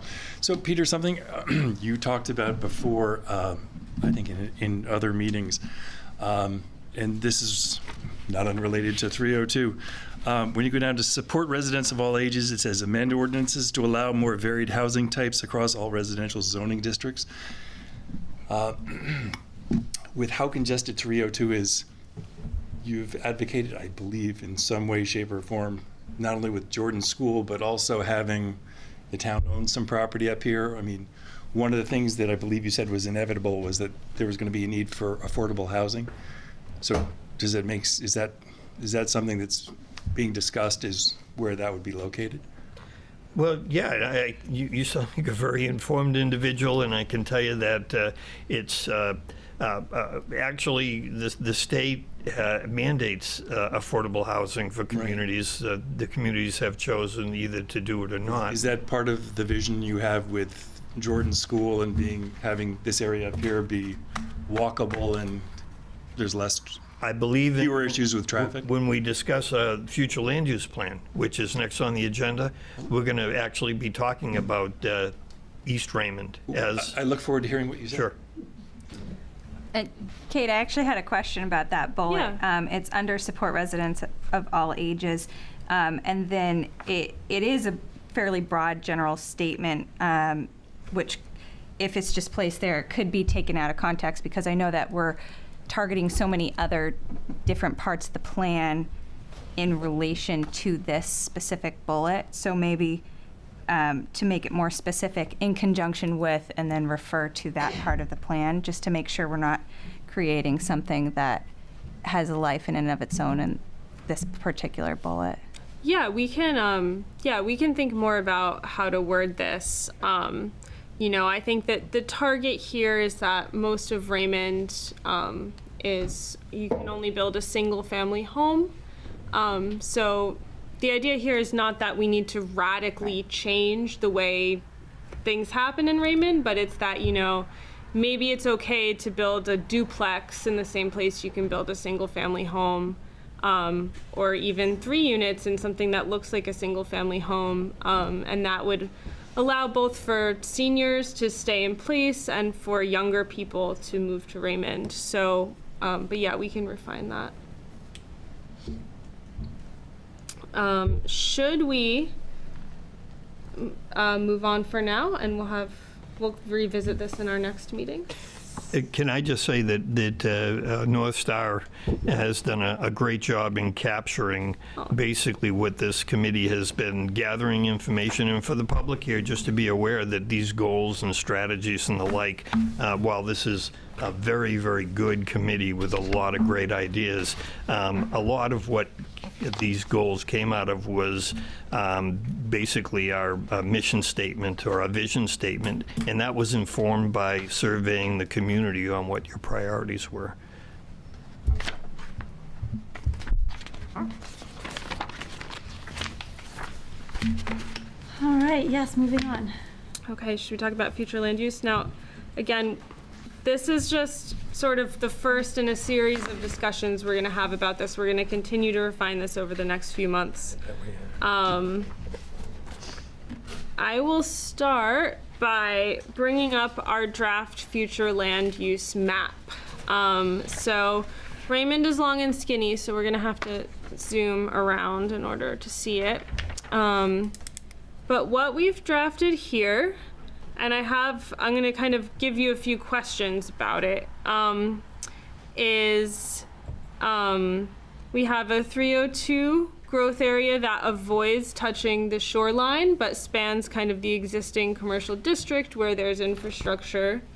We also have 302 growth in the area over here that has commercial and industrial businesses. The orange, and I can make this bigger too. The orange is Raymond Village, and what we did here was we actually brought Raymond Village out to the boundary of town. The idea being that this is the area where some folks in town have talked about a bypass or some other new residential development over there. And if that were to occur in the future, we would want it to follow a kind of village style of development. So that's the reason for making that bigger. Then we have, this is East Raymond Village. We tried to sort of follow parcel lines away from the water. The idea is that we're centering this on the existing town-owned properties as well as the historic store and church that kind of used to anchor East Raymond Village. And then what's in yellow here is that those parcels that I think they're zoned industrial, they're telecommunications. And then the rest of town is rural. I do want to sort of reiterate, since we have members of the public here, the state calls it a growth area. Growth does not mean development, apartment buildings, big box stores. That's not what growth means. Growth means a place for investment. So if we want to see change on 302, if we want to see investment in traffic and sidewalks and things like that, then it might make sense to make it a growth area. The term doesn't always match exactly what we're trying to describe. So I think for the committee to, what we can, another thing to think about is these sort of areas around, this is sort of where Sabre Yachts and some of those other businesses are, and then these telecommunications or electronic diode. The TV towers there, the pump station, the pipeline station there, and radio detection, or I think that's what they're called, radio, something like that. Anyway, these are areas of existing commercial and industrial development. One thing to think about is, do we want those to be growth areas, like a focus of investment, or should we call them transition areas, which is a little lighter of a touch? It's saying, we want these to kind of continue as commercial, but we're not going to invest in them. And I think just talking about these general boundaries, especially the idea of bringing the village out, is something I wanted to talk about tonight. And we can either just jump off from there. I can, give a few points from the written narrative that go into more of the details. You let me know. Kate, as far as the growth areas in the 2004, and just to clarify, this is not a zoning map. So in matter of fact, the state requires it not be a zoning map. This is not regulatory. Yes. So, however, it is tied to a number of issues in building in the state that I won't get into, other than to say that when you're talking about how all of these things are interrelated, we're talking about road safety, we're talking about avoiding some of the congestion on 302, especially during the summer months. Where we sit right now is East Raymond Village, according to this map. So that would be considered a growth area by the state, and that we're required to put in the comprehensive plan. That being said, it's not historically without precedent. there was a village here. And it's not here anymore. But what has happened is the schools have developed around here. The town office is here. There's a fire department here. It's on what would be considered a fairly major artery. So were there, let's say, a way to be able to pick up a loaf of bread or a gallon of milk, if there was a way to be able to get a couple of gallons of gas, if there was a way, it would be centered in a growth area, which would be a village area. The other two areas that are designated as village, I believe, were identified in the 2004 plan. And that's why when we look at the 302 corridor and whatever, in 2004, the comprehensive plan of the town of Raymond, the citizens said, those are the areas where we should have development. And so water lines and commercial buildings and all that sort of stuff went there because it seemed like that would be where the growth area would be, along the largest artery, 302. It doesn't make sense not to think of those areas as continuing to be growth areas. We've already invested in them. We've already developed them. But just the point being, if you want to, in some respect, reduce some of the heartburn of the residents of this town as far as 302 congestion, what better thing than to have one or two other newly designated village areas? And certainly with the school coming in 2027, I believe, back to the town, what better opportunity to then designate this as an additional growth area for the town. It would help ease traffic in the sense that a lot of the people who live in this area wouldn't have to go all the way over there for those things. Yeah. They would have it right here.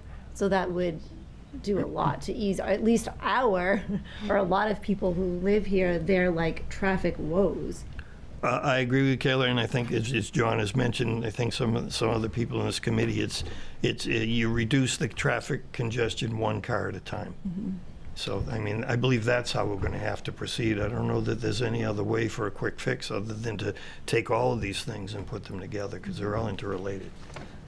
I'm also a fan of the East Raymond Village. I'd point out, we're still going to have the elementary school. I mean, it would make sense to have a lot of housing for young families next to the elementary school. There's not much there right now. And I guess I just would say, because I can't resist it, as of July 1st this year, LD 2003 goes into effect. And so when the gentleman was asking about different houses and the like, I would urge you to read that law and see how it changes density for every municipality in the state of Maine. And so if I've got the appropriate situation as far as land on my property, which is approved for one house, I can build an accessory dwelling unit as of July 1st. That's 1,250 square feet. And I know that doesn't sound like a lot. But if it's 1,250 square feet and it allows me and my wife to move into that and take my 2,000 square foot house and let a family of four move in there and enjoy it, then I've got a place to go when I retire. So what I believe we're going to see through the enactment of that bill, sans the legal ramifications that it'll go through, because it really kind of goes against what's embedded in the Maine Constitution, which is home rule, because the state is telling us as of January 1st, we can do that. And I guess I would put it another way.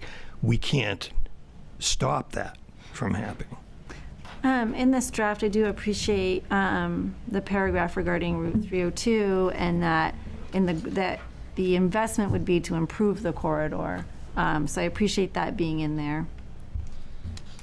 Yeah, I think, we really, in Raymond, we really talked about, in these designated growth areas, we talked about investment and enhancement. So, I think with the turnover of the middle school, this is a good place.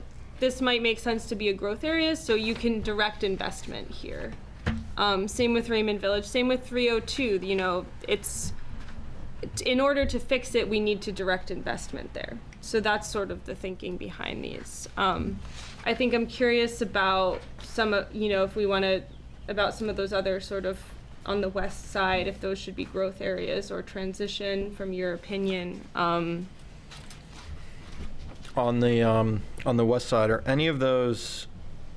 there any lots that are labeled as rural that are currently zoned for commercial or industrial, or did we basically color in all the existing commercial and industrial to create those zones? I think I encompassed the commercial and industrial and then sort of the neighbors. Like I said, this is not a zoning map. This is intended to guide future discussions in the town. There has been a hot issue about commercial development on the 302 corridor. And so what I would tell you is that in the 2004 plan, it basically said that there will be no commercial development specifically on Route 302 in the residential zones, or what's zoned for residential. Once again, as Kate has more than reinforced with me and everyone else here, a comprehensive plan has no statutory standing. We make recommendations. The town is the one that decides how things get zoned. The planning board makes recommendations. They make that recommendation to the select board. Select board puts it on a warrant, and then as citizens, we vote it up or down. So, but just to be aware, that's one issue where it might behoove us to be looking at these growth areas, and with the understanding that if it happens to be that there's some residential lots along the 302 commercial corridor, that there should be some clarification through the planning board to the people as to whether there should be more restrictions on abutting commercial development. But that's not for us to decide. That's for the town to decide. And I completely understand this is not a zoning map, but when and if any of these were not currently zoned for industrial or commercial space and someone were to go through a rezoning process, they would use this map as precedent for part of their argument that the town's already approved a zoning change. Sure. Even though this isn't actually the zoning change, it would be a very strong part of their argument. And Greg, correct me if I'm wrong, the planning board has the authority to basically in a zone approve a conditional use. Yes. Yeah. And I believe the issue That was the case with that happened solar. on 302 was because that was approved as a conditional use.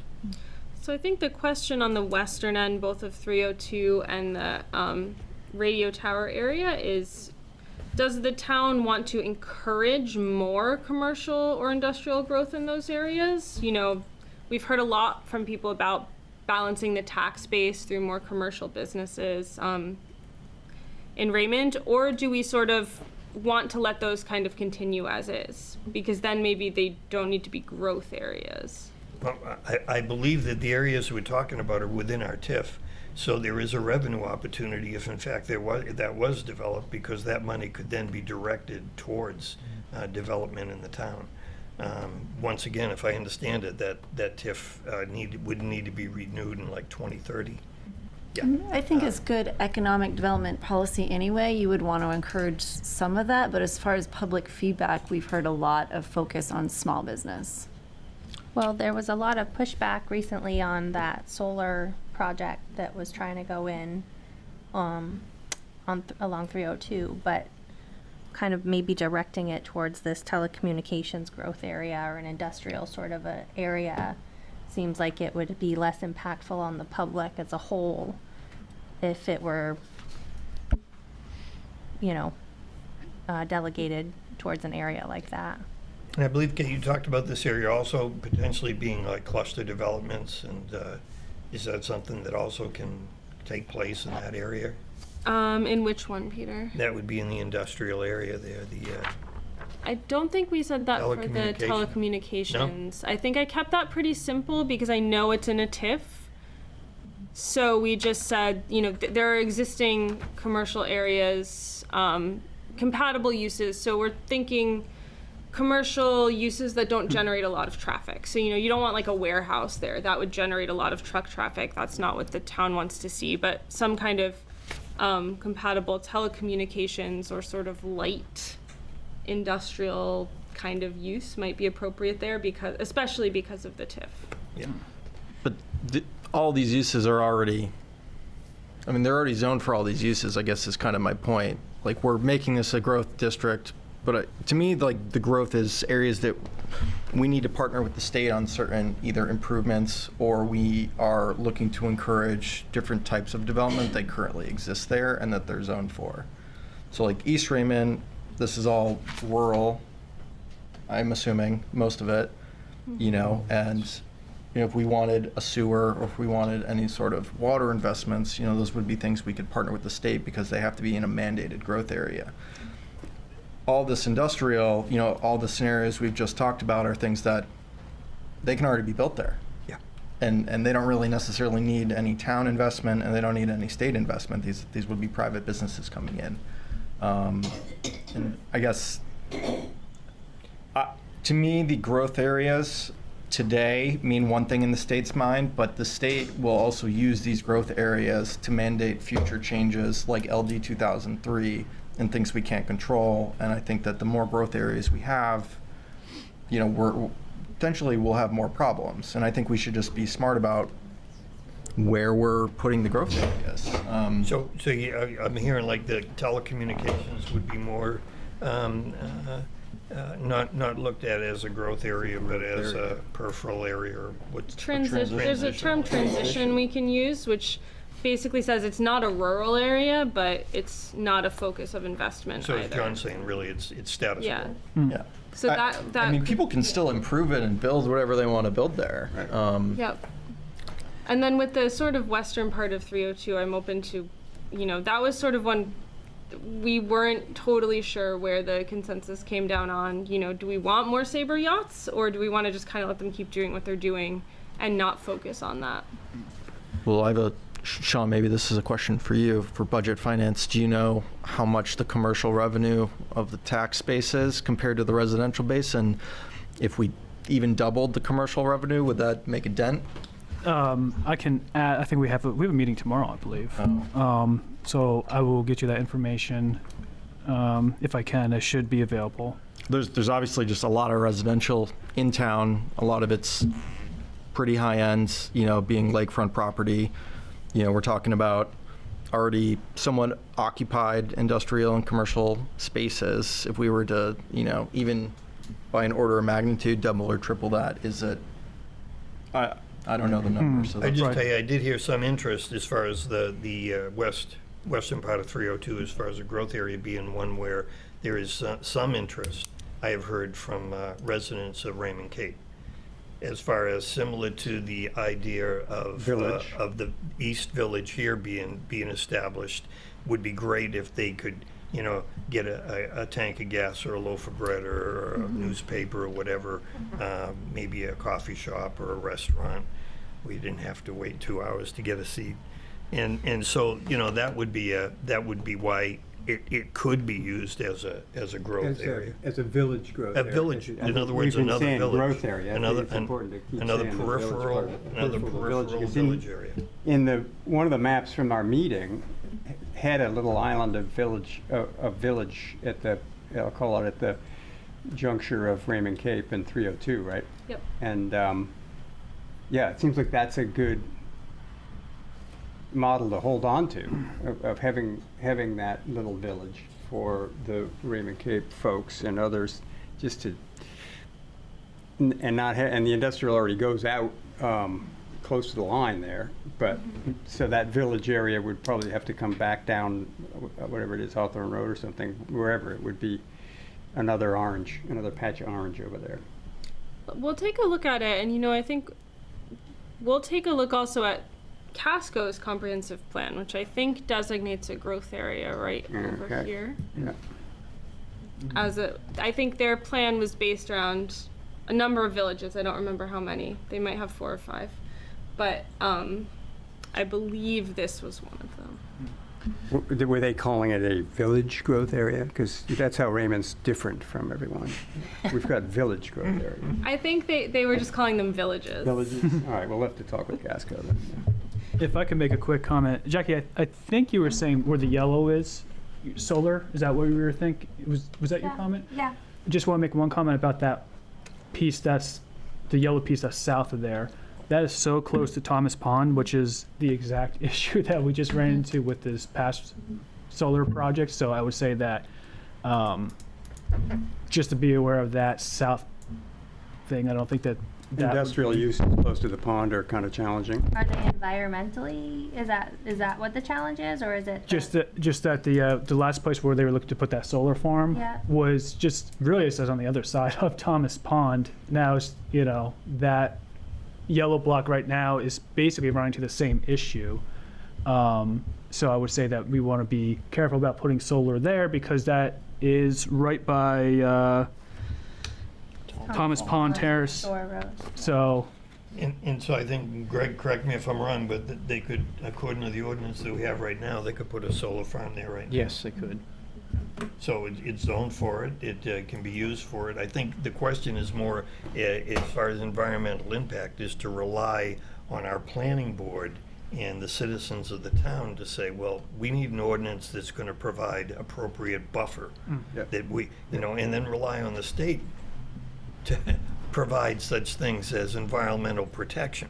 But I don't know is we want to go on record as discouraging acquiring energy from the sun versus ripping it from the ground. Well, I think it's incumbent on us to mention that a lot of the folks that have been big participants in the survey and showed up for the land use meeting live right in that little end red point off of just down a little bit at the end of the commercial growth in the west. Sure. And I keep looking at this big parcel up at the top of in East Raymond that's right next to Panther.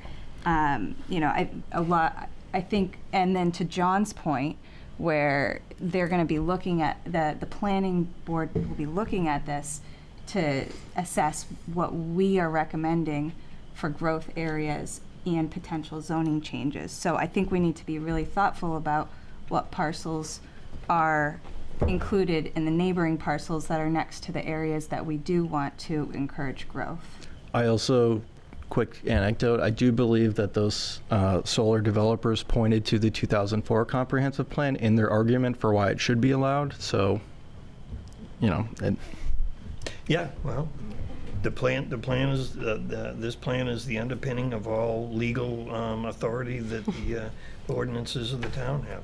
Well, actually, I know this isn't part of the future land use plan, but before I forget it, maybe part of our goals should be coming up with that hierarchy of different sites and their level of, conservation priority and what would be allowable for certain solar ordinances. On this committee, we had talked about it doesn't make any sense to cut down a forest to put up solar panels. I don't think we have that anywhere in here yet. And maybe that should be one of these goals, is to create that. That's not within the purview of the committee to create that, but I think it would be in the purview of the implementation committee to That's a good Great. local goal. We can put that in. Now, do we have any more really specific feedback for North Star? I just want to be cognizant of our time. I think I'm hearing like we're a little concerned about this area being a 302 growth area that's in the right there, that maybe we would like to see that be more of the village growth. Is that what I'm hearing as well? Are we a little that maybe we concerned want to about move it? closer to the Raymond Cape Village idea that we had at the workshop, and we'll look at, I think this big one is Sabre Yachts, but we'll think about whether maybe the existing commercial then just transition. So we're kind of acknowledging that this is a commercial area, but Maybe we're we could do sort of a little bit of what we've done on the other side of 302, where we sort of label that very initial, although there aren't many parcel or lines to sort of roughly follow, where we say that direct corridor we want to invest in, but then the rest is village surrounding it. I don't know if we sort of split it down the middle in a way. I don't know how the committee feels about that, if we're getting too nitpicky about it. But I think like we should be supporting growth there, and the idea of, as Peter was saying, a little village area. I mean, a lot of people from the Cape are coming up there, and then they're going down 302, and it's just causing more congestion. And I think small businesses could thrive in that area. So I think like having that being, I guess that being the village growth area, the same ideas that we have in along the Main Street. Yeah. Where we're saying that's where we want to see that village style. And even though we know that that means growth, maybe, I know some people get hung up on that, so the coloring may be what makes this more palatable for people, if that makes sense. Yeah, I think we'll look at that area in more detail and go back to some of the feedback and think about how to do that a little differently. I think the other thing, and we can talk about this in future meetings too, is when I was drawing the East Raymond Village area here, there are some things that seem obvious to include. There are also some large parcels that I wasn't sure basically how deep we wanted this to go. Do we just want it to be along the street, or do we want it to go kind of another layer deep? So do we have to follow actual lot lines? So you don't have to, and previously we never did, because it's supposed to be a guide. It's just an idea. Yeah. It's a little easier to make it kind of blobby. But because of LD 2003, where they're regulating based on growth areas, basically we're doing it on parcel lines to avoid giving the code officer a headache later when someone is like, I'm on the half and blob of the growth area. Yeah. I'm getting to the point where I notice, and I think this was one of the questions you emailed us, but there's no critical rural areas identified on the map, and I know those are coming. I think everyone would agree all of the shoreland zoning would be a critical rural. And I'm looking at the East Raymond Village, and I'm looking at those southernmost sites, and I'm thinking about the solar issue that we're just having, and all of those kind of border sites, and obviously that one is quite large. Yeah. That's more of what I was thinking about. Okay. But I agree that I would rather have some consistency and use the lot lines, because it solves future headaches. Unfortunately, that starts sounding like a zoning map, and that's the problem. The state will not accept a growth area map as a zoning map. Right. They're very clear on that. Right. And I just read one thing here, just for the budget finance people that are here, and this is in the checklist. Direct a minimum of 75% of new municipal growth-related capital investments into the designated growth areas identified in the future land use plan. So that's right from the state checklist. We can't be cavalier about identifying where the growth areas are, because it really is going to determine for a while what does and doesn't get developed with the assistance of the taxpayer's dollar. And I know that this committee takes it all seriously. Right. So do you all feel comfortable with Sam and I taking this feedback on board, making some edits, and giving you, do we want to move forward with no July meeting? Do you want to try and reschedule that? No, you're shaking your head. I think that takes a vote. I think part of the reason why we need to skip one is to also stay on our budget target with North Star. So we have good reason to skip a July meeting. Maybe we have more particular assigned homework. But yes, I guess that's something we can discuss. There is also no reason, I think, why we can't meet without North Star. I guess that's an option. I think there'd be a lot of summer people here, and I think it'd be a shame not to get their input. That's a good point. Am I sounding like Peter? I do think if we do entertain a July meeting, it should not be the week of 4th of July. Right. I second that. So I would just, say that. 10th. Well, it depends on the room. When's the room available? So maybe.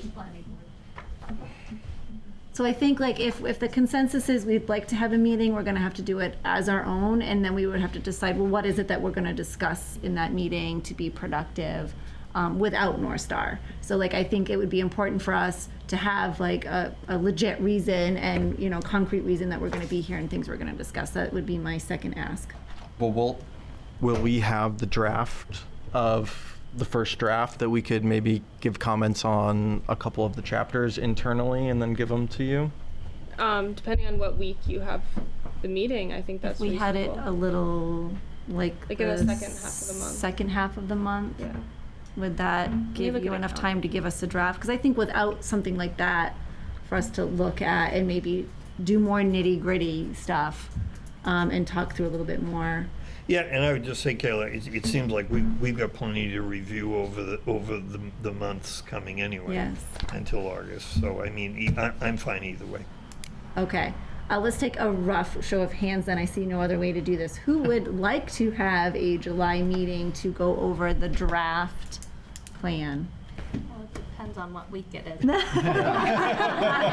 Yeah. It would be the second half of July.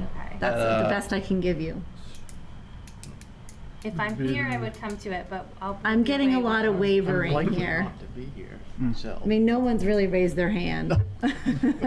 So what we can do is give you documents to either send us back, maybe give you a deadline to send back written comment, or we'll have you comment online like we did with the inventory chapters. Somewhere in mid-July. Yeah, so maybe just a little bit of a stronger homework assignment for July. Does that sound?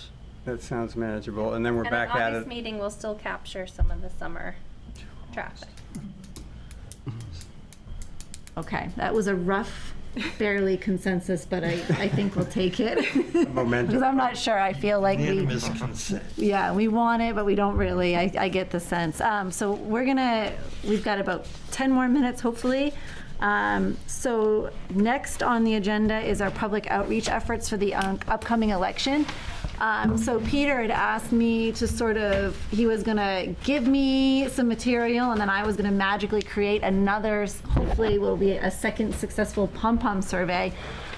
So instead of really having to churn my wheels too much, I sort of took our first survey and I reinvented it. I guess I can do a little bit of show and tell now. You want me to hold that? Sure. But this is just basically, we're going to ask them a question. When RSU 14 returns Jordan Small Middle School to Raymond ownership, how should this building be utilized? And we're going to have 6 options: town offices, community center, library, recreation, daycare, and other.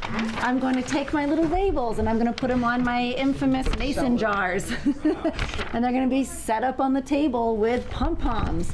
I think we can add to this a little bit. I think we had mentioned another possible question.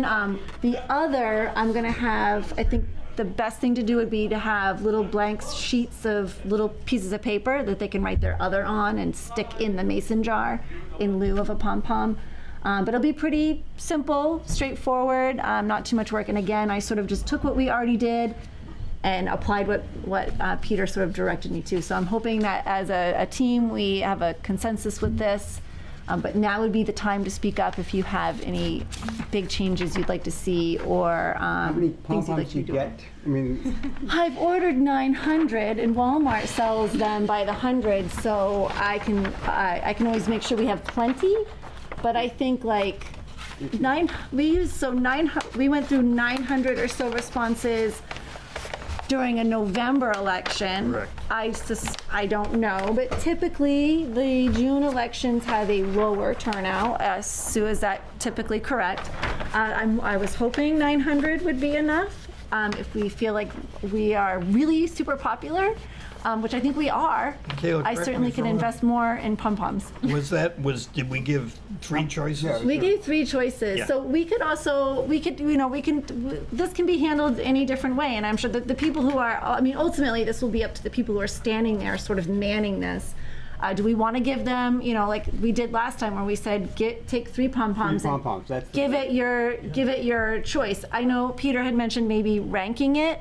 That seems a little complicated because we'd have to pull out the pom-pom colors. They don't come like that. Talking about ranked choice pom-poms? Yeah. I was just gonna say we should. Different colors. Yes, I can't do that math.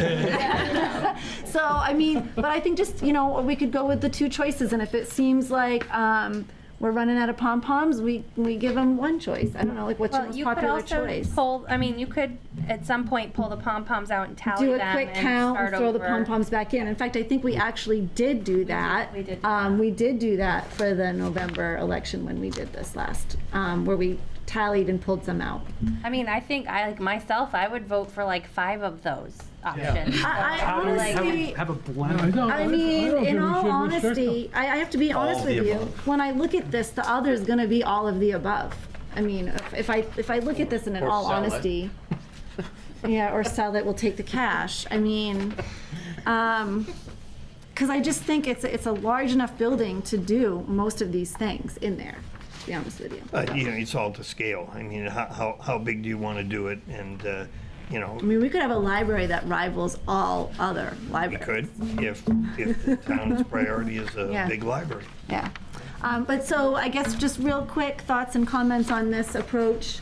Are we down with it? Is it cool? Okay, for the sake of time. I think it looks great. If we think it's worth going forward, I've got a sign-up sheet here with some times. Good. I did it in at 2-hour segments. However, if you can only do 1 hour, that's fine. And I'm going to leave myself last so that I can fill in some of the gaps. Okay. Kaylin, can you do you have a sheet to collect emails? I'm sure we can pull one from a previous. I think I sent you one, but I'll check. Like I'm sure there's Yeah. one I can find. And then if you just pass that over to me. Yeah, I'll and put I'm them on sorry, the you list. at the beginning of the meeting had a comment about what we could Tuesday, potentially right? ask. Oh, it was Out, the bus.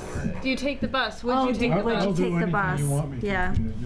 Fill it in. I'll do it. All right. So I've booked June Saturday 11th. to- All right, gosh, it's so hot here.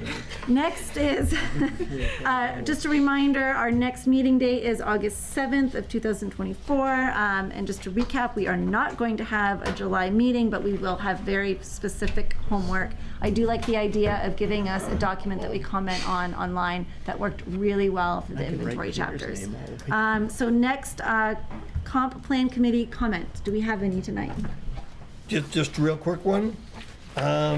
It's worth noting that LD 2101 was signed into law by Governor Mills on April 9th.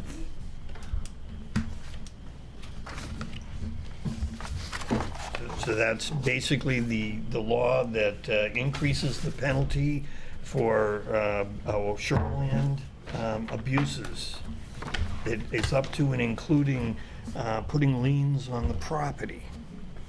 So, and I would thank the town. I would thank especially, I think, Chris and Hansen. He did a lot to support that, as the town leadership did. And it was actually, it was that case, that Raymond case, Out on that the Cape. actually made this happen. Yep. And we should be proud of that. Yep. That's all I have. Oh, I do have one more thing. We are going to have a handout for the election that talks about growth areas. So thank you, North Star, for putting together some language. I'm just going to make this pretty. Yeah. And it'll probably look a lot like our last handout because I'm not interested in doing more work than I have to. So, but yeah, so we'll be a little handout so that we can further clarify what growth area means And or could mean. Ping it once more. When we talk growth areas, are orange, right? The idea of village is important, I think, in that. 'Cause growth area could have a much more commercial flair to it than a village growth area. And if we're building a village growth area here in East Raymond to support school-age families as one element, but also, to have certainly shops, but we're not thinking so much large-scale commercial. We're not thinking large-scale commercial. We're thinking small commercial shops and services. So I just think having village tucked in there is a suggestion. Yeah, feel free to edit it too. I think Yeah. We say village style. I'm looking at it now, but you can pump up the village. Yeah, I put a little reminder to Yeah. myself to maybe add some village language. I've got a question for you, Kate. The implementation committee. Yeah. In your experience, what does that look like? How many years is that? How many members? Can you kind of give a visual what that may look like? It can be whatever you want it to be. Some towns have implementation committees for like, I don't know, 8 years or something. I think Yarmouth had an implementation committee. You know, the lifespan of a comp plan is supposed to be about 10 years. I think when we start putting timelines on things, those short-term goals are maybe the ones that an implementation committee would focus on. You know, the size of it kind of depends on how your rules work. You know, there's not like some places have an implementation committee that will then make recommendations to the planning board and the select board. So it all kind of depends on how your town does that. And so that would have to be approved by the selectmen, having a implementation committee. Just like this committee, same. Sean, sounds like you're ready to go. Great. Depends on where we're on for selectmen. The committee would be appointed by the select board, yes. Okay. It would probably be along the line of advertising when you folks applied for a committee and trying to get more community involvement and get the word out as far as we can and have people apply and whatnot. So that's what's happened in the past. So I would assume they'd follow the same. Okay. And probably a lot of how that would go and how big the committee is, that sort of thing, may be based on what you put in the comprehensive plan, too, for what your goals are for that committee, I would assume. Okay. Isn't the idea to have somewhat different new people and new heads? Typically, I think. But some continuity, certainly, from comp plan members would be critical to hold the line. Whoever still has patience for it. And Kate, correct me if I'm wrong. Correct me if I'm wrong, but it's not an option. It's required in our comp plan that we have. You have to have a section on implementation, whether that's a committee. I mean, the state requirement is really just like that. I think once every 5 years, someone will check in on the comp plan. So, you know, we'll write kind of a baseline implementation section for you, and then that I'll make a note that should be one of the things you all comment on. Sure. So it wouldn't be outside of the authority of this committee to set some sort of a calendar or deadline, especially if these comprehensive plans should be done every 10 years. So I'll at the risk of repeating myself, in the 2004 there were 104 recommendations, 104, of which I believe about 35 or 40 were actually implemented over the 8 years that the committee met. And so understand that if it's implementation, first of all, it's much better to set priorities and keep a more reasonable expectation about what are the key issues. And number two is, I don't think it's out of the realm of possibility to say that you're going to do it in a couple of years. So you're 24 months, and then, you know, that's added to another 8 years before you're doing it again. But certainly, having an implementation committee that takes 8 years when you're supposed to then start all over again in 2 years just doesn't make a lot of sense to me. So you're saying, Pete, we've got to queue up our absolute priorities, and that they're not going to be picking from the list what they want to do. That's right. Ideally, or they have some leeway, but we'd probably want to put some emphasis on this is 1, 2, 3, and those are and get to it, gang. Yeah, I believe we have the voice in really determining whether or not any of these great ideas that have come out get implemented. And if we make it so arduous, the committee can't do it, then all of this has been for naught. Yeah. On that note. Move to adjourn. All right, do we have any other committee comment? I am not seeing any. May I have a motion to adjourn? So moved. Excellent, and I guess we yeah. can vote on that. All in favor? And we are adjourned. Thank you.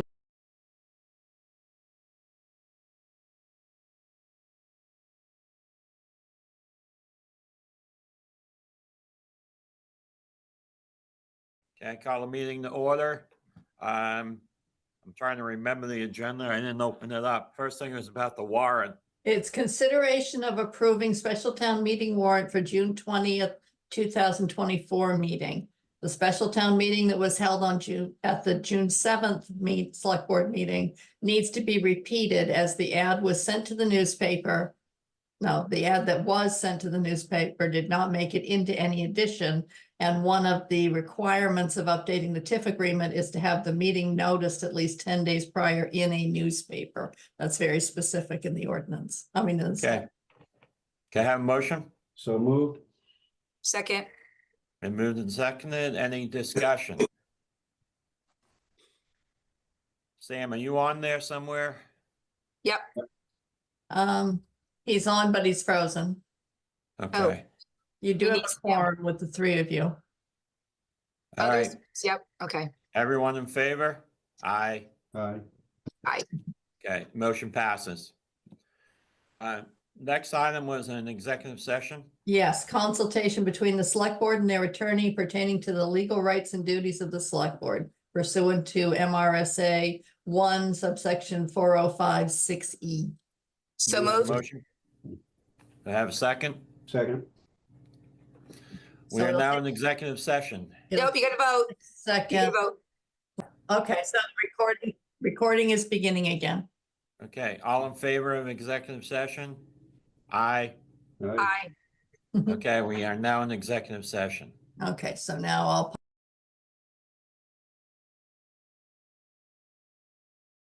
And bring Mel back in. Move to come out of Can I have a executive motion to session. come out of Well, we executive have to wait session? for Mel to come in, please. Oh. There we go. Now we have Mel. Move to come out of All right, executive motion to session. come out of executive session? Second. All in favor? Aye. Aye. Okay. Move Have a to motion adjourn. adjourn? Second. All in favor? Aye. Aye. Thank you, everyone.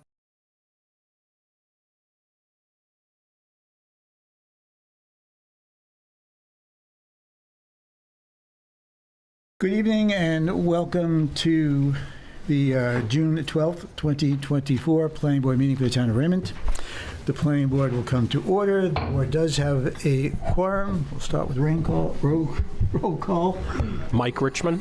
Greg Foster. Robert O'Neill. Ed Kranich, Mark Childs. Stephen Clark. Kevin Woodbury. And Kevin's from Zoom.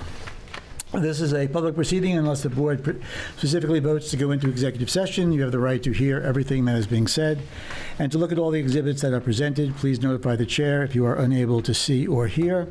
The board works from a published agenda and will be considering tonight's items in the following order. We have the approval of the consideration for the approval of the minutes from April 17th, 2024. Then we have a public hearing and site plan review for Scott Simmons for the youth camp barn and kitchen renovations. A plan review from Nicholas Cummings for a road construction permit. A plan review from Keystone Investment Group for a road construction permit. And we have a request for an amended subdivision from Cousins Development Corp. And depending upon which agenda you have, we have two changes. The preliminary site plan review for the backlot driveway has been moved to staff review, and the site plan review and public hearing for the Town of Raymond's Park and Rec Department has been moved to the July meeting.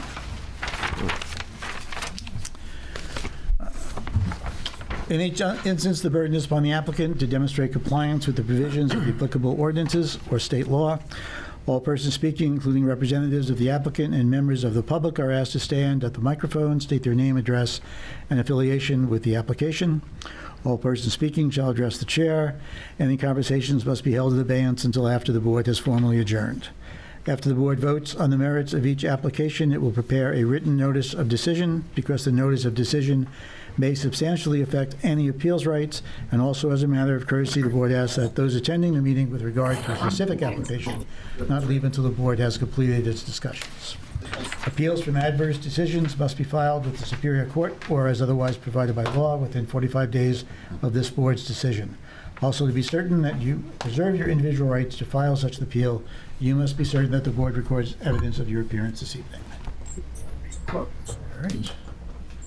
First on the agenda is the approval of minutes for April 17th, 2024. Is there a motion? Move to accept the minutes. Second. Are there any changes to the minutes? Any discussion? All those in favor of accepting the minutes? Aye. Aye. Votes yes. Mark, we got you down as abstention. Yes.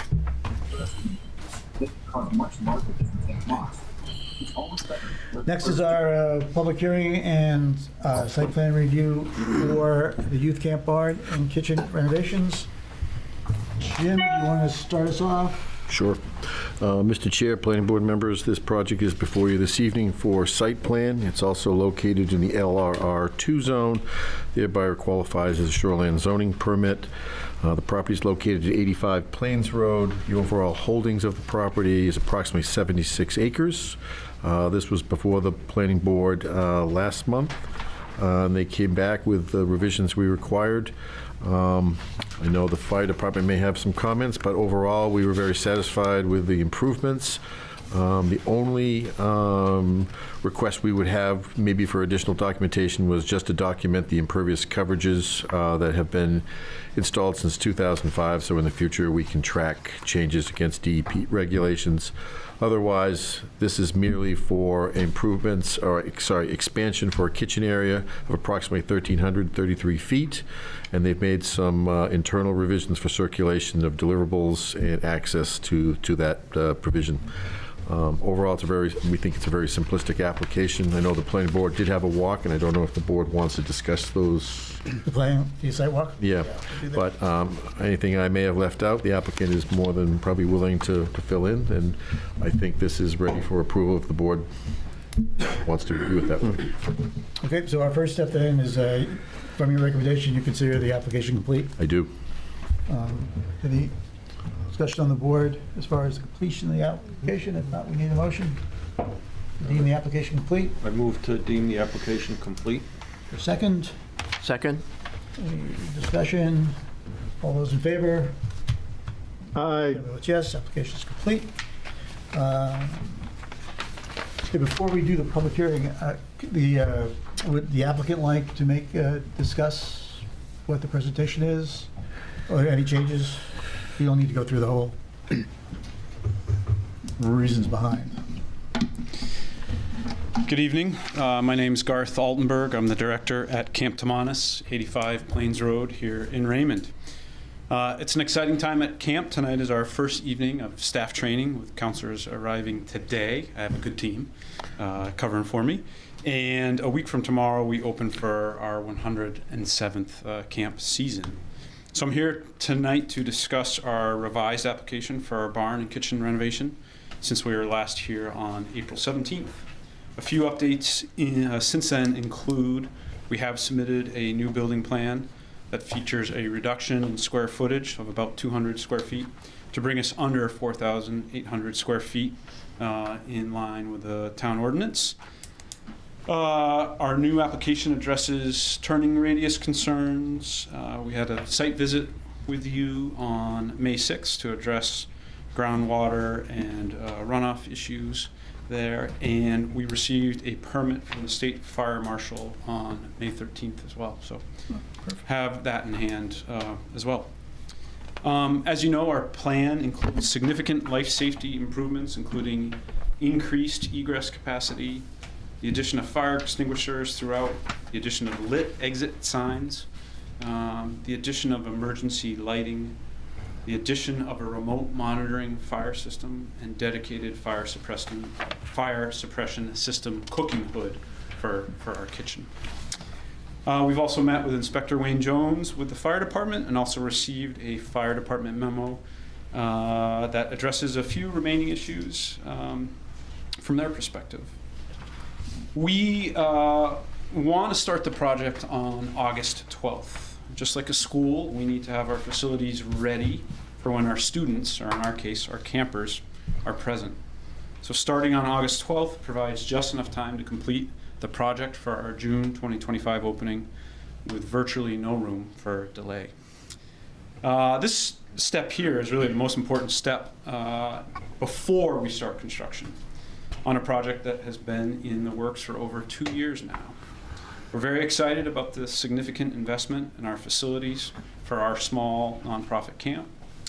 So with that, I am here along with our professional partners, Scott and Amelia from Simon's Architects and Ken Huff with Warren Construction Group to answer any questions that may remain. Great, thank you. Okay, do you have any specific questions before I open the public hearing? I'll open the public hearing on the project. If anybody would like to speak, they need to state their name up at the podium.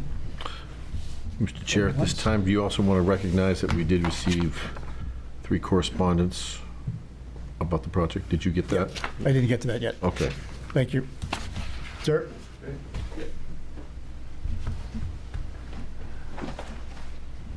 Well, good evening. My name is Bob Harmon, 257 Meadow Road, and I'm here not representing myself, but as the president of the Panther Pond Association. And I'm here in letting the board know that we're in full support of the expansion and the changes that Camp Tomatis is to make. We just believe our 4 camps that are on at least Panther Pond and the remaining in Raymond, it's really part of our culture. We do a lot of things with the camps. They're very supportive to the entire membership of Panther Pond, and so I'd like to let the board know that we are in favor of the application. Thank you. Thank you. Is there anybody else? Going once? All right, I'll close the portion of the public hearing. We did have comments from that we received via email, and they were all in, I don't have them with me, but I think they all were in support of it. But Yes, yep. Okay. There was actually one was a attachment, and the other 2 were actually emails. Yep. Okay. To the board. Are there questions? No, I think I'm good. Really? All right. Leave it up to you. Up to me.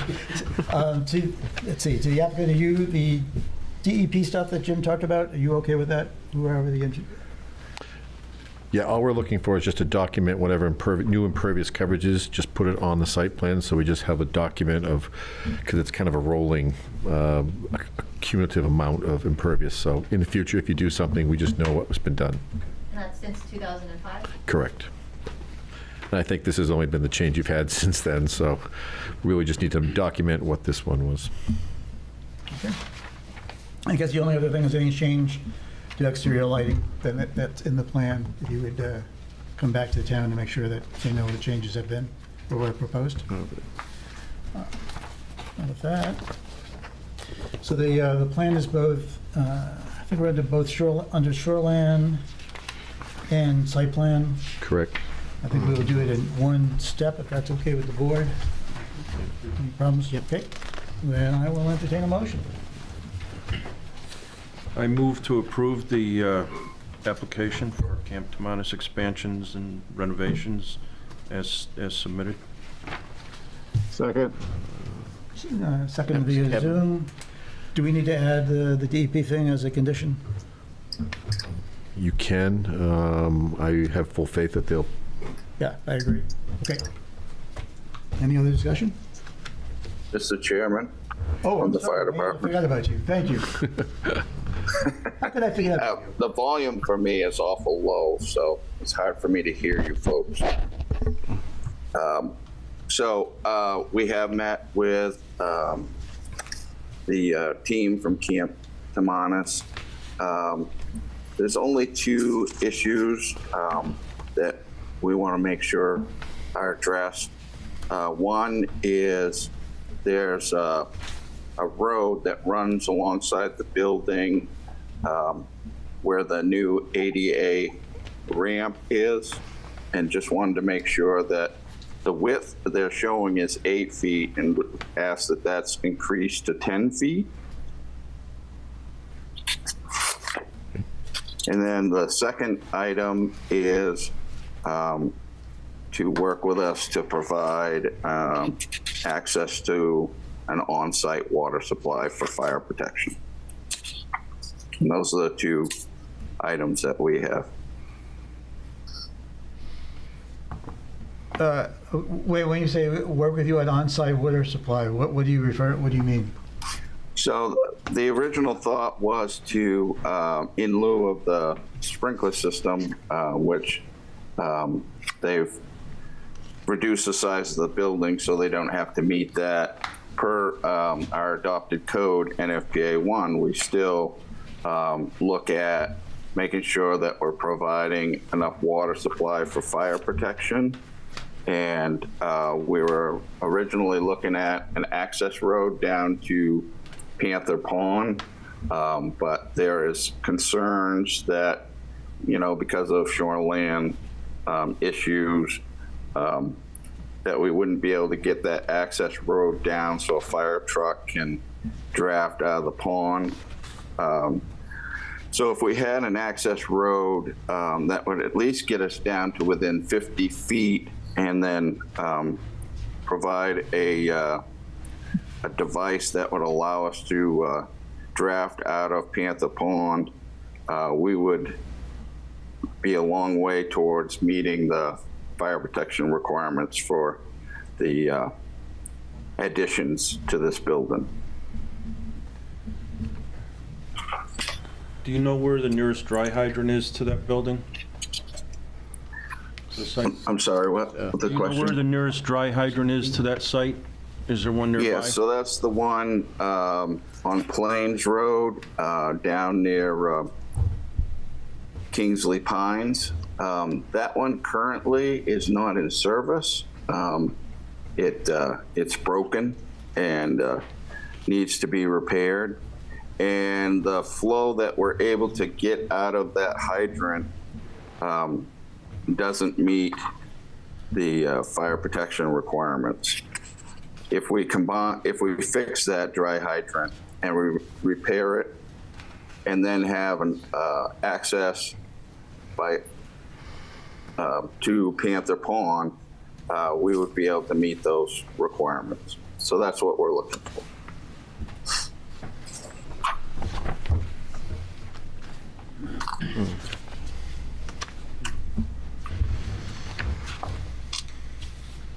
Comments?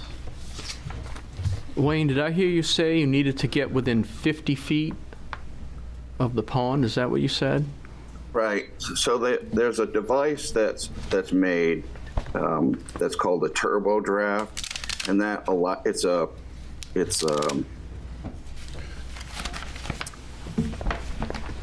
a device that we can hook it onto our large supply hose, pump into it, and then through a jet siphon operation can pull water out of Panther Pond and send it up to the fire truck. If we can get within 50 feet, we can provide 670 gallons per minute, which with a building that requires a minimum of 1,000 gallons per minute, that's a huge help to us. What kind of access do you need? Is this device, I mean, is it something that you push like a trash pump or something, or is it you've got to get a fire truck down there? Yeah, we get the fire truck down there.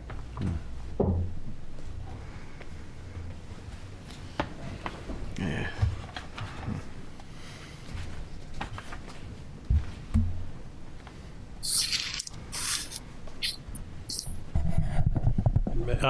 And Wayne, who would be responsible to repair the damaged hydrant?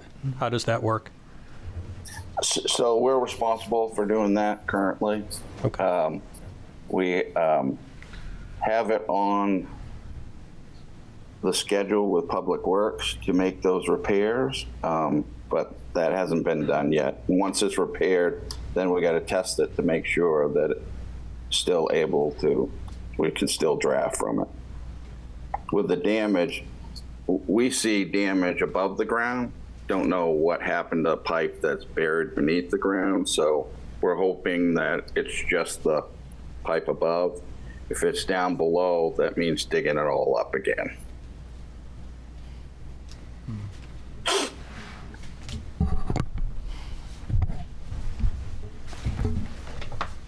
Wayne, does that current hydrant serve the other camps on Plains Road as well? Is that the means of water if there was an incident at another campground?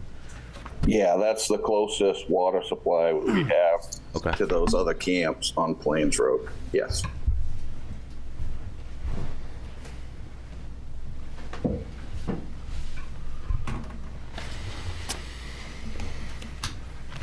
Well, let's tackle the easy one first. You okay with the 8 to 10 feet? Yes, we can increase the size. Okay, good. All right, the harder one. That was too fast, wasn't it? I know, that was good. Mr. Chair, just went through. as an order, you had a motion? We have a motion and we're in discussion right now. Yeah, do you want to just table the motion until after this discussion? Nope. Okay. I want to get this done and move on. We do also.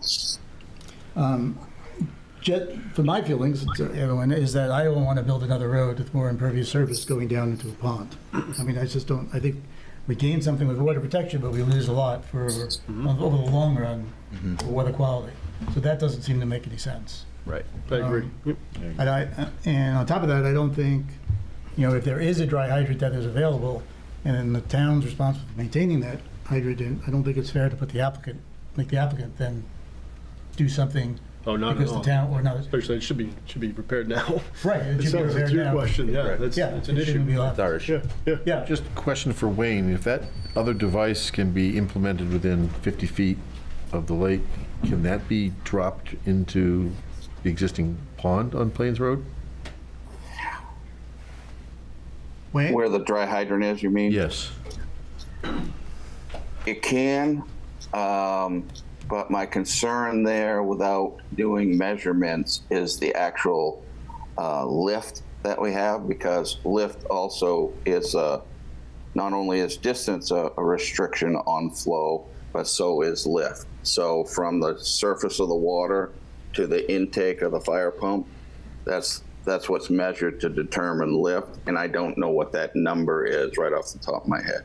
But yes, it is a device that could be used at that location. I would prefer to go that way. It's also a portable device, so it wouldn't only benefit Camp Tamanis, it would benefit many properties around the town. Correct. Yeah. Is that after you guys buy it? Is that what you're saying? I thought I heard that. Sounded like they already own it. I mean, the town does. All right. Yes, sir. So- Oh, you going to say something? No, I said it sounded like the town already owned that device. Oh. Yeah, so they don't have to buy it. No, we don't. They don't Oh. have it. The question was asked of us if there was a way that we wouldn't have to be within 10 to 15 feet of Panther Pond to draft water out of it. And this was a alternative device that would allow us to do that. Isn't the grass slope right down to the pond right now? Did I remember that correctly? Correct. Wayne, why can't you drive on grass? We don't go off roads that don't handle the weight of the fire apparatus because they get buried. Yep. You know, the weight of the trucks that we have easily get buried. Mm-hmm. From experience, I can tell you.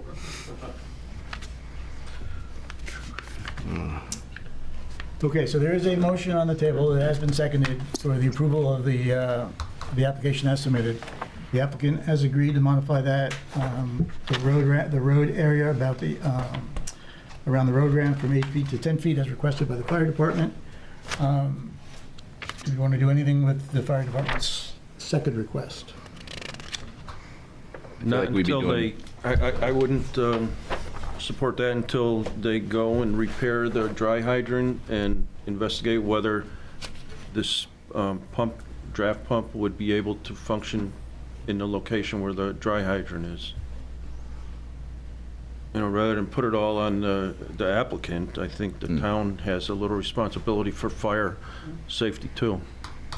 And not only that, but the other camps that are obviously on that road now don't have an access to fire, so I feel like that's more of a priority than adding a driveway to the water. Mm-hmm.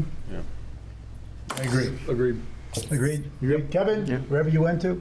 Oh, what happened? I agree. Okay. All right, then, is there any other discussion? Zero. All right. All those in favor? Kevin? Aye. Passed. All right. Done. I told you. You're welcome. Thank you. I told you you might get that done. What's that? I told you I could get that. Good luck. We never had it done. Really nice. All right, next up is Dustin Roma, representing Nicholas Cummings on the road construction permit for Miles Wood Road. Miles, excuse me, thank you.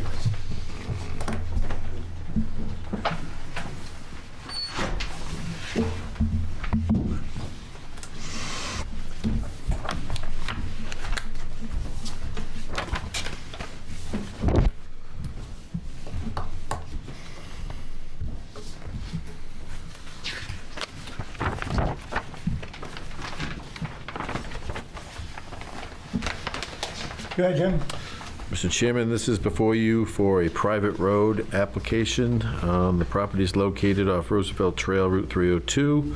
The applicant came in with the request to put in a rather substantial private road of, Dustin, refresh my memory, 1,300 feet length? Right.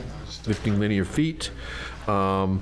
And the thing that makes it unique is that they're requesting that the minimum travel width be 16 feet, which could support up to 10 future dwellings. At this time, there's only one dwelling that would be utilizing that, with another lot potential sale in the future. I know the board did conduct a site walk on this. The original application, because this is in the shoreline zoning, the original grade of the road was 12%. We've had this issue before. They have come back and revised that to meet the shoreline zoning standard of 8%.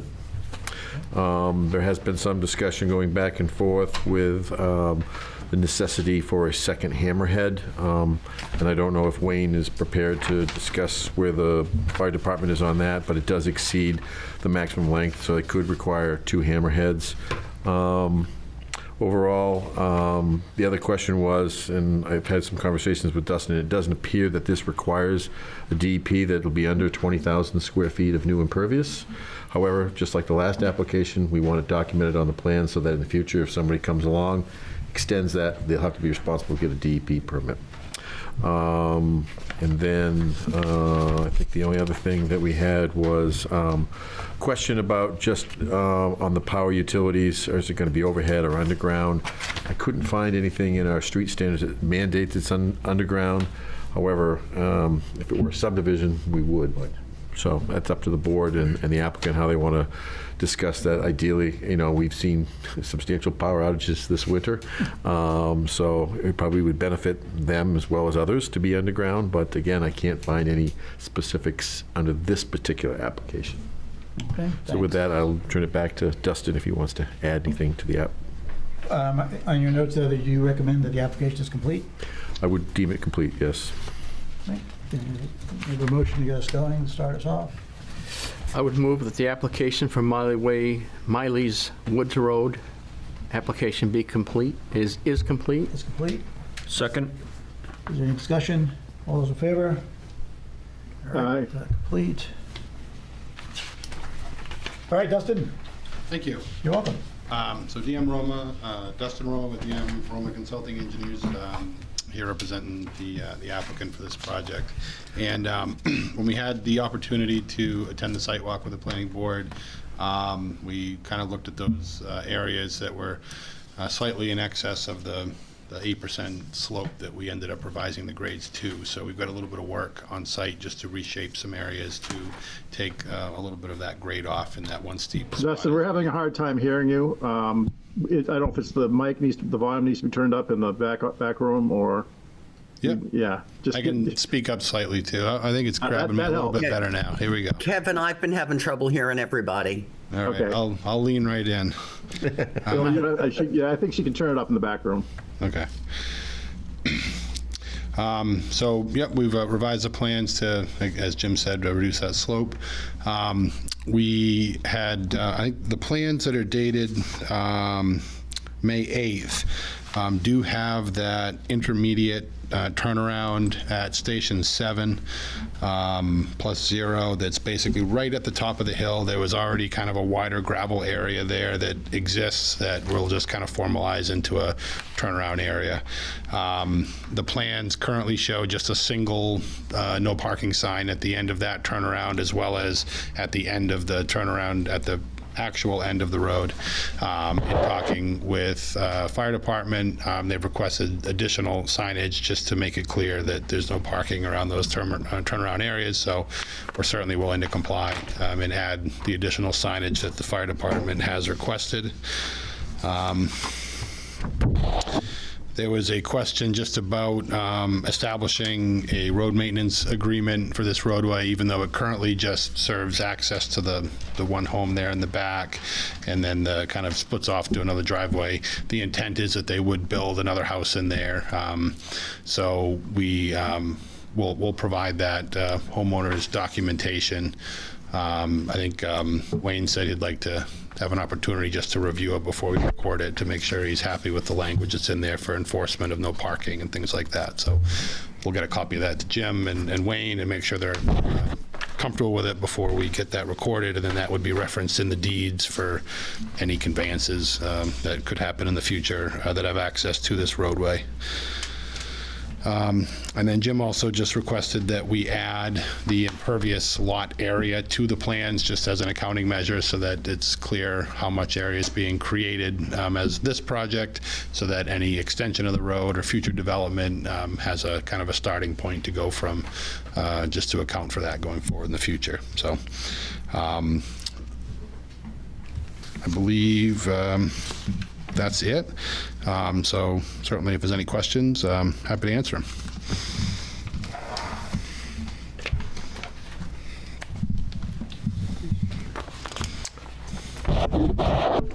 Anybody?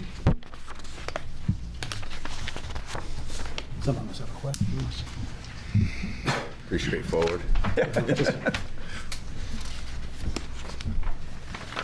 Dustin, we don't have any questions for you. Sorry. That's okay. So going forward, what are we waiting on? We don't need the DEP. Impervious. We don't need the DEP, we do need the impervious. The impervious. Verification of that second turnaround and signage for those turnarounds. And the homeowners agreement. And the homeowners agreement. And the only question I had again was, it's up to the board, if they want to have a discussion with Dustin or the applicant about utilities. Yeah. Oh, yes. Yep. Yep. So, yeah. So, yeah, we had talked about that. I don't think it's a waiver because it isn't a subdivision, but in this particular case, certainly would be a substantial financial burden to have to rip out all the overhead lines that were already installed along the roadways to provide power to the home that was just recently built. So it's, you know, over 1,000 feet of overhead lines that were put in. And I don't know exactly the height of the poles, but they're definitely, I mean, they look like they're at least 35 feet, the poles that were in there. They're taller poles.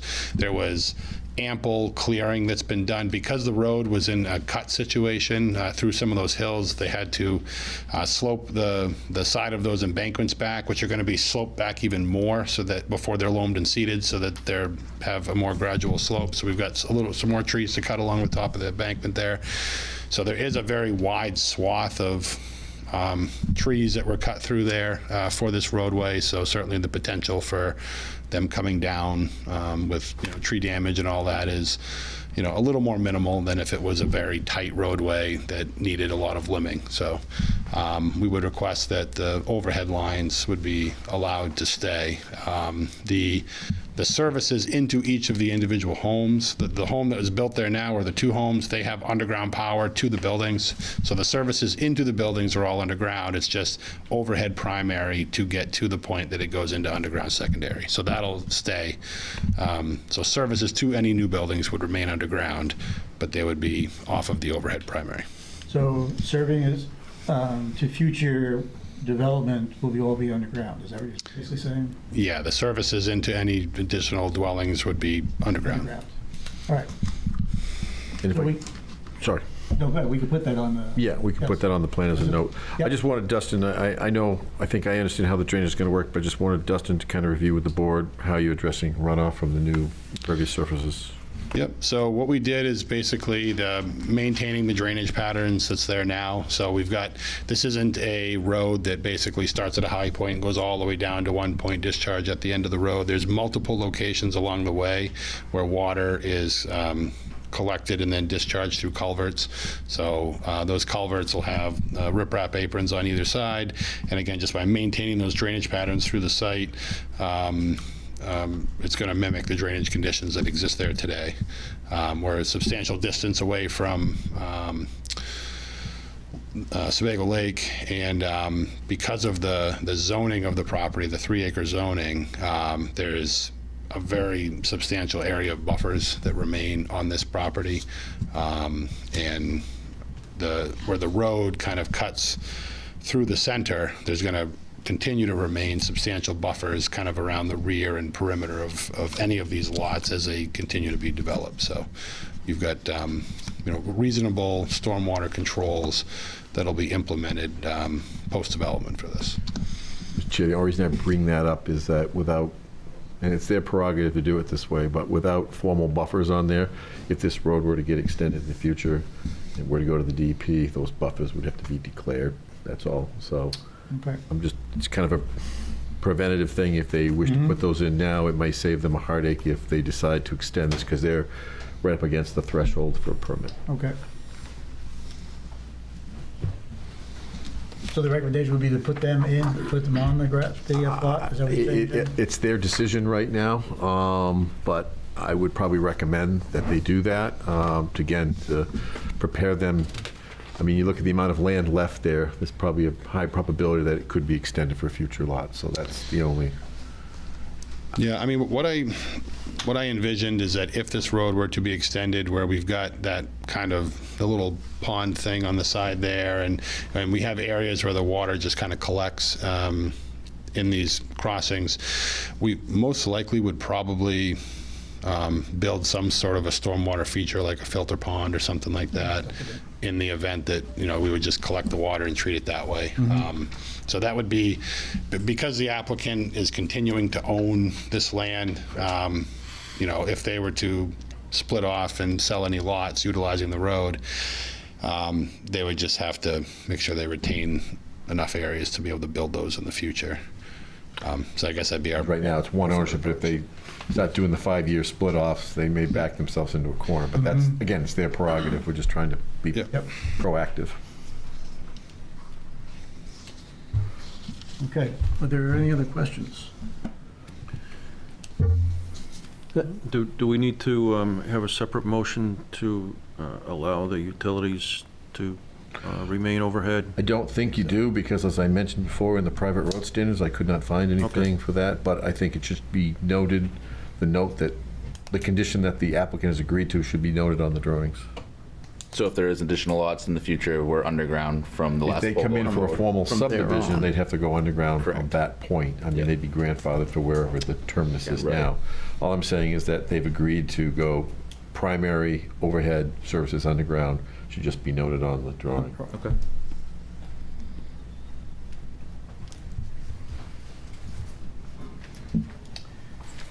So we do have some conditions, but they're pretty easily handled. I don't know that we need to bring Dustin back again for this project. But, with you guys. Can we, Yep. is Wayne all set with the? Oh, yeah, wait, all right, thanks, Jim. So yes, Mr. Chairman, based on discussions today with Dustin and what he described tonight, we would be in agreement that they're meeting the fire protection and life safety requirements for this project. And just a point of clarification, the service connections to future homes, that's going to be noted on the final plans, is that correct? Yeah, what we've agreed to, Wayne, is that the primary overhead would be, primary lines coming in would be overhead, and then each home would be serviced by underground. He's frozen. He's frozen. Yeah. You stunned him. He's speechless. Them's powerful words from Jim. You back with us, Wayne? Did you get that? Yeah, we cut out there for a little bit. No, I just said that the primary is overhead, all the services to the individual lots will be underground. Okay. Because I know that was one of your concerns about getting to the building and make sure you're not free of lines and everything. Right, exactly. Okay. Okay, so I have underground services, the homeowners association, the parking signs. There was one other thing I missed. Documenting the impervious coverage. Is there anything else that we missed? All right. Second turnaround. And the second turnaround. Because we don't have it, well, it's on a plan, but I don't think the board has necessarily, has the board seen that second? Yeah, the one that's dated May 8th, I believe that one We was saw it in on your our packets. walkthrough as well. Yeah. We just need to make, whatever final plan, we just make sure it's documented. Yep. With all the signage and everything. Yep. Okay. Do you want to bring them back one more time and get it all cleaned up, or are you comfortable that we could approve it now and let staff handle the final review?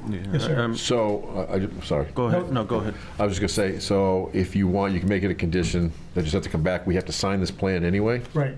And then that's to be recorded, so, I mean, you can make the motion with conditions, and you'll see those before you sign it next meeting. Yep. Yeah. That works. Yeah, you'll just get a report back from Jim that everything's done before you sign. Right. Yeah.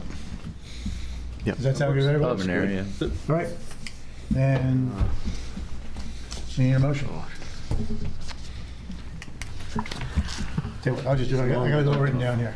I move that we accept the Miles Woods Road site plan road extension with the following conditions: that the plan shows that all underground services from the primary lines to future developments, it runs underground.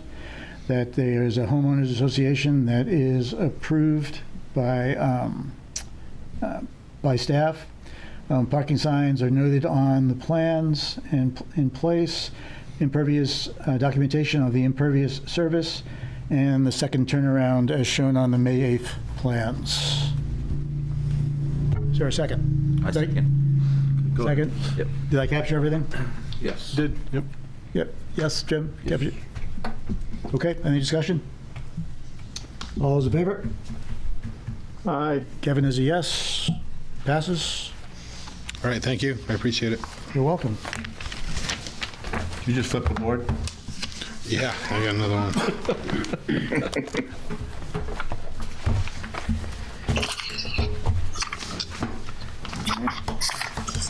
Next up is Dustin Romer presenting Keystone Investment Group for the road construction permit.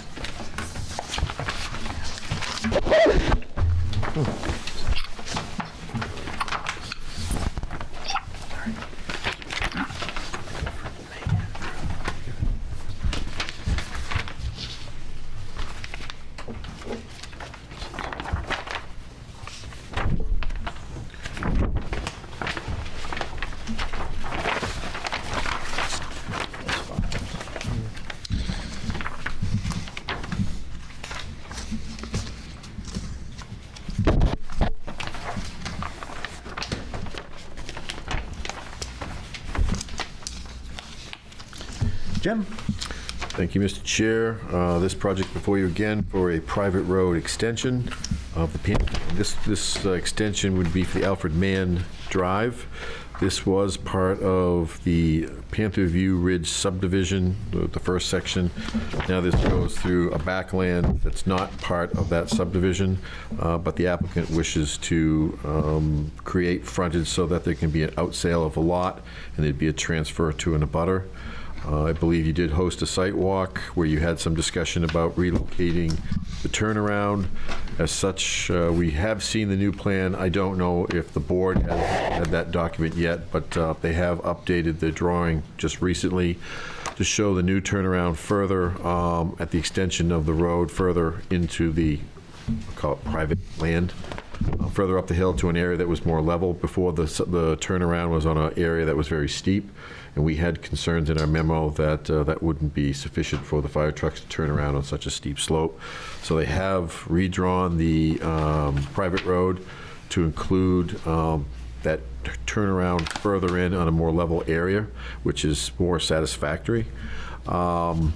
We did have some concerns. Obviously, the applicant hasn't had a chance to show the actual grading of the road. There's a typical cross-section, but we just wanted to understand how the drainage would work. Obviously, they're showing a super elevated road, which means it's, instead of a crown, it's tilted all to one side. And that area on the north side would be the area where there would be a ditch. We've had conversations today with Dustin and talking about doing turnouts and buffers to treat that water. This also goes into Panther Pond.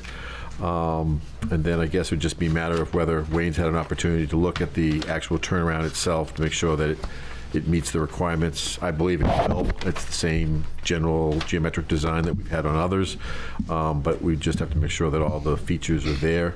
And then as the other designs came in, we'd want to see the improvements that have been made to Alfred Mann Road, impervious surface improvements since 2005, because there was another extension and widening that was done previously below. All that's cumulative towards a DEP application. We're just trying to track all this stuff. And understanding, again, where the drainage would go. And then a homeowners association as well. And I believe there must be one in place because there's already homes off of Alfred Mann. So this would have to either join into that association. This and the two lots, one to the abutter and the one for sale, would also have to be documented into that. One other item I just remembered as I was going through this. This section of road is very steep, so there is a section of road in here that exceeds our 12% grade requirement, and I believe you haven't seen this yet, but I believe Dustin's going to be asking for a waiver of that, and Wayne and I have had some discussion about this, but we haven't really finalized anything yet. And I think Dustin may have some calculations on what that grade is. I know in the past we've had some problems with really steep grades. Yep. I think this is a very short distance of steep grade, but I would have to rely on Wayne and what the fire department could have for safety. I think they're talking about 100 feet of, what, 16%, something like that, Dustin? But I'll let Dustin describe that. Okay. But through all that, you still recommend that the application is complete as it stands? I would.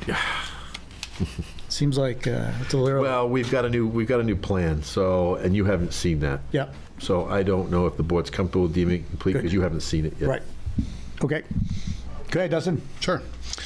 Yep. So, yeah, I think as Jim had indicated, so this is a plan that we had worked on following the site walk. As you recall, we had to basically submit plans the day of the site walk to comply with the submission for this meeting. So, though obviously those plans didn't reflect things that we had talked about when we went out there and looked at the site. So, when we were out there, that was one of the really primary concerns I think we observed, was that the location, we had previously, the plans that were in your packets and that you've seen, had a road extension of maybe 300 feet that went just beyond the power lines, and had proposed a turnaround area where the road section was 12%, and we were proposing a turnaround area that Wayne had some concerns about the fire trucks, navigating that and being able to turn around.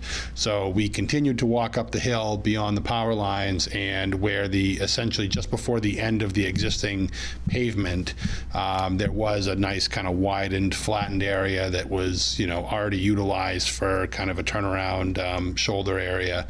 And I think the consensus at the meeting was that was really a much, much better spot to provide a nice turnaround. So this plan that we prepared, and we had just worked with Jim and Wayne just to do a staff level review of those changes. That's what's up in front of you here tonight, and it just shows an additional 300 or so feet of road that would be improved. So we would widen all of the roadway up to that location where the new hammerhead will be built in the flatter area. So in addition to adding that hammerhead, we're also widening the road up to that point so that it's the 22 feet in width. We're going to continue to maintain the pavement that's there, and the reason we have that like super elevated road section is because all of the improvements are occurring on one side of the road. So rather than having to cut trees both sides, stump both sides, we'd like to concentrate the work on one side of the roadway, do the ditching, put the gravel in, widen the road on that one right-hand side as you're driving up, and then we would build that hammerhead in that turnaround area as well. Jim had mentioned the ditching and the stormwater. What we've been talking about is incorporating 2 locations where we would provide ditch turnouts on that new constructed section where we would turn the ditch out and provide a level spreader that would kind of spread the stormwater out over the natural wooded areas, and in one area potentially through the CMP corridor, which isn't wooded, but it's still heavily vegetated.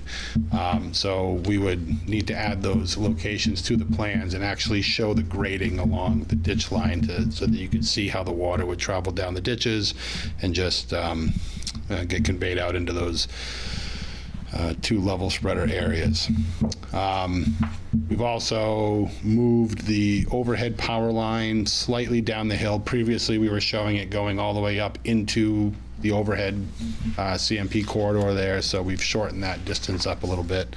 I think what we talked about at the meeting was that would be, there's already the overhead lines that run up Alfred Mann, and we would essentially go another pole length just to be able to provide access to that one lot that we're calling out as proposed lot.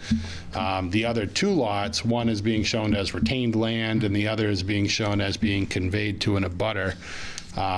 Those 2 lots, one already has a home on it.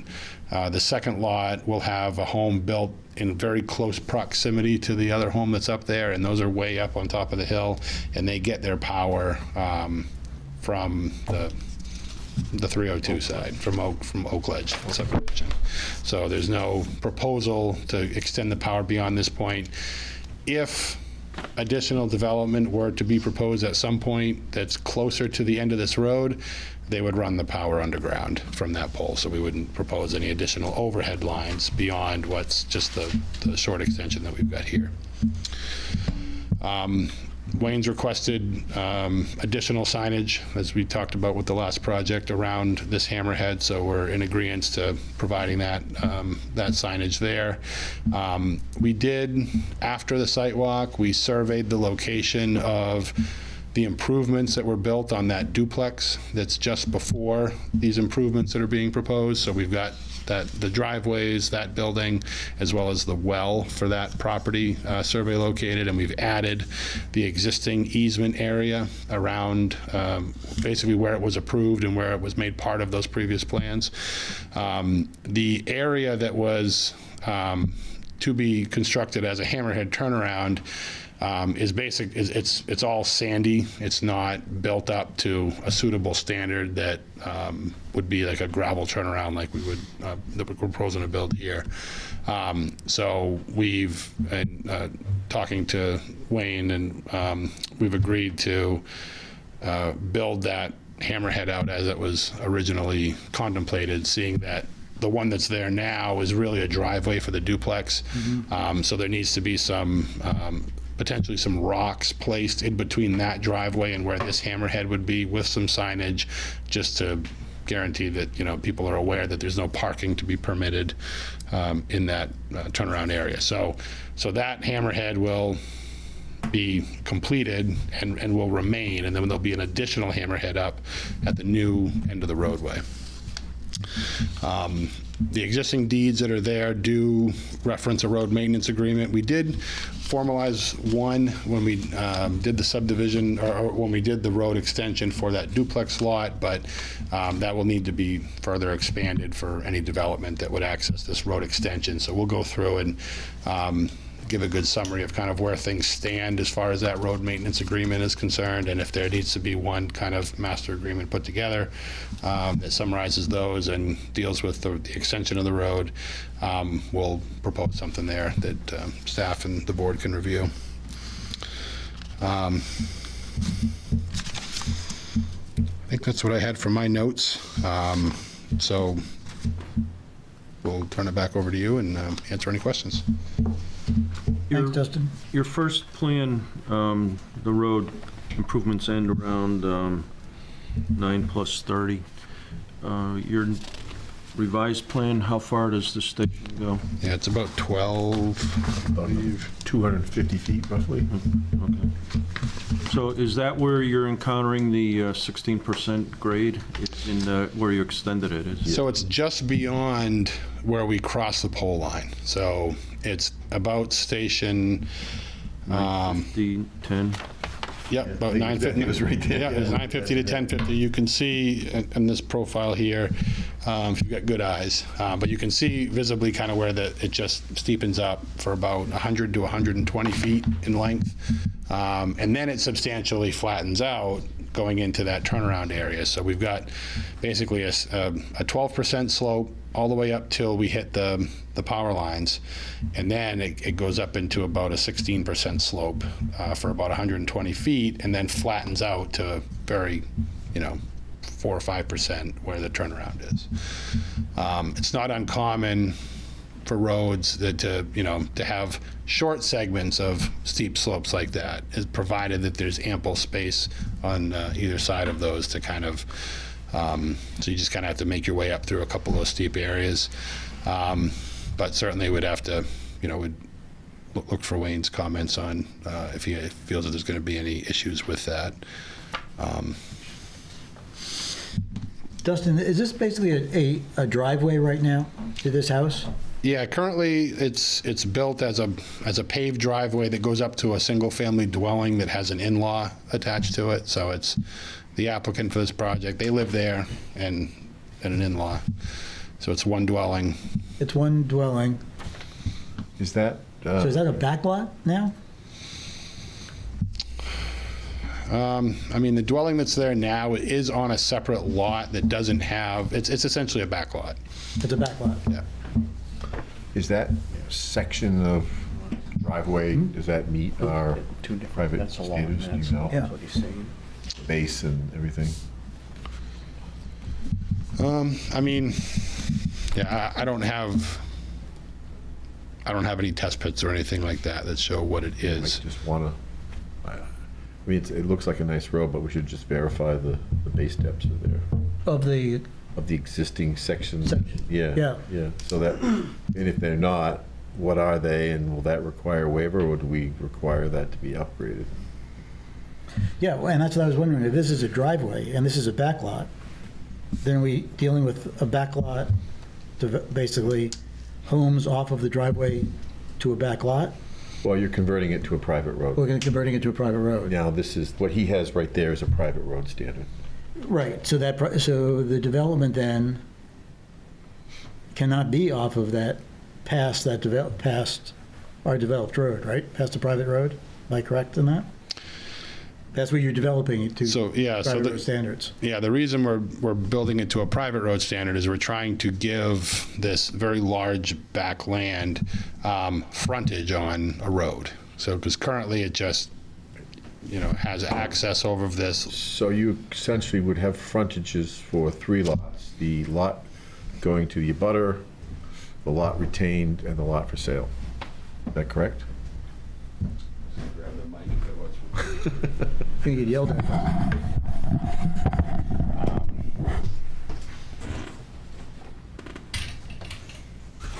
So this is the existing home. It's way up here. So what they're proposing, they'd like to build a second home here, but this is a existing lot that just has a right-of-way to Oak Ledge here. So this home was given a building permit, built upon, it's been there for a long time.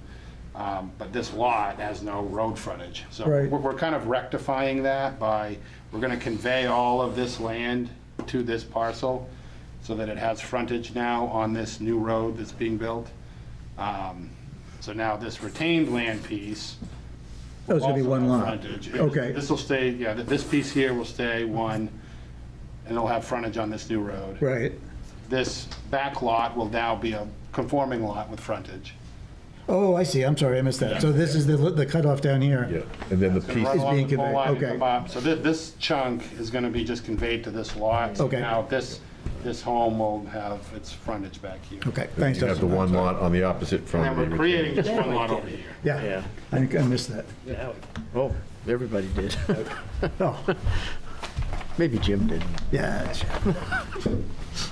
So that was kind of the reason we're doing it, and to acquire the necessary frontage, we didn't need much road, but we've ran into issues with where we were putting the hammerhead, so now we're talking about a longer road, and creates new challenges, because now it's going over a steeper section, which has always just been a driveway.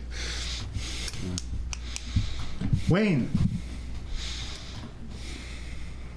Yes, Mr. Chairman. the 16% grade. Is there anything the applicant can do to reduce that? Where does that, Roma? where is that pavement section end? Is that before? It's basically, the paved section ends where the road right-of-way is now proposed to end. So it's just beyond the turnaround. Everything's paved up to that point. The piece of that may determine what they can do, Wayne, maybe based on whatever we get back for test pit information too. They may have to upgrade. I don't have any information to say it's good or bad or indifferent at this point, knowing what that driveway was built to. So we just have to see if it meets if the existing driveway meets the private road standards. If not, then it's another decision the board may have to make in the future. So Wayne, at 16%, you dump water. Isn't that what I think you've done once, demonstrated for us once already?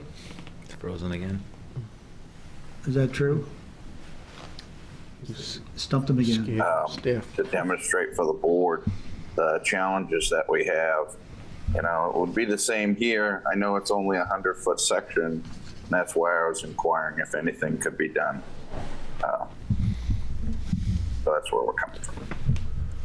If you remember correctly, we had, I think Dustin was involved, we had one for Floyd Brown down Egypt Road. And I think, Dustin, you correct me if I'm wrong, I think that one was at 17. It was a much longer section, stretch of road, but remember we took the tanker truck up. Yep. The water came out of the bank of the tanker truck. So that was a concern that they have. So I don't know within 100 feet if that same issue would happen in 100 feet or what. But it clearly, it would be a waiver to the board, and clearly I think you would have to rely on the fire department because that's the primary concern for safety for them. Yeah, I think on that one, they were concerned once it dumped in the winter, it immediately would freeze to ice, and then they would be dealing with. When they've had some other roads in town where that's happened, and it's not fun.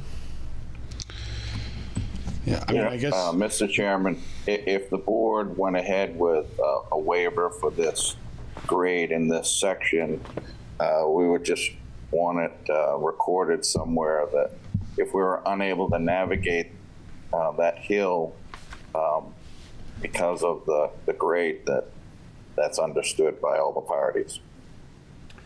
Is there access from the other side where this? Not a roadway. Yeah, I mean, there's legal access to come in from Oak Ledge, but it would basically require that then this lot would then be like part of that association and everything. So it really has nothing to do with the neighborhood. So it's always remained separate. Wayne, I don't mean to put you on the spot, but is there kind of I know we have road standards at 12 and there's a reason we have those, but is there a slope that is really the ultimate max that you can sustain?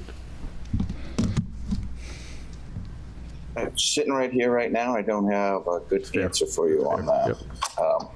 I don't know what the percent grade of, for example, Parkin Hill is, but we've had problems when it's slippery up there. Yep.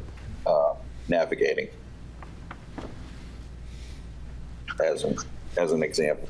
And I think in the updated ordinances, we put some language in there for waivers when we do have this condition too. I believe we did. So I think we'd have to go back and Dustin should look at that as well. Percentage rate. Yeah, because there was questions about safety and things 2021. like that. We'd have to put for sure. Yeah. I mean, I would be concerned that not so much as presented right now, but if there's going to be future development, there's a lot of property up there with a lot more homes, then, you know, it becomes a much bigger issue than one house. Or two, because you can do two. Right. Well, one can cut off, right, before they're really steep. So we'd have two, yeah. Well, I think the second. Oh, that's right, the second one being built, yeah. Yeah, there's one being built, yeah. Yep. Yeah, I think, I mean, yeah, and we're not trying to just like sit here and workshop this whole thing during the meeting and stuff. So Wayne and I and Jim can kind of work through some of these, but you know, one option as well, I mean, I know we had the turnaround area and the 12%, we were concerned about slopes, but I mean, we can make that turnaround much wider with big sweeping radiuses or something like that, you know, to get a better comfort level that you're not trying to hit a sharp target in the dark on a steep slope. I mean, we can really widen that out so that there's a lot more forgiveness. That could be an option so that we're not extending the road up through this steeper section if that's preferable. So, but I think we got to, I'll just work with Jim and Wayne and we can sort that out. All right, then I think, do you have any other questions for us, Dustin? Nope, it was really just discussing the unintended consequences of trying to fix one problem and then finding another and seeing if there was a preferable solution from the board as to which way to go. So, sounds like we'll go back and work on it. Yeah, well, I think you definitely have some concern with the board for the 16% grade. Yeah. I should have judged by how hard we were all breathing at the site. All right. I don't have any other questions then. Okay. Thank you. You've taken no action on this? Do you wish to just continue tabling this? Yeah, we're just going to table it. Actually, we don't need to table it. We haven't not accepted it yet. Yeah. I just realized we probably haven't had a public hearing on your other one. Sandy's going to get mad at me. Okay.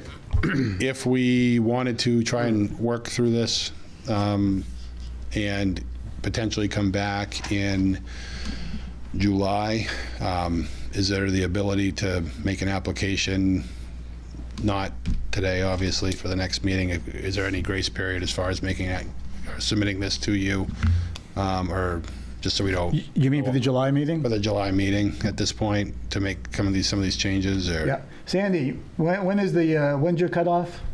The longest I can give you, Dustin, is till next Wednesday, but you luck out, we're closed, so if you got it to me Thursday morning would be okay. Yeah, so 1 week from tomorrow. 1 week from tomorrow, Sandy? Yeah. Yes. That's certainly workable on our end. Yeah. Okay. Is that end of day, Sandy, or do you need to put that? No, because No, I would need it Thursday in the morning because technically I can only give him until Wednesday, but because we're closed, he gets till Thursday morning. And by morning, I don't mean just before noon. Sorry, Dustin. Yep. All right. No, we can certainly work with that. Okay. All right. All right. Thank you. You're welcome, Dustin.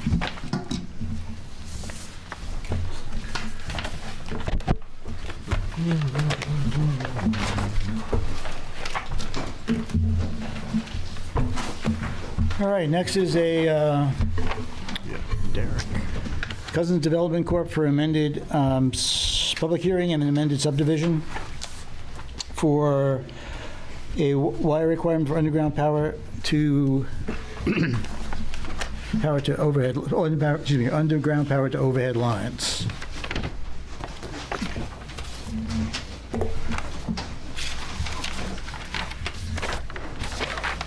Hey, Dustin, before you leave, hey, Sandy, on the previous project, we really did not have a public hearing for. I do not believe you did, no. Yeah, do I need to do that? Can I sneak by? Now that we're on recorded here? Well, we should. Yeah. You know, it's part of our ordinance. But it's a site plan still. The way we deal with that is all the roads are site plans, so it falls under the True. site plan requirement. I don't know if the board can, I need to look at that and see if the board can waive The public hearing? hearing. Sorry, Dustin, that was my fault. That's all our fault, so we should know. And are you going to be ready for public hearing on this Alfred Mann, Bob? Yes. Yes, I think so. Okay, I will advertise that as public hearing. Dustin, you be ready for public hearing? Well, I think that one, again, because of a change we made in the, I know there's a subdivision, but we made that provision, because I don't, this is a weird one, Alfred Mann, because it goes through a subdivision. We made that provision, that if you had a subdivision, you meant the road. Right. You'd have to. You have to have it in the subdivision. Too. So that. Oh, yeah. Yep. Oh, yeah. Dang it. I'm just trying to see. So why don't we wait on that public hearing? Is that okay? What's your timeline? We'll decide, or do we need to know that before Thursday? No. You need to know that on Thursday. So either we're in public hearing, ready to go, or we're not. Okay. So basically, the decision you made tonight on Milas was preliminary? Or do you want to have a public hearing? Are you talking about Alfred Mann or Milas? Milas right now, because we already gave approval for Milas, but I did not get the public hearing done. I mean, you have everybody here, you could. I don't know if we could waiver it. That's what I'm trying to find out.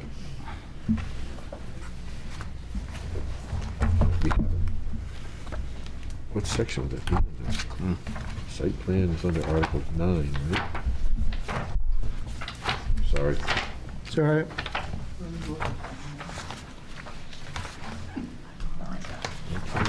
Got this new ordinance and I can't find it anymore. Shoreline zoning, land use.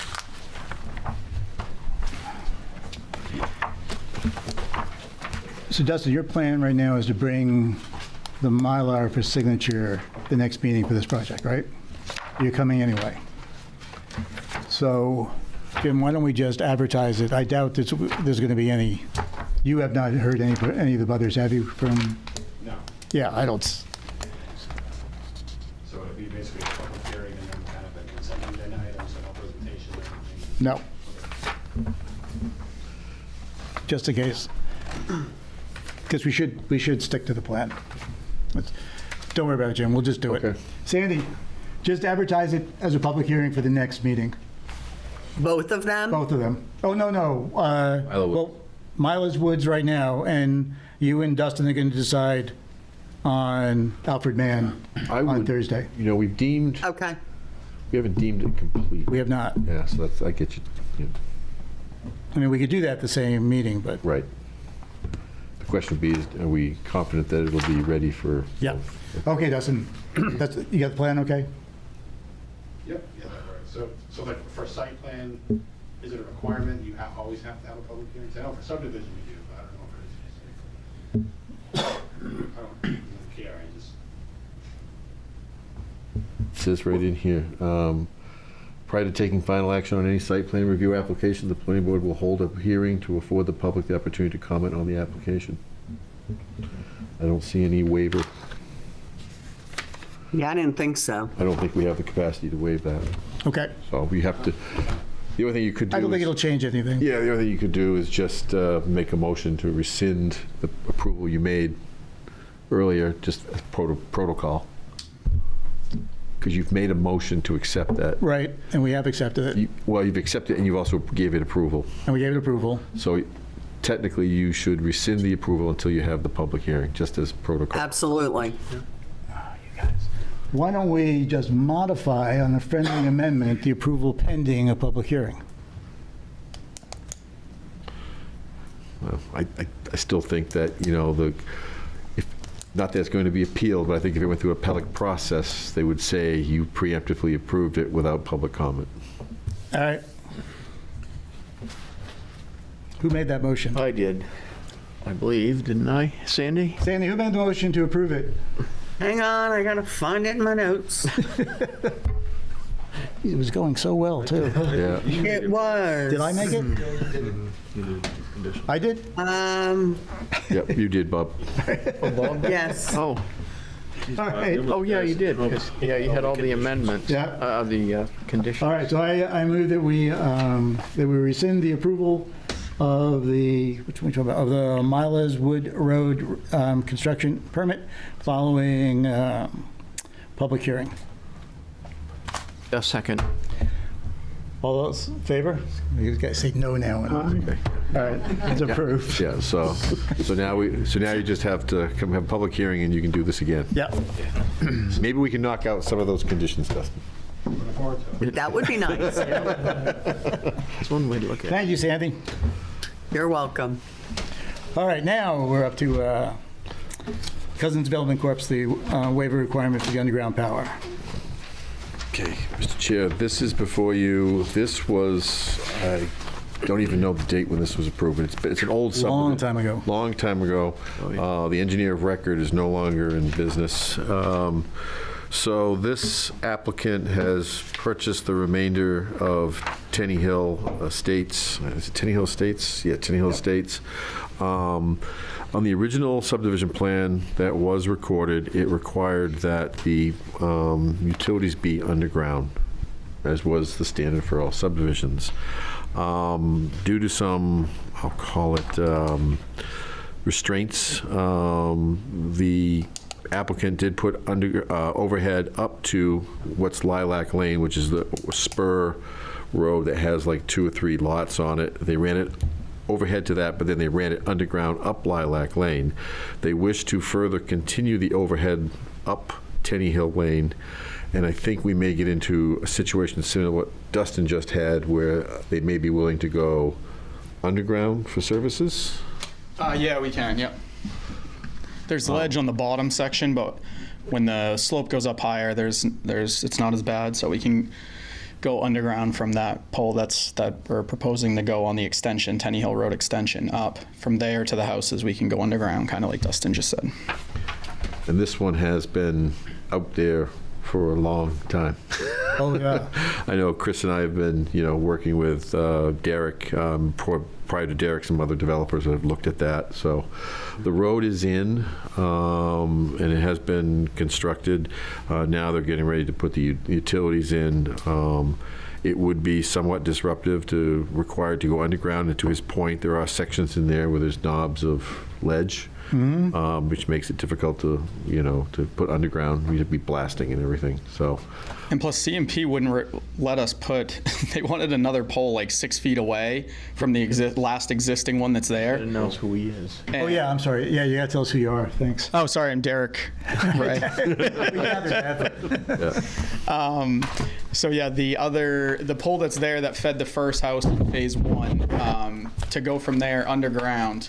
The other pole was put in, and then underground was fed up Lilac Lane. From that pole over to go underground, they wanted another pole 6 feet away from the original one that's currently there.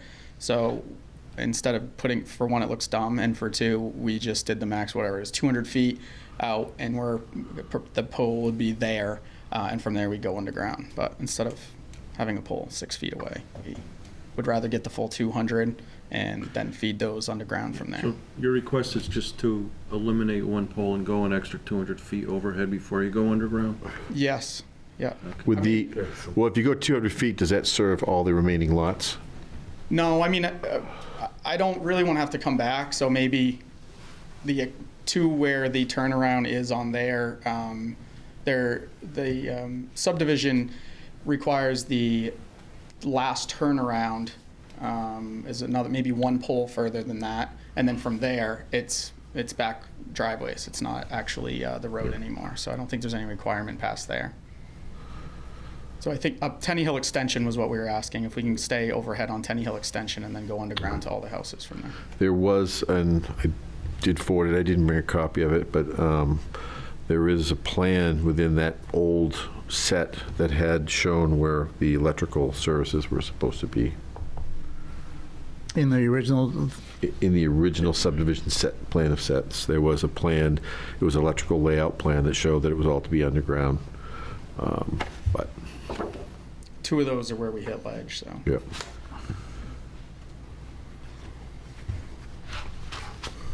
Okay. Well, I don't think Chris or I have an objection to that, given the conditions of ledge in some of those areas. I know in all subdivisions we're trying to get away from overhead, but I do think that, like I said, this one's been straggling around for a long time, and we'd like to see it completed. Mr. Ray does have a bond in place for the road at this point, but we need to move on with this electrical. It's the last piece of this. I think given the site conditions, I do think it would be reasonable to say that they could go with the primary up Tenny Hill Road, but like the last one, we'd like to see the services go underground. And I think Wayne would be in favor of that as well, because I think his only concern with overhead is when they go from the pole to the individual home, it makes them tough to have access with the fire truck to get in underneath those sometimes, when they have to kill it. Lines. Yep. And I think the only thing would be is where you're crossing Lilac Lane, we'd want to just make sure you have acceptable clearance for Wayne to get the truck up Lilac. Is that right, Wayne? Yep, that's correct.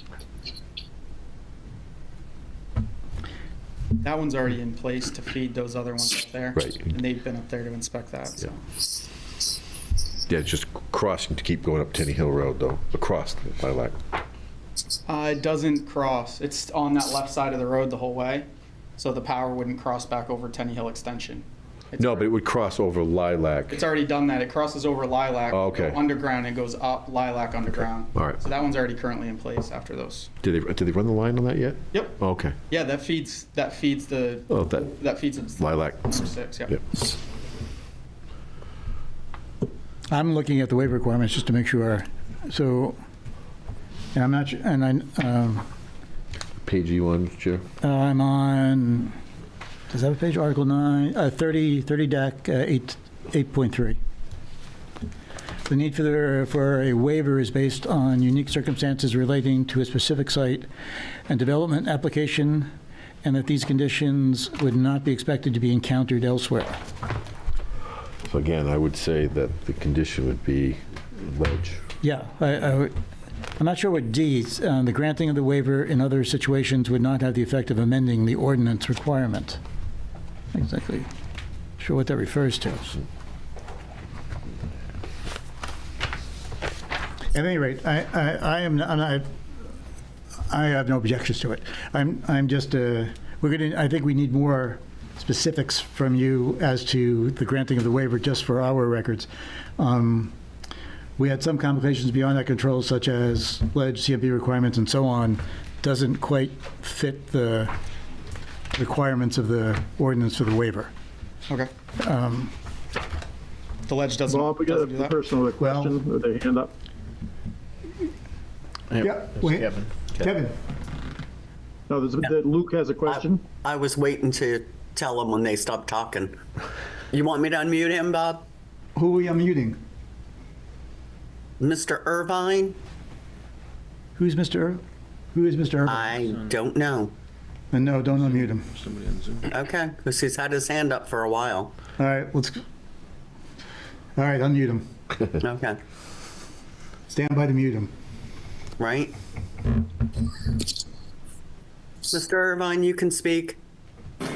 Okay, good evening, everybody. I bought the house from Derek there at Cousins Development Corp. Up on 6 Lilac Lane.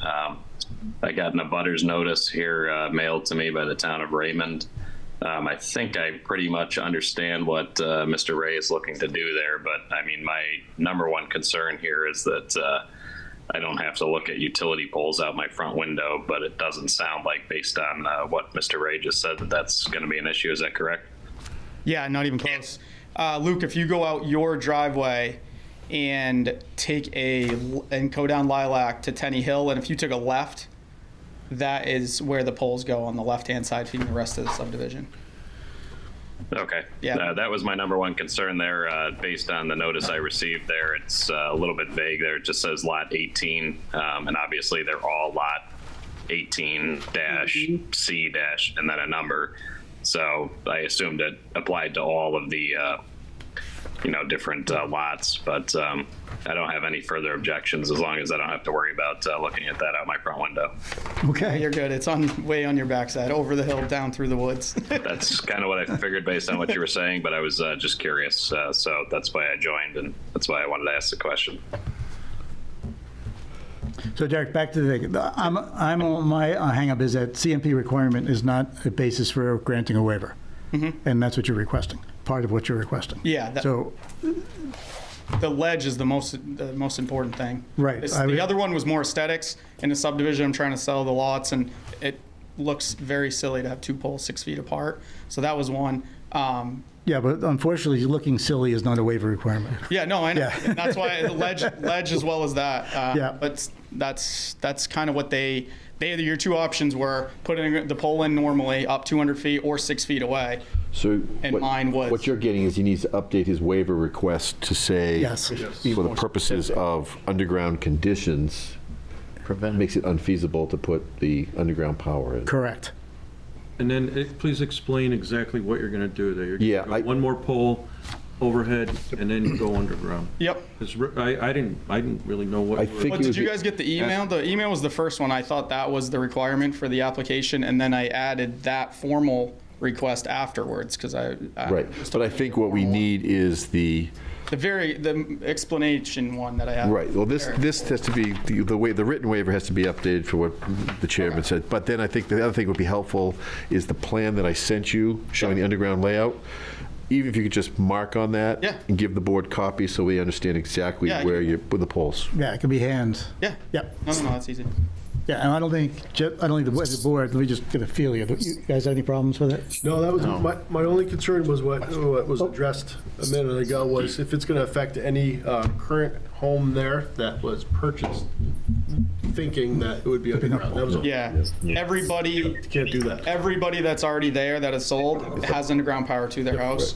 It's these other ones aren't for sale yet, and the power lines will be in prior to them even getting in. So. Makes sense. It's just I think you need a better. And then the question would be. 1 second. Go ahead, Mike.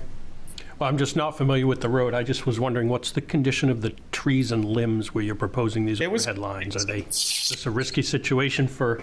No, it was clear. I mean, it's a subdivision. For one, that they're not in yet, so that when the homes get in, if you can clear more trees, you will. But there's not that many trees there. Anyway, it was selective cut when we first purchased. Yeah, it's been pretty groomed out. 4 trees left. It's been pretty. I would say it's been pretty cleared Up on the along hill the road. is fine, but anything that can touch the wire, I bet there's maybe 2 trees that would be able to touch a wire after this. And then you put a driveway in, you're probably going to lose those 2 anyway. And then the question would be is where the original proprietor of the subdivision is no longer in business. I think we could do this with an affidavit because it'd have to be recorded as its amendment to the plan. Yep. So I think we could do it with an affidavit that could be recorded, but we'd have to prepare something for that To affidavit. amend the plan. Yeah, that'd have to be tagged on to the Registry of Deeds as an amendment. So how do we get that done? So you have to go to Dustin? I think this was Pat Kayer that did this. It was Pat Kayer and GM Engineering, Gray. Yeah. Mark Gray. Those were the 2 that prepared this. So, and I don't think Pat's in business either. So I think it could be done with an affidavit with help from an attorney to prepare the document that'd have to be recorded. Okay.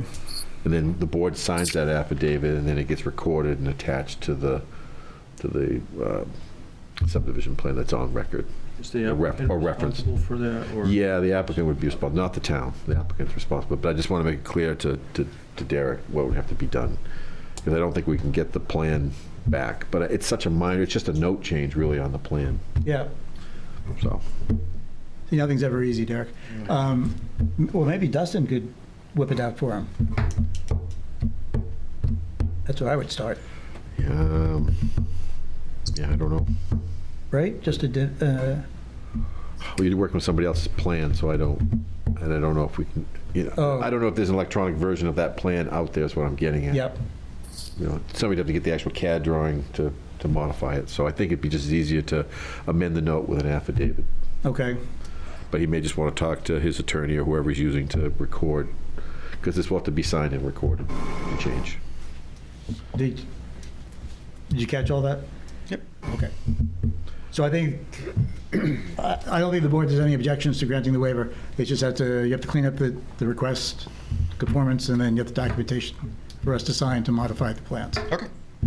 And we need to know where they're going, right? Yeah, I'll do the plan, that, and then the lawyer's affidavit, those three things. Yep. Perfect. So you want to give him the same leeway you gave Certainly don't mind, but can you think you can get all that done by Thursday morning?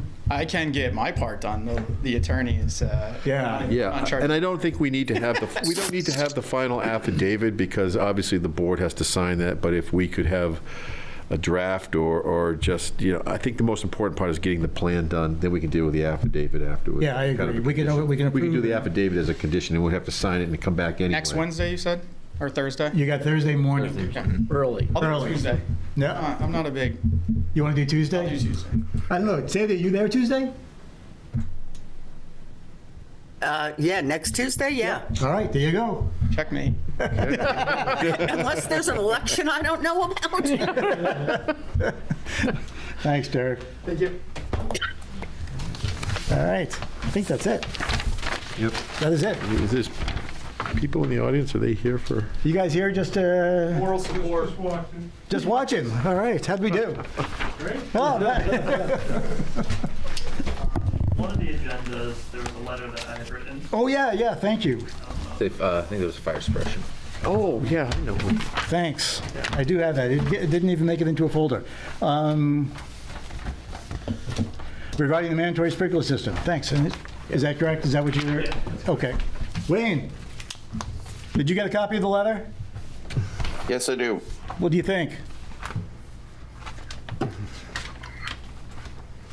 The sprinkler system was, requirement was in lieu of the developer creating a fire protection water supply.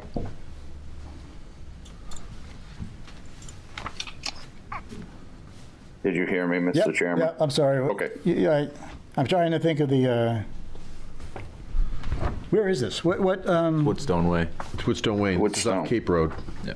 Okay. We just approved it. Yep. This spring, winter. Yep. Yeah, June of '23. Right, and this isn't a subdivision, and this is a standard in all. All subdivisions. Where does where's the new ordinance, Wayne, that the town just approved concerning sprinklers fit in? So that's separate from the subdivision ordinance, so that they're not linked. Why not? Because we've had the subdivision ordinance prior to the sprinkler requirement for individual homes. Yeah. So you don't see the, and I know it doesn't take effect till July, but you don't see that as changing our ordinances for subdivisions? No. No, I don't. Mr. Chair, because under our subdivision ordinance, we have a section in there for fire suppression. Yeah, I realize that. I was And there's curious. options, and there's obviously various options where they could do public water supply, fire pond, cistern, or the other option is sprinkler. In this case, the developer chose sprinklers. Right. I was just curious. No, so I wanted to get both sides. Okay. I mean, those, Thank you. it's the buyer. Yeah. I understand his concern and his financial situation there, but that was predetermined, I would.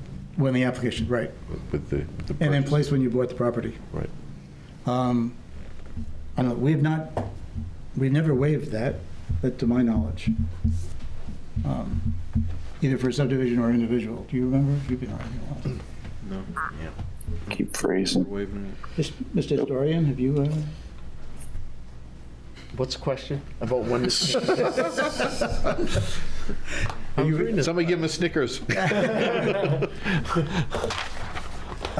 Waiving the fire suppression system in a subdivision. When was it put in? No. Have we ever waived? Have we ever waived? Oh, I don't. No, I don't No. think so. I don't Yeah. remember doing that. I don't recall it, unfortunately. Yeah, please. Yeah, certainly. I'm sorry. Jeff Souls, building on lot 5 on Woodstone Way. So I guess my question, so how I looked at it was within the subdivision ordinance, it says an adequate water supply, which I presume is interpreted by this board, what's adequate. Then that amendment 2021, the fire protection ordinance, seems to very clearly define what's adequate given the home size, is kind of how I'm interpreting those two ordinances together. So a single family home on 25 acres of land under 4,000 square feet does not need a system. But because I'm deemed in a subdivision, I do, like, how is it adequate for a single home on 25 acres, but not one within a subdivision on 25 acres? I guess is my confusion. Yeah, and that's a good question, which is why I was coming back. I guess the answer to that question is when the fire department requested all of the subdivisions would have some sort of additional fire protection. That was put into an ordinance, and the town kind of approved that ordinance. So basically, not you, but as a developer of the subdivision, would have options as to how he wanted to treat the fire protection of the homes in that particular subdivision. And your developer that chose that it would be a sprinkler system. So now so you're locked into that sprinkler system by the decision of the developer for the subdivision. And there have been many, I know that the one we did up on Hancock, they put in a cistern instead of having a sprinkler system. I can't remember off the top of my head a few others that we've done. Well, that's one that the first person that bought a home came to the planning board and wanted to not have to put in the cistern, and well, that was right. We didn't. Property. We wouldn't allow that. Yeah, and I think the correlation to the 4,000 is that really applied, and Wayne knows more of this than I do, but I think that applied to those non-subdivision lots where we had large homes, primarily down on the Cape and on lakeside areas, where it was difficult because they were close to the lake, but they didn't have any suppression nearby. So the idea was if we had a large home, the idea was the fire department would require them to put sprinklers in because they're just so large that the tanker supply wasn't enough to put the fire out. Correct. And so I think that was the compromise that was made at that time, that there was a certain size home, that once it exceeded that size, the fire department didn't have the capacity with the tankers full to put it out. So that's why they went to this other suppression system on non-subdivision lots. Mm-hmm. Right. And the idea is in a subdivision, I think, is that most subdivisions are relatively condensed neighborhoods. And the concern always was that once a fire gets going, there's the potential that could jump to another lot or another property. So that's why the suppression was put in there for subdivisions. That's been in there for 20, 30 years. Yeah. And I addressed that in my letter. I mean, we're not a typical subdivision. I'm on 25 acres. Most subdivisions, I mean, it's not a quarter-acre lots where the houses are all built one on top of another, which is why I kind of wrote the letter in appeal. Because again, the language in the ordinance says adequate, which I believe the board can interpret what's adequate based on the individual subdivision. But so if you're not going to put sprinklers in, what other mechanism do you want to provide fire suppression? Because that's a requirement in the subdivision ordinance. Well, so then that's why I'm referring back to this fire protection ordinance. Two different things.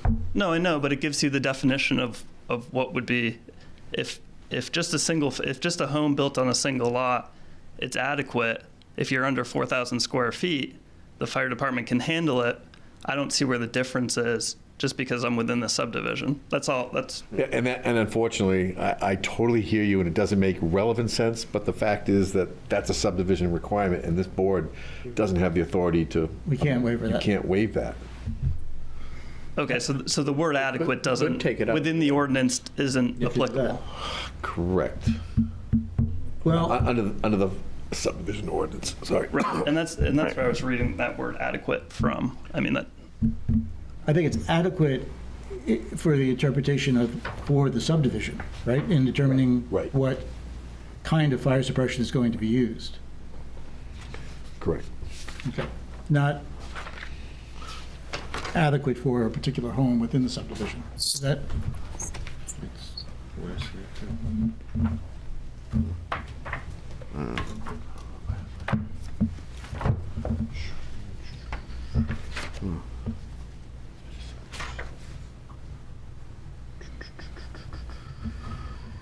At any rate, the answer to your question is we cannot modify a single home within the subdivision to take away a specific requirement in that subdivision. Okay. It would have to be a modification for the whole subdivision. Okay. And that would require pretty much the developer to come back and request that be removed from a stipulation for all the homeowners. And that has happened once since I've been here, but the board did not approve it. Okay. I was just trying to find so we could potentially, if I communicate with the other homeowners that are going to be building, and all of us are in agreement, maybe we want to go with some sort of fire pond. That is a possibility. Yes, it is. Okay. Yeah. That is a possibility. Any of those, I'm just trying to find where that is in the subdivision ordinance. Do you happen to remember exactly what section that was? Did you reference that in your letter? Article 5, Section 2, subsection B, 1-4. Would a closed-off filter pond classify as a cistern? Not deep enough. You gotta have a. That's what I was wondering. You gotta have a huge yield, like 10, X amount of 15 gallons. I think you gotta have 10. Wayne can answer that question, but I think you gotta have 10 to 20,000 gallons of accessible water. Yeah, no, I'm just looking at it. Okay, you got it. Yeah. So between two of them, potentially. Yeah, but then you gotta be careful because those ponds don't operate. They have a larger storage in them. Correct. That's kind of a catch-22. So, Mr. Chairman, to Jim and the board, if for the fire protection water supply, fire ponds aren't reliable. They, when you have a year with a drought, they can become not a fire protection water supply, nothing that we can use. So instead of fire ponds, we do the cisterns. That's the tanks underground with a dry hydrant into the tank. yeah. So the section from the subdivision ordinance. Let me just read it so we're all on the same page. A plan for ensuring an adequate on-site water supply for fire suppression, such as a fire pond, underground storage, or extension of public water supply, together with a pertinent piping and hydrants, designed by a registered professional engineer or an approved building sprinkler system. The plan shall include existing and proposed perpetual easements necessary to ensure access to firefighting water supply or hydrants. I think that's, I think it's got to be one of those items to meet that criteria in the subdivision. Right. And Wayne, with the adequate water supply, is there a gallon storage number that he would have to hit if that was the case? The minimum that we've had is 10,000 gallons, but it's anywhere from 10 to 14,000 gallons. And roughly, and a lot of that's based on the size of the homes being built, so that we can meet that fire flow requirement. And I think from what little experience I've had recently with that, I think that cost is somewhere between $5 and $8 a gallon by the time you get everything dug out, installed, appurtenances, hydrant hookups, everything. It's not cheap, but if you take that, say it's $60,000, $70,000, and you split that up between a bunch of landowners, there would be a savings but they would have to come back to the board to provide that. That's fine. In the subdivision. Amend the subdivision, or just with an easement, because they need an easement for where that would go. Yep.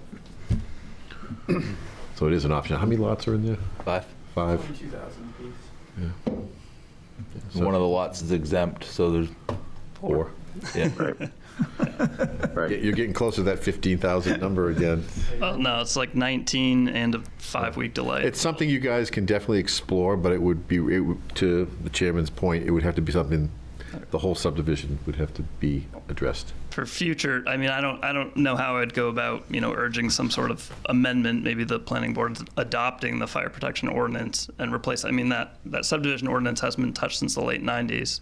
But even if it doesn't affect me, I would just think for people building within the town going forward, it's a pretty significant burden to put on a homeowner when they inherently should be able to judge the risk of building a new home and the exposure to a potential fire, and not have all that driven by the fire department, in my opinion, as a homeowner. Some of the rationale behind the sprinkler system as opposed to the other is also for protection of the firefighter to get people out of the building. And that is one of the drivers for that sprinkler system. Not so much for the homeowners, not to save, it's not going to save the building. No, it's not, and so it doesn't provide adequate water supply to put out a fire regardless. Right, but it will allow the firefighters to get to the second floor to grab who's ever still up there and get them out of the house, and it'll afford them that protection.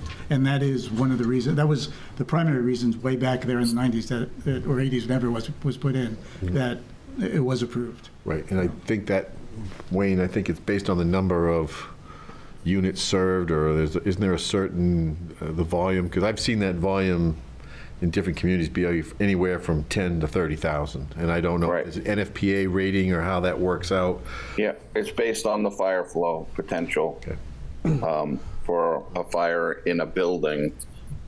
So the larger buildings require more storage, and so that's what it's based on. The fire flow requirement of the buildings and determines the storage. Short of public water, they all have pitfalls. Right?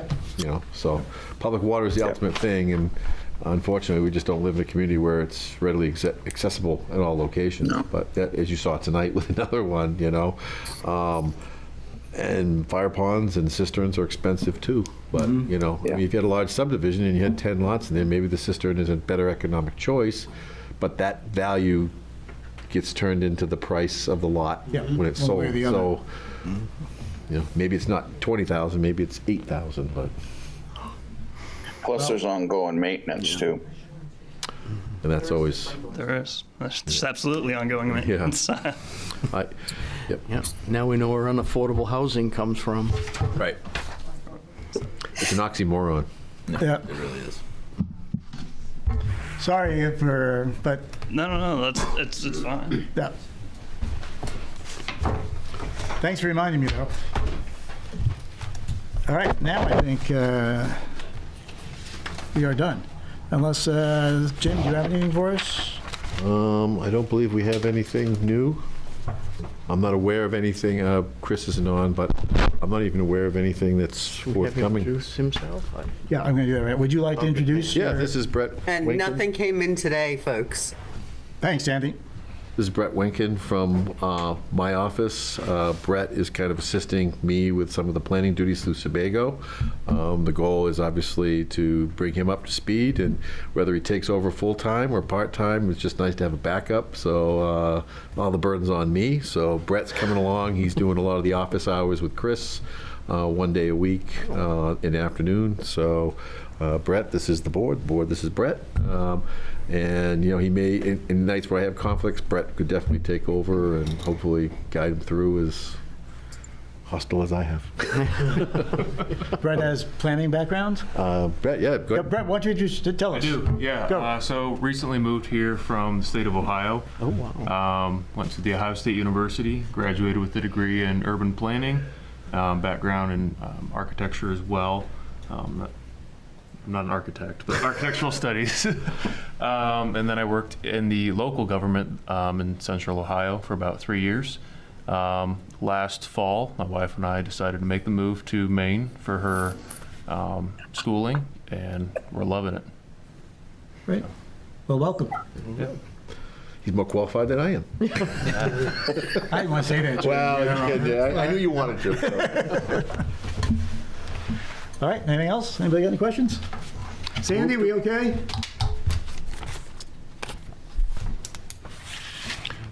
She's in amongst the weeds. Yep, you're all good. All right. Is there a motion? Move to adjourn.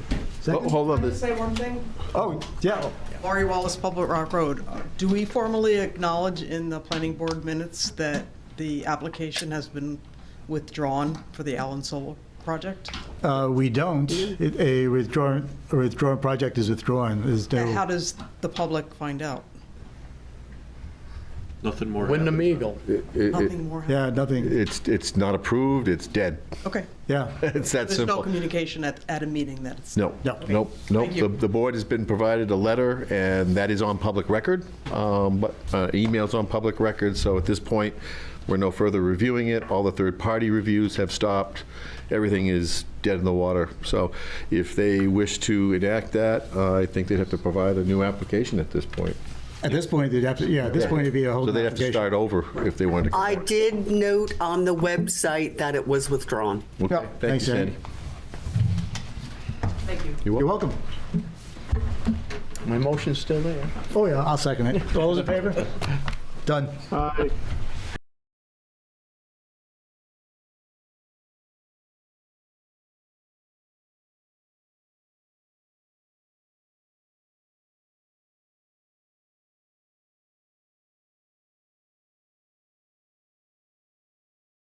Good evening, and I'd like to call the meeting to order. Good evening, and welcome to the Town of Raymond Budget Finance Committee meeting. Before we get started, I would like to thank the previous members, Bob Goslin and Dennis Morris, for their dedication and service to the town. And I'd like to welcome our new members that were elected on Tuesday, Chris Hansen, Don Willard, and Cliff Small, who is not here. And thank you for stepping up to serve on the Budget Finance Committee. Glad to have you here. The first item on the agenda is the approval of the minutes from May 16, 2024. I make a motion to approve. Second. Okay, is there any discussion on the minutes? Okay, all those in favor? Okay, are there any opposed? Okay, no, and the motion carries. The next item on the agenda is the discussion of historical CIP reserve funds.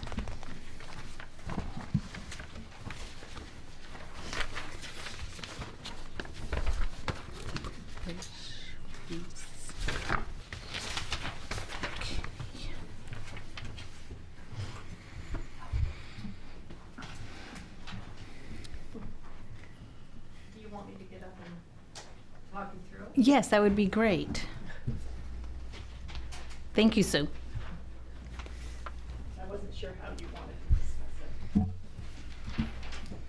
it. So I'm Sue Look, Town Manager of Raymond. And what I gave you in your packet is what I discovered when I started digging into the CIP and trying to understand it better, and found that in the audit, the numbers are always put in there, but then we really don't look at them much beyond that, and it's pretty well buried. It took me a while to find them. But when I did, I found that there were a lot of accounts that have been moved forward every year in the audit. And I'll pick on poor Sherry Gagnon Park down here. From that project, there was $16 left. And every year, the auditors acknowledge, yep, there's still $16, and they keep moving it forward. So Charisse did some digging, and I did as well, and we found that the statutes say that the municipal officers can move these funds to the to funds that are currently active, or they can put it into surplus. Those are their two options. And there's actually an item on their agenda for next week to look at moving these. So for instance, the assessing software reserve, that's going to move into the revaluation reserve for assessing. The two fire department items will probably be moved into the fire department reserve. That's what I'm going to be recommending to them. So we can clean this up. The auditors will have a shorter list, and you folks will have a shorter list. There's not much sense in continuing to carry forward something that's been completed or abandoned. The one difference, or one thing on here that I did find more information about, is the Water Watch account. That had to do with milfoil, and there's $4,000 in it. And the Public Works Director was going to be recommending that we start a capital reserve category for maintenance of the docks at the parks, because those are going to need some work and some maintenance coming up. So he requested that I change that to a docks account, a new one, and give it seed money of the $4,161. So that's what the ones on the bottom are. They need some housekeeping done to them. All of the data on here that you see, I went into each of the audits and the warrants, the results from the vote of the warrants, I should say, and came up with, if you look at the first column that says FY 18-19, the audit for June 30th, this is how much the audit told us we had in the account. For 2019 for FY 19 and 20, the budget added that first column. So under Fire Department Reserve, they had $370,000 in the audit. We added another $75,000. That year, FY 19-20, they expended $282,000, and then the audit said that at the end of June 30th of 2019-20, they had $163,272, and the math there ties out, going from the 370 plus 75 minus 28 or 282 comes up with the 163,000, and that follows through for each year. What's in the column for audit is what the department is starting with, and then you add the budget number, subtract the expenses, you get what was in the audit. If you continue to look across look across the spreadsheet, you'll see at the end this year, FY 23-24, that we're nearly at the end of, it doesn't say audit anymore. The audit won't happen until after we close the books on the 30th of June. And then it takes several months, so it's a ways out. So this is a calculated balance. The auditors could make changes to that. They could find something that should have been allocated to here and wasn't, or was allocated to here and shouldn't have been. So they could make some tweaks. It isn't often they do, but they can. So whenever we look at a calculated balance, we need to remember that that's what we expect, not necessarily what will be there when the audit takes place. But what I've done is put in what the budget numbers were for this current year we're in, the expenses we've had as of May 28th, that's when I did this, and then the balance now. My intent is, and I've added this coming year, all I have is the budget numbers now that they've been approved at the vote yesterday, or Tuesday rather. So what my intent is that this sheet will be in your budget books from here on. We'll keep it up, we'll add to it each year, and the same with anything else like this that you come up with. But I think it's important for the committees to know, for one, how much money are in the CIP accounts, and for another, for the department heads, because the way the audit comes in months later, it's a bit difficult to go back and figure out what is in there. This way, we can just keep a rolling balance that we check every time the audit comes out to make sure the numbers are still matching, and the department heads can make better decisions, as can you folks. I have an odd question. So just looking at like fiscal year 2021, 2022, and it was on like the fire department and then also on the open space reserve in 2019, were those credits because maybe they ended up getting grants or something? Or like for the fire department, it was a minus 763 3.4 in expenses, so that's a credit. So And that Sharice, I think, could answer better what it is. thank you. Yeah. Come up and give a little bit of information, if you don't mind. And that was this one. Okay.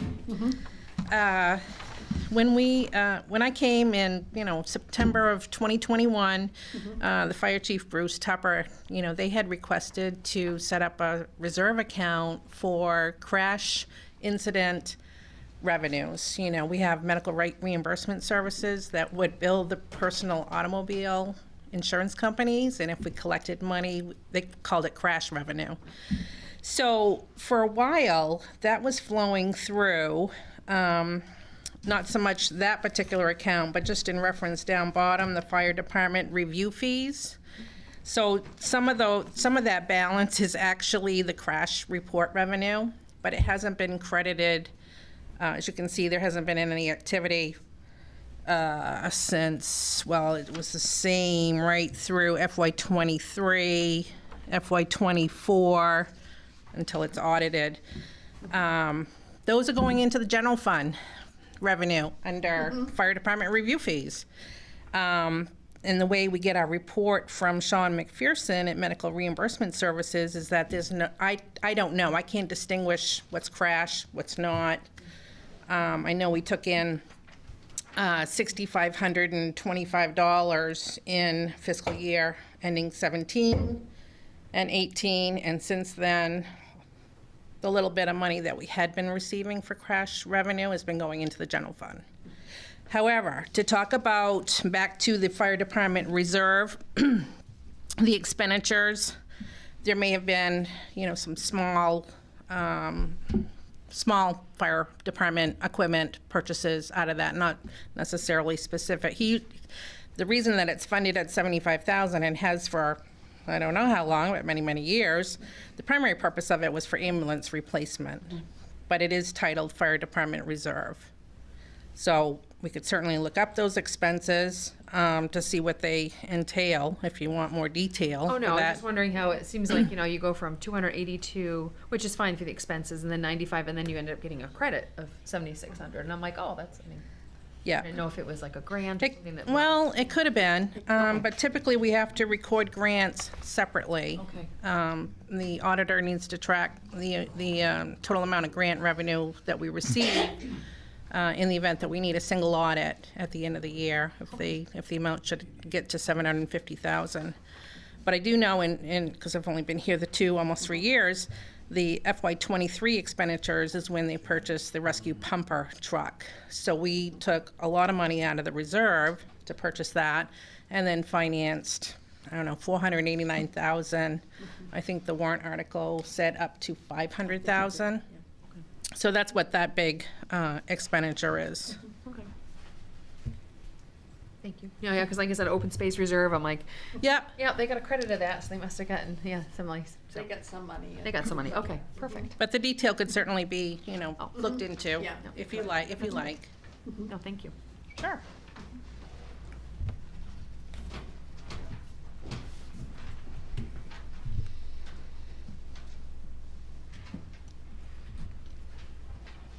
Are there any other questions or comments for discussion on the reserve funds?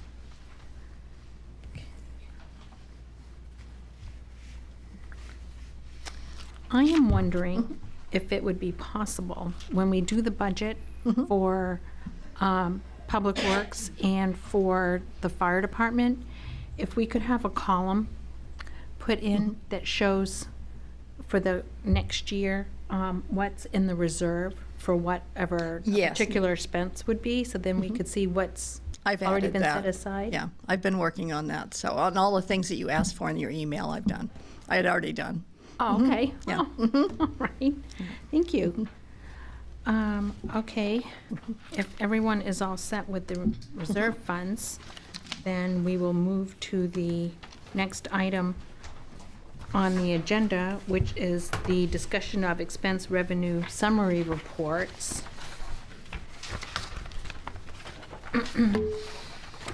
Sue or Sharice, do you want to walk us through the reports that were in the packet.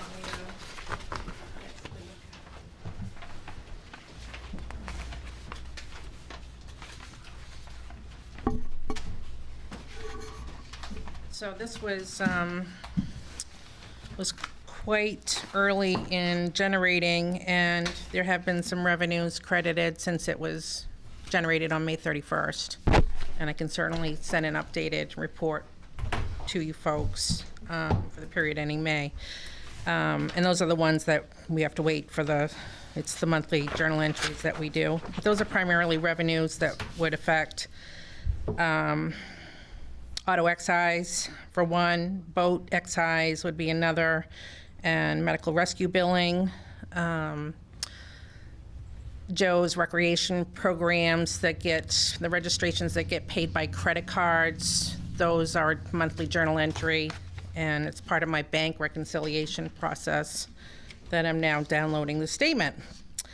So there's probably 30,000 at least minimum coming in for revenues for that period. I'm sorry I didn't do an updated report. So I don't know, when did I finish that bank statement? Just this week? Tuesday? Yeah. It's pretty complex, but we are still waiting on the settlement check for legal fees. I think that's due soon. It's supposed to have been the middle of June. I don't. 15th. The 15th, yeah. We haven't received that to my knowledge. And I did check with the auditor on how to handle that, just to be sure that we were accounting for it correctly. And he or she had consulted other municipalities that are more familiar with that type of revenue source and just suggested that we create a extraordinary revenue and put it in there, because I did want to just see if they would recommend crediting the legal expenditure line, and that's not how they would recommend it. So I just wanted to get their feedback and recommendation prior to closing the books. So there'll be a new line here, a new revenue line created that will be titled extraordinary revenue, and that it will be for that amount. And we can put CEO fees or penalty or something. Will the reimbursed legal fees be segregated from the penalties in the accounting system? No. Why not? I don't have the breakdown. I suppose, the agreement may have the breakdown between penalty and legal fees. I mean, I know approximately what the legal fees are. I could certainly, for this fiscal year, I could put that in as 2 entries, to reference legal fees for FY24. I think from a transparency standpoint, I mean, getting back your legal fees is one thing. The penalties is a different thing. Mm-hmm. Yep. Just my opinion. Right.